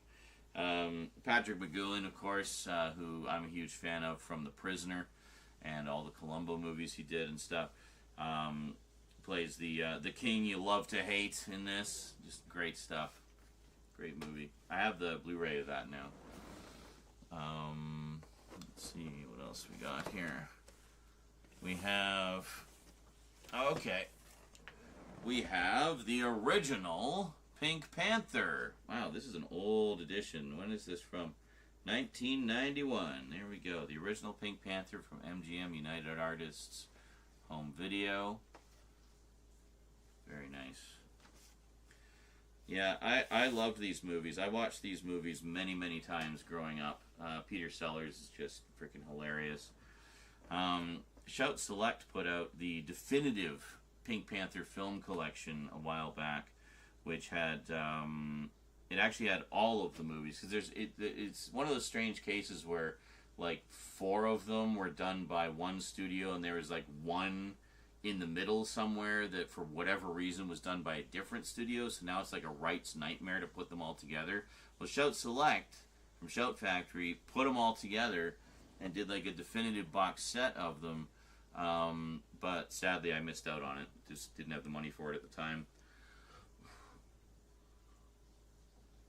I do remember one time I was at Costco and they had it there and it was like reasonably priced and I probably could have got it, but I passed on it and I've regretted that ever since, because it went out of print almost immediately after. In fact, I think it was already on its way out of print at the time, hence why it was at Costco.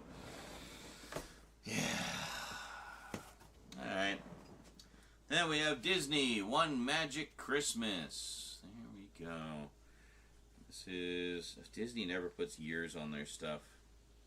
I hate that. Oh, we want our stuff to be timeless. Yeah, well, it isn't, alright? So just, come on.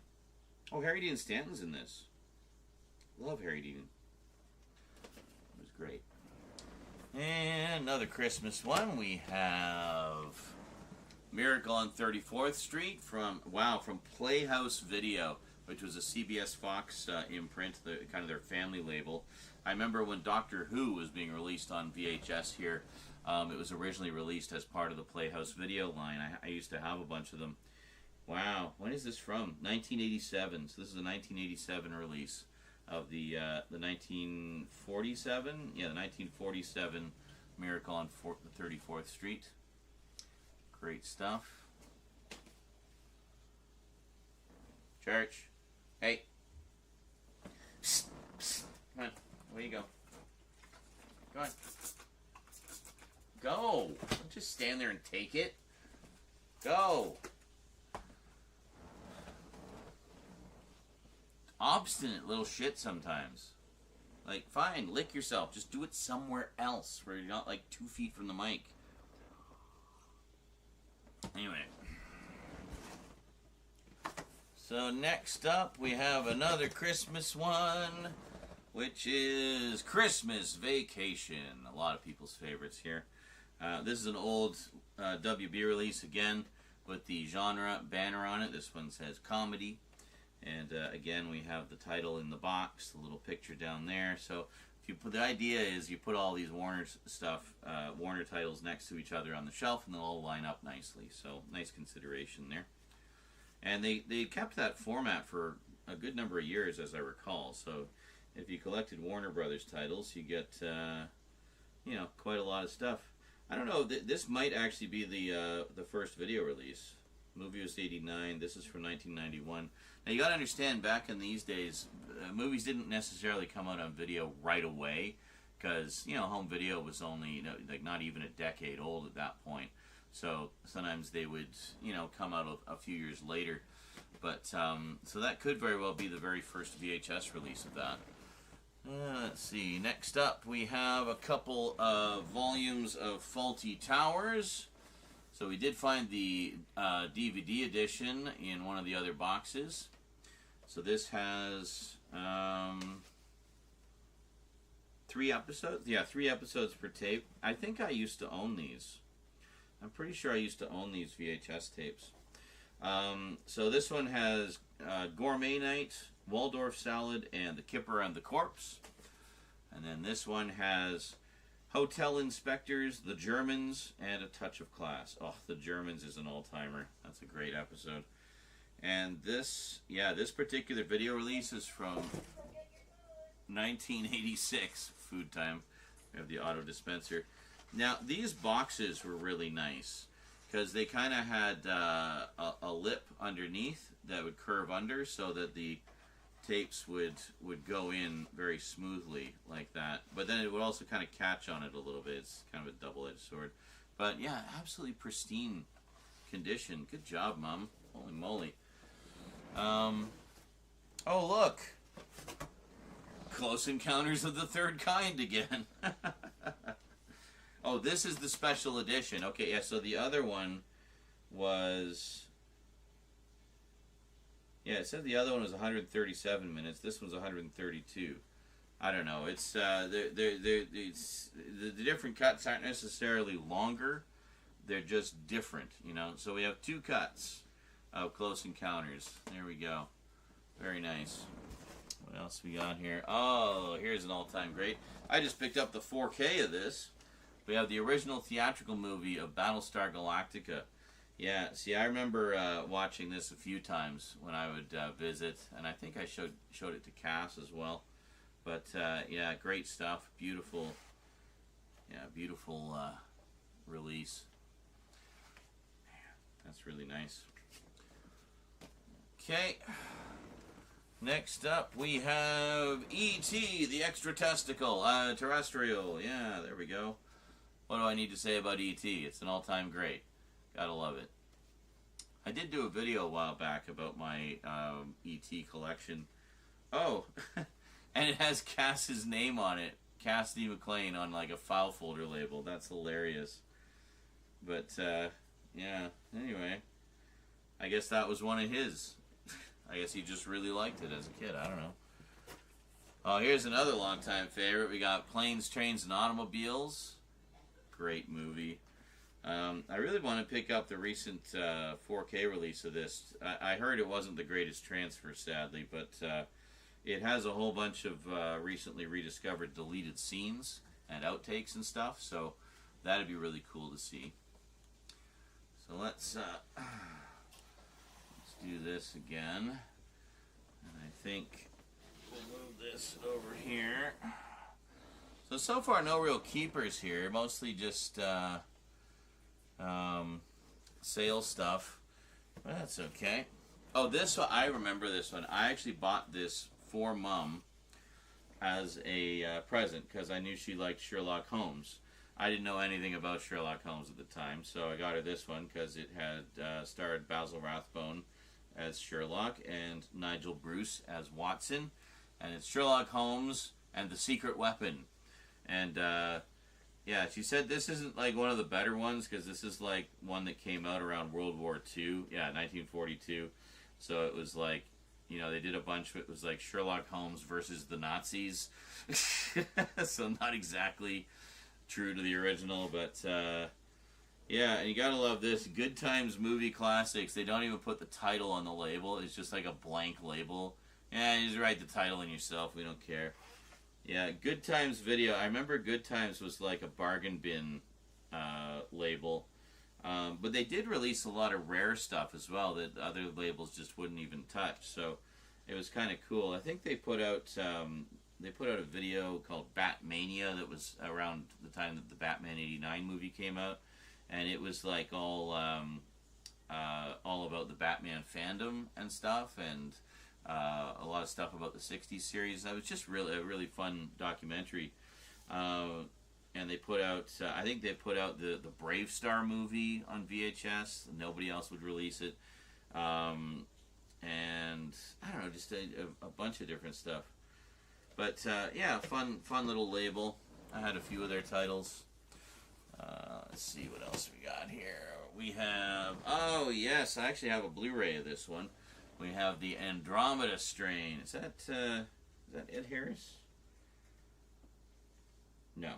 It just looked like him in the picture, I guess.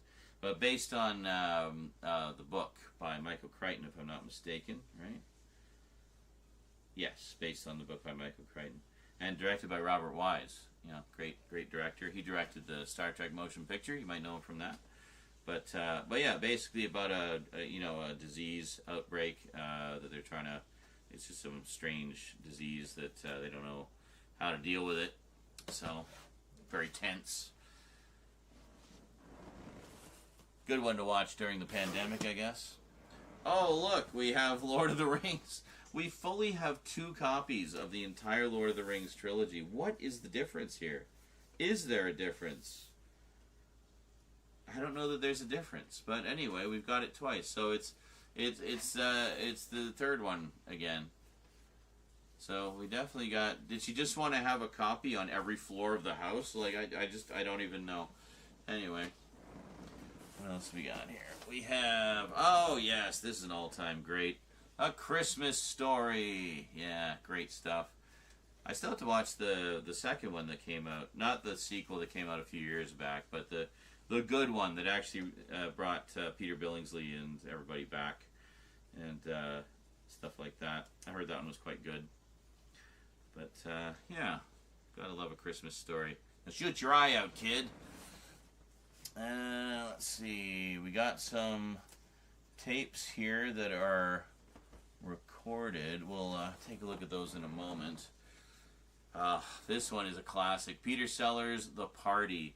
This tape in particular, I know I've watched a number of times and watched with Cass.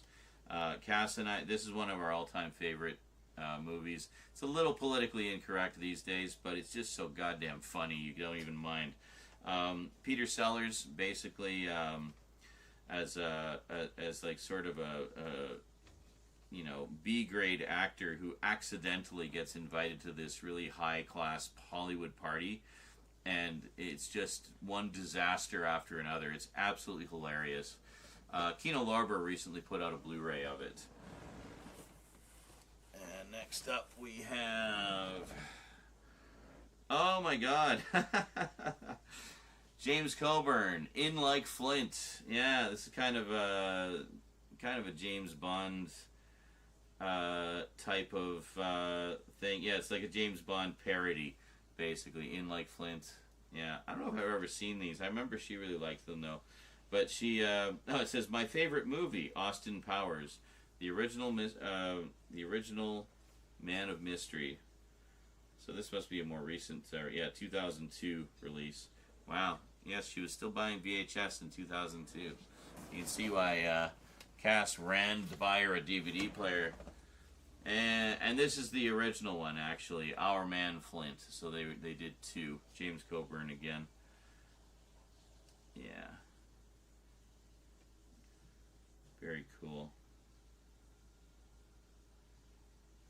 Excellent. Yeah, I'll have to check those out at some point. Check all these in a minute. A couple more Pink Panther movies, looks like. We've got Revenge of the Pink Panther. This one I watched a lot. I remember we had it on tape back when we first got a VCR in 1981, and I think Mom had just recorded it off television. This was the last Pink Panther movie that Peter Sellers did before he passed away. And it's not the greatest of them, but as a kid, I thought it was hilarious and watched it over and over and over again to the point where I was actually sick of it after a while. But great stuff. Love it. Very nostalgic. And then we have The Pink Panther Strikes Again, which I can't remember. 1976. This might be the fourth one. I can't remember. It's been so long since I've watched these, I don't remember specifically how many there were. But I think this one immediately precedes this one. And then there was also Return of the Pink Panther, which might be the one that's a different studio. I can't remember. Let's see. What do we got here? Oh, this is... Oh, man. Look at this. What is this mysterious black box? Well... it's the Die Hard trilogy. Check that out. Wow. There's like no labeling on it. That's so weird. But inside, oh yeah, these are nice. These are the silver box editions that came out. Special collector's edition. These have got to be fairly rare. When did this come out? Yeah, there's a piece of tape on there. 96. Alright. And then got Die Hard 2. It's really, like how shiny those are. It's nice. But it's like matte. It's like a matte finish. It's very classy. And then we got Die Hard with a Vengeance. There we go. It's very very tidy, compact Die Hard collection there. And even the Fox logo is kind of like gray. It's like spot gloss. Very neat. And then just a very nondescript box. Crazy. Hold on. Such an interesting collection. We'll put that like that. I'm getting buried here. We're almost done with this one. Oh, this is a pretty cool collection. We got the Road collection, the Road 2 collection with Bob Hope, Bing Crosby, Dorothy Lamour. I don't know if this is all of them, but they did quite a few of these road movies, as I remember. Sort of road trip comedies. So we got Road to Singapore, Road to Zanzibar, Road to Morocco, and Road to Utopia. So quite a nice box set here. It looks like a suitcase with like travel stickers all over it. And there we go. Very nice.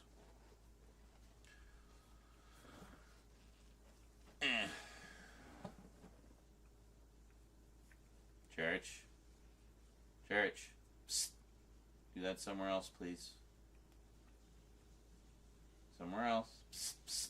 Come on. Psst, psst. Thank you. Stop knocking over the boxes. There.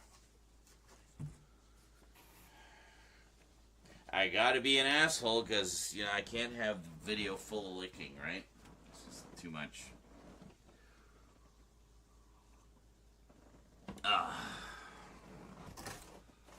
Alright, so taking a look here. What do we have here? So we have, God, I'm literally getting buried here. Hold on a sec. Let's pull these out. Let's put that over there. There. Alright. So, now, we can put some of these over here, I think.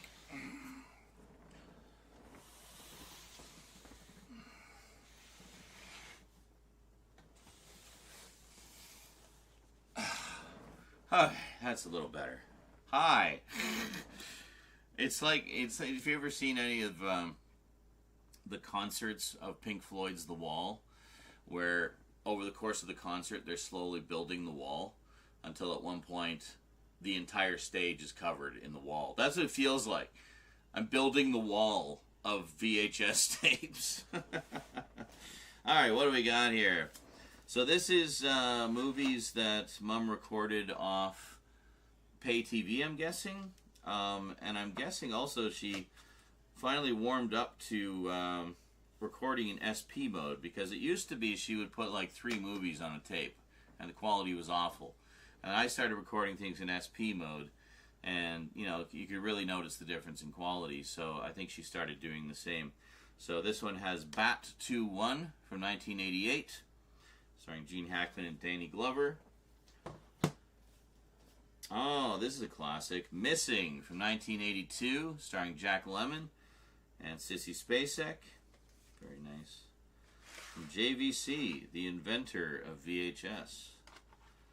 Very nice. And then here we have, oh my god, the Star Trek Voyager finale. Wow, that's so cool. These are nice tapes too. Like, this is like you can tell just from the heft of these tapes, like what quality stock they were. Like later in the lifespan of VHS, you could really tell they were skimping on the quality, because they just the plastic used for the cases was lighter, the tape stock was lighter. It just wasn't the same. And what do we got here? We have,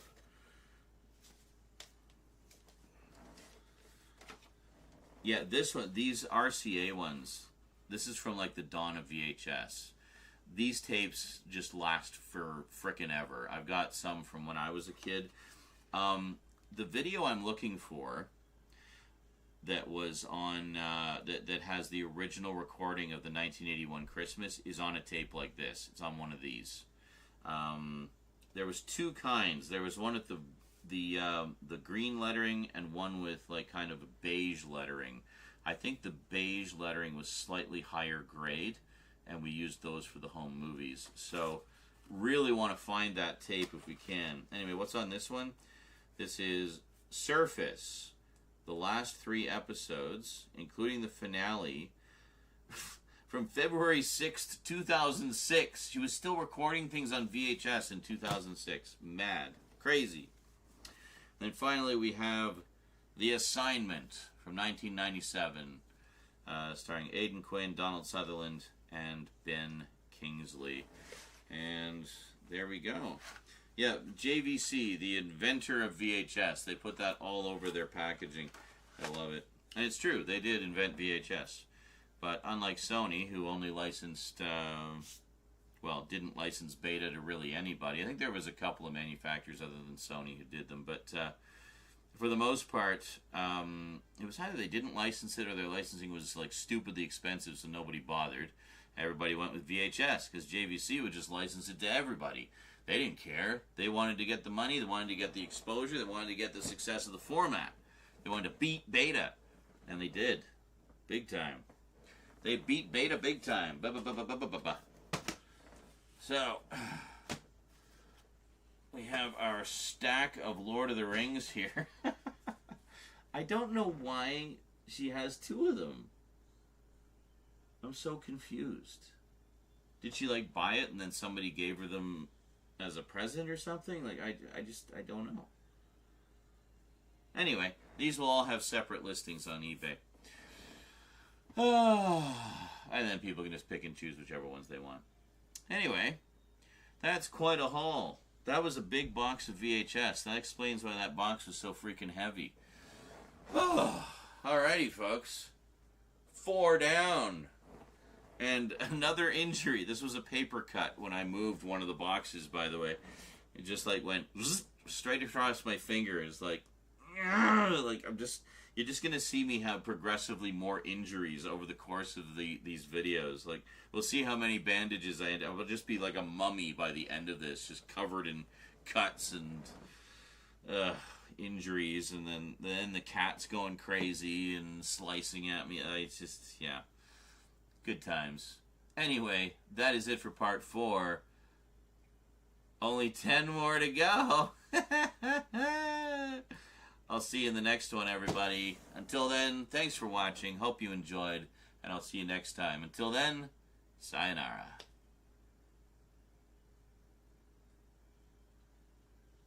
Lick, lick, lick, lick, lick, lick, lick, lick, lick, lick, lick. I can hear it from here. He's across the freaking room. I can hear him from here.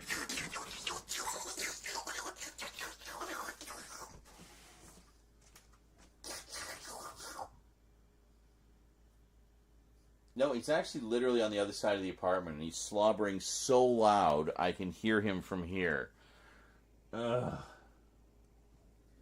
Anyway, at least he seems to have taken the hint, and he's taken it to the other room. Thank you. Thank you! Well, maybe I can just use this box for the VHS stuff, since we didn't really have a box for them yet. Ooh.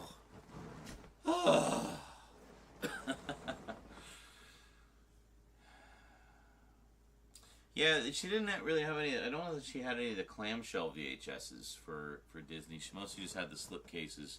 I mean, they take up less shelf space, right?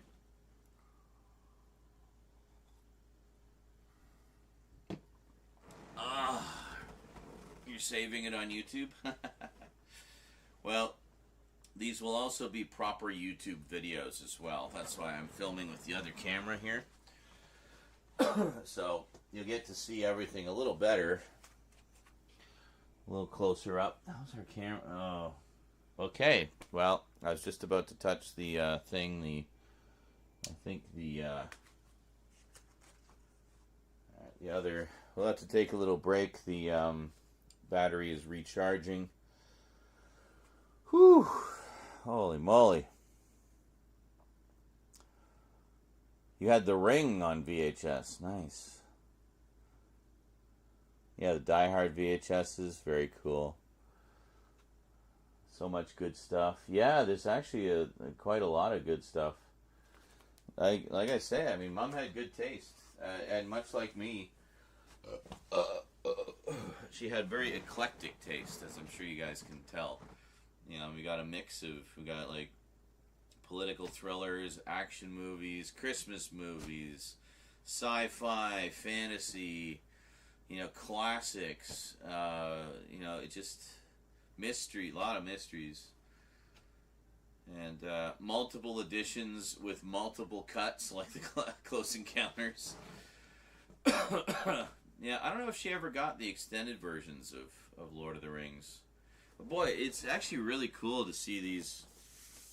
Like, these original VHS sleeves are really nice. Like, very, just nice matte finish with spot gloss for the title and stuff. And then on the back, again, matte finish, but spot gloss around the border and for the photos. And, yeah, just really nice. It's just mildly annoying that only Return of the King is in a double case, whereas the others are all single cases. At least with the DVDs, they could adjust the thickness of the case to match, right? But not so easy with VHS, because it's like VHS is as thick as it is. You know? But, I don't know.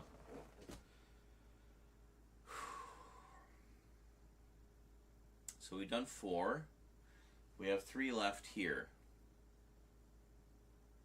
Got 3 left. I can't believe we haven't had one single solitary dono all night.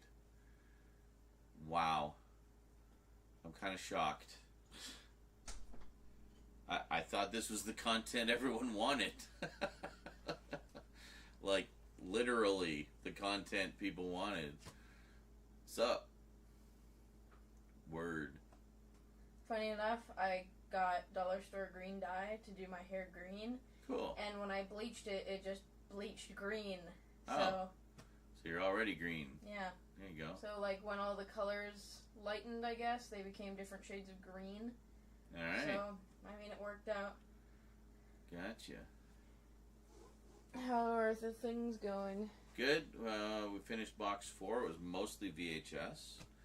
Cool. Some really cool stuff. If you want to take just a quick gander down the sides here and see what all we got. Very cool. Are these the keeps? No. Oh. They're all sell. All of these are sell. Okay. If you had any cool, like, horror VHS, I would nab some of those. Yeah. Mom wasn't as big into horror, and what she was into was very specific. And mostly, Mrs. Doubtfire. Mostly No, stuff no, we no, already have. So.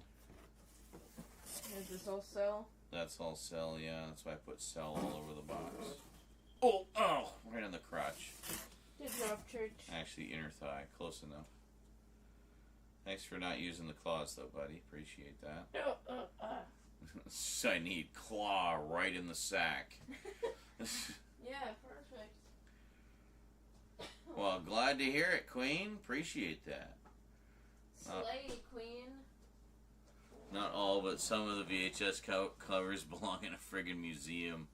Art, man. Mwah! Art! That's true. A lot of them are really nice. I can definitely see why people like collecting them. And if I had more shelf space, I'd probably keep a few. But I already have like so many of my own VHSs, and most of the stuff that she has on VHS that I would keep is stuff that I already have. Sometimes multiple times over on other formats. So it's just, it would be purely for nostalgia if I was keeping it. There would be no actual practical reason. And I'm not really collecting VHS, really. So I'm quite happy to sell these to people who If you will find give them a any good horror ones, show me. Yeah, yes, sure, I will. Well, you're going to see all of them anyway because you're going to be doing most of the eBay stuff, so that's gonna be your big Well, project. if there's anything I want, I'll let you know. Yeah. So what I'll do is I'll take pictures. I'll do like the pictures, and then I'll help you like put together like Listings. like a template for the listings, and then I'll show you the best way to pull up the information. Because eBay has a database for videos and stuff, so you can put in like, if you look on the back, for example, or on the like here you put in the ISBN number by the barcode. It's like every DVDs and VHS and books all have those, all unique identifiers.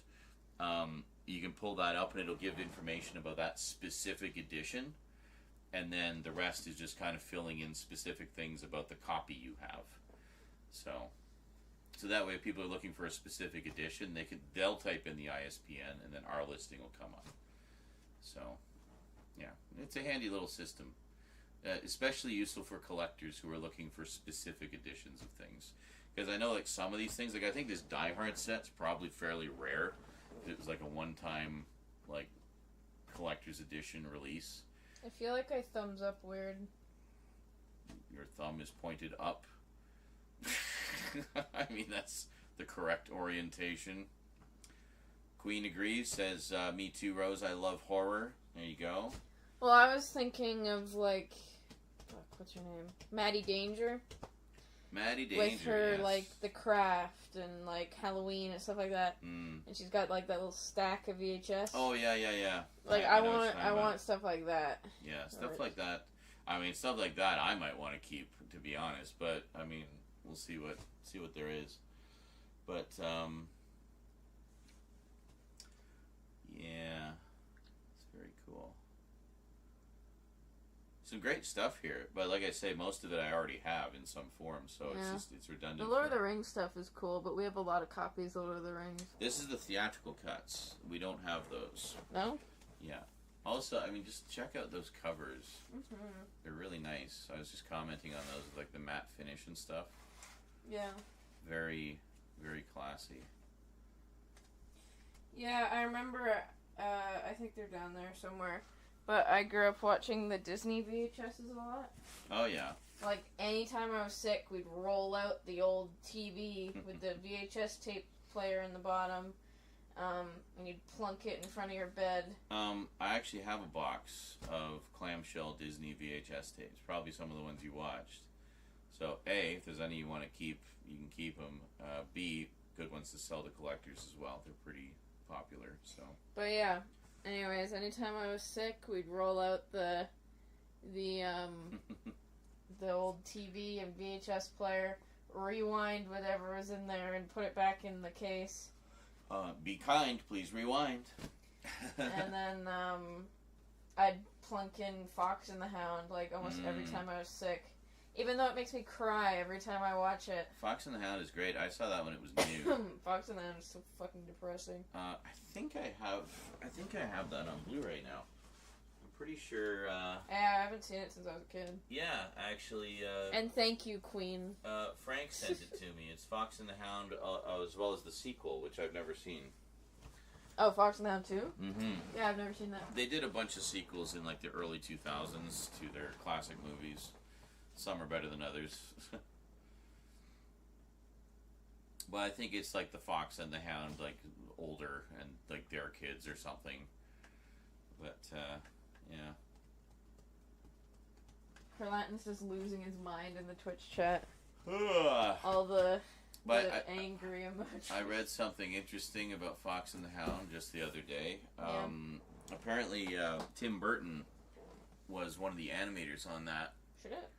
And trying to conform to the Disney style, he said, literally drove him to the point of madness. To the point where he was, like, cowering under his desk in the fetal position. Just, like, babbling to himself. Like, he literally went nuts. Because it's, I mean, if you've seen Tim Burton's artwork, I mean, he has his own unique style. I'd say, if anything, it's more reminiscent of Edward Gorey, like we were talking about that earlier with mystery and stuff. Who was this classic mystery and horror artist. And it's more that kind of style, or like Charles Addams, you know, that kind of artwork. But like Disney style is so far removed from that. Drawing in that style, let alone animating in that style. I mean, it's so like supposed to be so fluid and bouncy, and that's like the hardest thing to do in animation. Like I've watched footage of like some of the animators working out sequences, and they would basically draw it all out on paper first, and they'd literally be flipping through the paper, like checking the motion over and over. It's like, no, erase that line, fix that, flip. Okay, now fix that little bit. Flip. It's just so meticulous and takes so long. Yeah, like, I get it takes so long and it takes a lot of time to perfect specific styles, but I'd prefer, like, a Disney movie maybe every 4 or 5 years than, like, having it all computer animated. Yeah, it used to be, like, back in the day when they were doing, like, the traditional 2D animation, there really was a kind of magic about it. And when you go and watch those old movies now and stop and think, like, this is all hand-drawn. Yeah. This was all done by people, like, by hand. Every time you pause it, someone had to draw out that entire Every single frame you're looking at, somebody drew. It's really funny when you find a derpy one. And it's crazy. Well, I'm sure they would incorporate little derpy frames in their stuff, too, just to kind of break the monotony. Yeah. Probably. But, like, I mean, that was the whole Disney thing, was they had established a certain standard of quality and a certain consistency of quality that they expected, you know, rightfully so, their animators to follow. because they had a reputation. I mean, when I was growing up, Disney was considered like the pinnacle of animation. Like they were the best of the best. They're actually tanking a bit now. Well, now I mean it always seems to be whenever the original founder dies, like when after Disney died, it really did start to go downhill. That's when Walt, actual Mr. Disney. Yeah. And you know, it's the same thing with Apple. After Steve Jobs died, it just became like super corporate and like bullshitty. His biggest thing was he never wanted like the rainbow of iPhones. He just wanted like the one color. Yeah. And then like update it every so often. Yeah. The second he died, what's his nuts? The other guy. Steve Wozniak? Is that the one I'm thinking of? Or is he Microsoft? I get them all mixed up. He's Microsoft. Yeah, no. But no, there's the other guy. The other guy immediately made like the rainbow of iPhones. Like you can get an iPhone of every color. And that was like one of the things Steve Jobs fucking like never wanted to do. Yeah. Basically, like once the original creator and all his morals like dies with him, like the morals of the company dies too. Well, it's the same thing with Disney. Like there really was a magic about like the old Disney stuff that I feel like they just haven't had for literal decades. You know, and that's why we were talking earlier about Disney's dark period in the early 80s. That's one of the reasons they had that, is because they were experimenting, they were branching out, seeing like, well, you know, what else can we do to kind of expand and stuff like that. They were just kind of lost for a while after Disney died. Ironically, like I was saying earlier, a lot of their dark period stuff is great, and it's some of my all-time favorite Disney movies, but then they kind of went back. They kind of backpedaled and went back to being more family-friendly, and you can see it. I mean, even The Fox and the Hound is in that post-Disney era, and it looks great by today's standards, but at the time, it was considered almost a failure. Like, it just got panned by the critics. People thought, you know, the animation isn't up to par with early Disney movies. The story is just very, you know, it's not as good. It's just, well, fuck you guys. Fox and the Hound's great. They just, like, shat all over it. Fox and the Hound is one of the only Disney movies to make me cry. But I liked it, you know. Like, consistently cry. If I watched it now, I'd probably cry because nostalgia. I like some of their later stuff, too. Like, you know, there were a few that I felt got very close to capturing that old Disney magic. Like, I loved Brother Bear. Did you ever see Brother Bear? Yes. That was great. Saw that one in the theater. I thought Emperor's New Groove was fucking a lot hilarious. of fun. That was a great movie.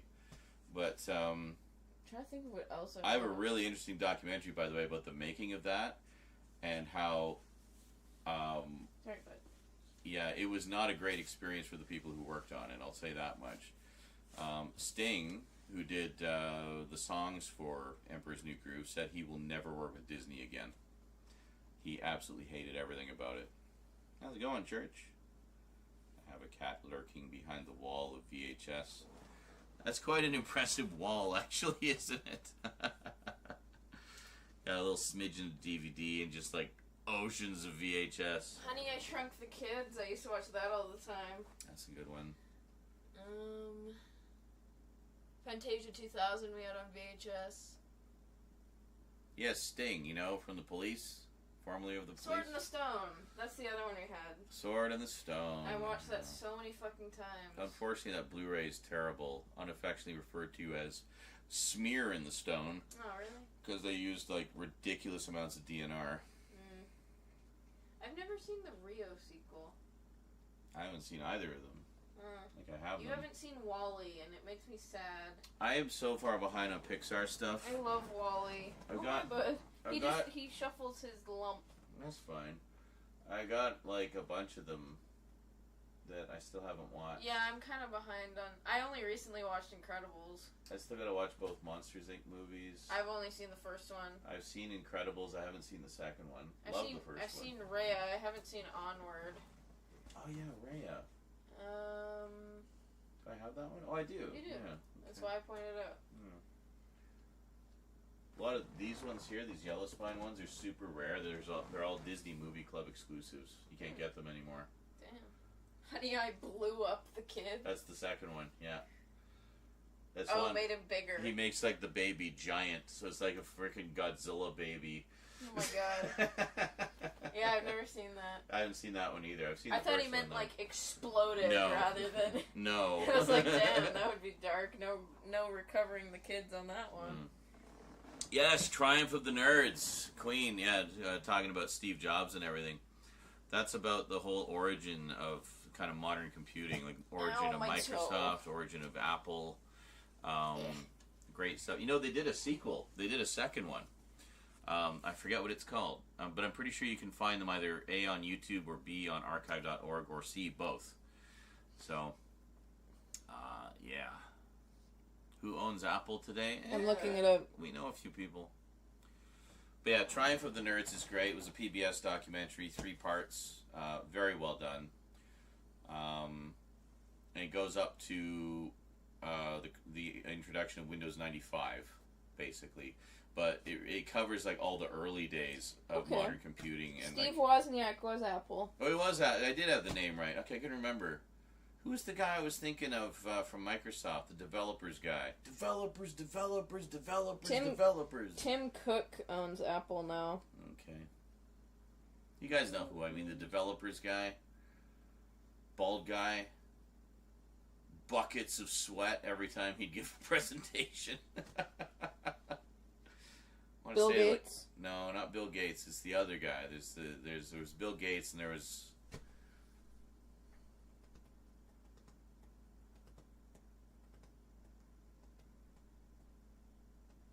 with a B or something, Bellamy or something. Satya Nadella? No. It's a bald guy that owns some of Microsoft. No, like super white guy. Like one of the original owners? Yeah.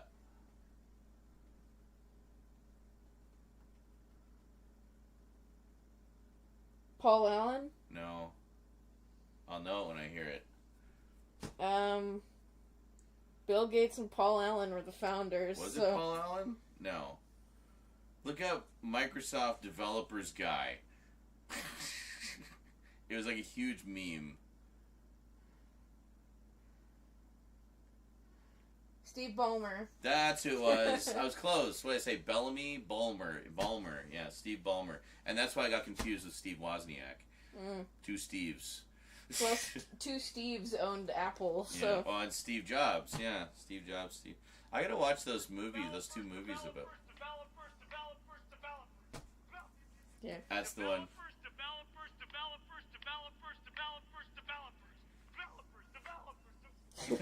Just keeps going. Developers.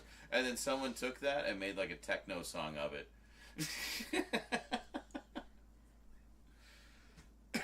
And that was a meme for a while. Developers.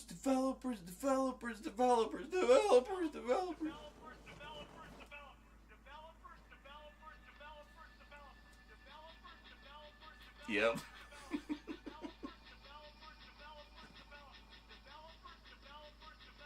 What the fuck am I watching?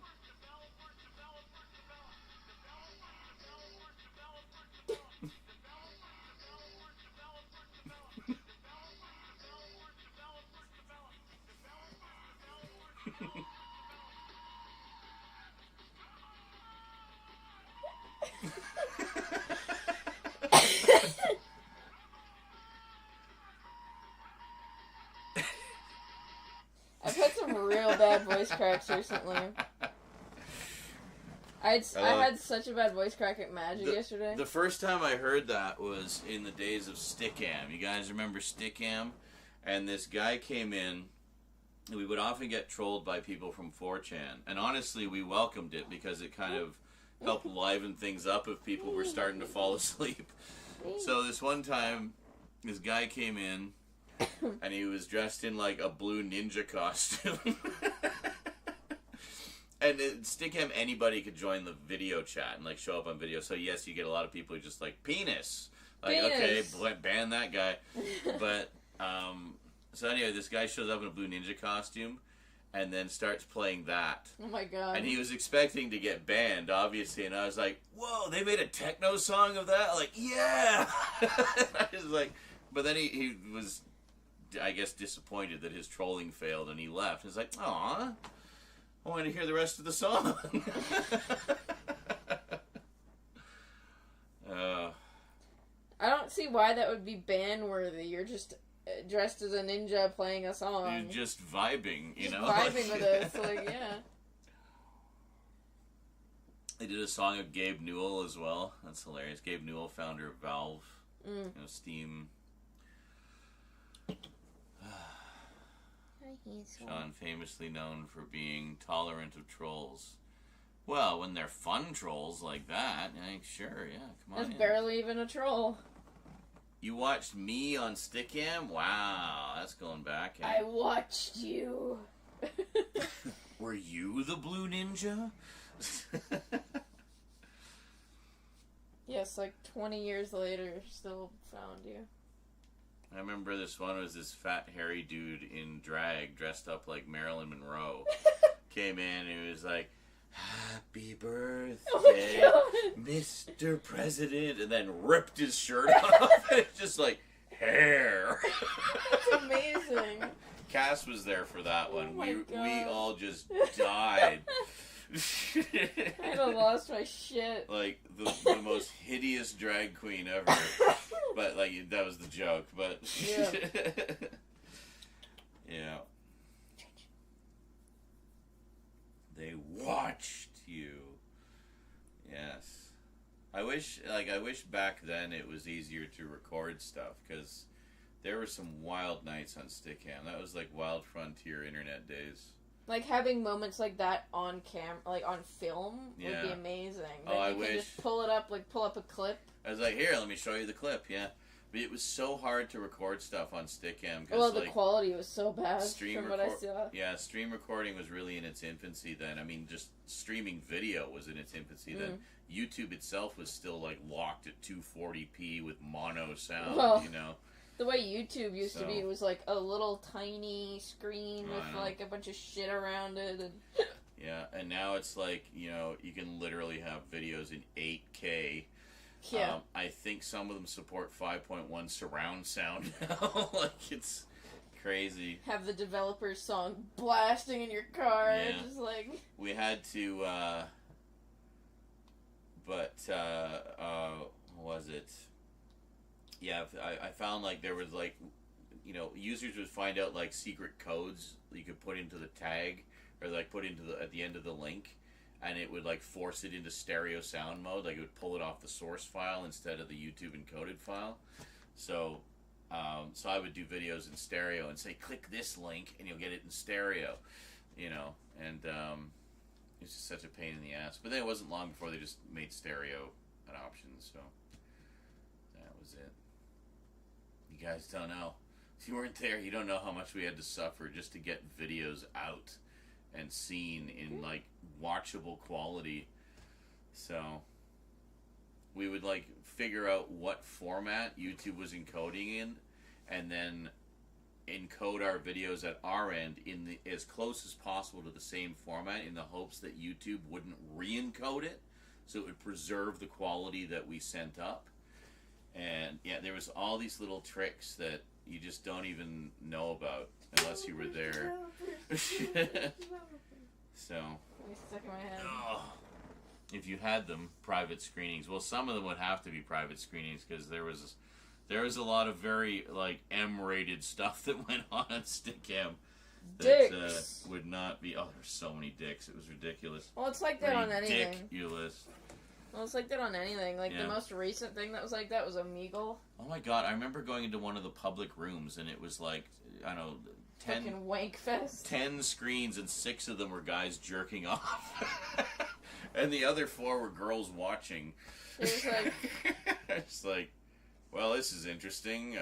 So what's everybody talking about? Shut up. I'm trying to come. Just wanking, you know. But a lot of it was, like, the moderation was a joke there. So a lot of it was just people trying to see how long it could be, they could, like, do something heinous before they got banned. Like, I remember one time, they would often feature channels on the front page. Uh-oh. So someone got featured on the front page who was a pretty big, you know, streamer at the time. And his account got hacked. No. So his account got hacked while it was on the front page. So the hackers put on a loop of just gay porn. Did you know about Omegle? Oh yeah. Oh, Yeah. Omegle is just. Omegle was huge. That got taken down. Yeah, that's just a whole Recently. other thing. Yeah, I know about that. Wavy Web Surf, I think, did a big spotlight on them recently. Yeah, me But, and some friends of mine went on there in like 5th grade. Oh God. So many dicks. So many like. Yeah. Show us your titties. Yeah. Just like. Dicks and pervs and Yeah. pervy dicks. Well, right before it got like just wiped off the face of the earth, they had a thing where you could put in interests, so you could find people with common interests. God, dicks. No, I'm very interested in dicks. No, I actually met a friend, but we're not. We didn't really talk. Tay defecated Holy leprechaun moly. has just tipped What was that? $234. What? What the what? Have some lucky charms. Holy guacamole! Excuse me. Yeah. I gotta see what. Holy guacamole! Oh, I know who that is. Hey, how's it going, dude? Haven't seen you for a while. Oh, is that Mystery Man? It's I'm pretty sure it's Hookup Owner. Yeah.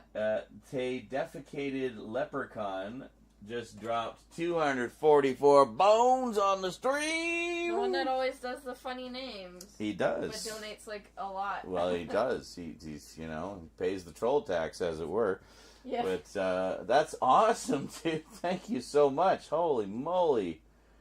First dono of the night, and it is a doozy. Have some Lucky Charms. Well, we are definitely doing box number 5 now.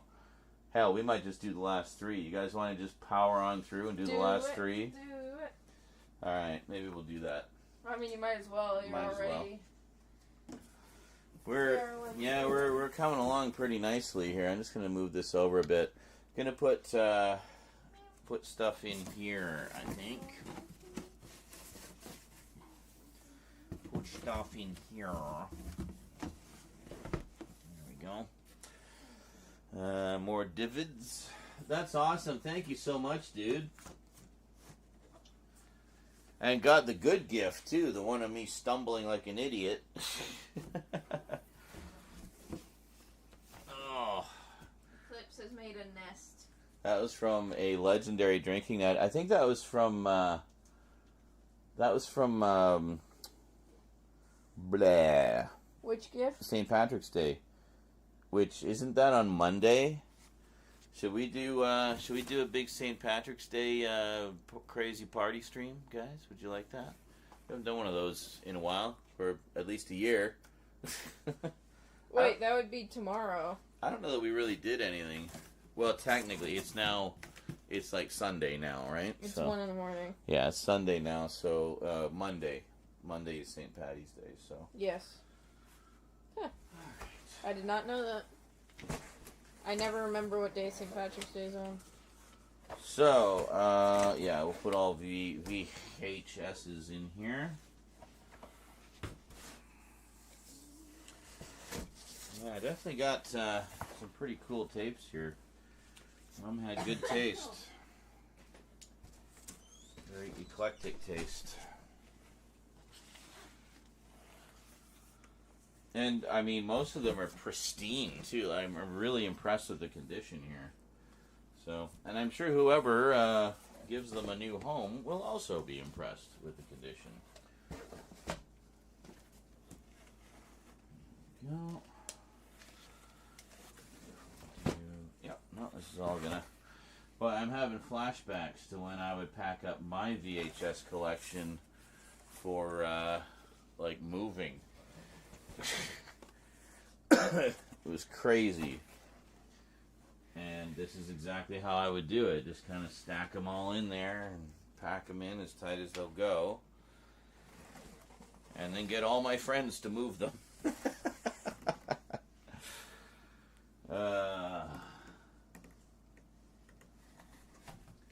I guess you really liked Evil Under the Sun, eh? Yeah, very cool. Well, like I said, I mean, those Peter Ustinov Poirot ones are great.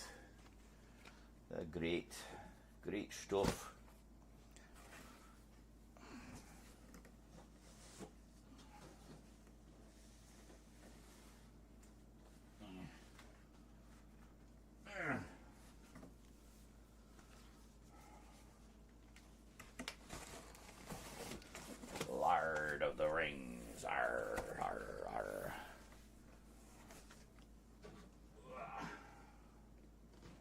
Pardon my butt. Whew. Look at that. Shiny. Shiny. And actually this Close Encounters will give you a little better look at. Look at that. That is really nice. I love that box. Look at that. Crazy. Crazy.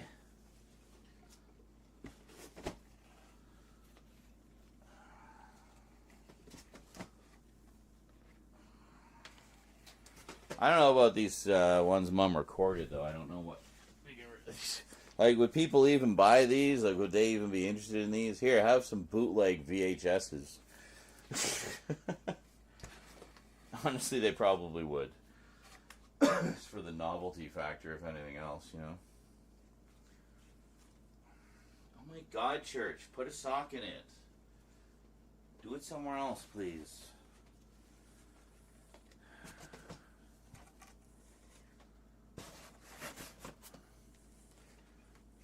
And, yep, we can actually go right to the top.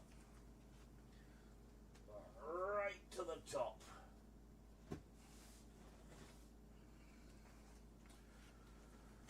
Wow.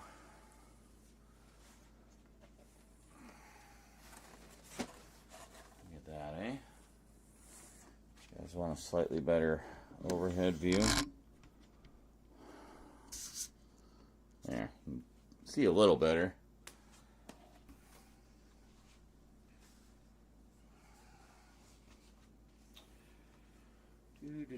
Do.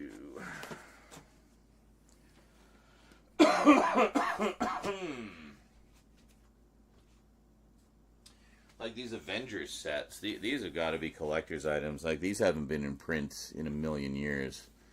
And look at that. Just pristine. Wow.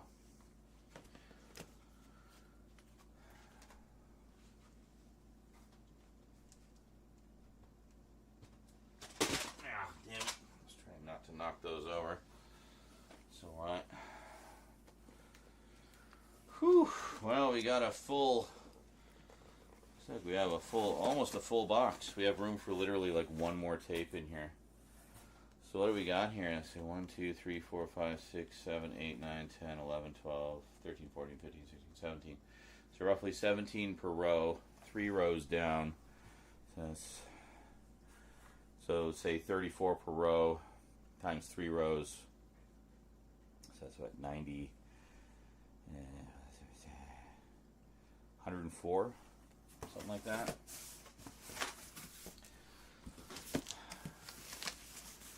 That's a lot of videos. A lot of videos. Psst. Hey, psst. Stop it. Oh, that's heavy. Okay. Whew. So far, we have VHS, DVD, DVD. This box still has some room in it. Quite a lot, actually. Bottom box is basically full. We got room for one more VHS tape in there. Whew. And then we got my teeny weeny little keep pile.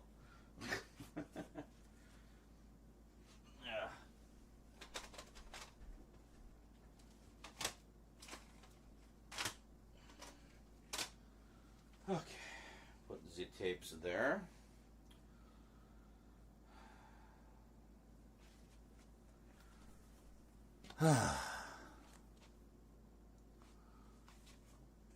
He made the goal. Oh, he did. Look at that. I didn't even notice that. That's amazing. He made the goal 666. Yeah, just finished them off, Carlatin says, where all you need to do is sit back and twiddle your thumbs while I do all the work. Got it. Alright, church. I'm going to go out for a quick smoke. I'm just going to check my temperature. I was running a little bit of a fever yesterday. I'm just going to step away for a moment. I will be back. All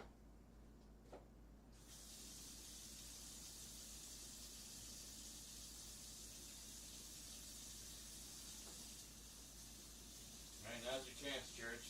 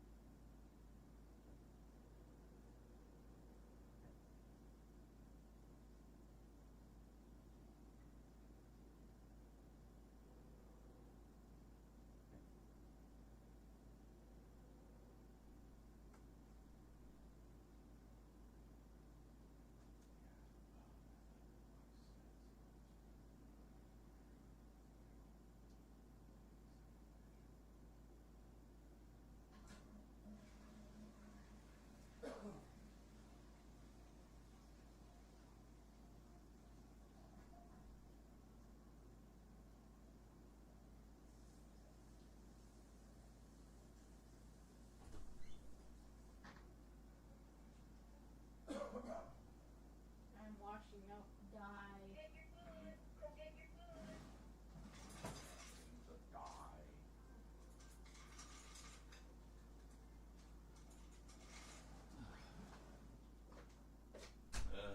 Alright. Yeah, a little bit of a fever. We're still like on the tail end of the whatever the hell it is I've been dealing with. The good news is, notice I haven't been coughing very much, as Rosie coughs up a lung in the other room. Yeah, I actually been sleeping pretty soundly last night, other than last night, or the past few nights, but other than last night where I was sure that a meth head had come into our apartment and stolen my Halloween hoodie. Long story, go back to the beginning of the stream if you want to hear that. Anyway, just going to pop a couple ibuprofen. Life Brand, which is a Canadian no-name brand. Same shit.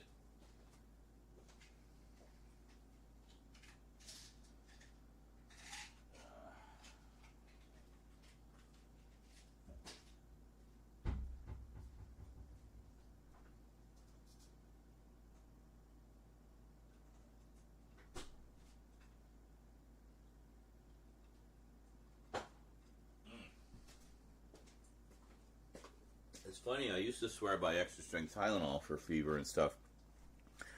I've actually really come to prefer ibuprofen. Because it also, because one of the things was like with all the coughing, like my abdomen was just like sore as hell from all the like coughing and everything.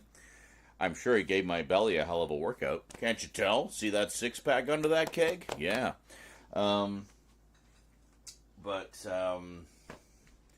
Yeah, so the ibuprofen not only takes care of the fever, but it also takes care of the muscle aches.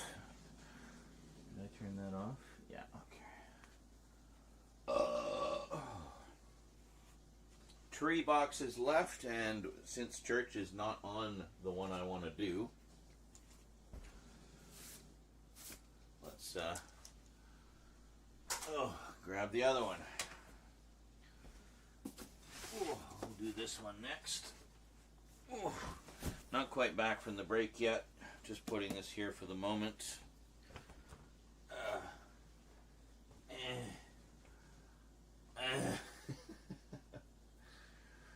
Of course, now, church is going to sit here. But look, we've reduced the pile. Of course, we're going to be kind of putting it right back, but at least now we know what everything is, and yeah. So still a couple of things I've been looking for that we have not found yet. The last 2 boxes, I see this one is labeled DVD. Another box, same size as this, is labeled DVD and VHS. And the final box is just labeled VHS. So it might be only VHS in that one. So if you like the VHS stuff, stick around. We got a lot more coming. So the big one I'm looking for in the VHS tapes, as you know, is the original tape for Christmas 1991, which also has my 10th birthday on it. But in particular for the Christmas 1981, because I'd love to do like a nice remaster of that using the better quality original tape. But my concern is it may have been recorded over. It may not actually exist anymore. Because one thing Mom was doing was she was going through a lot of her old tapes and recording over stuff that, because she'd already replaced a lot of it with actual store-bought tapes and other things. So when I found out she was doing that, I felt like it was like I was rescuing fucking Doctor Who episodes, man. Like, I when she told me she was taping over all the old tapes, I was like, oh my god, you didn't tape over this, did you? It's like, oh, I don't know. I didn't check what they were. It's like, you just like taping over things willy-nilly? So I did manage to recover a couple of tapes of cool stuff, like the aforementioned Superman the movie, the original network television broadcast of the 2-part extended version, which is personally significant to me because that's what we watched on my 10th birthday. That exact tape. That is the tape that we watched on my 10th birthday. So, may not have meant much to Mom, but it meant a lot to me. So, I have that tape, and I will keep it forever. I have also captured that particular broadcast. Now, I also have the Blu-ray of the of that version of Superman the movie, which obviously looks a lot better. It's also widescreen. The network version was not. But, there's sometimes you just want to watch that ropey old VHS that you remember from when you were a kid, So, that's a big deal to old farts like me. Nostalgia, sentimentality. So, anyway, I managed to recover that one. But there were some others that went the way of the dodo, and I did not get them. But I did ask her about that tape a few times, and she didn't know offhand where it might be. I know where it used to be. It used to be in a box of home movies. I have that box of home movies now. That tape is not in it. So my hope is that it somehow made its way into the main VHS collection or what have you. Otherwise, I'm really glad I sneakily made a copy of it back in the 90s and that we still have it in some form. It's very possible I may have the only copy on the face of the earth. So, we'll maintain hope. If it's anywhere, it's going to be in one of these boxes. That's one of the reasons when we were going through the boxes last week, I made sure to pull out all the ones that said VHS on them. Because I wanted to try to find that tape. Because Cass couldn't find it. I couldn't find it. I thought, well, the last hope is that it might be in one of these boxes. So all the ones that had VHS, this should be every last VHS tape from her place. Between all these boxes. We've already gone through several of them. But there's 2 more. right there that have VHS tapes in them. So we're going to find out tonight if that long lost tape is in amongst them. Otherwise, well, we keep finding things in unexpected locations or unexpected boxes. So it might turn up in another box. It might not. I think the chances of it being anywhere else other than these boxes are very slim. But all hope is not entirely lost because there are still 7 more boxes in storage that we haven't brought out yet. Now, those boxes, as I recall, only said DVD on them. But, I mean, we found non-DVD things in a lot of the other boxes as well. So it's entirely possible there might be a tape or even that tape in one of those boxes if we don't find it tonight. So that's where we're at. That's what we're working on, in addition to just generally sorting everything. So, exciting, huh? Alright, I will be back after a smoke break.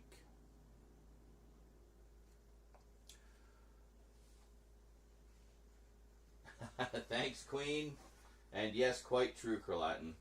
As we've already seen, the labels aren't necessarily totally accurate, you know. So, alright, I'll be back.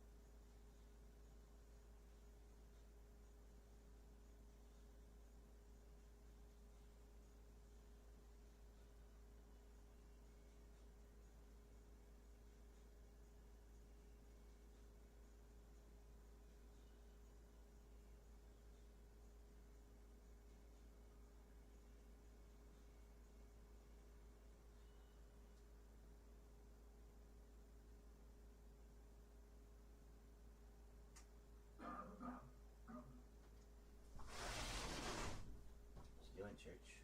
Just sitting. Are you watching? Looking for an opportunity to escape? And escape to what? Death? What are you staring at? Ooh. Yeah, I kind of want to get this done so I can get all this shit out of the way. Alright, how's our battery charge going? We are done. Excellent. It's taking us so long to do each video, go through each box, that the other battery finishes charging not long after we're done. So, burf. Huzzah!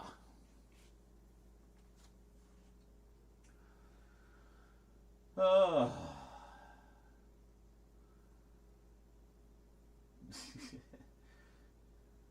You're the masked magician. Alright, I don't know. Okay. I have so little recollection of everybody from the Stickam days, other than, you know, regulars and,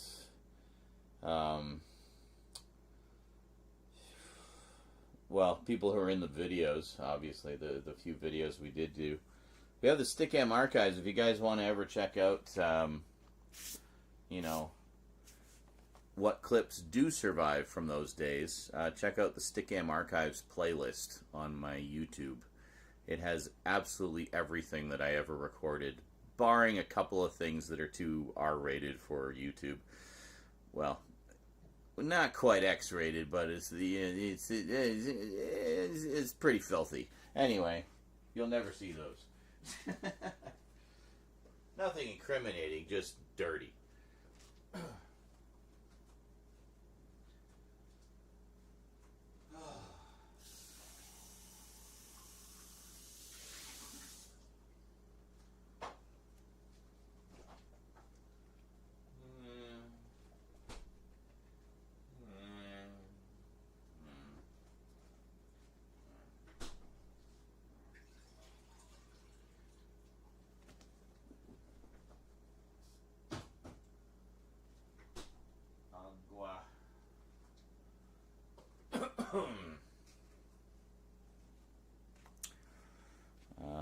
Yeah, hold on a mo.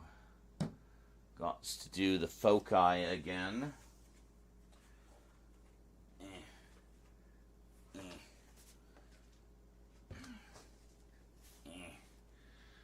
I don't know if you guys fully appreciate just how little room there is to move right now. It's kind of ridiculous. That's alright. We're getting stuff done. That's good. That's good.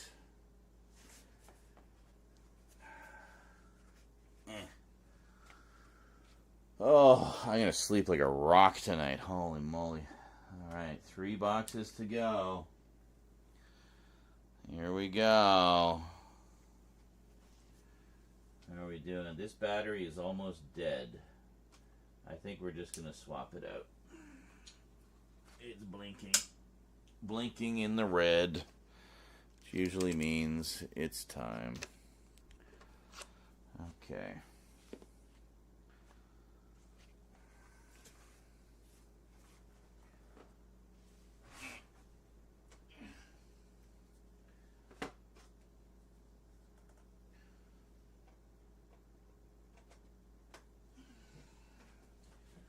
I feel like I should get another battery and like a dual charger so I can charge 2 at a time instead of just 1. I don't know. Boy, this 4K recording just chews through battery like nobody's business. It's crazy, man. What are you doing?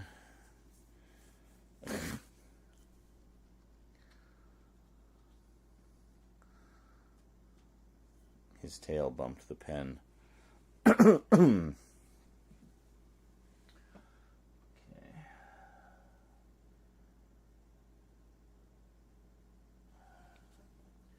Church, buzz off.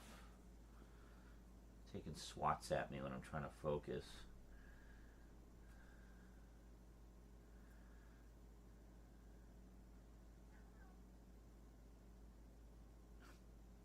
He's mowing now. Meow. Meow.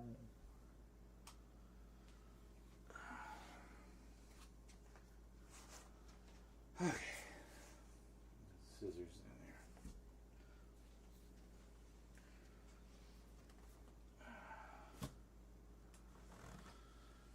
there. Oh.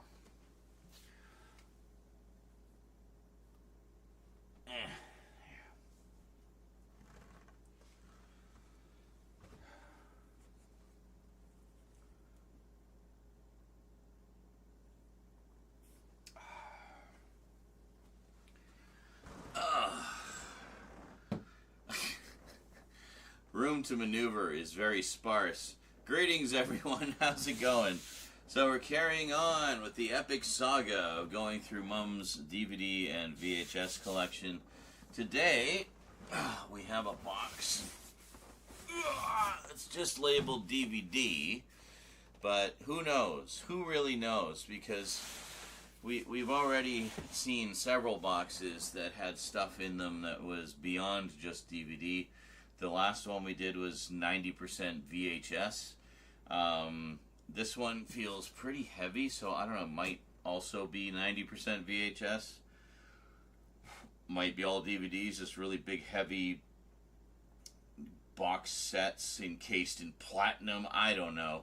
Let's find out. Box 5 of 14 of Mom's DVD and VHS collection today on the Multimedia Chronicles.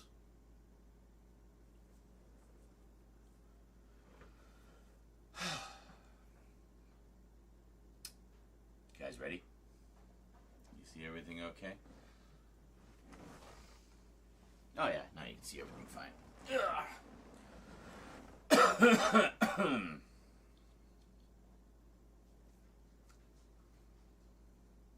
Welcome back. Alrighty, let's get into it, shall we? No idea where the box cutters are. Doesn't matter. All we need is a blade of some kind.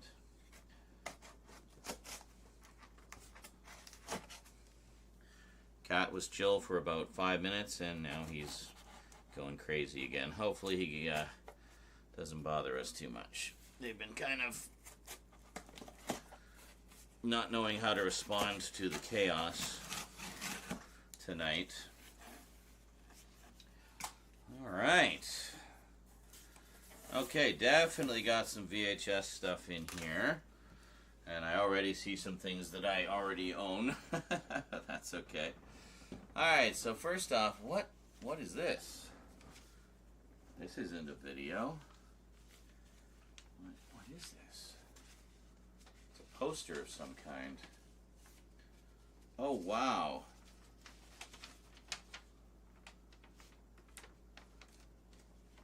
Oh, wow. Can you see this? So it's the Earth. But then on the other side,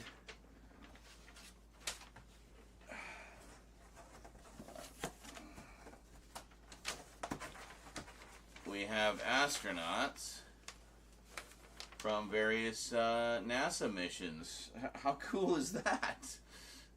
What a neat rarity. Church, where did you go?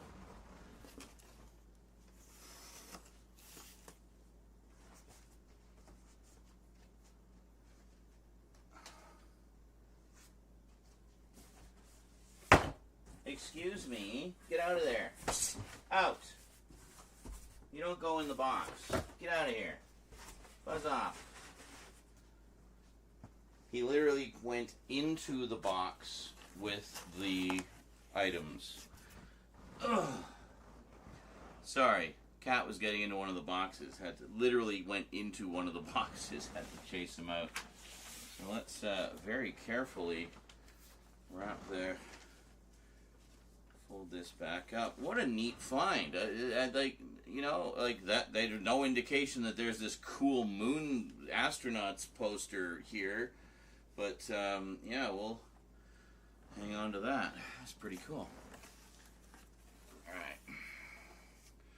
Next up, we have, we were wondering if she had this.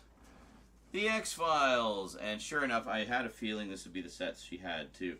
We have X-Files Season 4.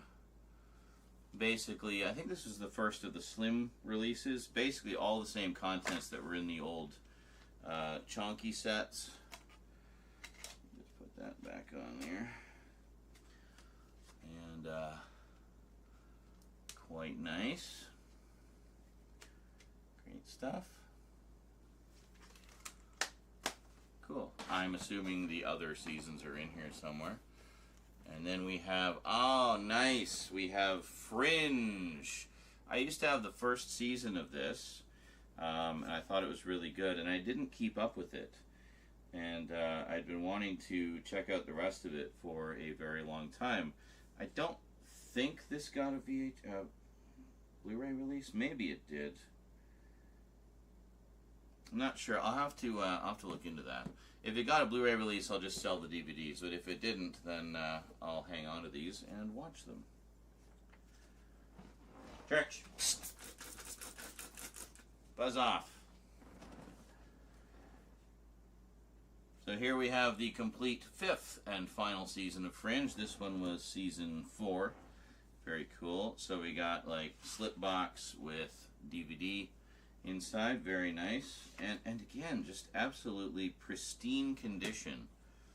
Excellent. And here we have season 3. Yeah, I only ever saw the first season of this. I remember it being really good. Leonard Nimoy's in it. He plays like kind of a villain, I think. But yeah, I don't remember anything about it. I just remember it being kind of a cool sci-fi series. Oh, here we go. All right, we can just pull all of these out because that won't. We don't have to spend too much time covering them.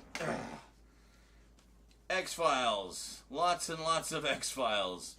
We got, let's see, season 9. All the slim boxes that mirror the same art style that was on the original chunky ones, but obviously a lot less disk space. And that's season 8. Season 7. Season 2, I guess you can tell because it has a giant number in the second, in the center. Season 1. Now this is very redundant for me because, of course, as most of you will know, I have the original complete series set, the big, massive, just gorgeous box set they put out. And then, of course, just a few years ago, I got the Blu-ray set as well. And this is season 6. And season 5. And there we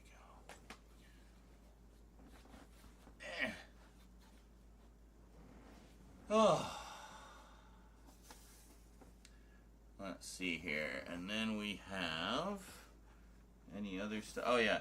And then related to that, we have the first X-Files movie, Fight the Future. And The Lone Gunman, which I also have. Very cool. Sad they only lasted a single 13-episode season.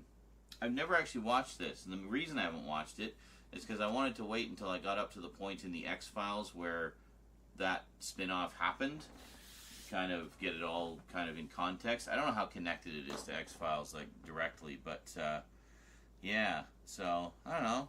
Cool. What do we got here? A bunch of George Lucas stuff. We got the Clone Wars movie. I don't think she ever actually saw the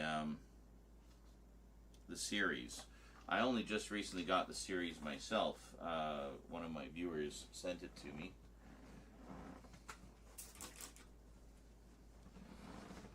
And keep them out of the boxes. And then here we have, oh, this is great. What is this? Star Wars Building Empire fan film. What? What is this?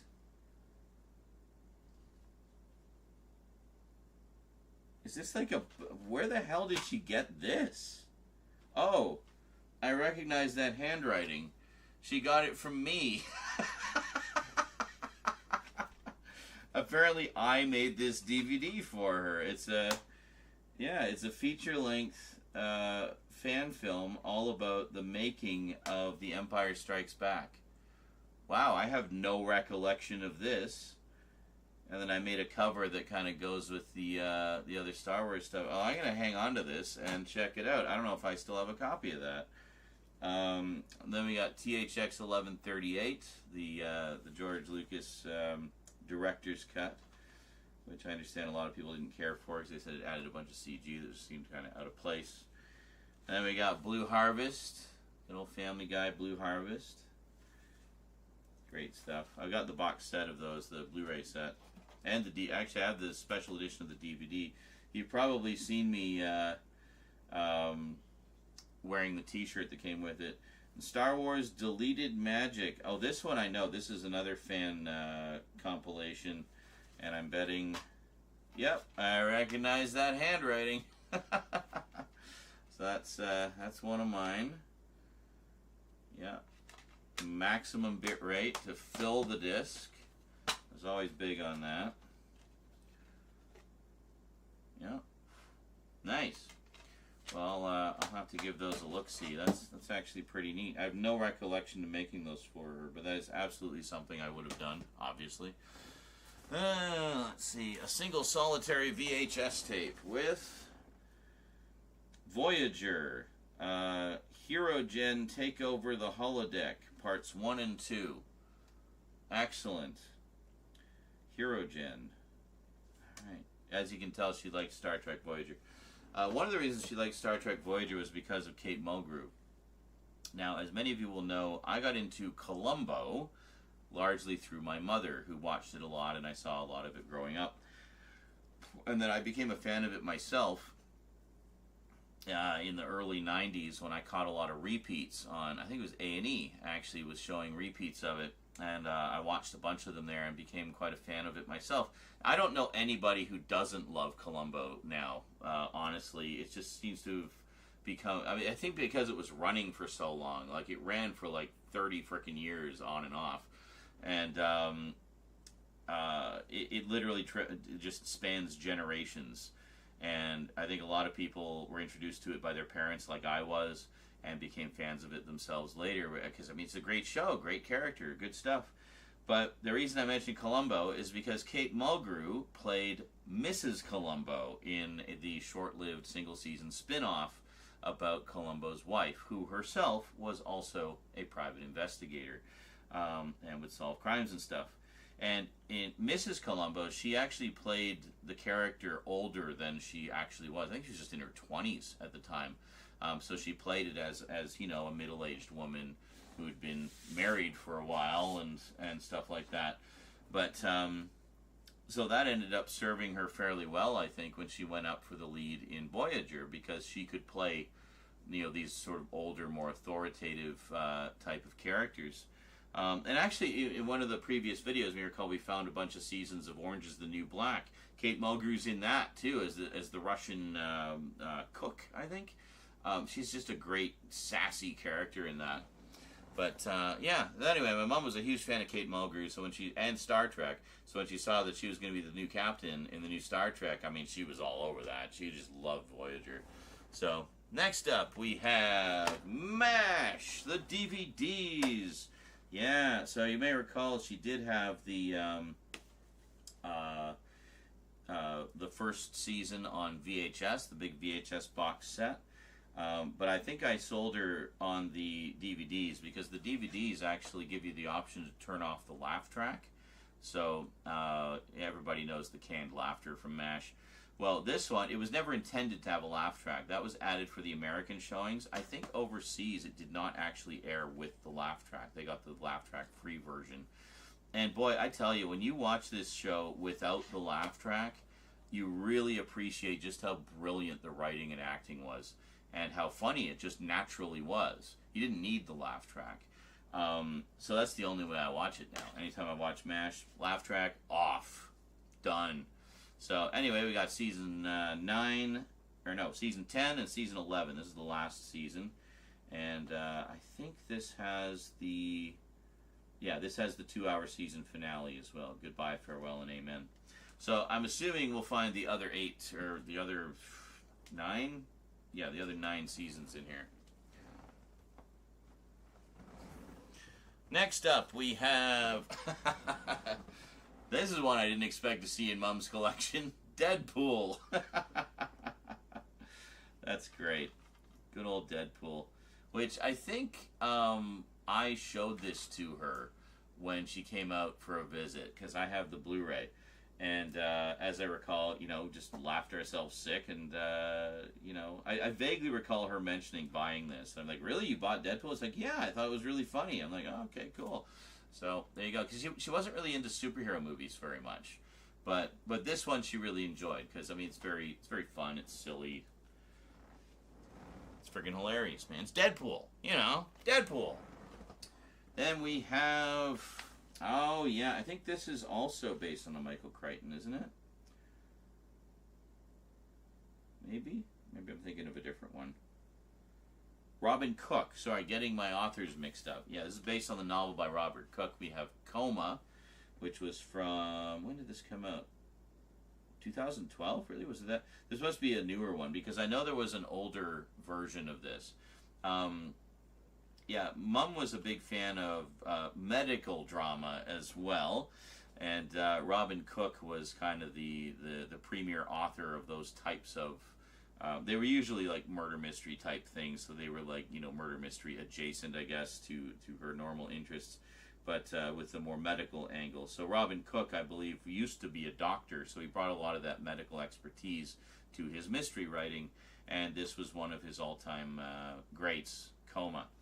So this one has stars Lauren Ambrose, Stephen Pascal, Gina Davis, James Woods, Ellen Burstyn, and Richard Dreyfuss. From executive producers Ridley and Tony Scott, as well as David Zucker. Well, one of the Zuckers, like Zucker, and Abrahams.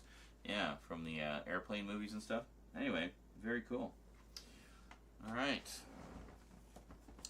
Next up, we have, well, these ones I can definitely sell because I have them all on V8 or on Blu-ray. We got Heroes, seasons 2 and 3.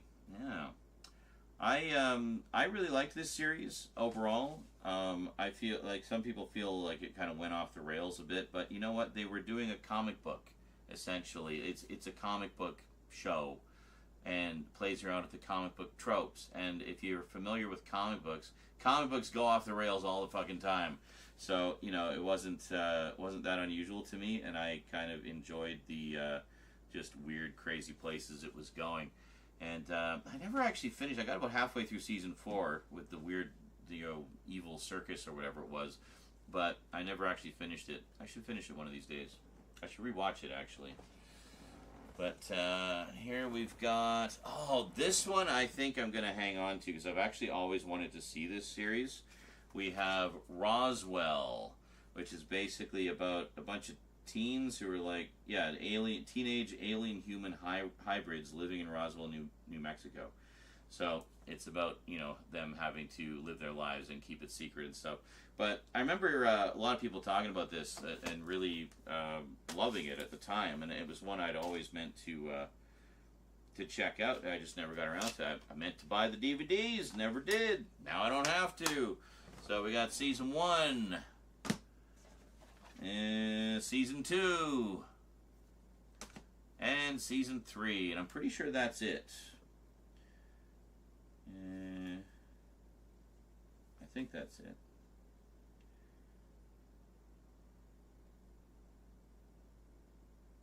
It doesn't say specifically, but why are these inserts like all misaligned? Hold on a second. There we go. Fix that. Oh, what else we got here? Let's see. We got. Oh, hey, X-Files. Season 3. So this is, I guess, the one we didn't find before. We'll put that with the others. Let's see here. We got a couple other things here. We got, Deluxe Collector's Edition of The Boondock Saints. I remember this one. Last saw this on VHS many, many moons ago. There was a firefight! Yeah. It's great. Willem Dafoe just completely unhinged in this as the detective trying to track down the Saints. Great stuff. X-Files, the event miniseries. So I guess Mom did get most of it. I don't know if she got the last one, but I just picked up the last one myself, actually, the Blu-ray set. Okay, here's a series you may have heard of. One that Mom was trying to get me to watch forever. Supernatural. Yeah, I know at least a few of my regulars would be excited to see this. Now, you might think, like, oh, so I guess you're going to keep that and watch it, eh? No, because I want to get the Blu-ray set. They actually have the complete series Blu-ray set is quite affordable considering it's 15 seasons. But, yeah, so anyway, we got season 1. These are the original DVD releases as well. I'm sure will be of interest to Supernatural fans, if only for historical purposes. But there you go. Quite nice indeed. Very classy sets. Mom actually did send me the first couple seasons a while back, and I did watch most of the first season, and I really liked it, but then they started putting them out on Blu-ray, so I wanted to get them on Blu-ray. So, and I still haven't, but I will eventually. And then we got season 2. These are really nice sets too, like all shiny and stuff. Can you see that? Kind of see that? Yeah. And season 3.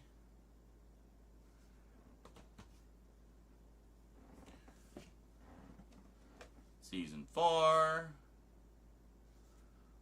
Mom always kept these on hand because it was a series she likes to rewatch a lot. In fact, I should double check and make sure all the discs are in here and there wasn't like one in her player or something. But I'll be double checking all that stuff anyway. And season, 6? And 7. I'm pretty sure she had all of them. I don't, I just see the first bunch of them here. That's 8. Oh, not shiny anymore. Oh, and then back to shiny for season 9. Okay. Very nice. And season 10. There we go. And that's it. The end. No, they did way more. They did 15 seasons. That was a very long running series. And, oh, here we go. Season 11. Got any more in here? Huh? No? Okay. Okay. I do see a couple of series here that I definitely want to check out. Again, I'm going to double check and see if they're on Blu-ray or not. But let's see. All right, so we got Deadpool 2. Very good. I'm sure she would have loved the third one. And let's see. A couple of Will Smiths. We got, what is it? iRobot. Very cool. I always kind of like that cover. Here, let's put...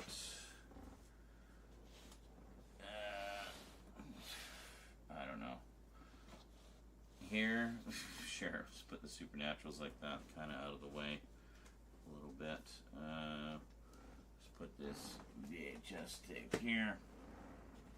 Alright, so we got iRobot. iRobot. Losing my voice. Got Hancock. A lot of people didn't like this. I thought it was freaking hilarious. I enjoyed it immensely. Just belligerent, constantly drunk asshole superhero. I mean, come on. It's like the boys before the boys.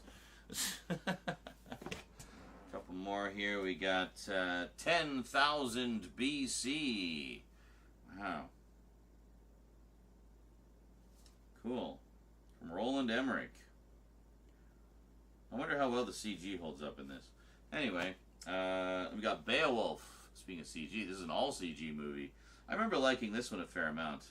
I used to have I think I had the Blu-ray a while back. I'm not sure. I don't think I do anymore. They did a video game tie-in with it as well. Remember, Crispin Glover plays Grendel in that.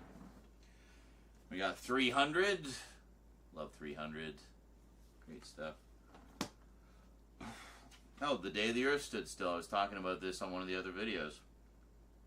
This is the remake. Now, does this include... Yes, this includes the original 1951 movie as well. But much like the edition I had, I'm pretty sure it doesn't have any extras. It's just bare bones. Dirty Rotten Scoundrels, the Steve Martin and Michael Caine. This is a classic. That's really funny. That's a good one. Let's see. Got a couple more here. Got Mark Wahlberg in Patriots Day. More of her political thriller action. She loves that stuff. And we got, oh yeah, this is one I actually really wanted to see. We got 3 billboards outside Ebbing, Missouri. Kind of, you know, a little bit artsy fartsy, I guess, but yeah. Stars Frances McDormand. Is it a murdered girl's defiant mother boldly paints 3 local billboards, each with a controversial message, igniting a furious battle with a volatile cop, Sam Rockwell, and the town's revered chief of police, Woody Harrelson. Alright, cool.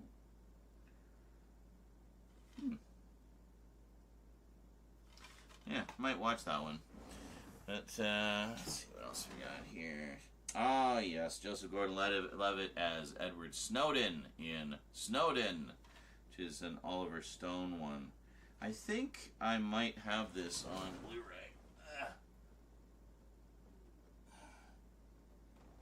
Ow! Or it might be in my Amazon cart. I was going to get, like, the Oliver Stone filmography, and I just never got around to it.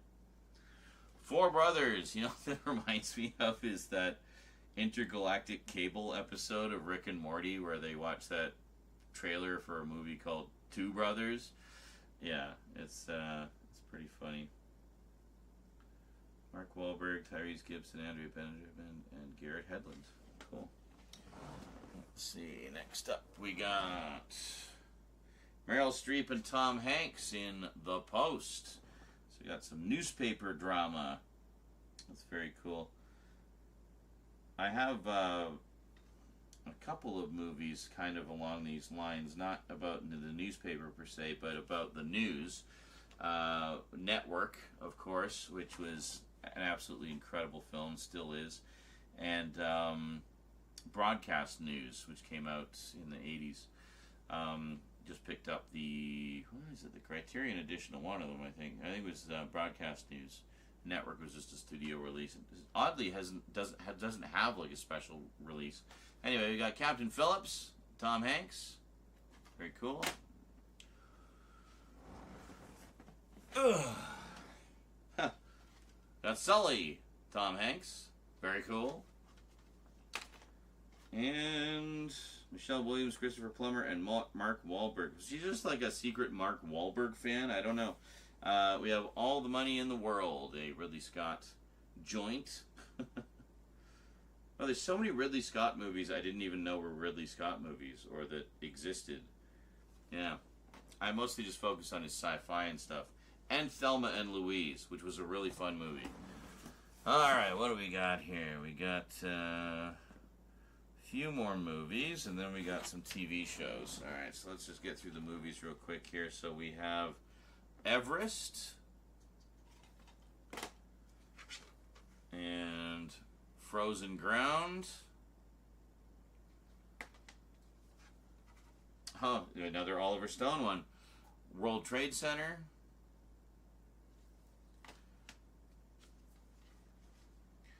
Nicole Kidman, Colin Firth, and Mark Strong in Before I Go to Sleep.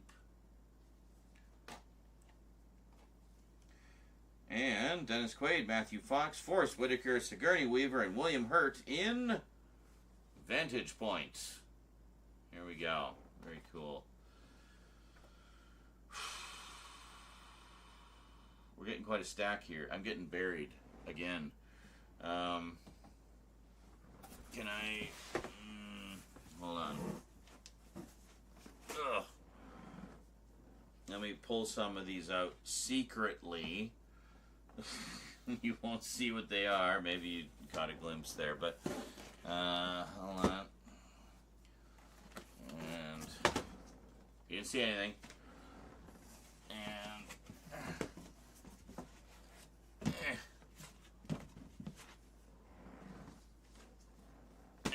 okay. Set that aside.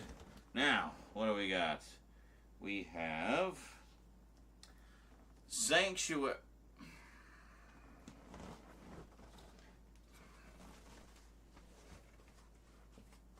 We hit the 30-minute mark. Uh-huh. Yeah, I know. We going? Okay.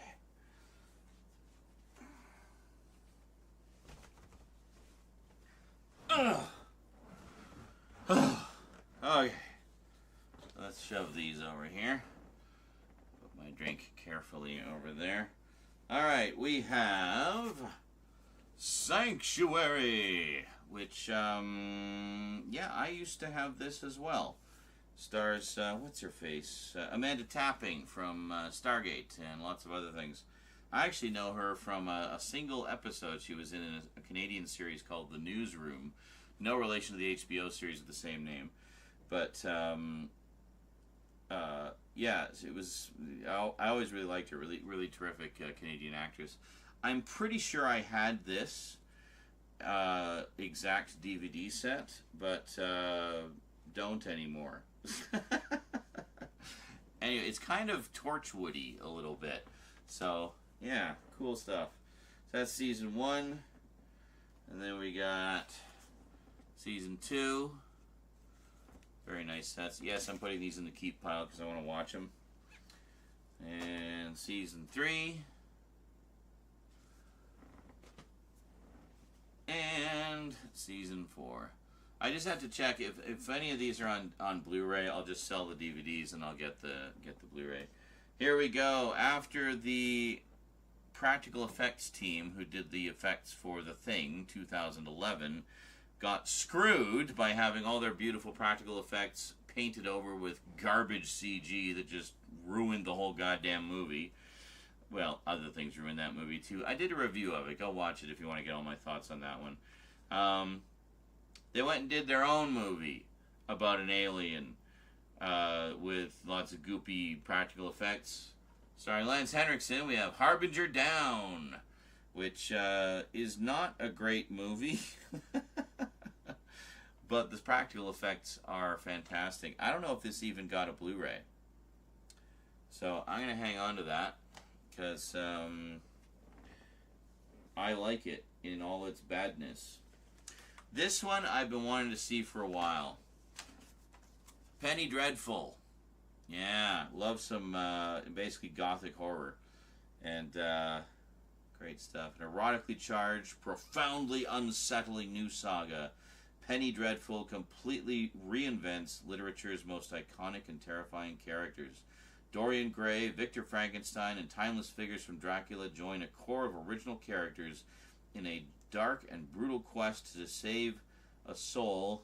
Is the stickers over top of the thing, even their own monstrous temptations. So there you go, kind of a new twist on classic gothic horror characters. So definitely something that's right up my alley. And then we got season 2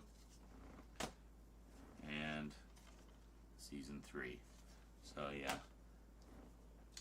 And next up, we have Matthew Fox and Jeffrey Donovan in Extinction. When the undead evolve, no one is safe. Yeah, cool.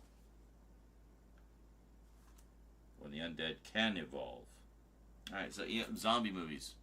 Yeah, Mom had a thing, like I said, she had a strange relationship with horror. She liked Penny Dreadful. She liked Sanctuary. She loved Supernatural. Another one she really liked, which I introduced her to, I think,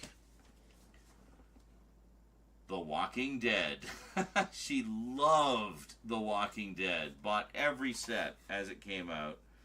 I think these are the original DVD releases, actually. Yeah, even with the original slipcovers. So, I mean, that's got to give them a little bit of value, you know. Obviously, with that, I want the Blu-ray set. I still haven't finished watching all the Walking Deads, actually, but I left off. Where did I leave off? Somewhere in the middle of season 7, I think. Shortly after Negan was introduced, there was that episode. You know the one. I don't want to say anything for anyone wanting to avoid spoilers, but there's a particular episode where some particular things happen with that particular character that just left a really foul taste in my mouth, and I just did not feel up to continuing, honestly. So, yeah, I'll get back to it eventually. Because I honestly, I really like the show a lot. Great set of characters. Anyway, second season. Third season. And most of these have the slipcovers too, so, you know, very nice.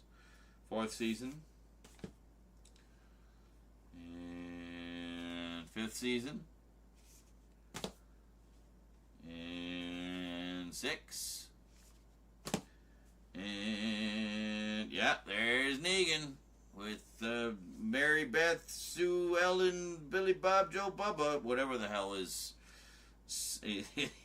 bat was named. But, yeah, so season 7. And all with the slipcovers. And then season 8. Yeah, they did what, 10? I think there was 10. Is that it? Wow, there was like a ton of like horror shows in that one. Wow, what an awesome collection. Yeah, so pretty cool stuff. So anyway, you're getting a little sense of the kind of horror-y stuff Mom was into. Zombies, okay. Supernatural, gothic horror, sci-fi horror, all okay. You know, X-Files was great because, you know, a whole bunch of different stuff and conspiracy theories and, you know, government goings on and stuff. And Deadpool. Yeah, Mom had Lucy. Thank you. Chat just informed me the bat's name was Lucy. Anyway, sorry for those of you who are leaving that in a YouTube comment. The live stream beat you to it. Yeah, I record these live. Anyway, that's it for box 5, folks. We made it. That was quite a box. Only one VHS tape. What was it? Oh yeah, the 2-parter Voyager. So 5 boxes. Only 9 to go. We're not even halfway yet. Hope you're enjoying the ride.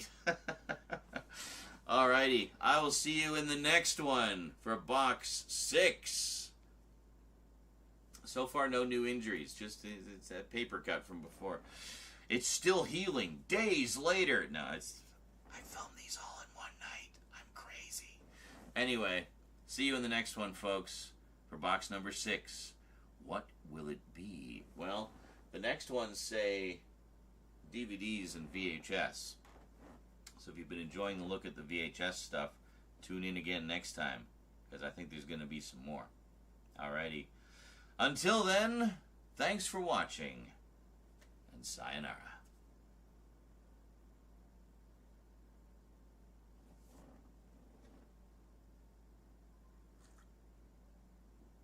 Oh. I need some food or something.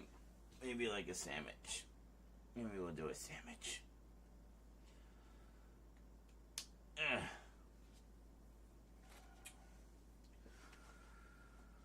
Whew. I have to find out if these are on Blu-ray. Blu-ray! If they are, I will sell those and get the Blu-rays. If they're not, then I'll keep those and watch them. So... Ha! My coworker gave me his entire DVD collection. I've got another one, actually. One of my neighbors, just sweet old lady, came to my door one day with a bag of DVDs just to give me her DVD collection. It was like, oh, thank you. So, I still haven't done a video about them. Maybe we'll do that after we, well, not tonight, but after we, you know, do the batch of boxes, we'll pull that out, because it's kind of the same kind of thing, sort of deal, kind of job, kind of deal. It's not a huge collection. It's like maybe a stack like this. So it's a fairly small collection. She wasn't another mum. But yeah. Hey, Krillin, got your power back? Excellent. So what was this? This is Sparta Best Picture winner. What was the Best Picture winner? And then you said, honestly, it's good. Which one? Hancock? Queen liked Hancock. I don't know, you said something was good. Said, honestly, it's good. Which one? What was good? You lost it? You don't know what it was?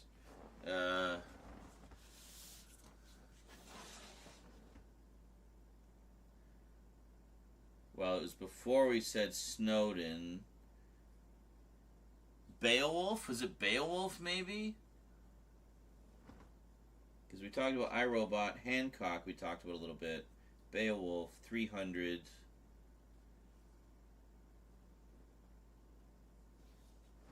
No, I know you lost your power. I got that. I was asking what you were referring to before. At 1:46 a.m. you said, honestly, it's good.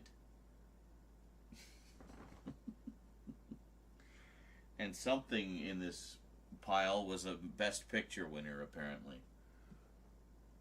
Cool.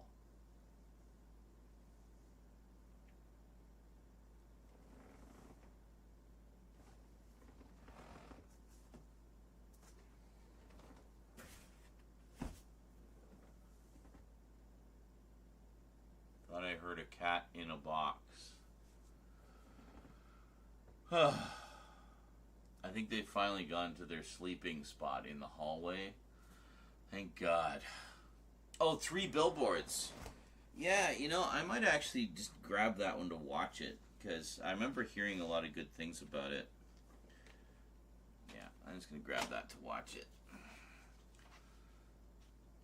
3 billboards. And I mean, Frances McDormand is amazing. And Woody Harrelson. And Sam Rockwell. I mean, I love all of these actors, so... Hell yeah. Actually, you know what Cass just saw for the first time? Speaking of Frances McDormand. You know which one I'm going to say. Fargo. Yeah. Cass had never seen Fargo before. So he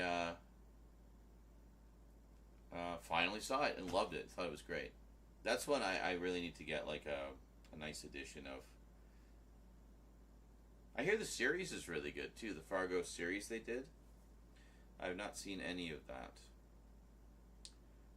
But I remember really liking the movie a lot. It was basically my introduction to Steve Buscemi and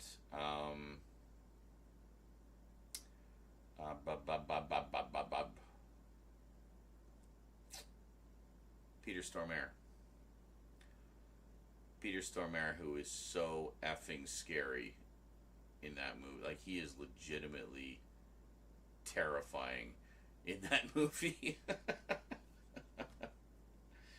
Just quietly psychotic. Like, he just, really scary. So anyway, it looks like Mom got seasons 1 through 10 of X-Files and the first movie and The Lone Gunmen. So darn near everything. She did get Millennium. I don't know if she ever saw Millennium. See, Millennium might have been a little too much for her, because it's the first season especially is about evil people doing horrible things to other people.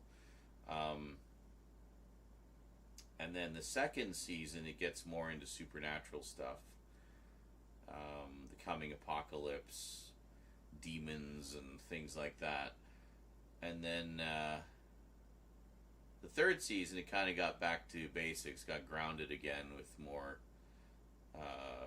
kind of the, you know, it still kind of touched on the apocalypse stuff, but it was mostly more in tune with the original, the first season. So, yeah, it's unfortunately basically what killed the show. Was it just kept getting reinvented every season. It never really kind of found its footing. I feel like it would have been better if they had kind of continued in the direction that they were going in the first season, which was brilliant. But, yeah. Oh well, I like what we got. And we got 3 seasons of Lance Henriksen being awesome. So, you know. It's rare when you see a screen actor like that do a series. And, you know, it being such a treat. Ugh.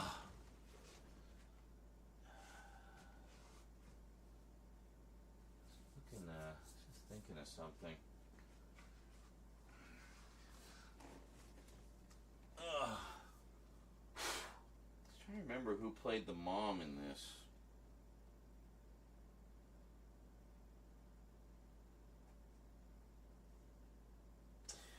Sorry, I was talking about this earlier. My So-Called Life. Great set. This is the Shout Factory set, which was brilliant. Introduction to Jared Leto in this as well.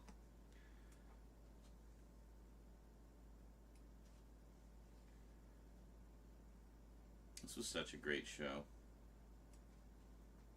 It's such a shame it lasted such a short time.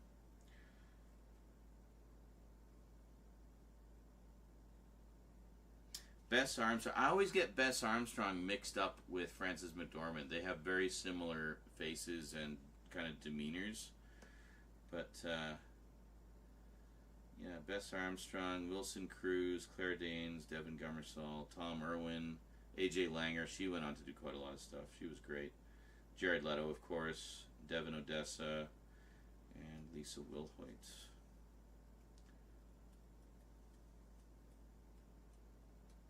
I don't remember if I'm pretty sure I did a video about this many moons ago.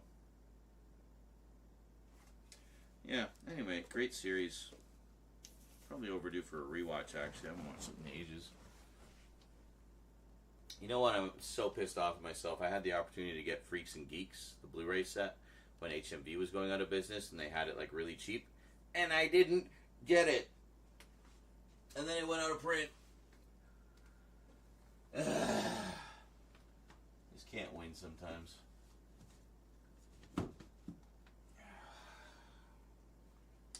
Alright, I'm gonna make a sandwich. Because it's nice and easy to make a sandwich.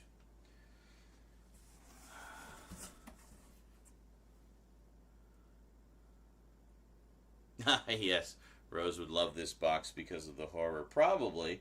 Although, I mean, she's more thinking like horror VHS. Like just kind of for the, you know, the collectability, the displayability. And more horror movies, per se, than horror shows. But definitely some stuff in here I'm keen to check out. That I know this isn't even all of them. Like, Mom had other, like, horror-related shows that we'll see when we get to them. But, yeah, she had a pretty cool collection. I'm sure you guys will agree. A lot of neat stuff in there.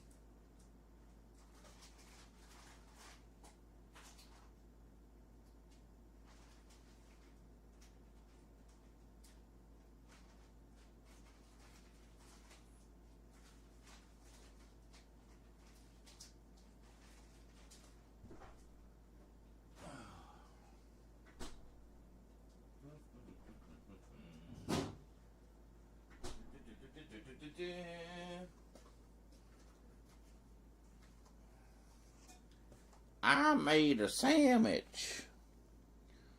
It's all beef, bologna, and cheese. Yeah.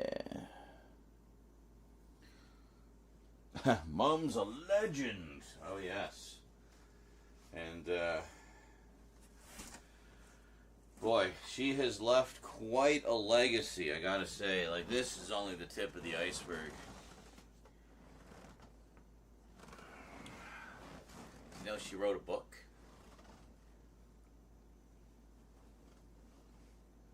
Basically, her life's work. Fantasy adventure that she wrote over the course of about 30 years. It's like Lord of the Rings level. It's crazy. Anyway, one of the things I was working on was helping her to self-publish. But she had like more revisions and stuff she wanted to do, so anyway, Cass and I will be publishing her book for her posthumously.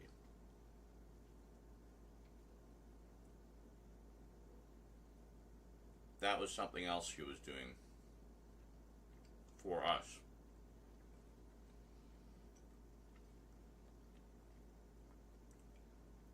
One of the main reasons she wrote the book, in addition to just writing a book, was for it to be her legacy to leave for us to live off of, essentially. So yeah. So we're gonna do what we can. We'll be self-publishing, but we got a line on a pretty good one that should be able to get pretty wide distribution for it. So yeah, we're tentatively hoping to have. It's gonna be 3 books. It's a trilogy, so we'll be putting the first one out hopefully in time for Christmas this year. So stay tuned. I'll keep you guys posted as things get closer to happening.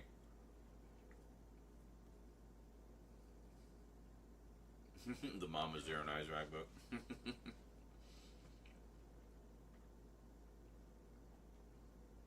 Yeah, it should be pretty cool. I'm in the process of,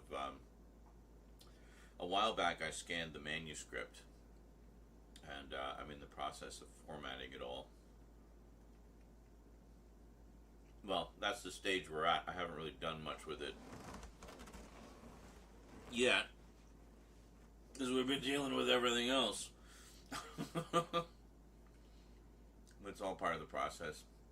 I mean, at least we're starting to make a dent here. Quite a lot that we can sell, which is good. And that was what she wanted. I mean, she wanted us to profit from her passing, essentially profit from her legacy. She dedicated so much of her life to building a legacy for me and Cass, so that we would have, you know, her huge collections of stuff to sell, but also the book, to have the book published and be kind of an ongoing source of revenue for us, and hopefully a source of entertainment, enjoyment, and you know, sense of wonder for those who read it.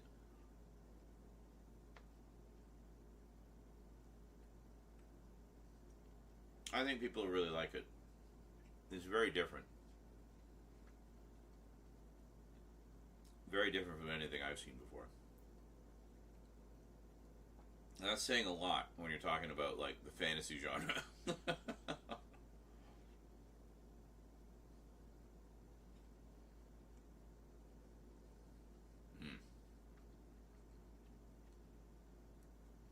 I do love me a bologna and cheese sandwich, you know that?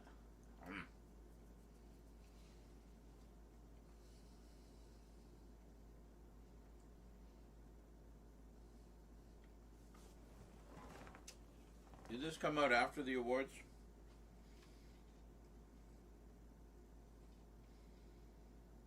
I don't think so. Yeah, no, this must have come out when it was fairly new. I'm sure there's one that has, like, all the awards at one plastered all over the cover. Not 3 billboards, that is.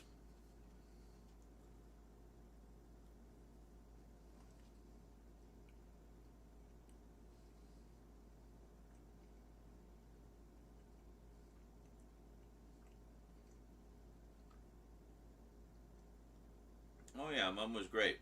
I mean, not without her eccentricities, which Cass and I often like poke fun at her and stuff. But you know what? Honestly, now we come to understand a little bit more about ourselves. Very clearly being AUDHD. We're pretty sure Mom was too. In particular, Cass said just in going through her stuff and seeing like how, you know, her various hyperfixation, like evidence of her various hyperfixations, it's pretty clear that she was probably on the spectrum too. And that's likely where we got it from.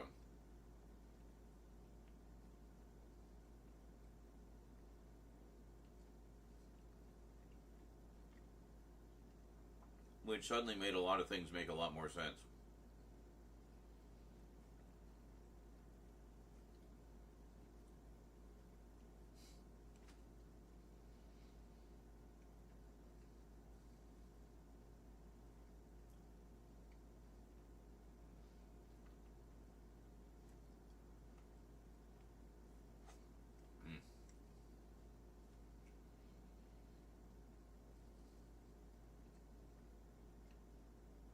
But yeah, that's why we've been going through all this stuff, because she passed away a little over a year ago. And it's taken that long just to get to this point, because, well, just because of the sheer volume of stuff that she had, but also just the general wheels of, you know, the law and everything taking forever, just trying to clear everything, you know.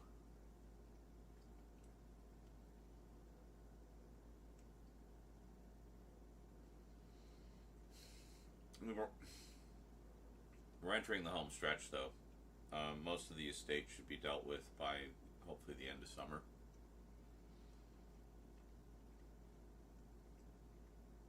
We can finally close that out, and then Cass and I will just divvy up whatever's left.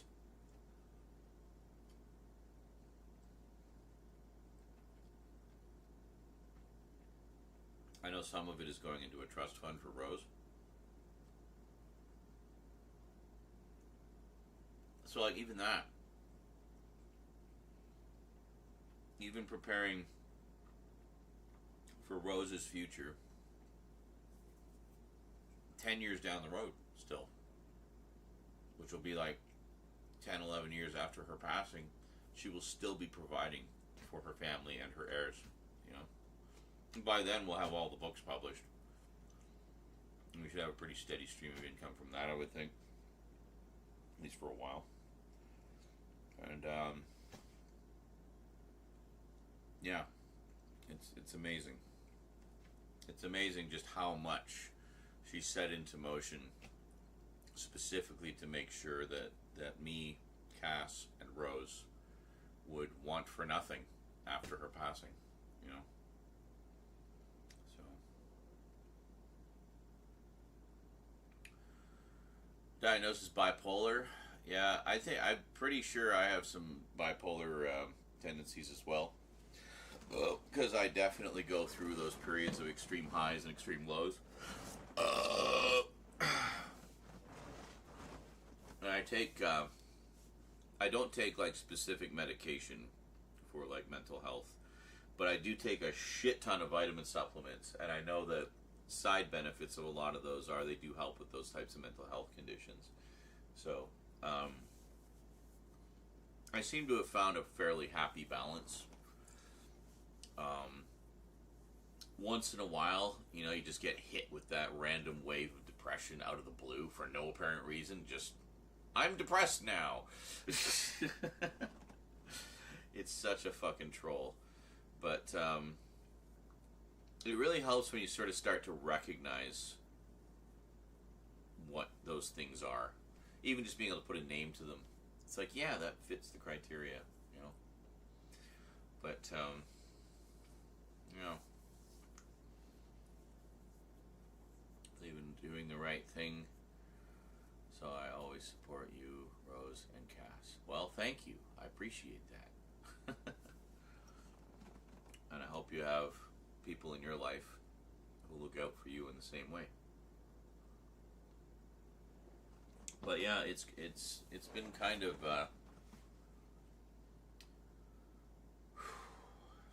dizzying, honestly, just seeing how much she left for us to provide for us in any way that she could after her passing.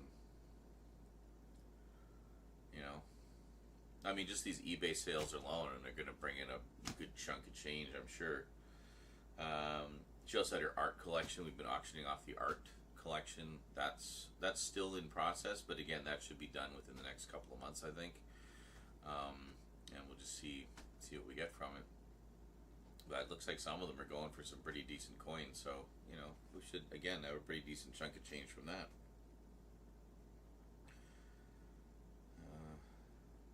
So yeah, so by the end of this year, everything should be pretty much sorted, and then ideally, the only thing we should sort of be having ongoing is getting the rest of the books published. You know, she's got so there's 3 fantasy books, and then we'll probably use some kind of collected edition at some point.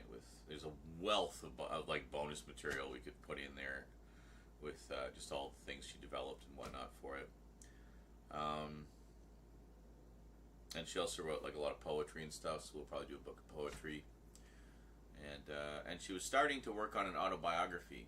We found notes for that, quite extensive notes. So I think the last thing will be kind of pooling our resources, picking our own brains and each other's, and any surviving relatives who knew her and have stories to tell. And we'll all kind of together tell her story. You know, we'll finish that biography for her. It's the least we can do. So, yeah. Severe anxiety and depression. Bam. Yeah, same here. Same here. It comes and goes. I find like when I'm active and doing things like today, for example, today's been a really good day. Despite like some earlier stress, like with the cats going crazy and stuff like that. But I mean, that's, you know, you just spritz the cats and get them the hell out of the room, and there you go, you're fine. But and I just kept filming in spite of all the chaos, honestly, and I think that's all you can do sometimes, just keep pushing on. If I was doing something like a video essay where, you know, you want to have a little more professional production value, that's different. Then I'd be like irritated because I'm trying to do something a certain way. But when it's just what's essentially a package opening / unboxing or whatever, then I'm not too fussed about it. But crazy. Man, I'm going to sleep like a freaking rock tonight. I don't know what time we'll be streaming tomorrow, but I'll see you guys at some point tomorrow. But we're gonna try to get these. We're gonna get these boxes done tonight. Might as well. I mean, we've gone this far. I was originally gonna do like 3 or 4. We've done 5. Woo! And it feels good to be filming again. And I feel like doing this type of thing where I don't really need to plan it. Just open the box, go off the cuff, see what's in there, talk about it. You know, and I mean, you know me, I've got the gift of gab, and I always have stories to tell no matter what it is. So, yeah. So, I knew I'd have a lot to say about all this stuff. And there's some also, I mean, that I'll probably revisit, you know, like I might talk about some of these TV shows, if and when I get around to watching them.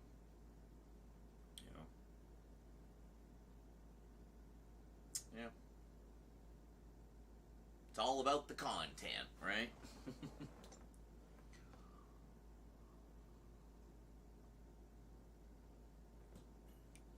Spritz away the depression and anxiety. Yeah. Yeah. I've found cannabis works really well for me, like as a mood stabilizer. Yeah. It's a bit of a luxury. It is, you know, pricey. So I get it when I can, but at the same time, it's not something I want to become reliant on, you know. And I feel like I was a little reliant on it for a while when I was like really down, like last year and, you know, past couple years really. But that's fine. I mean, it helped get me through it. You know, it got me through it, and now I kind of feel like I've finally broken through the other side, and we're starting to get things back on track. Starting to film again, which we haven't done in ages. And I'm really excited about bringing the Multimedia Chronicles back for you guys because, everybody's been asking me for ages, like, dude, when's the Multimedia Chronicles coming back? Like, we need you. We need your voice of reason in this sea of madness out there. I'm like, okay, well, I'll do what I can,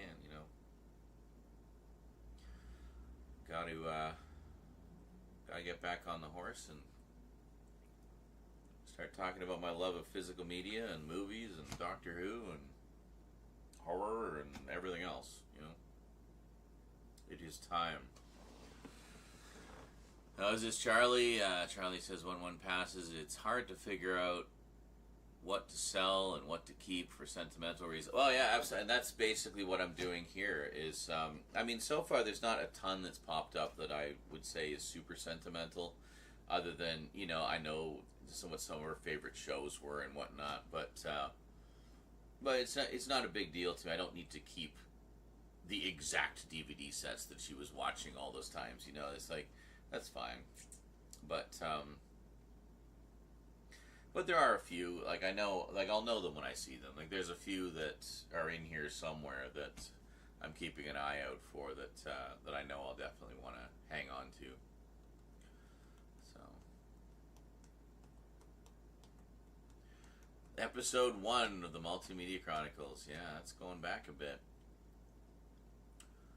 Multimedia Chronicles is often my cure for Sunday depression. Well, there you go. See, and I hear similar comments from a lot of people. It just, and that means like a lot to me, even if I don't express it as often as I should. It does mean a lot to me when I hear things like that from people. They tell me that this little show that I created on YouTube means something to them and is special to them in some way, or is a comfort show to them in some way. And a lot of people say, like, yeah, it's thanks to you I got into collecting, or it's like, I hadn't even heard about this show until I saw your video about it, now it's one of my favorites, and, things like that. Or sometimes they'll say, like, you inspired me to start doing YouTube videos because I really liked your stuff, and I was like, hey, I could talk about some of that stuff too, with my own spin on it. A lot of people who are very successful now, some, like, more successful than me, started that way. Yeah, it's crazy. But that's partly my own fault. Like, I'm sure I would have been more successful if I'd been more consistent. And that's the thing I'm terrible at, is consistency. And a large part of that is because of the anxiety and depression. Sometimes you just don't feel like doing anything, Like, people bitch and moan about me playing Fortnite, for example. Fortnite honestly saved my sanity. As ridiculous as that may sound, it literally saved my sanity. Because I was going so far down the rabbit hole of just depression and self-destruction. Fortnite pulled me out of that. And not just the game itself, but also the social aspects of it. Getting to play with a lot of you guys who would come and join the squad, and we'd play some rounds and have a good time. And that's it. So it's like when people come in and say, oh, Fortnite's stupid, I hate that game. It's like, yeah, but think beyond just the fact that you don't like that game. Think about why I'm playing it, And it was like that for a lot of people. I've had a lot of people come to me afterwards. It's like, man, playing Fortnite with you really, like, kept me from doing something drastic to myself, And, we all helped keep each other sane. A lot of that was during the pandemic as well, so it all just kind of fell into place, and that was it. But that was just where I was, where my head was, and where I needed to be, and what I needed to be doing at that point in time. So now we've gone through all of that. We've suffered through all of that. We've learned a lot from all of that about myself and about how to avoid the kinds of situations that got me into that deep funk in the first place. And how to avoid the kinds of people who can drag you down to that dark place, because that's where they are, or they're just cruel people who like to hurt other people. I've encountered a few of those. So it's been a journey. It's definitely been a journey, but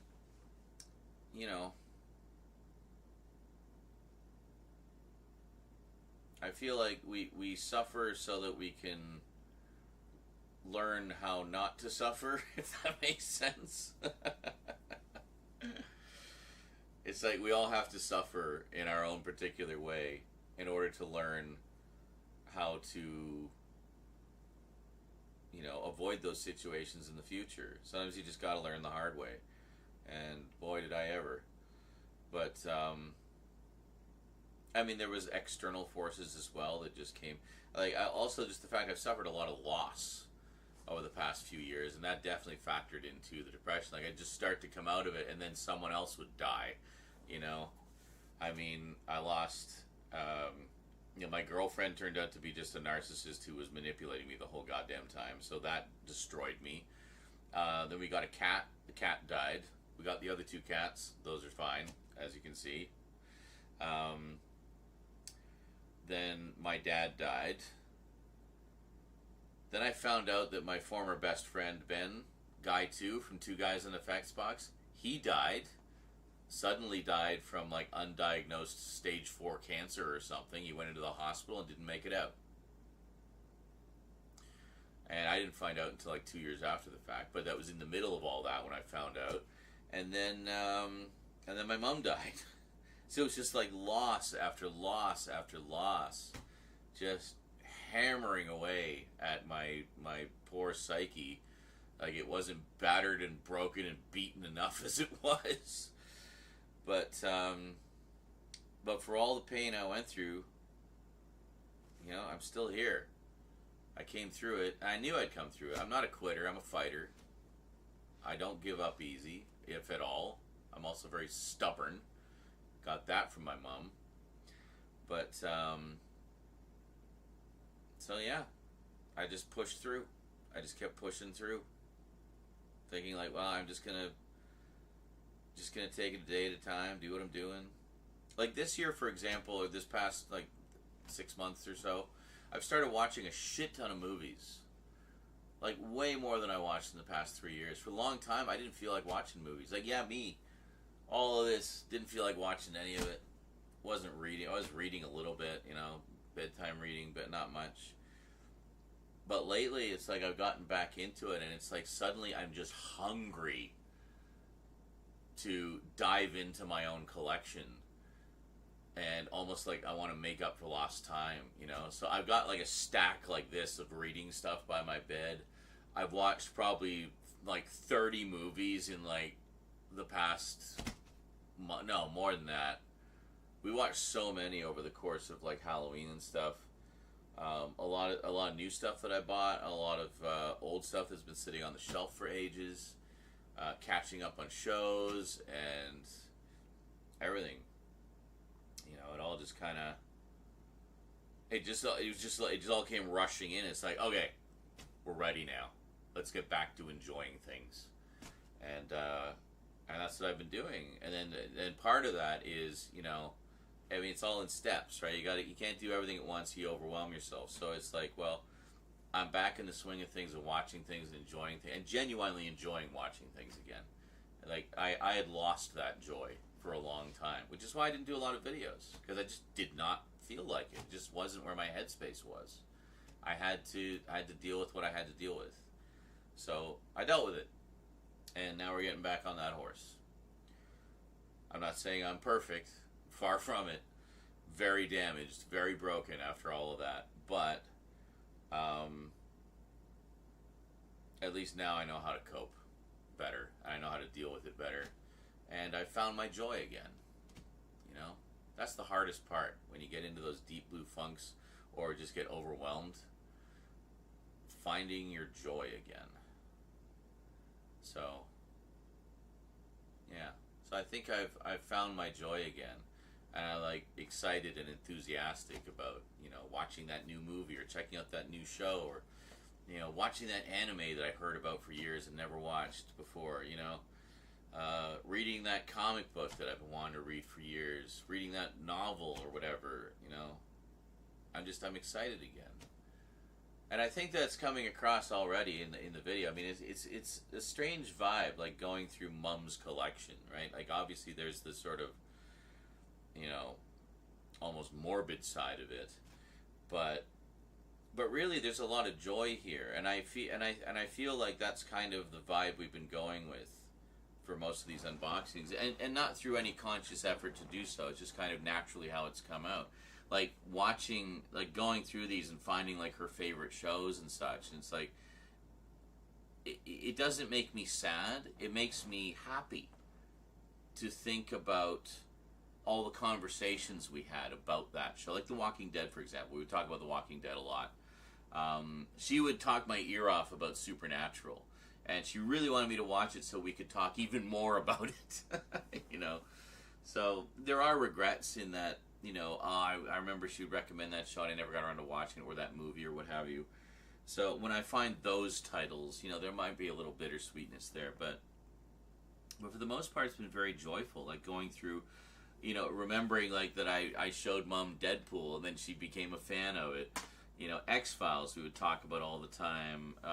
You know, and all these other like shorter-lived shows that she liked and thought I would enjoy. And I don't know. It's just I remember more the sort of fun we had talking about them, and the things we did actually watch together, like the fun we had with that too. So yeah, it's been an interesting journey tonight, for sure. What are we at for time? Oh, okay, 9.5 hours. Yeah. Don't want to go over, excuse me, 12 hours, because that's kind of the limit on YouTube. I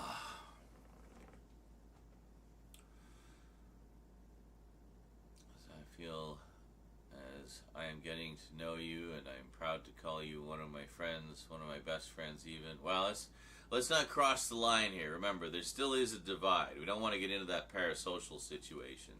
But I know where you're coming from on that, and I appreciate that.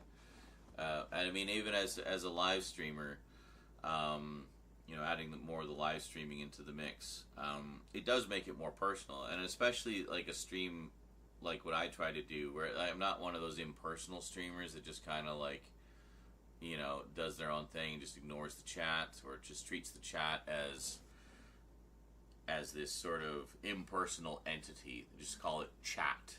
I never call the chat chat. I address each individual person by name, which I think is important. Like, it establishes that, you know, I recognize you as a person with your own unique identity, and, you know, I'm speaking to you specifically with that thing you said in responding to that. But you know what I mean. Like, speaking of, my aunt passed of cancer, and my grandpa died of an aneurysm. Actually, yeah, I lost my grandparents not too long ago as well. Not in the past 3 years, but within the past decade. And I was, specifically the grandparents I was quite close with. I had the ones that, if you saw in my 1981 video, those, Nana and Grandpa from that. God, it's crazy to think that I am now the only person still alive in that video. Wow. Crazy. Time marches ever on. And greetings, Andy, by the way. I did see you there, so I was just lost in a big spiel. How many boxes have you gotten through so far? 5. 5 of 7. We have 7 more in storage, which we're going to pull out sometime probably in the next couple weeks. But yeah, so 14 boxes total, of which I have the first 7 here, and thus far we have done 5. So we got 2 left. 2 left!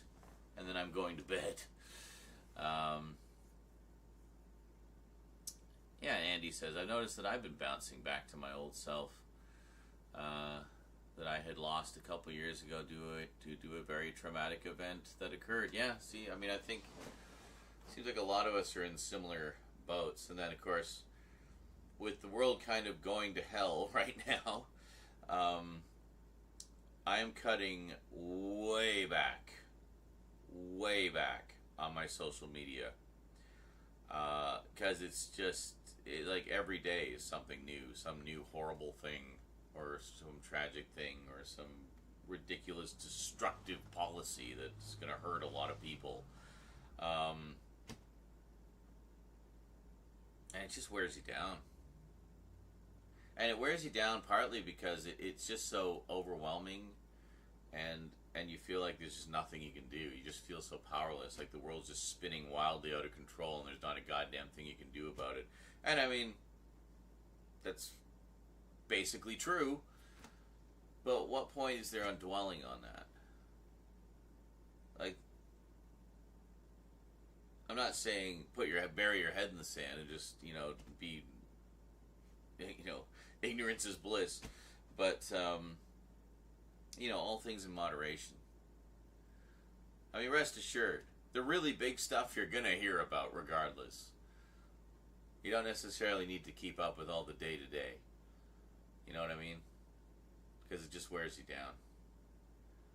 So, yeah, like Andy says, be aware of what's going on. Just don't doom scroll. Yeah, stay at least relatively in the know. But don't get sucked into doom scrolling. There's a really interesting video that I stumbled across on YouTube the other day called Ghost Time, and what it is about how excessive social media usage can really affect your perception of time. You know how you kind of just get into the zone of scrolling and scrolling and scrolling, and next thing you know, it's like 3 a.m. The short version is part of the reason for that is how your brain processes information. In order for your brain to fully process, collate, catalog, and store new information, takes about 23 seconds. That seems like a long time, doesn't it? But it's true. It takes like 23 seconds. Now, you're scrolling. How many seconds do you think you're spending on each individual item as you're scrolling? 23? No. More like 6 or 7. Which means you've looked at 3 or 4 things in the span of time it takes your brain to process one thing. So what ends up happening is your brain doesn't process anything. So you just end up with, it's like you got abducted by aliens and you're missing time. And you suddenly feel like, where did all the time go? And it's like, it messes with your perception of time. But if you slow down, and A, just don't doom scroll, and B, take your time to really process that item of interest that caught your eye, just, take 30 seconds, plenty of time. You'll start to find that you regain that sense of time again more realistically. It's not that time is moving faster, it's that we're not giving our brains enough time to process time, so it's literally just deleting chunks of our day because it didn't have time to process it properly. So when we think back to how the day has passed by, it seems really fucking short. Like, where did the day go? It's like, well, you doom scrolled it away. So anyway, if you're interested in that subject and want to learn a little bit more about it, it's a really short video. It's only like 10 or 11 minutes. Plenty of time for you to process the information. You'll find it in the Internet Culture channel on my Discord. I'll post it there. Or just look it up on YouTube. It's called Ghost Time. I don't remember who the creator was. But it was just this short, little, succinct video essay that really was really interesting. I find stuff like that fascinating about how our brains work and how our brains process information. So, to me, that aspect alone was interesting, but it also answered some questions that, I couldn't find an answer for. Like, where does the time go? And it actually made a lot of sense. So, yeah, check that out. You might find it useful in the same way that I did. And I found that being sort of consciously aware of that, you begin to adjust the time you spend on social media stuff, and it kind of and you do notice that time starts to feel normal again. Like what we've been doing here tonight. This feels like the longest day ever to me. Why? Because I spent maybe 1 hour on social media at the beginning of the day, and even then, not much. Not even, I'd say probably half an hour on social media today. Like, just way less than I have previously, even as recently as a week ago. And already I'm sensing a huge difference in my perception of time. So check that out. As Andy says, one thing I've done as a distraction is doing my genealogy. Oh, that's interesting. Through Family Tree, and I made the discovery that I'm eighth cousins with Edgar Allan Poe. Why does that just seem really appropriate to me for you? That's awesome. The 6 degrees of Edgar Allan Poe. Right? That's hilarious. Is it? Charlie says, whenever I watch a movie, I make a point to get my friends' full take on it. I like having their takeaways and comparing it to mine. Sounds like your mom liked doing that too. Yeah, no, that's very true. We did. We would often talk about. We would talk about all different aspects of it. Like I would kind of dive into the directing and the acting and stuff like that because I'm fascinated by the making of movies as much as I am entertained by them. As they are. But we would also talk about our favorite characters, or or the villain, or the story, or the twists and stuff like that. And especially if it was something that really resonated with both of us. We'd just go off and just have a lot to talk about with it. But yeah, it was always fun. What was this? What makes me laugh is a YouTuber named Stevie T. All right. Well, it's good to have a laugh. I intentionally don't have any social media. Okay, other than YouTube.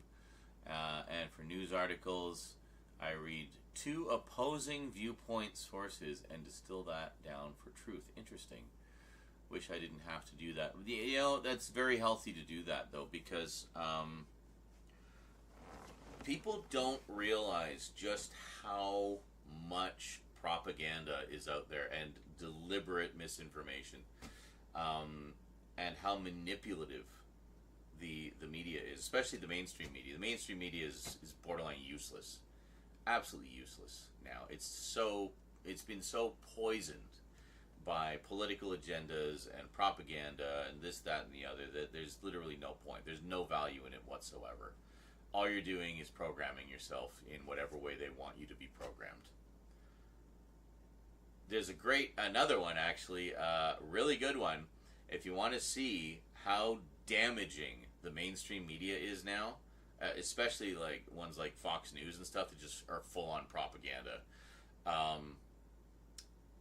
There's a great documentary from 2015 called The Brainwashing of My Father. It's actually available to watch for free on YouTube now.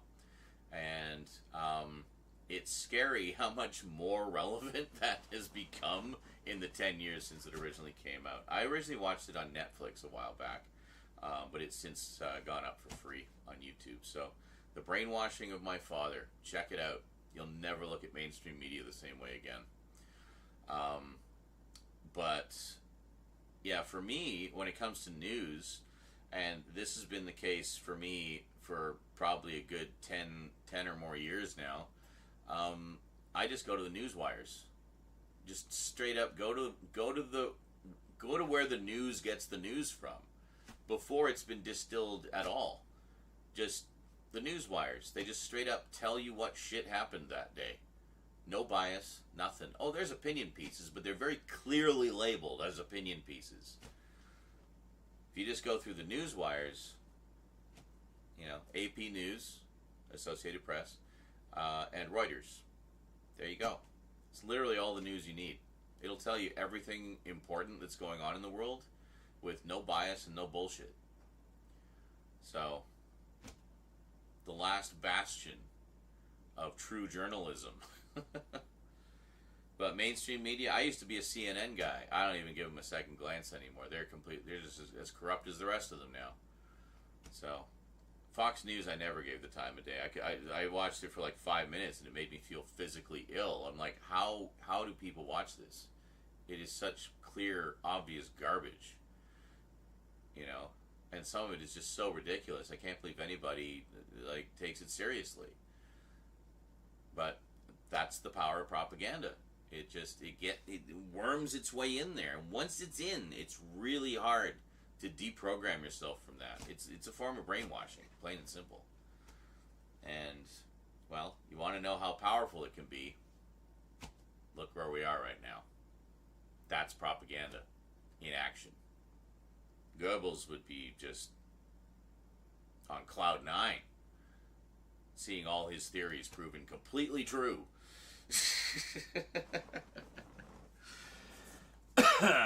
Anyway, I could go on about that all day, but yeah, watch Ghost Time, and I think, or it might be like What is Ghost Time, something like that. But and The Brainwashing of My Father, both great, very eye-opening, and both very well done.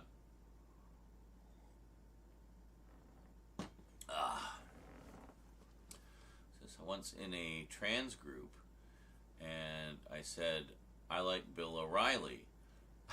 Bill O'Reilly, yeah. And someone told me I shouldn't like him because he's a big transphobe. Well, I mean, that's fair enough. Also, I remember Bill O'Reilly, like, before Fox News. I remember when he was the host of Inside Edition. You remember that? It's that wonderful muckraking tabloid show. I like a lot of those muckraking tabloid shows because I see them as entertainment. I don't see them as news. But I used to watch all of them. I used to watch A Current Affair with Maury Povich. I used to watch Hard Copy. I used to watch Inside Edition. But I enjoyed them for what they were. Like, they didn't shape my thinking. They were just fun little sensationalistic stories, usually to do with, you know, some true crime thing or a lot of celebrity gossip type stuff. And I don't know. It was just kind of, it was just trash. It was junk food. And that's how I always looked at it and how I always enjoyed it. It was just pure entertainment. But then there's people who take that kind of thing seriously. And I think that's where a lot of like the really extreme media that we see now was born out of, was those tabloid shows and stuff like that, where they started presenting stories more as factual than as, you know, tabloid silliness. Yeah. How far have we fallen in such a short time? It's crazy how quickly it's all like just fallen apart. But it was all very orchestrated. It was all very orchestrated and very planned. This was the goal. The state of the world right now, this was the goal of the people who set that media machine in motion 40 years ago. You know, power of propaganda. Don't underestimate it. I've seen some of the smartest people I knew and admired growing up. I'm talking people I knew personally, like friends, go down that brain rot wormhole. And there was just no... Oh, I tried to talk reason to them. There just was no reasoning with them. The propaganda was too strong. So, there you go. I should mention, actually, this is the type of thing my mom and I would talk about a lot, too. So, it wasn't just movies, but it was, you know... Well, as I said, she likes the political thrillers and stuff, right? So she very much would pay attention to the politics of the world. It frustrated me, though, that she never got the internet, because I felt like she could have got a lot more information, and not just that, but also been able to keep in touch with me more and see what I'm doing more. I would have loved to have her in the live streams, you know. Mom and you know, Mama Z and Z do a live stream. You know, how fun would that have been? We would just yak about movies for a couple hours. But she did pop in on a couple live streams in a sort of roundabout sort of way. I put her on speakerphone when she called, and she would talk to the chat, and I would read back what they said and stuff. But yeah, But yeah, I always wish she had gotten the internet. So instead, she didn't even have cable television in the end. She got all. This is how she would watch television. She would just get DVD sets, season sets of stuff, and she loved it. She had no complaints. Didn't feel she was missing anything. So she was quite happy about it. And then I would tell her about new shows that I'd seen or heard about that I thought she might find interesting, and she would do the same. And then when she came out to visit, we'd watch Netflix and stuff like that. So she, would kind of get caught up on different things there. But, what was it? Yeah, so she didn't have cable TV. She didn't have the internet. So this was her TV, was her video collection. And then, as far as the news went, there was basically like a morning radio show she would listen to. And then on this morning radio show, they had a little bit of, political commentary. And they would read tweets. So that was how she would get Twitter, was through the tweets that were sort of curated and read by this morning show that she liked. But an interesting way to read Twitter.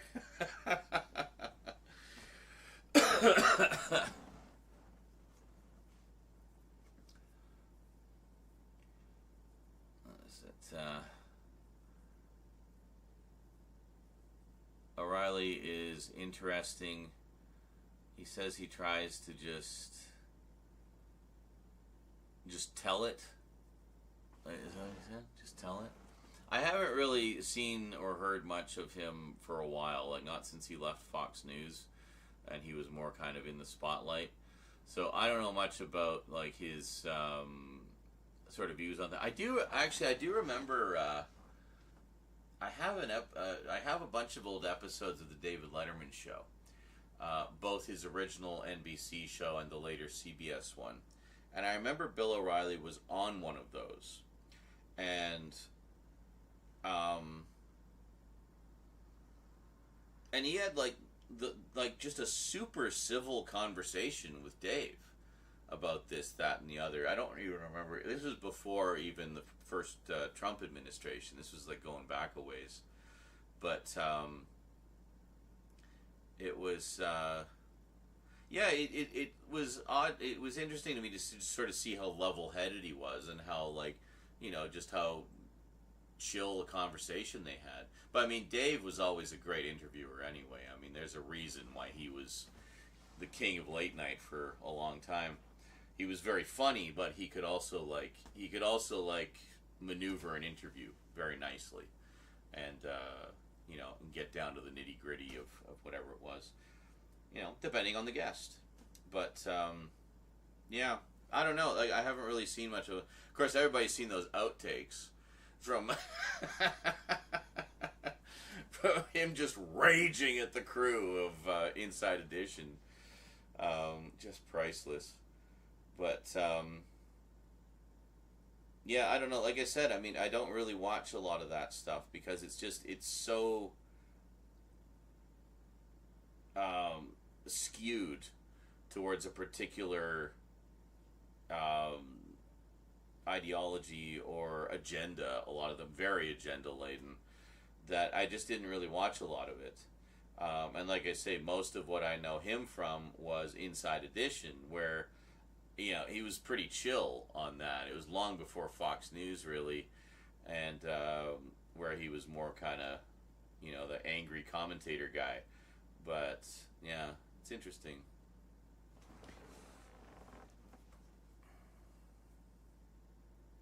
Yeah, it's interesting. I think Letterman was better than Howard Stern. Howard Stern, I mean, the thing I've always liked about Howard Stern, and this is one of their selling points, really, is just his honesty. Like, he doesn't candy coat anything. He'll just kind of tell it like he sees it. Whether it's right or wrong, he'll just tell it the way he sees it, honestly. And, he's got a bit of attack of the killer ego in some respects. But I think he's also the kind of guy who's willing to listen and will change his viewpoint if he's presented with compelling information. And I think Dave was much the same way. I never found Howard Stern particularly shocking. He kind of got labeled as this shock jock. I just found him interesting. I really liked the movie Private Parts that gave us kind of his backstory and everything. I thought that was terrific, and it gave me a lot of insight, I felt, into kind of what his thing was and what he was trying to do. Where he was just trying to break some new ground, you know, make radio interesting again. But you know. Yeah, fuck it. We'll do it live. I've watched those outtakes so many times. It's so good. But yeah, David Letterman was one. I always really enjoyed his shows, and I've actually gone back and rewatched a lot of those old ones because they're just entertaining. You know, whether he's doing like goofy shtick, like sticking himself to a wall with a Velcro suit, or doing stupid animal tricks, or, you know, getting kicked in the face by Jean-Claude Van Damme, you know, whatever it is. Or if he's doing a nice sit-down interview. You never quite knew what you were going to get, but you knew it was always going to be entertaining. And sometimes, you know, might make you think a little bit, depending on who the guests were and what the subjects were. You know, another one I used to watch a lot, actually, was Arsenio Hall back in the 90s. Loved the Arsenio Hall show. I taped so many of them. And that really was my gateway into a lot of Black history, actually, because he focused a lot on performers and musicians of color that weren't getting as much exposure from the other, you know, primarily conservative white talk show circuit at the time. And it was great, kind of what you're saying, with getting both sides. It was great to kind of get that other perspective and to learn about aspects of our modern culture that I just simply wasn't aware of before because I'd never been exposed to it. So that was very eye-opening for me. And, you know, and over the years, you know, was one of the catalysts that sent me on, you know, many journeys of exploring different aspects of Black history and stuff. Because, I mean, Black history is American history, you know, and world history in a lot of ways. So, you know, it's like you're saying, there's not, you can never have too much information, you know, and there's a lot of, there seems to be a lot of fear of learning, you know, like of finding out information that might contradict something that you personally believe to be true. It's like, well, a belief is not a truth. The truth is the truth. A fact is true. But a belief is not the truth. It's something that you kind of assume to be true or take it as read to be true without necessarily requiring proof that it's true. You simply believe it to be true. You know what I mean? But if you are presented with information, actual, factual, verifiable information that disproves that belief, are you prepared to change your viewpoint to accommodate the facts that have disproven your previous belief? If yes, great. You're on the road to a bigger, better world of deeper understanding. If no, you might want to ask yourself why that is. What are you afraid of? It's okay to be wrong about things. It's okay to change your mind about things. It's not weakness to admit to a mistake or to admit that something you believe. I've had so many things that I believed for my entire life shaken up over the years, and it's like, I mean, for me, I welcome the new information. I'm like, wow, I can't believe I was wrong about that thing this whole time. That just blows my mind. But thank you for this information that has shown me the truth, you know? So,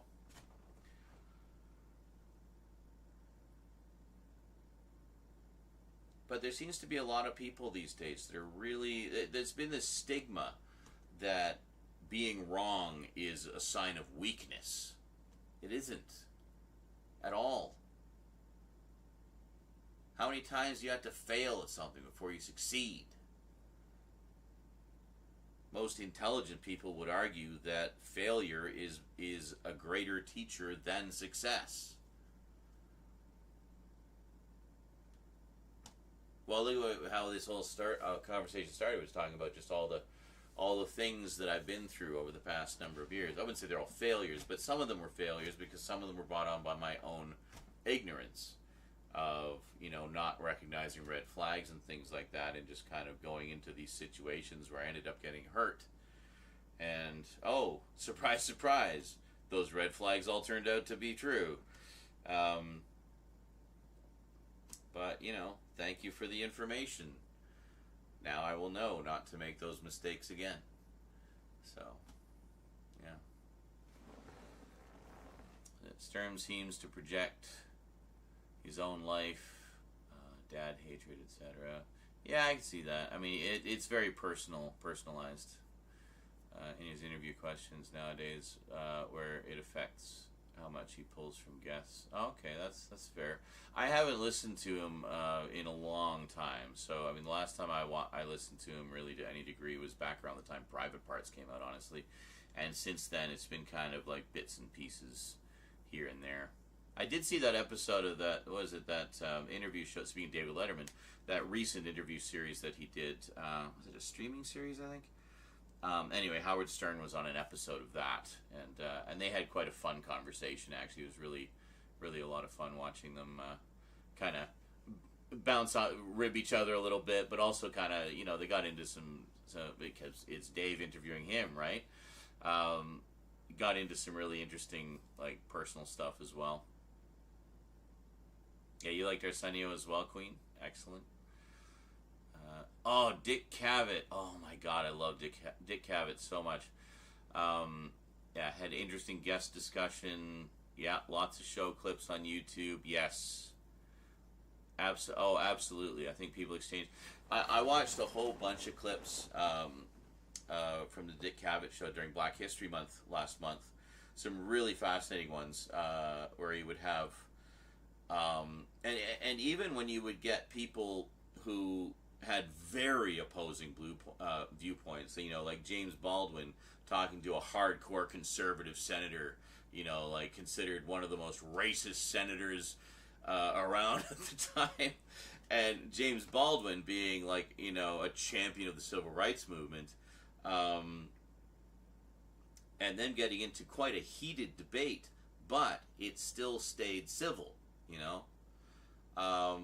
so it was, and I feel like that's something you just wouldn't see these days. It feels like whenever you get two people with opposing viewpoints in a room together, all they do is try to shout over each other. There's no actual discussion happening. But I felt like with a lot of the Dick Cavett ones, and Dick Cavett was an absolute master at bringing that out of people, and also knowing when to just listen, but knowing how to wrangle them when they got difficult. So many good clips. Just pick any random clips, honestly. He's like one of the all-time greats, and there's a reason for that. I mean, if you just watch a few clips, you'll very quickly see why. But, yeah, it's some of them were just amazing. There was one with, I think it was a senator from Georgia. That was the one. The senator from Georgia was considered like one of the most racist senators ever. And Jim Brown, former footballer, and they were talking about segregation and stuff like that, like pretty, heated topics. And the senator ended up getting all upset by something that Dick said and took out of context, and stormed off the show. He actually left the show. Jim Brown, meanwhile, was just dying laughing at how much this guy was just going over the top. But that senator acted very much like how you see a lot of debates now, where he just kind of like got like just focused on this stupid bit of minutia and wouldn't let it go. It's kind of like when Zelensky met up with Trump and Vance. It was like that, where the senator was acting kind of like they were towards Zelensky, where they're just like screaming at him, and that's kind of where it went, where he was just screaming at Dick. Did you know the one I'm talking about? Yeah, that's a great one. But Dick had that senator back on the show later, and they were joking about him walking off the show, and Dick jokingly walked off in the middle of the interview and stuff like that. But I mean, because that's what it was. Like, you could get to those points, you'd be all heated and upset and stuff, but they would bring it back. They would bring it back down to like a rational level and get back to what the actual discussion was. But it wasn't often that it would get out of control like that. That was like an aberration. That was something that did not happen very often on Dick Cavett show. He was pretty good at keeping things under control. But the James Baldwin one, I forget who he was debating with. Anyway, the James Baldwin one is great too. You should watch it. It's in like a couple of parts on YouTube.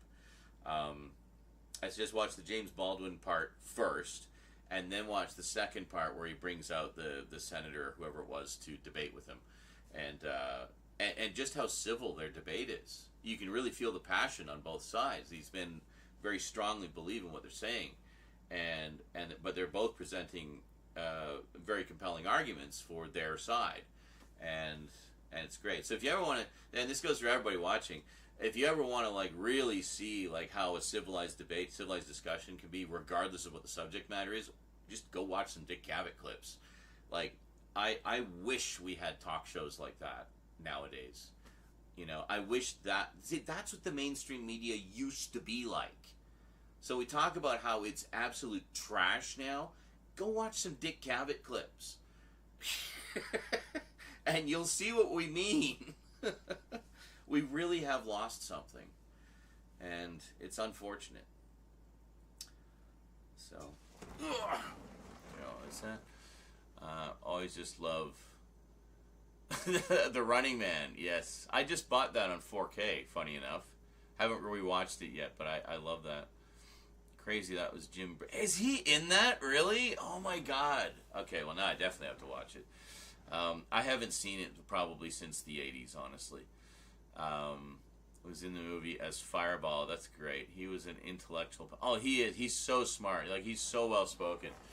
When you like, well, as you probably saw in that interview, I mean, he was really like having a wonderful civilized discussion. He was ribbing the senator a little bit, but you know, he didn't expect it to kind of get blown out of proportion that way. And when it did, I mean, he's trying so hard not to laugh, and he's trying to like make light of it and like get the guy to calm down again, and he wasn't having any of it. But and Dick was just taken aback, like, what the hell? But anyway, that was great stuff.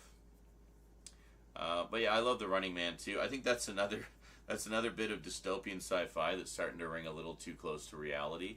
I noticed there's been a few of those that I've rewatched in recent months. So, was this someone who I think is cringe is Jesse Lee Peterson. I would not recommend. I have no idea who that is, so if I ever stumble across them, I will take that under consideration. Sorry, Kerlatin says, Jonathan, I am currently had to run to the car in the rain at 5:30 a.m. or 5:50 a.m. to charge my phone. Wow. Well, I appreciate your dedication, Kerlatin. Thank you so much for being here through thick and thin and power and no power.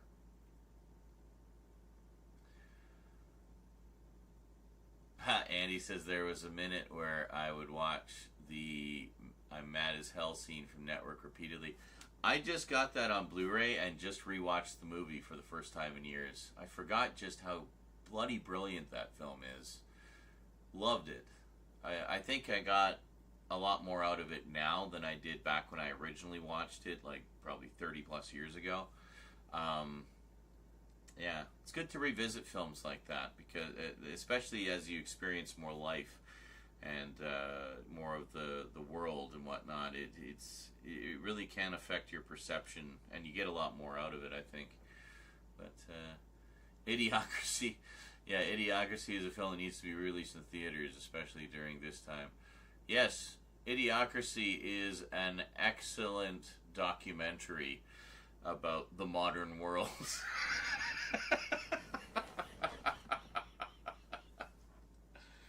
That's one I've been wanting to rewatch for a while.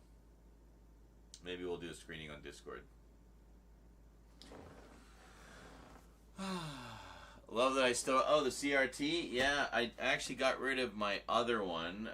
It was kind of dying anyway, and it was just taking up space. But yeah, I wanted to keep at least one. And this is the perfect size, because I got this trolley that it fits on. Can't really see too well. I need to tidy up everything underneath, but yeah, I'd like to find like a better place to put it though, because right now I'm just kind of moving it around like wherever I need to. But yeah, it's cool. It's the only way I can watch VHS and DVDs. It's the best way to watch standard def content just in general. VHS and DVD are meant to be watched on an old tube TV with interlaced display.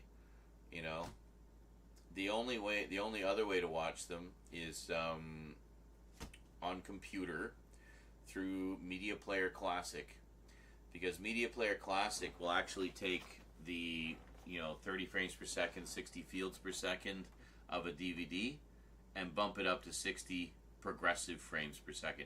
Not like motion smoothing. It's not like that. What it does is it looks like it would on a CRT. The only difference is without the interlace flickering. So I've been watching a lot of standard def content that way through Media Player Classic. Like anything that's sourced from a DVD runs at 60 frames per second, just like it would on your TV. So recommended, and it's free. So.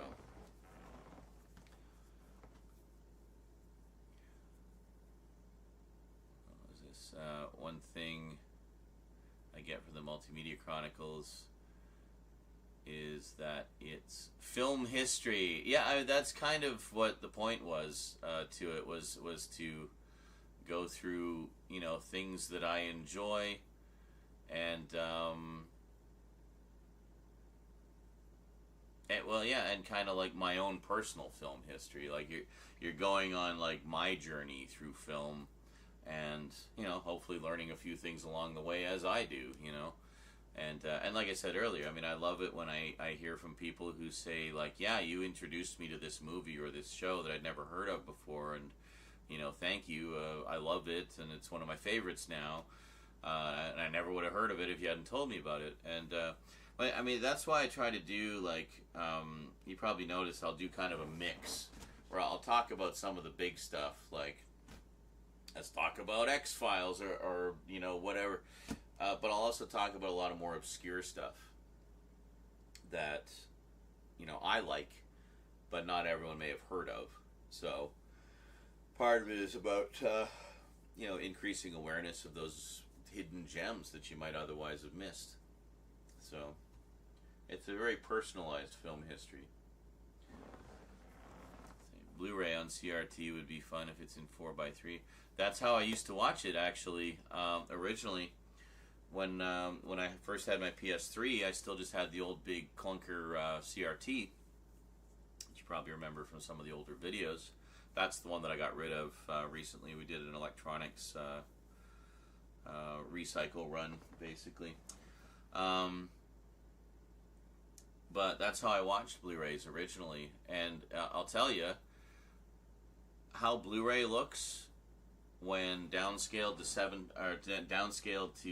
standard def on an interlaced CRT display, it basically looks like the crispest, cleanest, most perfect standard def you've ever seen.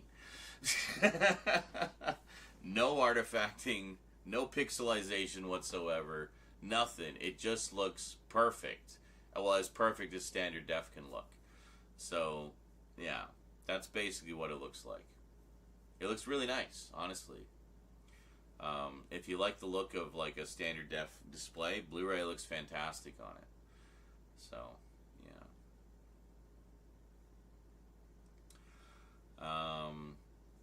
As I did replace most of my VHS, but I still keep a few from my childhood. Yeah, same. because part of what certain movies are great to me, and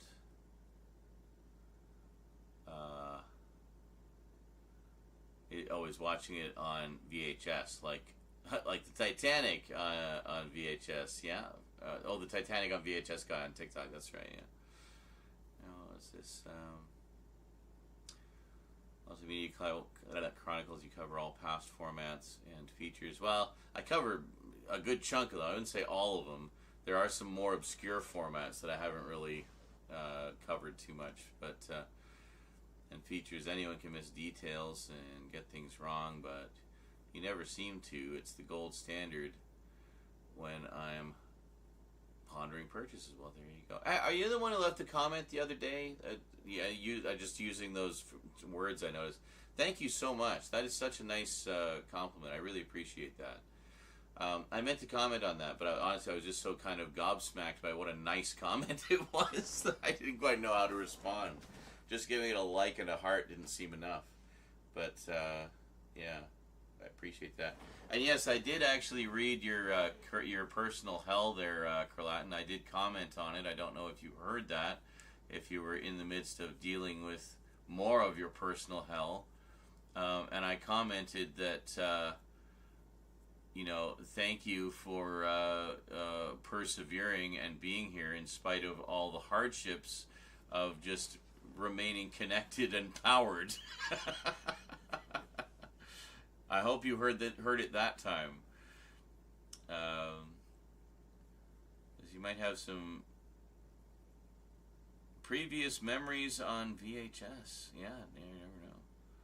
Oh, hell yeah. Hunts down Blu-ray player with analog outputs. PS3. PS3 will do it. But I'm sure a lot of older Blu-ray players would too. You were away coughing like crazy because I am... Oh, no. Sorry, is that because I coughed directly into the camera, probably. I'm so sorry. I didn't mean to give you what I had. Damn. These damn computer viruses. Yeah. Thankfully, I'm just about over it. It's the occasional brief coughing jag, and like earlier where I was running just a very mild fever. But yeah, and yesterday, oh God, yesterday I was like so dehydrated. It was ridiculous. I was just downing water. I was like, I'm so thirsty. I thought, like, God, like, did I rupture an organ or something? Am I internally bleeding to death, and that's why I'm so thirsty? The thirst you can never quench because you're dying. But no, I was just really thirsty. I just hadn't drank enough water, apparently. So, drank, got up in the middle of the night, had a pee, and it was nice and clear. So I knew I was okay. Like, all right, we got the clear pee back. We're hydrated again. You don't want that deep, dark yellow pee. Then you know you're in trouble. You're just like pissing pure acid at that point. But, yeah.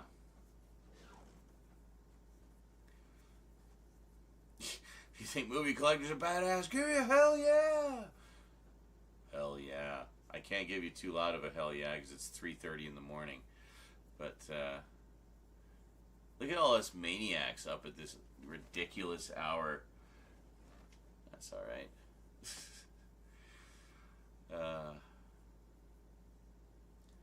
Also one of those weird people who actually enjoy watching things in a CRT more than a plasma screen. I was never a big fan of plasma.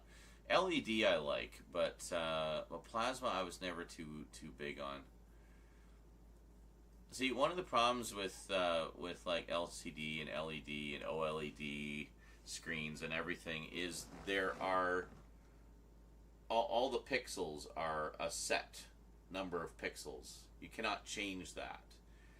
So, things will look great if it's a 4K screen. Things will look great if you display them in 4K. But anything below that that's not the native resolution of the screen, it'll look a little bit off. It won't quite look right. With a CRT, the pixels are not set. In fact, it's not even pixels. It's scan lines. And the resolution is scalable.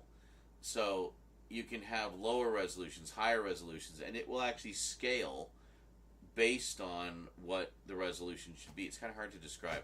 This is best illustrated with computer monitors. It could do the higher resolutions and higher refresh rates, like the CRT computer monitors. That's where you could really see the scalability with the different multiple resolutions.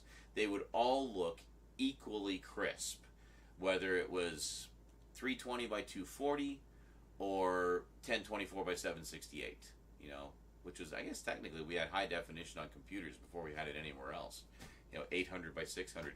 All those resolutions look equally crisp on a CRT because of the scalable pixels, the scalable resolution. But you don't. That's something we lost when we went to LED and LCD, because LED and LCD, it's set resolution. It's a set base resolution that does not ever change and cannot change because it's not scalable. So, ideally, if we wanted to get like the ultimate screen, we would want something with like high def resolution or ultra HD resolution, but that was scalable. And I think that's kind of what they were going for with plasma, but it wasn't quite there yet. But yeah.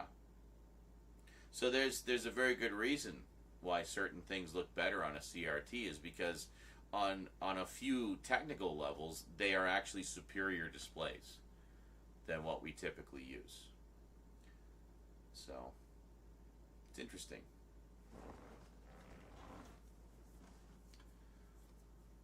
Woke up at 3 to see Z still streaming. But, nope.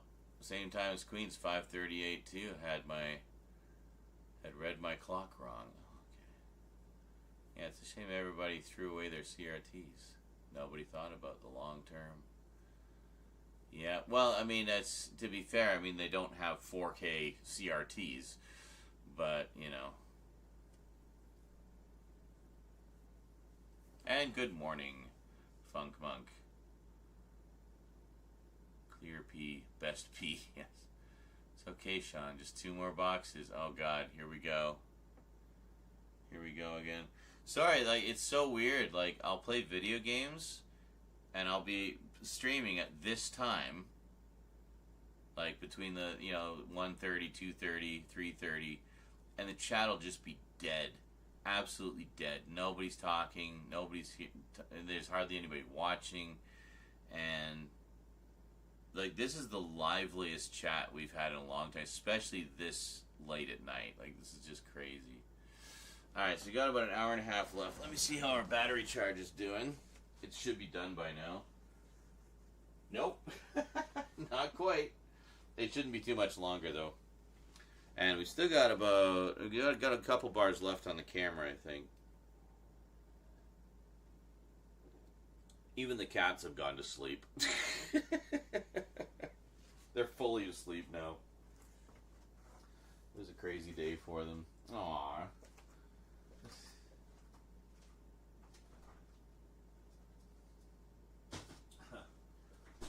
On the one hand, I feel a little bit bad that I was giving them a hard time just for being curious kitties. But on the other hand, they were getting into frickin' everything! So, yeah.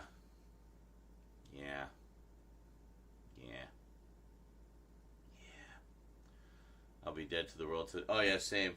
I mean, I gotta finish up the last 2 boxes, and then off we go.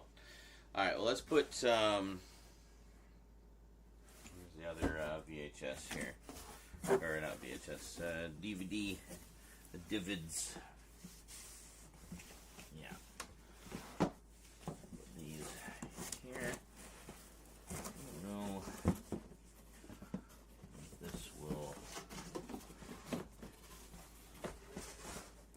No.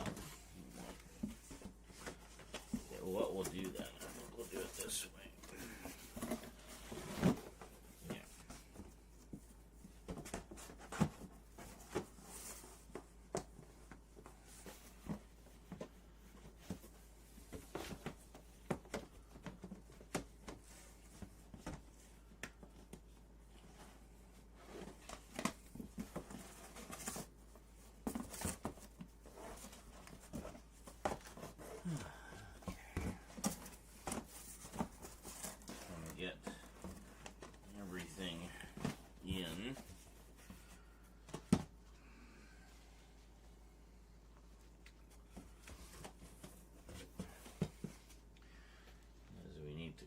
off the table again.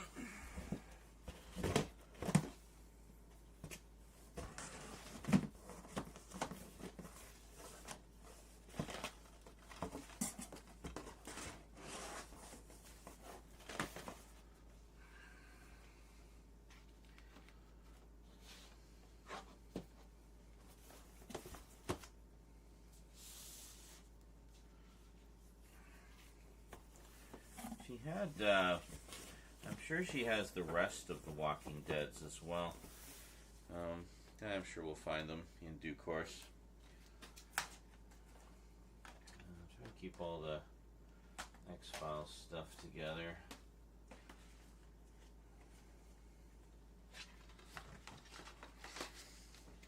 So funny seeing the Deadpool movies in there. I'm like, wow. That was my fault. I got her into Deadpool. Some Star Wars. Actually, no, I'm trying to keep the Star Wars-y stuff together. What's this? Got room for MASH in here. Actually, no, we can put, yeah, we can put these here. Yeah, and then I got room on top for a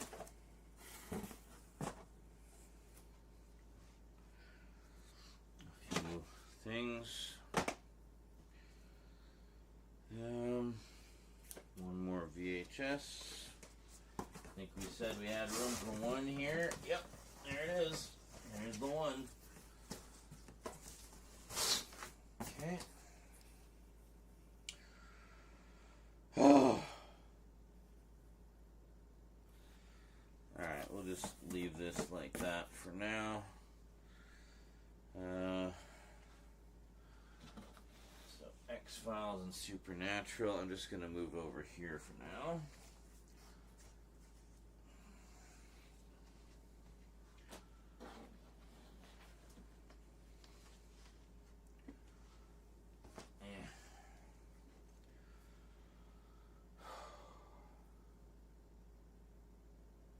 Where's my keep box? Oh, yeah.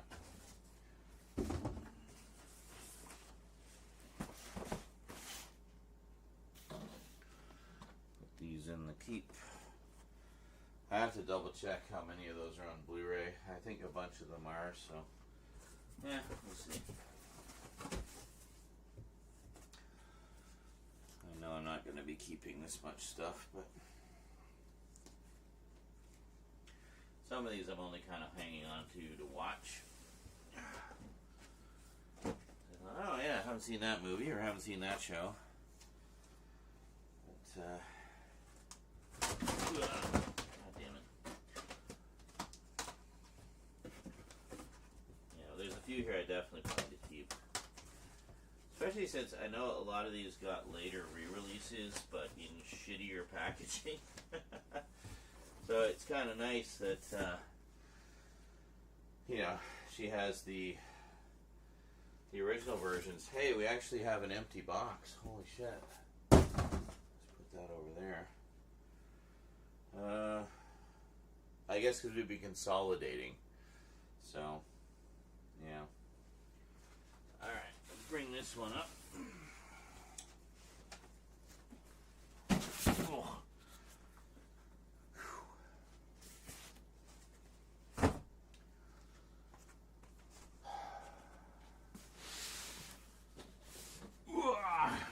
Okay. Oh.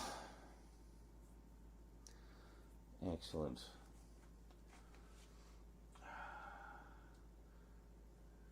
Well,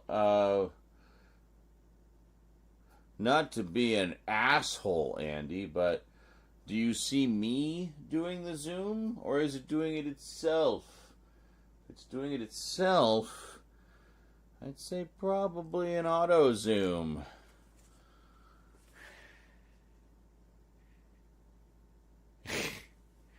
The way we stop it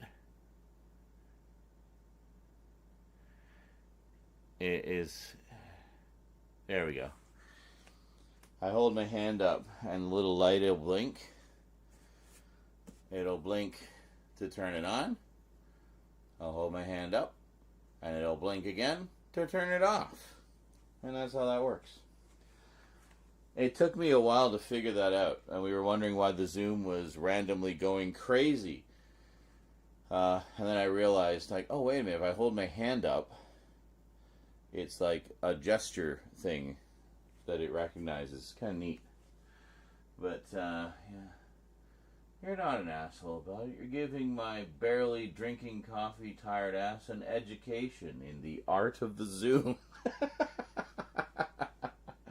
See? Here you go. Don't be afraid of new information. Do I have water here? No. I'm going to have water, I'm going to have a smoke, then we're going to do the next box.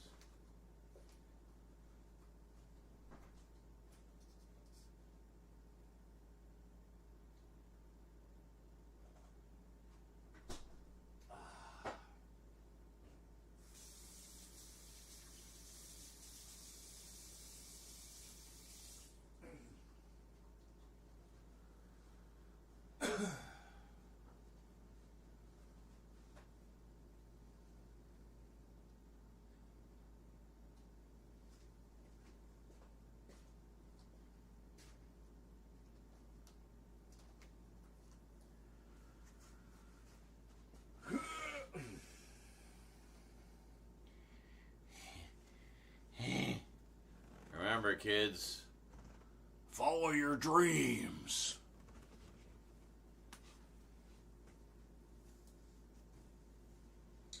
That's something we need to watch at some point. All 44 episodes of Freddy's Nightmares. Such a fun show. I love it. Is it good? No. Well, actually, sometimes it is good. But most of the time, it's just really cheesy. And I love it.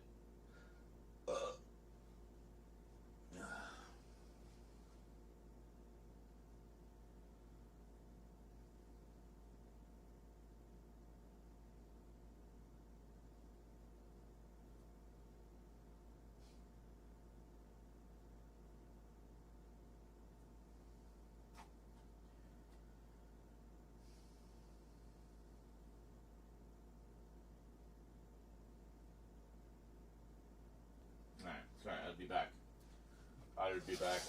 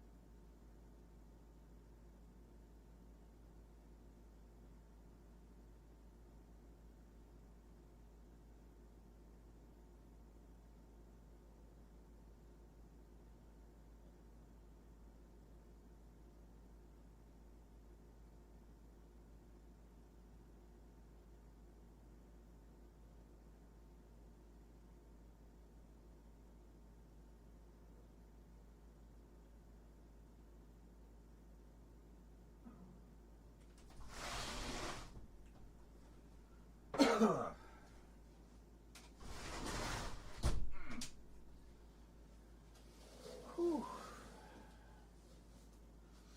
It's pretty crazy to think all this lighting is just like basically 3 lights. I have the 2 light bars that are new, and just the old lamp, the old desk, or well, the old like table lamp that I've had since 1982. Yeah, crazy. All right, next. Let's see if we can bang out the last 2 before we hit the 12-hour mark. Let's go. Oh, we need my focus. Pardon my butt. I've been using the Miami Vice Blu-ray set for focus purposes because it has this wonderful hold on. Here. There. Has this wonderful black text on white background, which is super good to focus on. Really does the trick. Now, can I get my belly out of the way so I can see how far we can... Yeah, there. We can go... Yeah, we can go like that, and you can see everything, I think. Right? Yeah, you can see everything there. Alright. And just zoomity zoom, zoom. Why is this? Hold on. Am I not centered? How did this change?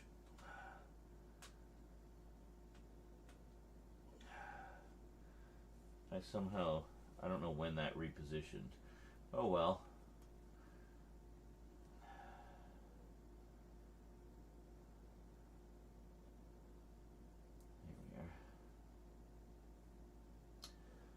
So there's a digital zoom that this camera has.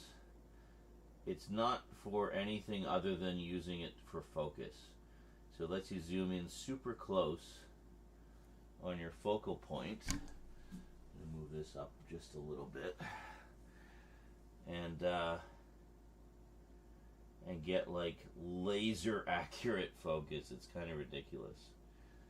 So, yeah. It's cool. I was just talking about the focus and how cool it is. Focusing is cool. I love focusing. I also love that Miami Vice Blu-ray set. Okay.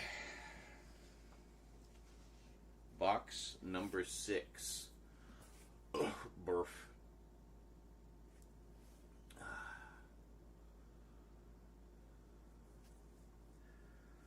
We got, yeah.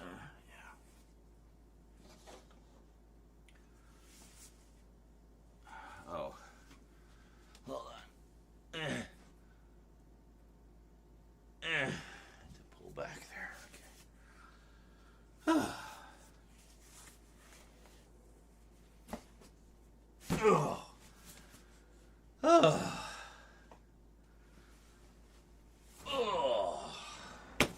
Greetings, everyone, and welcome back to the epic saga of sorting through Mom's seemingly never-ending DVD and VHS collection. We are on to box number 6 of 14, so we're almost halfway. Congratulations if you've watched every episode so far. This one is labeled DVD and VHS, but as we have come to learn, the labels don't necessarily mean anything other than, yeah, it's movies. As to what format, who knows? Open up the box and find out. So that's what we're going to do. Box number 6 of Mom's video collection today on the Multimedia Chronicles.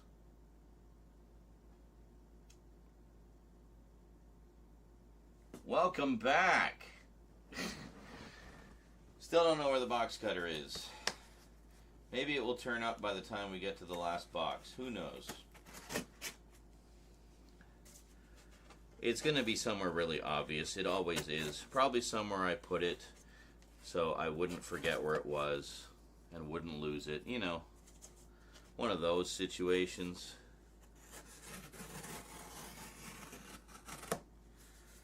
There we go. Trying not to cut my fingers off. I got enough injuries as it is. Between paper cats, paper cuts, and cuts from the cats. All right. Let's see what we got this time around. Whew.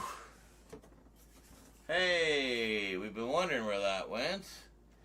We have, oh, this is a really nice set. We have the first season of Homeland, the Claire Danes political thriller type series.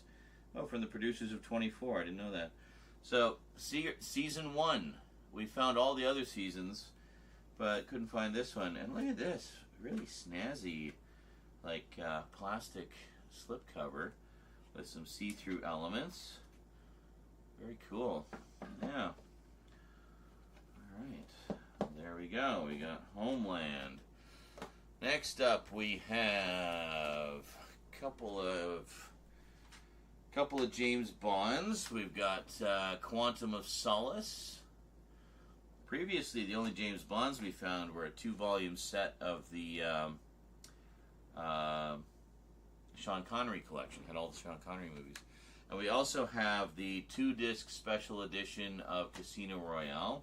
This is a good one to have because it's got extras that are not on the Blu-ray, if I'm not mistaken. I think I have this edition, actually. Nope, mine is the Blu-ray. It's the 2-disc Blu-ray. Anyway, 2-disc DVD edition of Casino Royale. And people who complain about Quantum of Solace, by the way, watch these two together. Okay? This is basically part 1. This is part 2. You don't want to watch this without watching this first. And you don't want to watch this without having watched this recently. So what I suggest, just watch these two back to back. You will have a much better experience. Trust me. Because one is a direct continuation of the other. And we have Skyfall, which it's one of the few I still haven't seen, actually. I haven't seen the last couple of films. I think I still need the last one, actually. I don't actually own it, actually. Which was, I think it was this one, Spectre. There you go. I'm pretty sure I don't have this one. Do I have this one? I have to look. No, I do have it. Maybe it's Skyfall that I don't have. I don't remember. Anyway, let's see what else we got here. We got The Prince. Mercy is for the Weak. With John Cusack, Bruce Willis, and Jason Patric. I like all of those actors. Excellent. This must be one of Bruce Willis's later ones. Oh, the text is really hard to read on the back of this. Oh, well. And we hit... Oh! This is it. I completely forgot this was a thing that happened. We have episodes 523 and 524 of CSI, a 2-part story called Grave Danger, directed by Quentin Tarantino. What? I didn't know Quentin Tarantino did a CSI. I'm going to hang on to this just to watch that. Cool. Getting into some VHSs. We have The Peacemaker with George Clooney and Nicole Kidman. Fun fact, I have a cinema cup of this. Just a plastic movie cup, they used to give away. And they did one for The Peacemaker, apparently. And so, cool. Let's see here. We got, remember that Die Hard set we found? And we're wondering why there was no markings on it? Well, apparently there's a slip box that goes around the box for that. Well, that certainly explains it. The Die Hard trilogy. Back when it was just a trilogy. Well, excellent. Well, we know where that other one is. We'll put that... We know where the set that goes in this is, so we'll put all that together. And let's see here. Oh, here we go. She did get it after all. I didn't know she had this one, but Millennium, the complete series collection. I actually had this exact set for a while, and then back a while ago, and if you remember a video called "My Coworker Gave Me His Entire DVD Collection," yeah, he had the original 3 volume sets of this.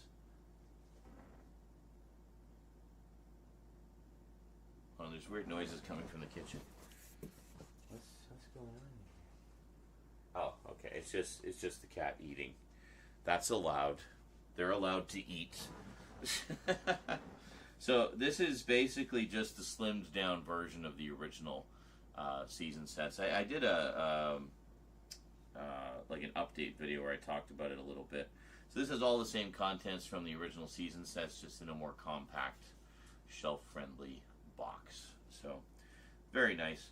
This is kind of sought after now because I think this was the last DVD release of Millennium, and it has not been re-released since. So I imagine that probably goes for a pretty penny on eBay these days. Hopefully. Let's see, what do we got? Then we got a whole bunch of VHS tapes. Let's see what we got here. We have on an RCA Select Division, we have Miss Marple, Sleeping Murder. And then we have another. Oh my god, I had so many Panasonic tapes like this. Look at this, like plastic, like even now, like still very sturdy plastic tape, and nice high quality. You can feel the heft. Nice high quality. Yeah, good stuff. Great. So this is another Miss Marple, The Moving Finger, recorded in February 2006 in SLP. Apparently, why did you record it in SLP if you're only putting one on a tape? Anyway. Oh, you know, I bet I know why, because these are like an hour or 2.5 hours long. Could have done LP, would have been slightly better. Anyway, very cool. So 2 of the Miss Marples, which I'm pretty sure are on that DVD set that we found a while back. Here we have Poirot, Appointment with Death, from 1988, starring Peter Ustinov and Lauren Bacall. I wonder if this is, I think this is one of the ones we found the DVD edition of. She did eventually get a DVD of it. And we got a trio of JVC tapes. Let's see what's on them. Oh, look, another Miss Marple. A murder is announced. And Miss Marple Towards Zero. It says with Geraldine McEwen. Is this must be this is one of the other Miss Marples. It's not the same as the one we have on the DVD set. And the Miss Marple Nemesis. Very cool. Yeah, let's see here. Got a few more. More VHSs. Oh my god, Clint Eastwood, Every Which Way But Loose, with Clyde the Orangutan. That's awesome. I remember this. There was a sequel to this called Every Which Way You Can. Clyde, yeah. That's funny because I think this was my introduction to Clint Eastwood, was this movie. Of course, as a kid, you want to see for the funny monkey, right? I'm just going to cover these recorded ones. Then we have The Tailor of Panama with Pierce Brosnan. Very cool. Once again, oh, hey, look, we have a note. Brendan Gleeson plays Mickey Abraxas. Alright, that's how she would keep track of actors that she thought was interesting. She'd put a note in there. It was like her own personal IMDb. And here's another one of these WB ones I was talking about with the genre on the top. This one says adult drama. The logo in a box. And here. And then a little picture on the side there. So this is Diane Keaton in Little Drummer Girl. Oh, this one, I remember liking this one a lot, actually.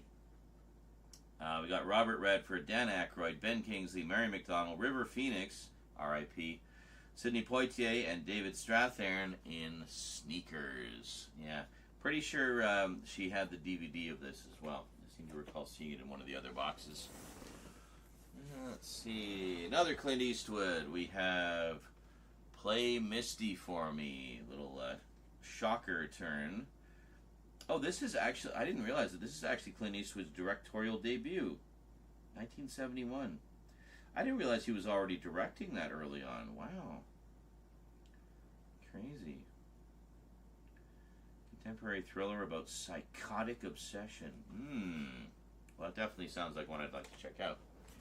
Love a good psychotic obsession movie. And then another one, Clint, Bridges of Madison County. Classic with him and Meryl Streep. That's great stuff.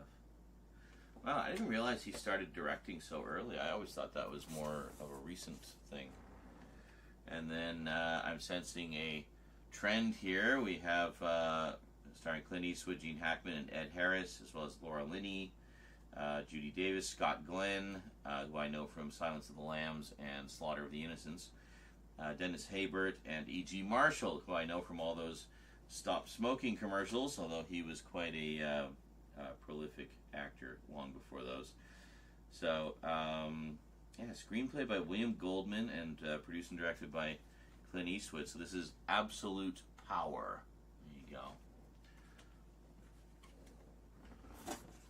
And I'm sensing we have the Clint Eastwood collection in the works here. We have Bloodwork, another one of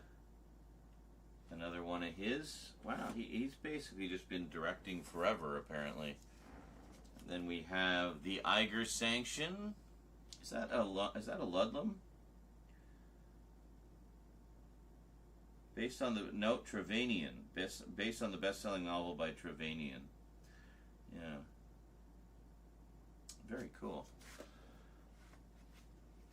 A lot of those types of sort of thriller and espionage authors. I know my dad was a big fan of Robert Ludlum, and I think my mom liked a lot of them too. Oh yeah, this is a classic. In the Line of Fire, Clint Eastwood and John Malkovich.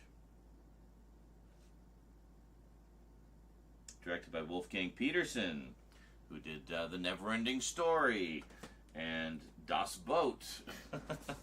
Quite a prolific and varied career. And we have good old Con Air. Yeah. We've all seen the gif of Nicolas Cage with the wind. It's like, blow gently on your screen. You know what I'm talking about. Jerry Bruckheimer. Wow, he was like the action director producer for a long time. Let's see here. Hitachi, what do we got here? Geraldine McEwen, I'm guessing this is another Miss Marple. Agatha Christie's From Paddington, from 2004.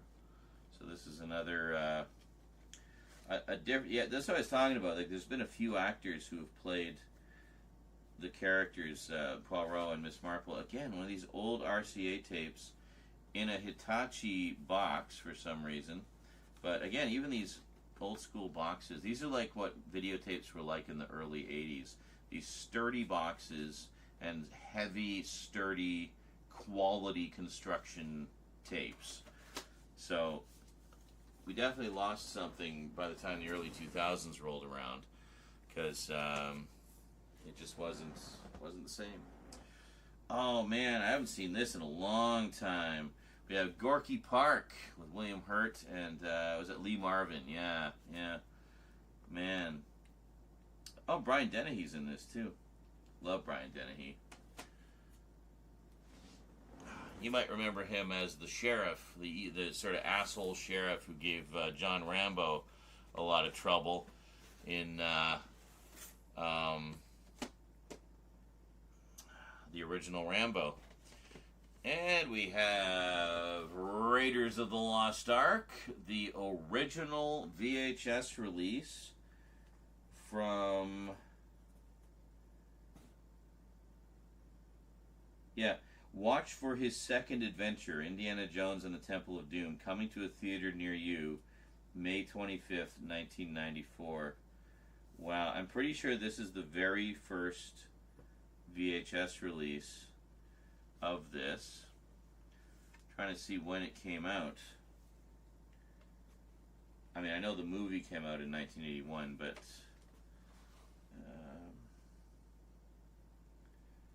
when did this video come out? It must have been 83, 84.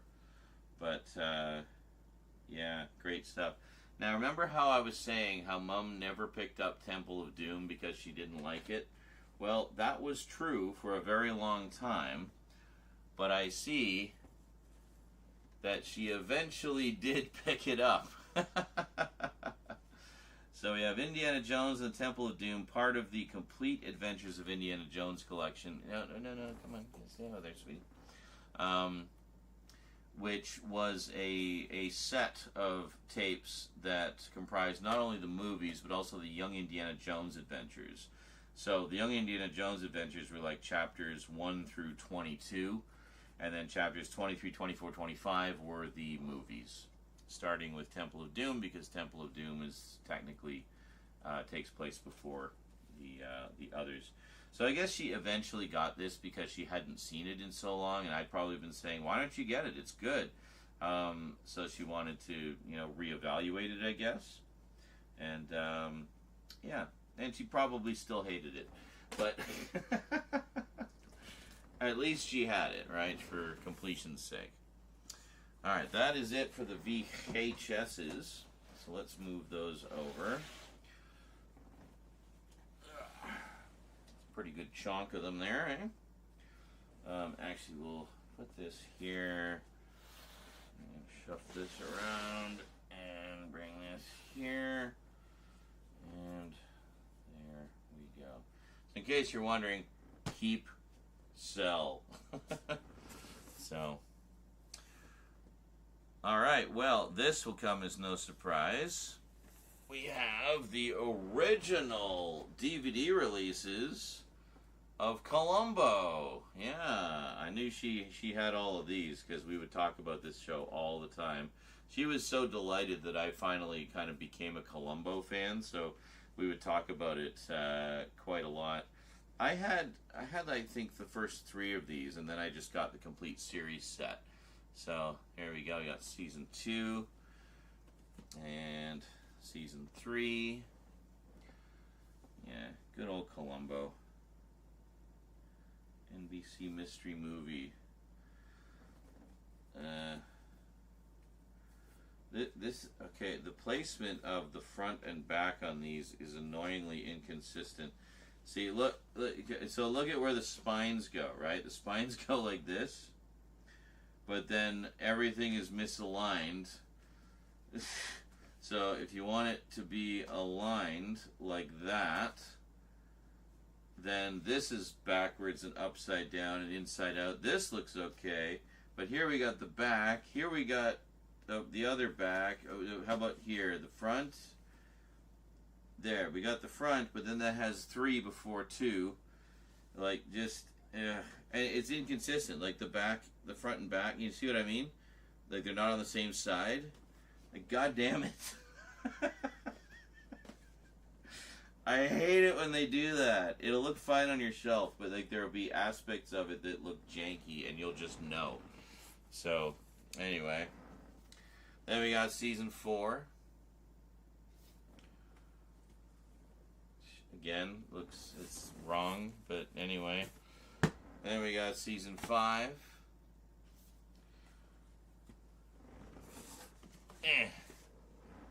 And season 6 and 7. Now, they were kind of like, I mean, they call them seasons, but they were basically like movies of the week where they would appear. I think only the first couple seasons were like proper seasons, but each one is a movie-length episode. It's either 70 minutes or 90 minutes without commercials, so or thereabouts. So they would usually show them as like the Sunday mystery movie or what have you. And then we have all the movies. We got the 1989 Mystery Movie Collection,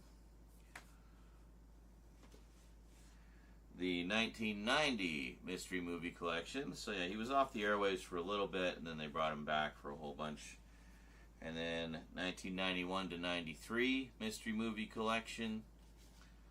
And finally, the 1994 to 2003 mystery movie collection.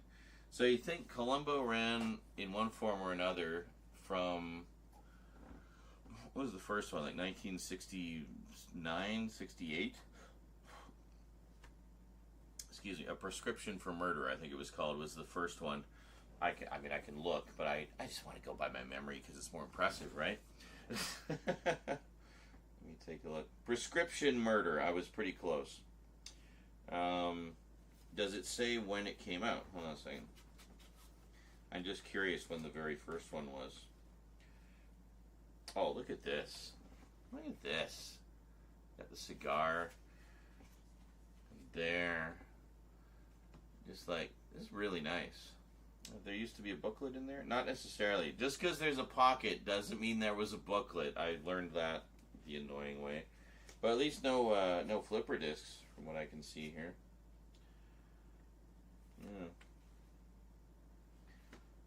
Okay. Disc 3. Yeah, no flipper discs. Looks really nice.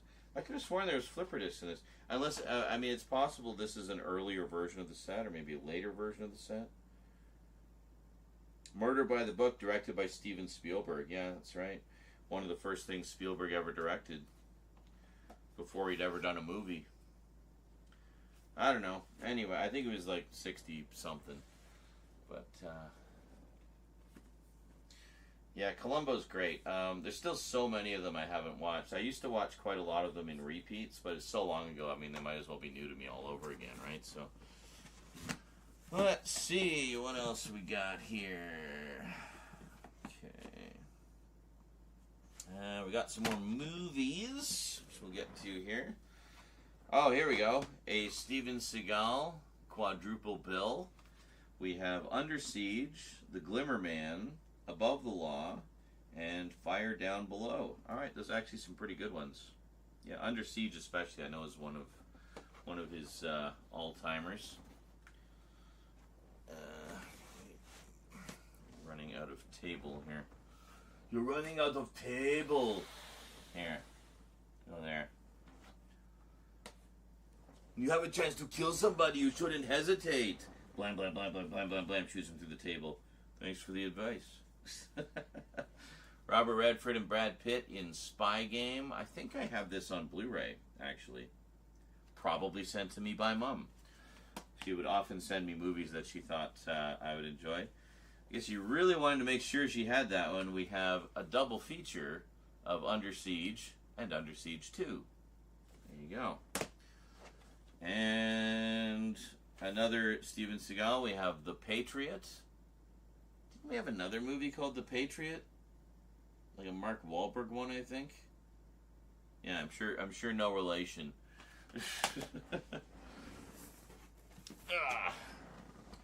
And oh look, more Steven Seagal. We've got Fire Down Below, Out for Justice, and On Deadly Ground. I think she's got darn near everything he ever did, at least his early stuff. Crazy. Yeah, she really loved his stuff.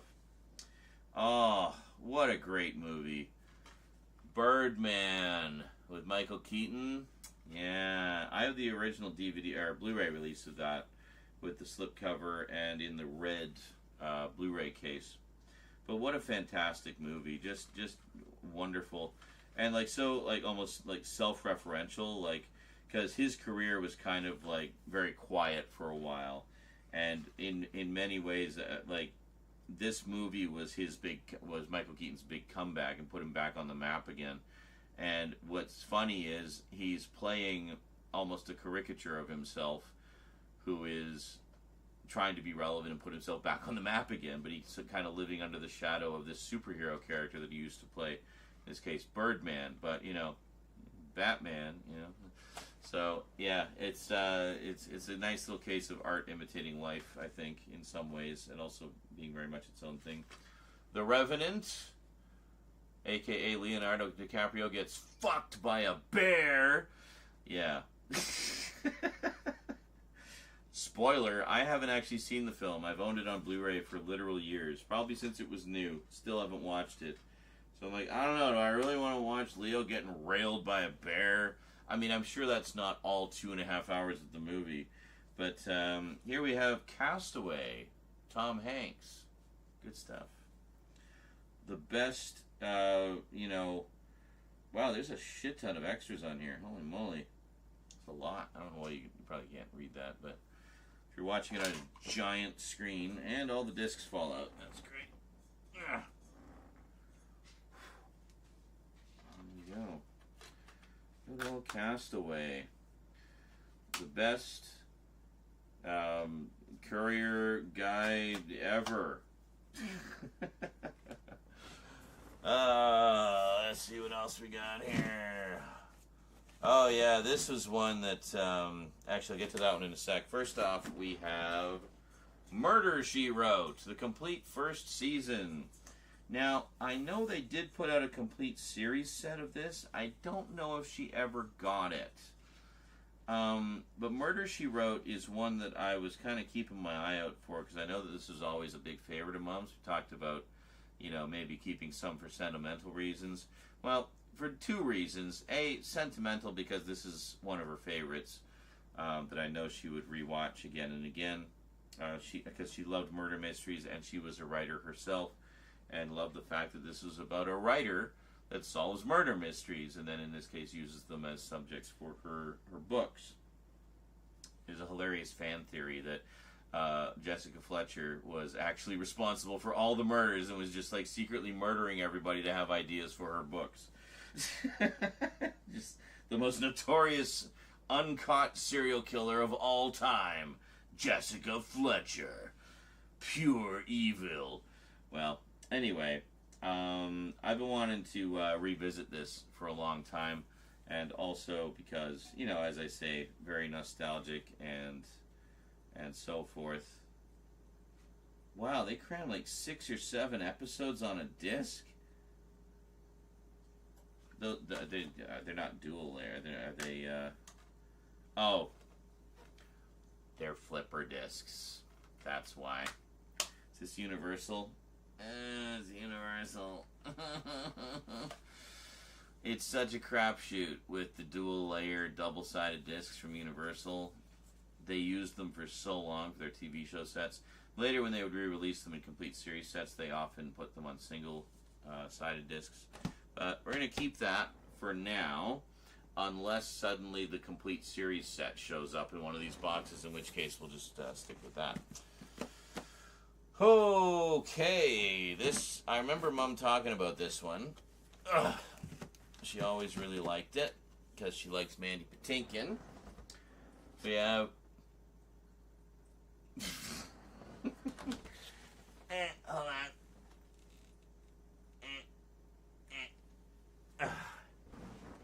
Sorry, I hit the 30-minute limit there. Criminal Minds. Yeah, because Mom, I don't know if it caught me saying it or not, but Mom really likes Mandy Patinkin. I've always liked Mandy Patinkin as well, ever since The Princess Bride. I'm Inigo Montoya. You killed my father. Prepare to die. Great stuff. And then further really came to like him as George Francisco in Alien Nation, the original movie of Alien Nation.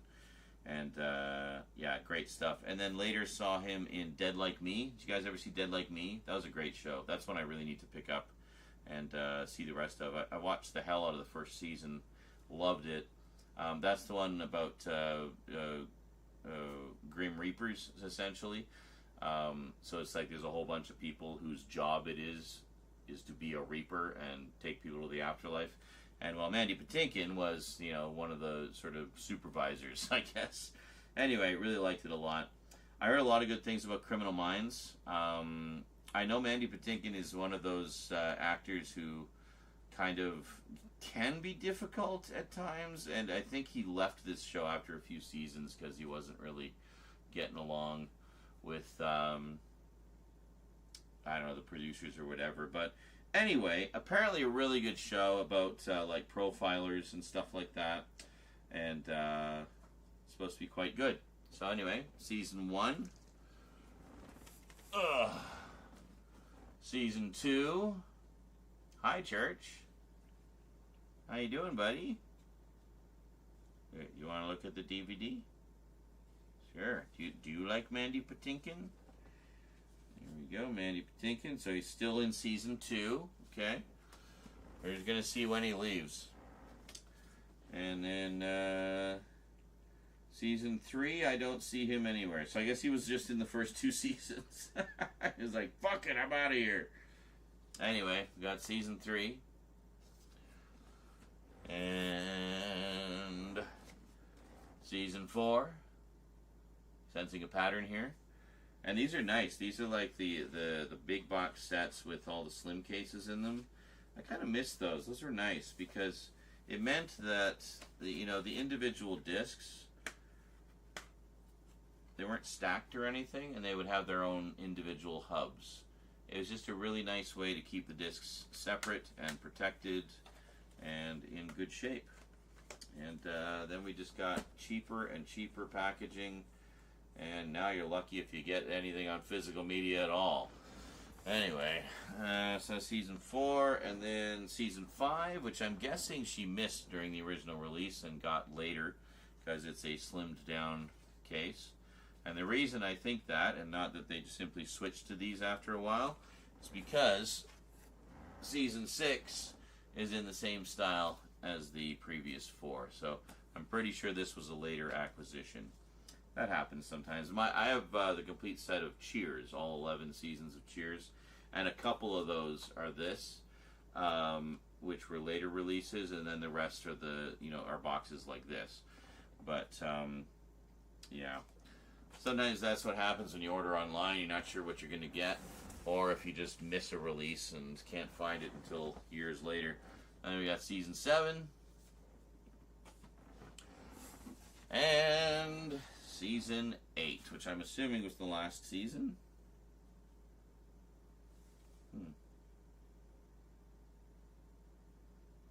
Yeah, Joe Mantegna, he's really good. I've seen him in quite a lot of stuff. Season 8.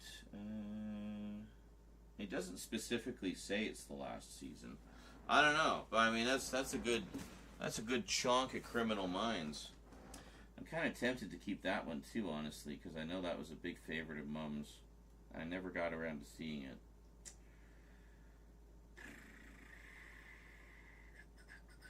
What do we got here? Yeah, I think we're going to keep that one.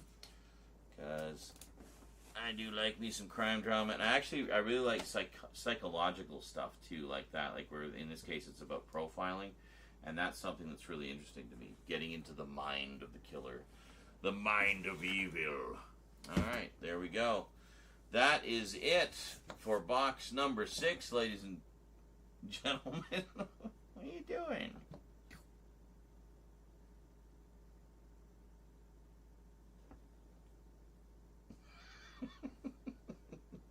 Frump.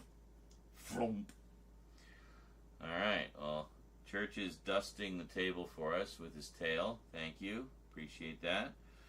And, yeah, so, yeah, like I say, most of what we got here was basically redundant. Like the Columbos, obviously. I was even going to sell my own Columbo DVD set, so expect to see a lot of Columbo on eBay. Because I want to get the new Kino Lorber Blu-ray sets that came out. Just 2 nice compact sets. Probably about the thickness of these 3 season sets here in total. Take up less shelf space and, high def and all that, right? So, yeah, good stuff. So we got some more VHS, bunch of DVDs, and a TV series that I remember Mom singing the praises of, and I never saw a single episode of it. So, I mean, at the very least, I'll watch a few of them and check it out. I'll probably enjoy it, because, I mean, we liked a lot of the same kind of stuff.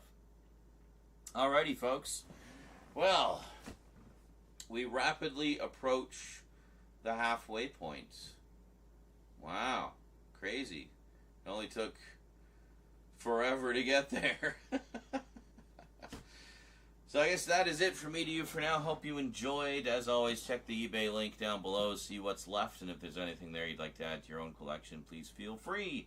Always happy to know that these are all going to homes, new homes where they will be appreciated and loved. Alrighty, that is it for me to you for now. Hope you enjoyed. I will see you next time. Until then, thanks for watching, and sayonara.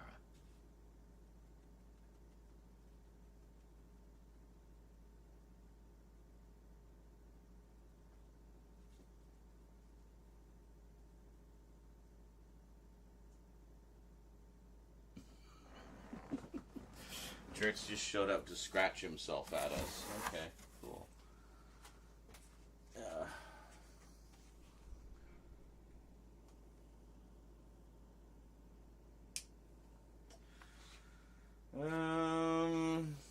Now, where was that Die Hard set? I kind of want to put these with it. Is it in here?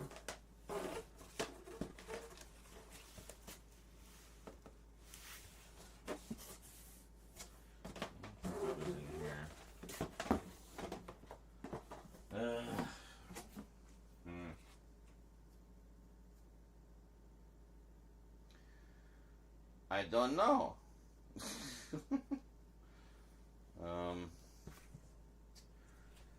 in one of these boxes. Fuck. I should find it because, yeah. Let's try to find it here. It's got to be in here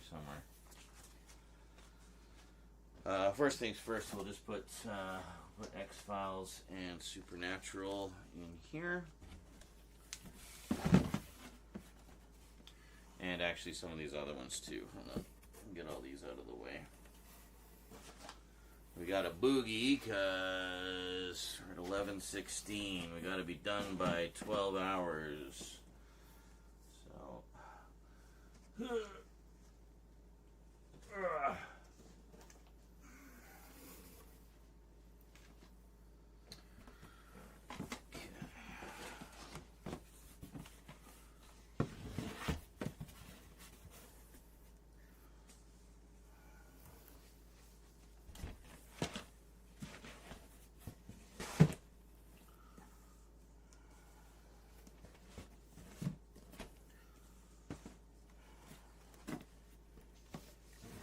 Perfect. Okay. Put that there. So we found up to season 11 of Supernatural. I'm wondering if she ever got the last 4 seasons. I'm pretty sure she did. I can't imagine she wouldn't have. I mean, it was like one of her all-time favorite shows.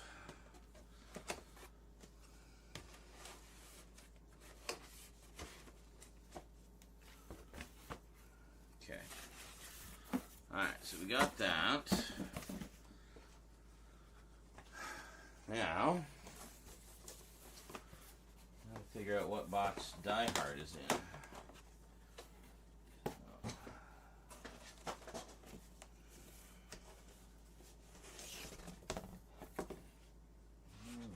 don't be doing that now. Come on.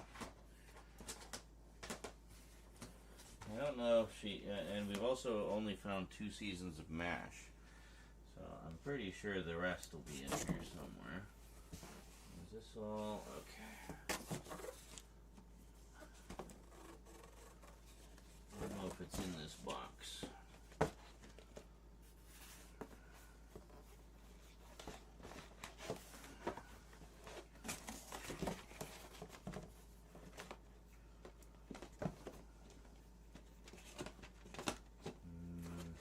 No.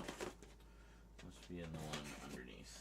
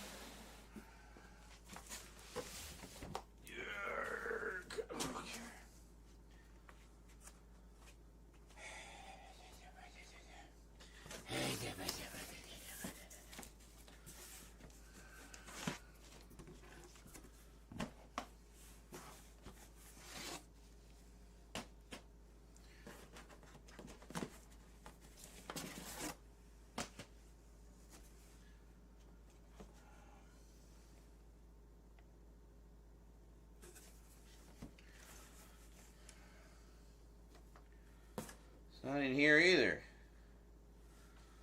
Where the hell did I put it? That's all VHS down there, so I know it's not in there.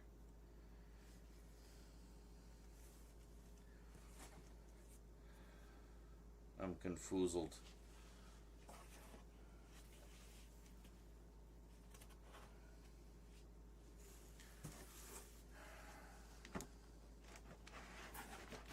Hold on a second.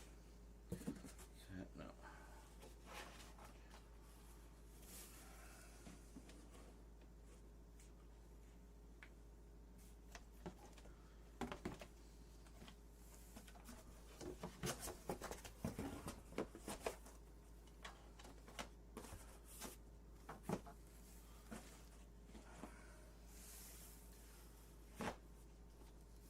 I mean, it's got to be in here. Where the hell else would it be?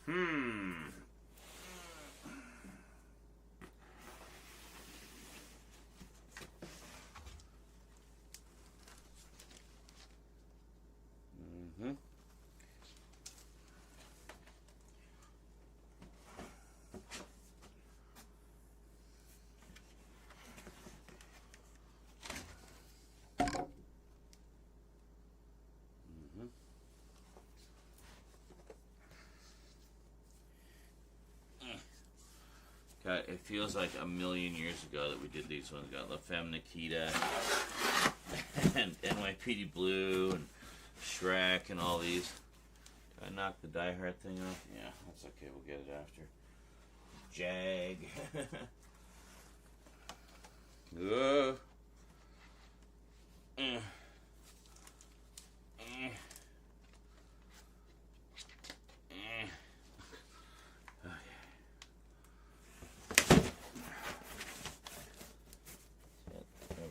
Okay. Thought I broke something, but I did not. Yeah, better to put them in this way. Then we have the spines, and we can see what they all are.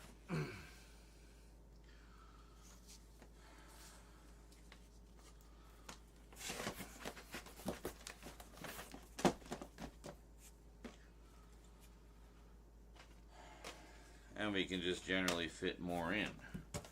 It seems. Make slightly more efficient use of space. Okay.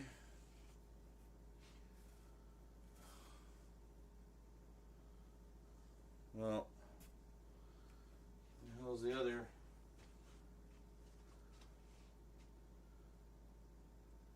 Where the hell did Die Hard go?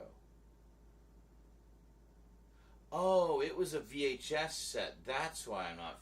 Oh my God, I'm an idiot. Okay.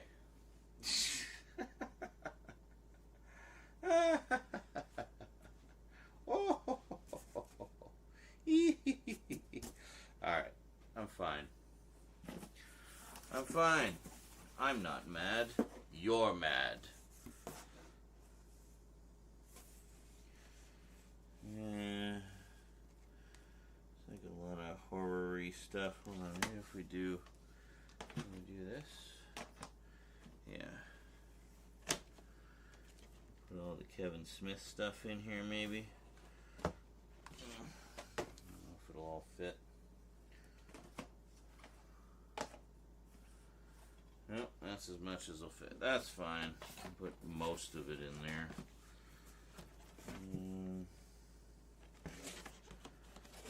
These here. There. Alright. Couldn't figure out why I couldn't find it. Then I remembered it's a VHS collection. It's not DVD. So, okay, we're gonna close that one. There. Okay. Alright, I got it. We're good. Got it figured out here.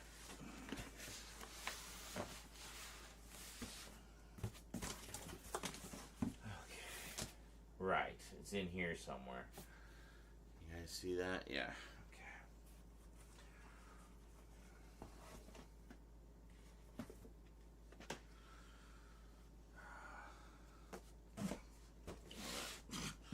There.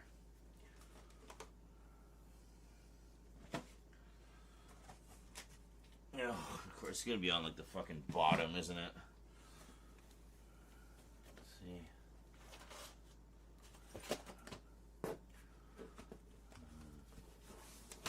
Oh my god.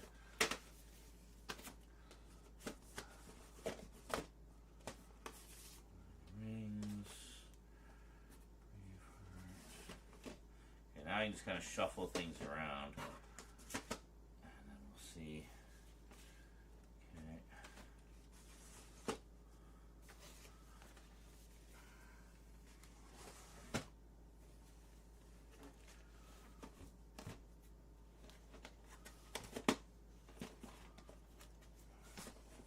It's gonna be right. Wow. In the exact like bottom, most bottomest row. That's where it's gonna fucking be. There it is. There it is. We found it. Alright.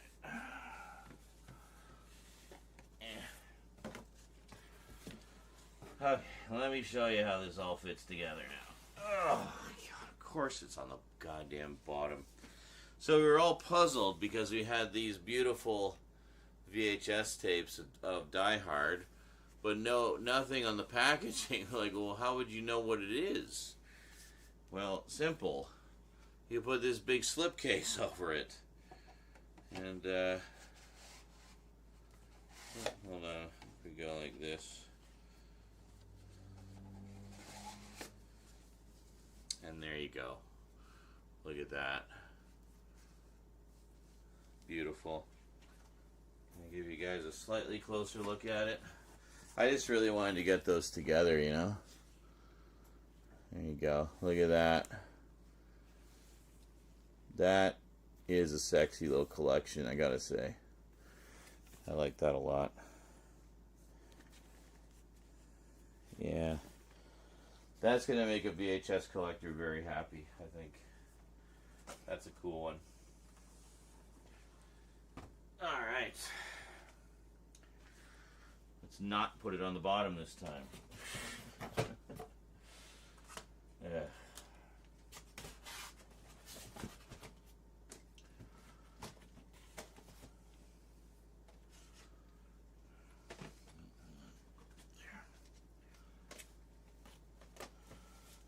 There we go.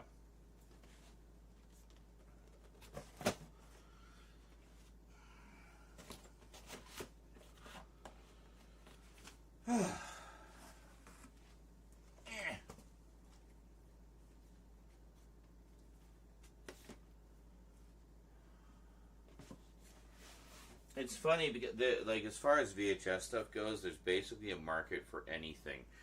Like, because it's a pretty healthy collector's market right now, I think.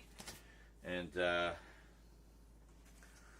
lot of it, like, even if it has, like, rental stickers and stuff on it, people don't care. They just kind of want that old school experience, you know, that old school vibe.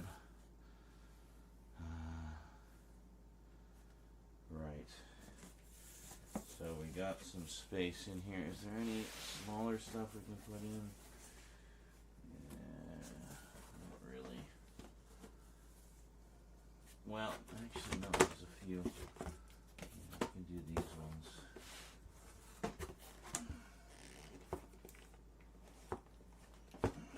Come on.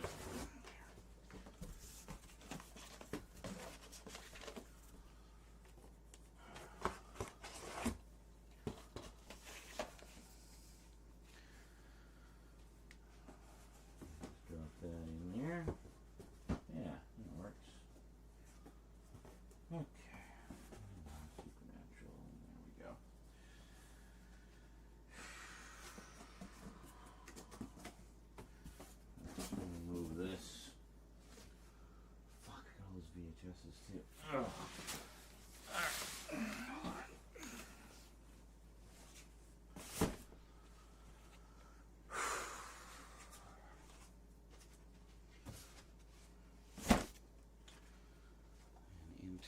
keep box.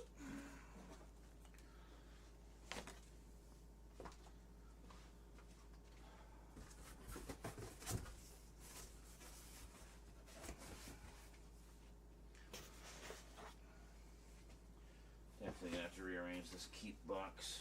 That's alright.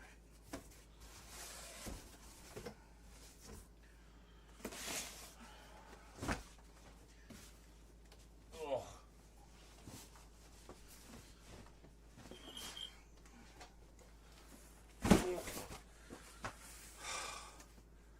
This one is all VHS, apparently. Just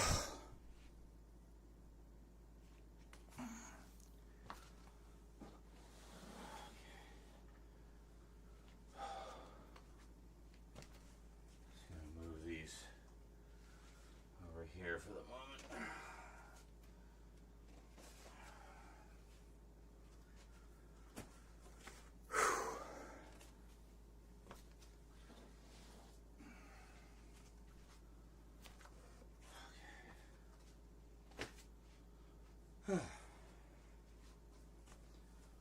Right back.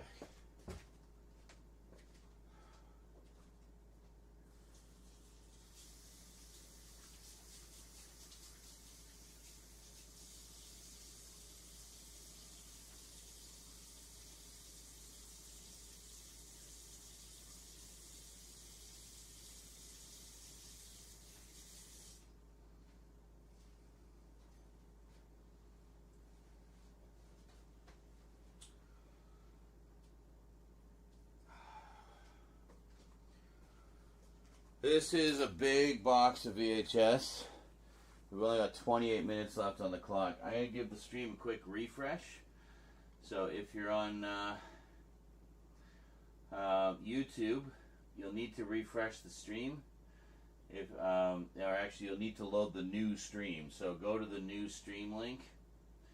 And then on Twitch, just refresh the stream in a few seconds.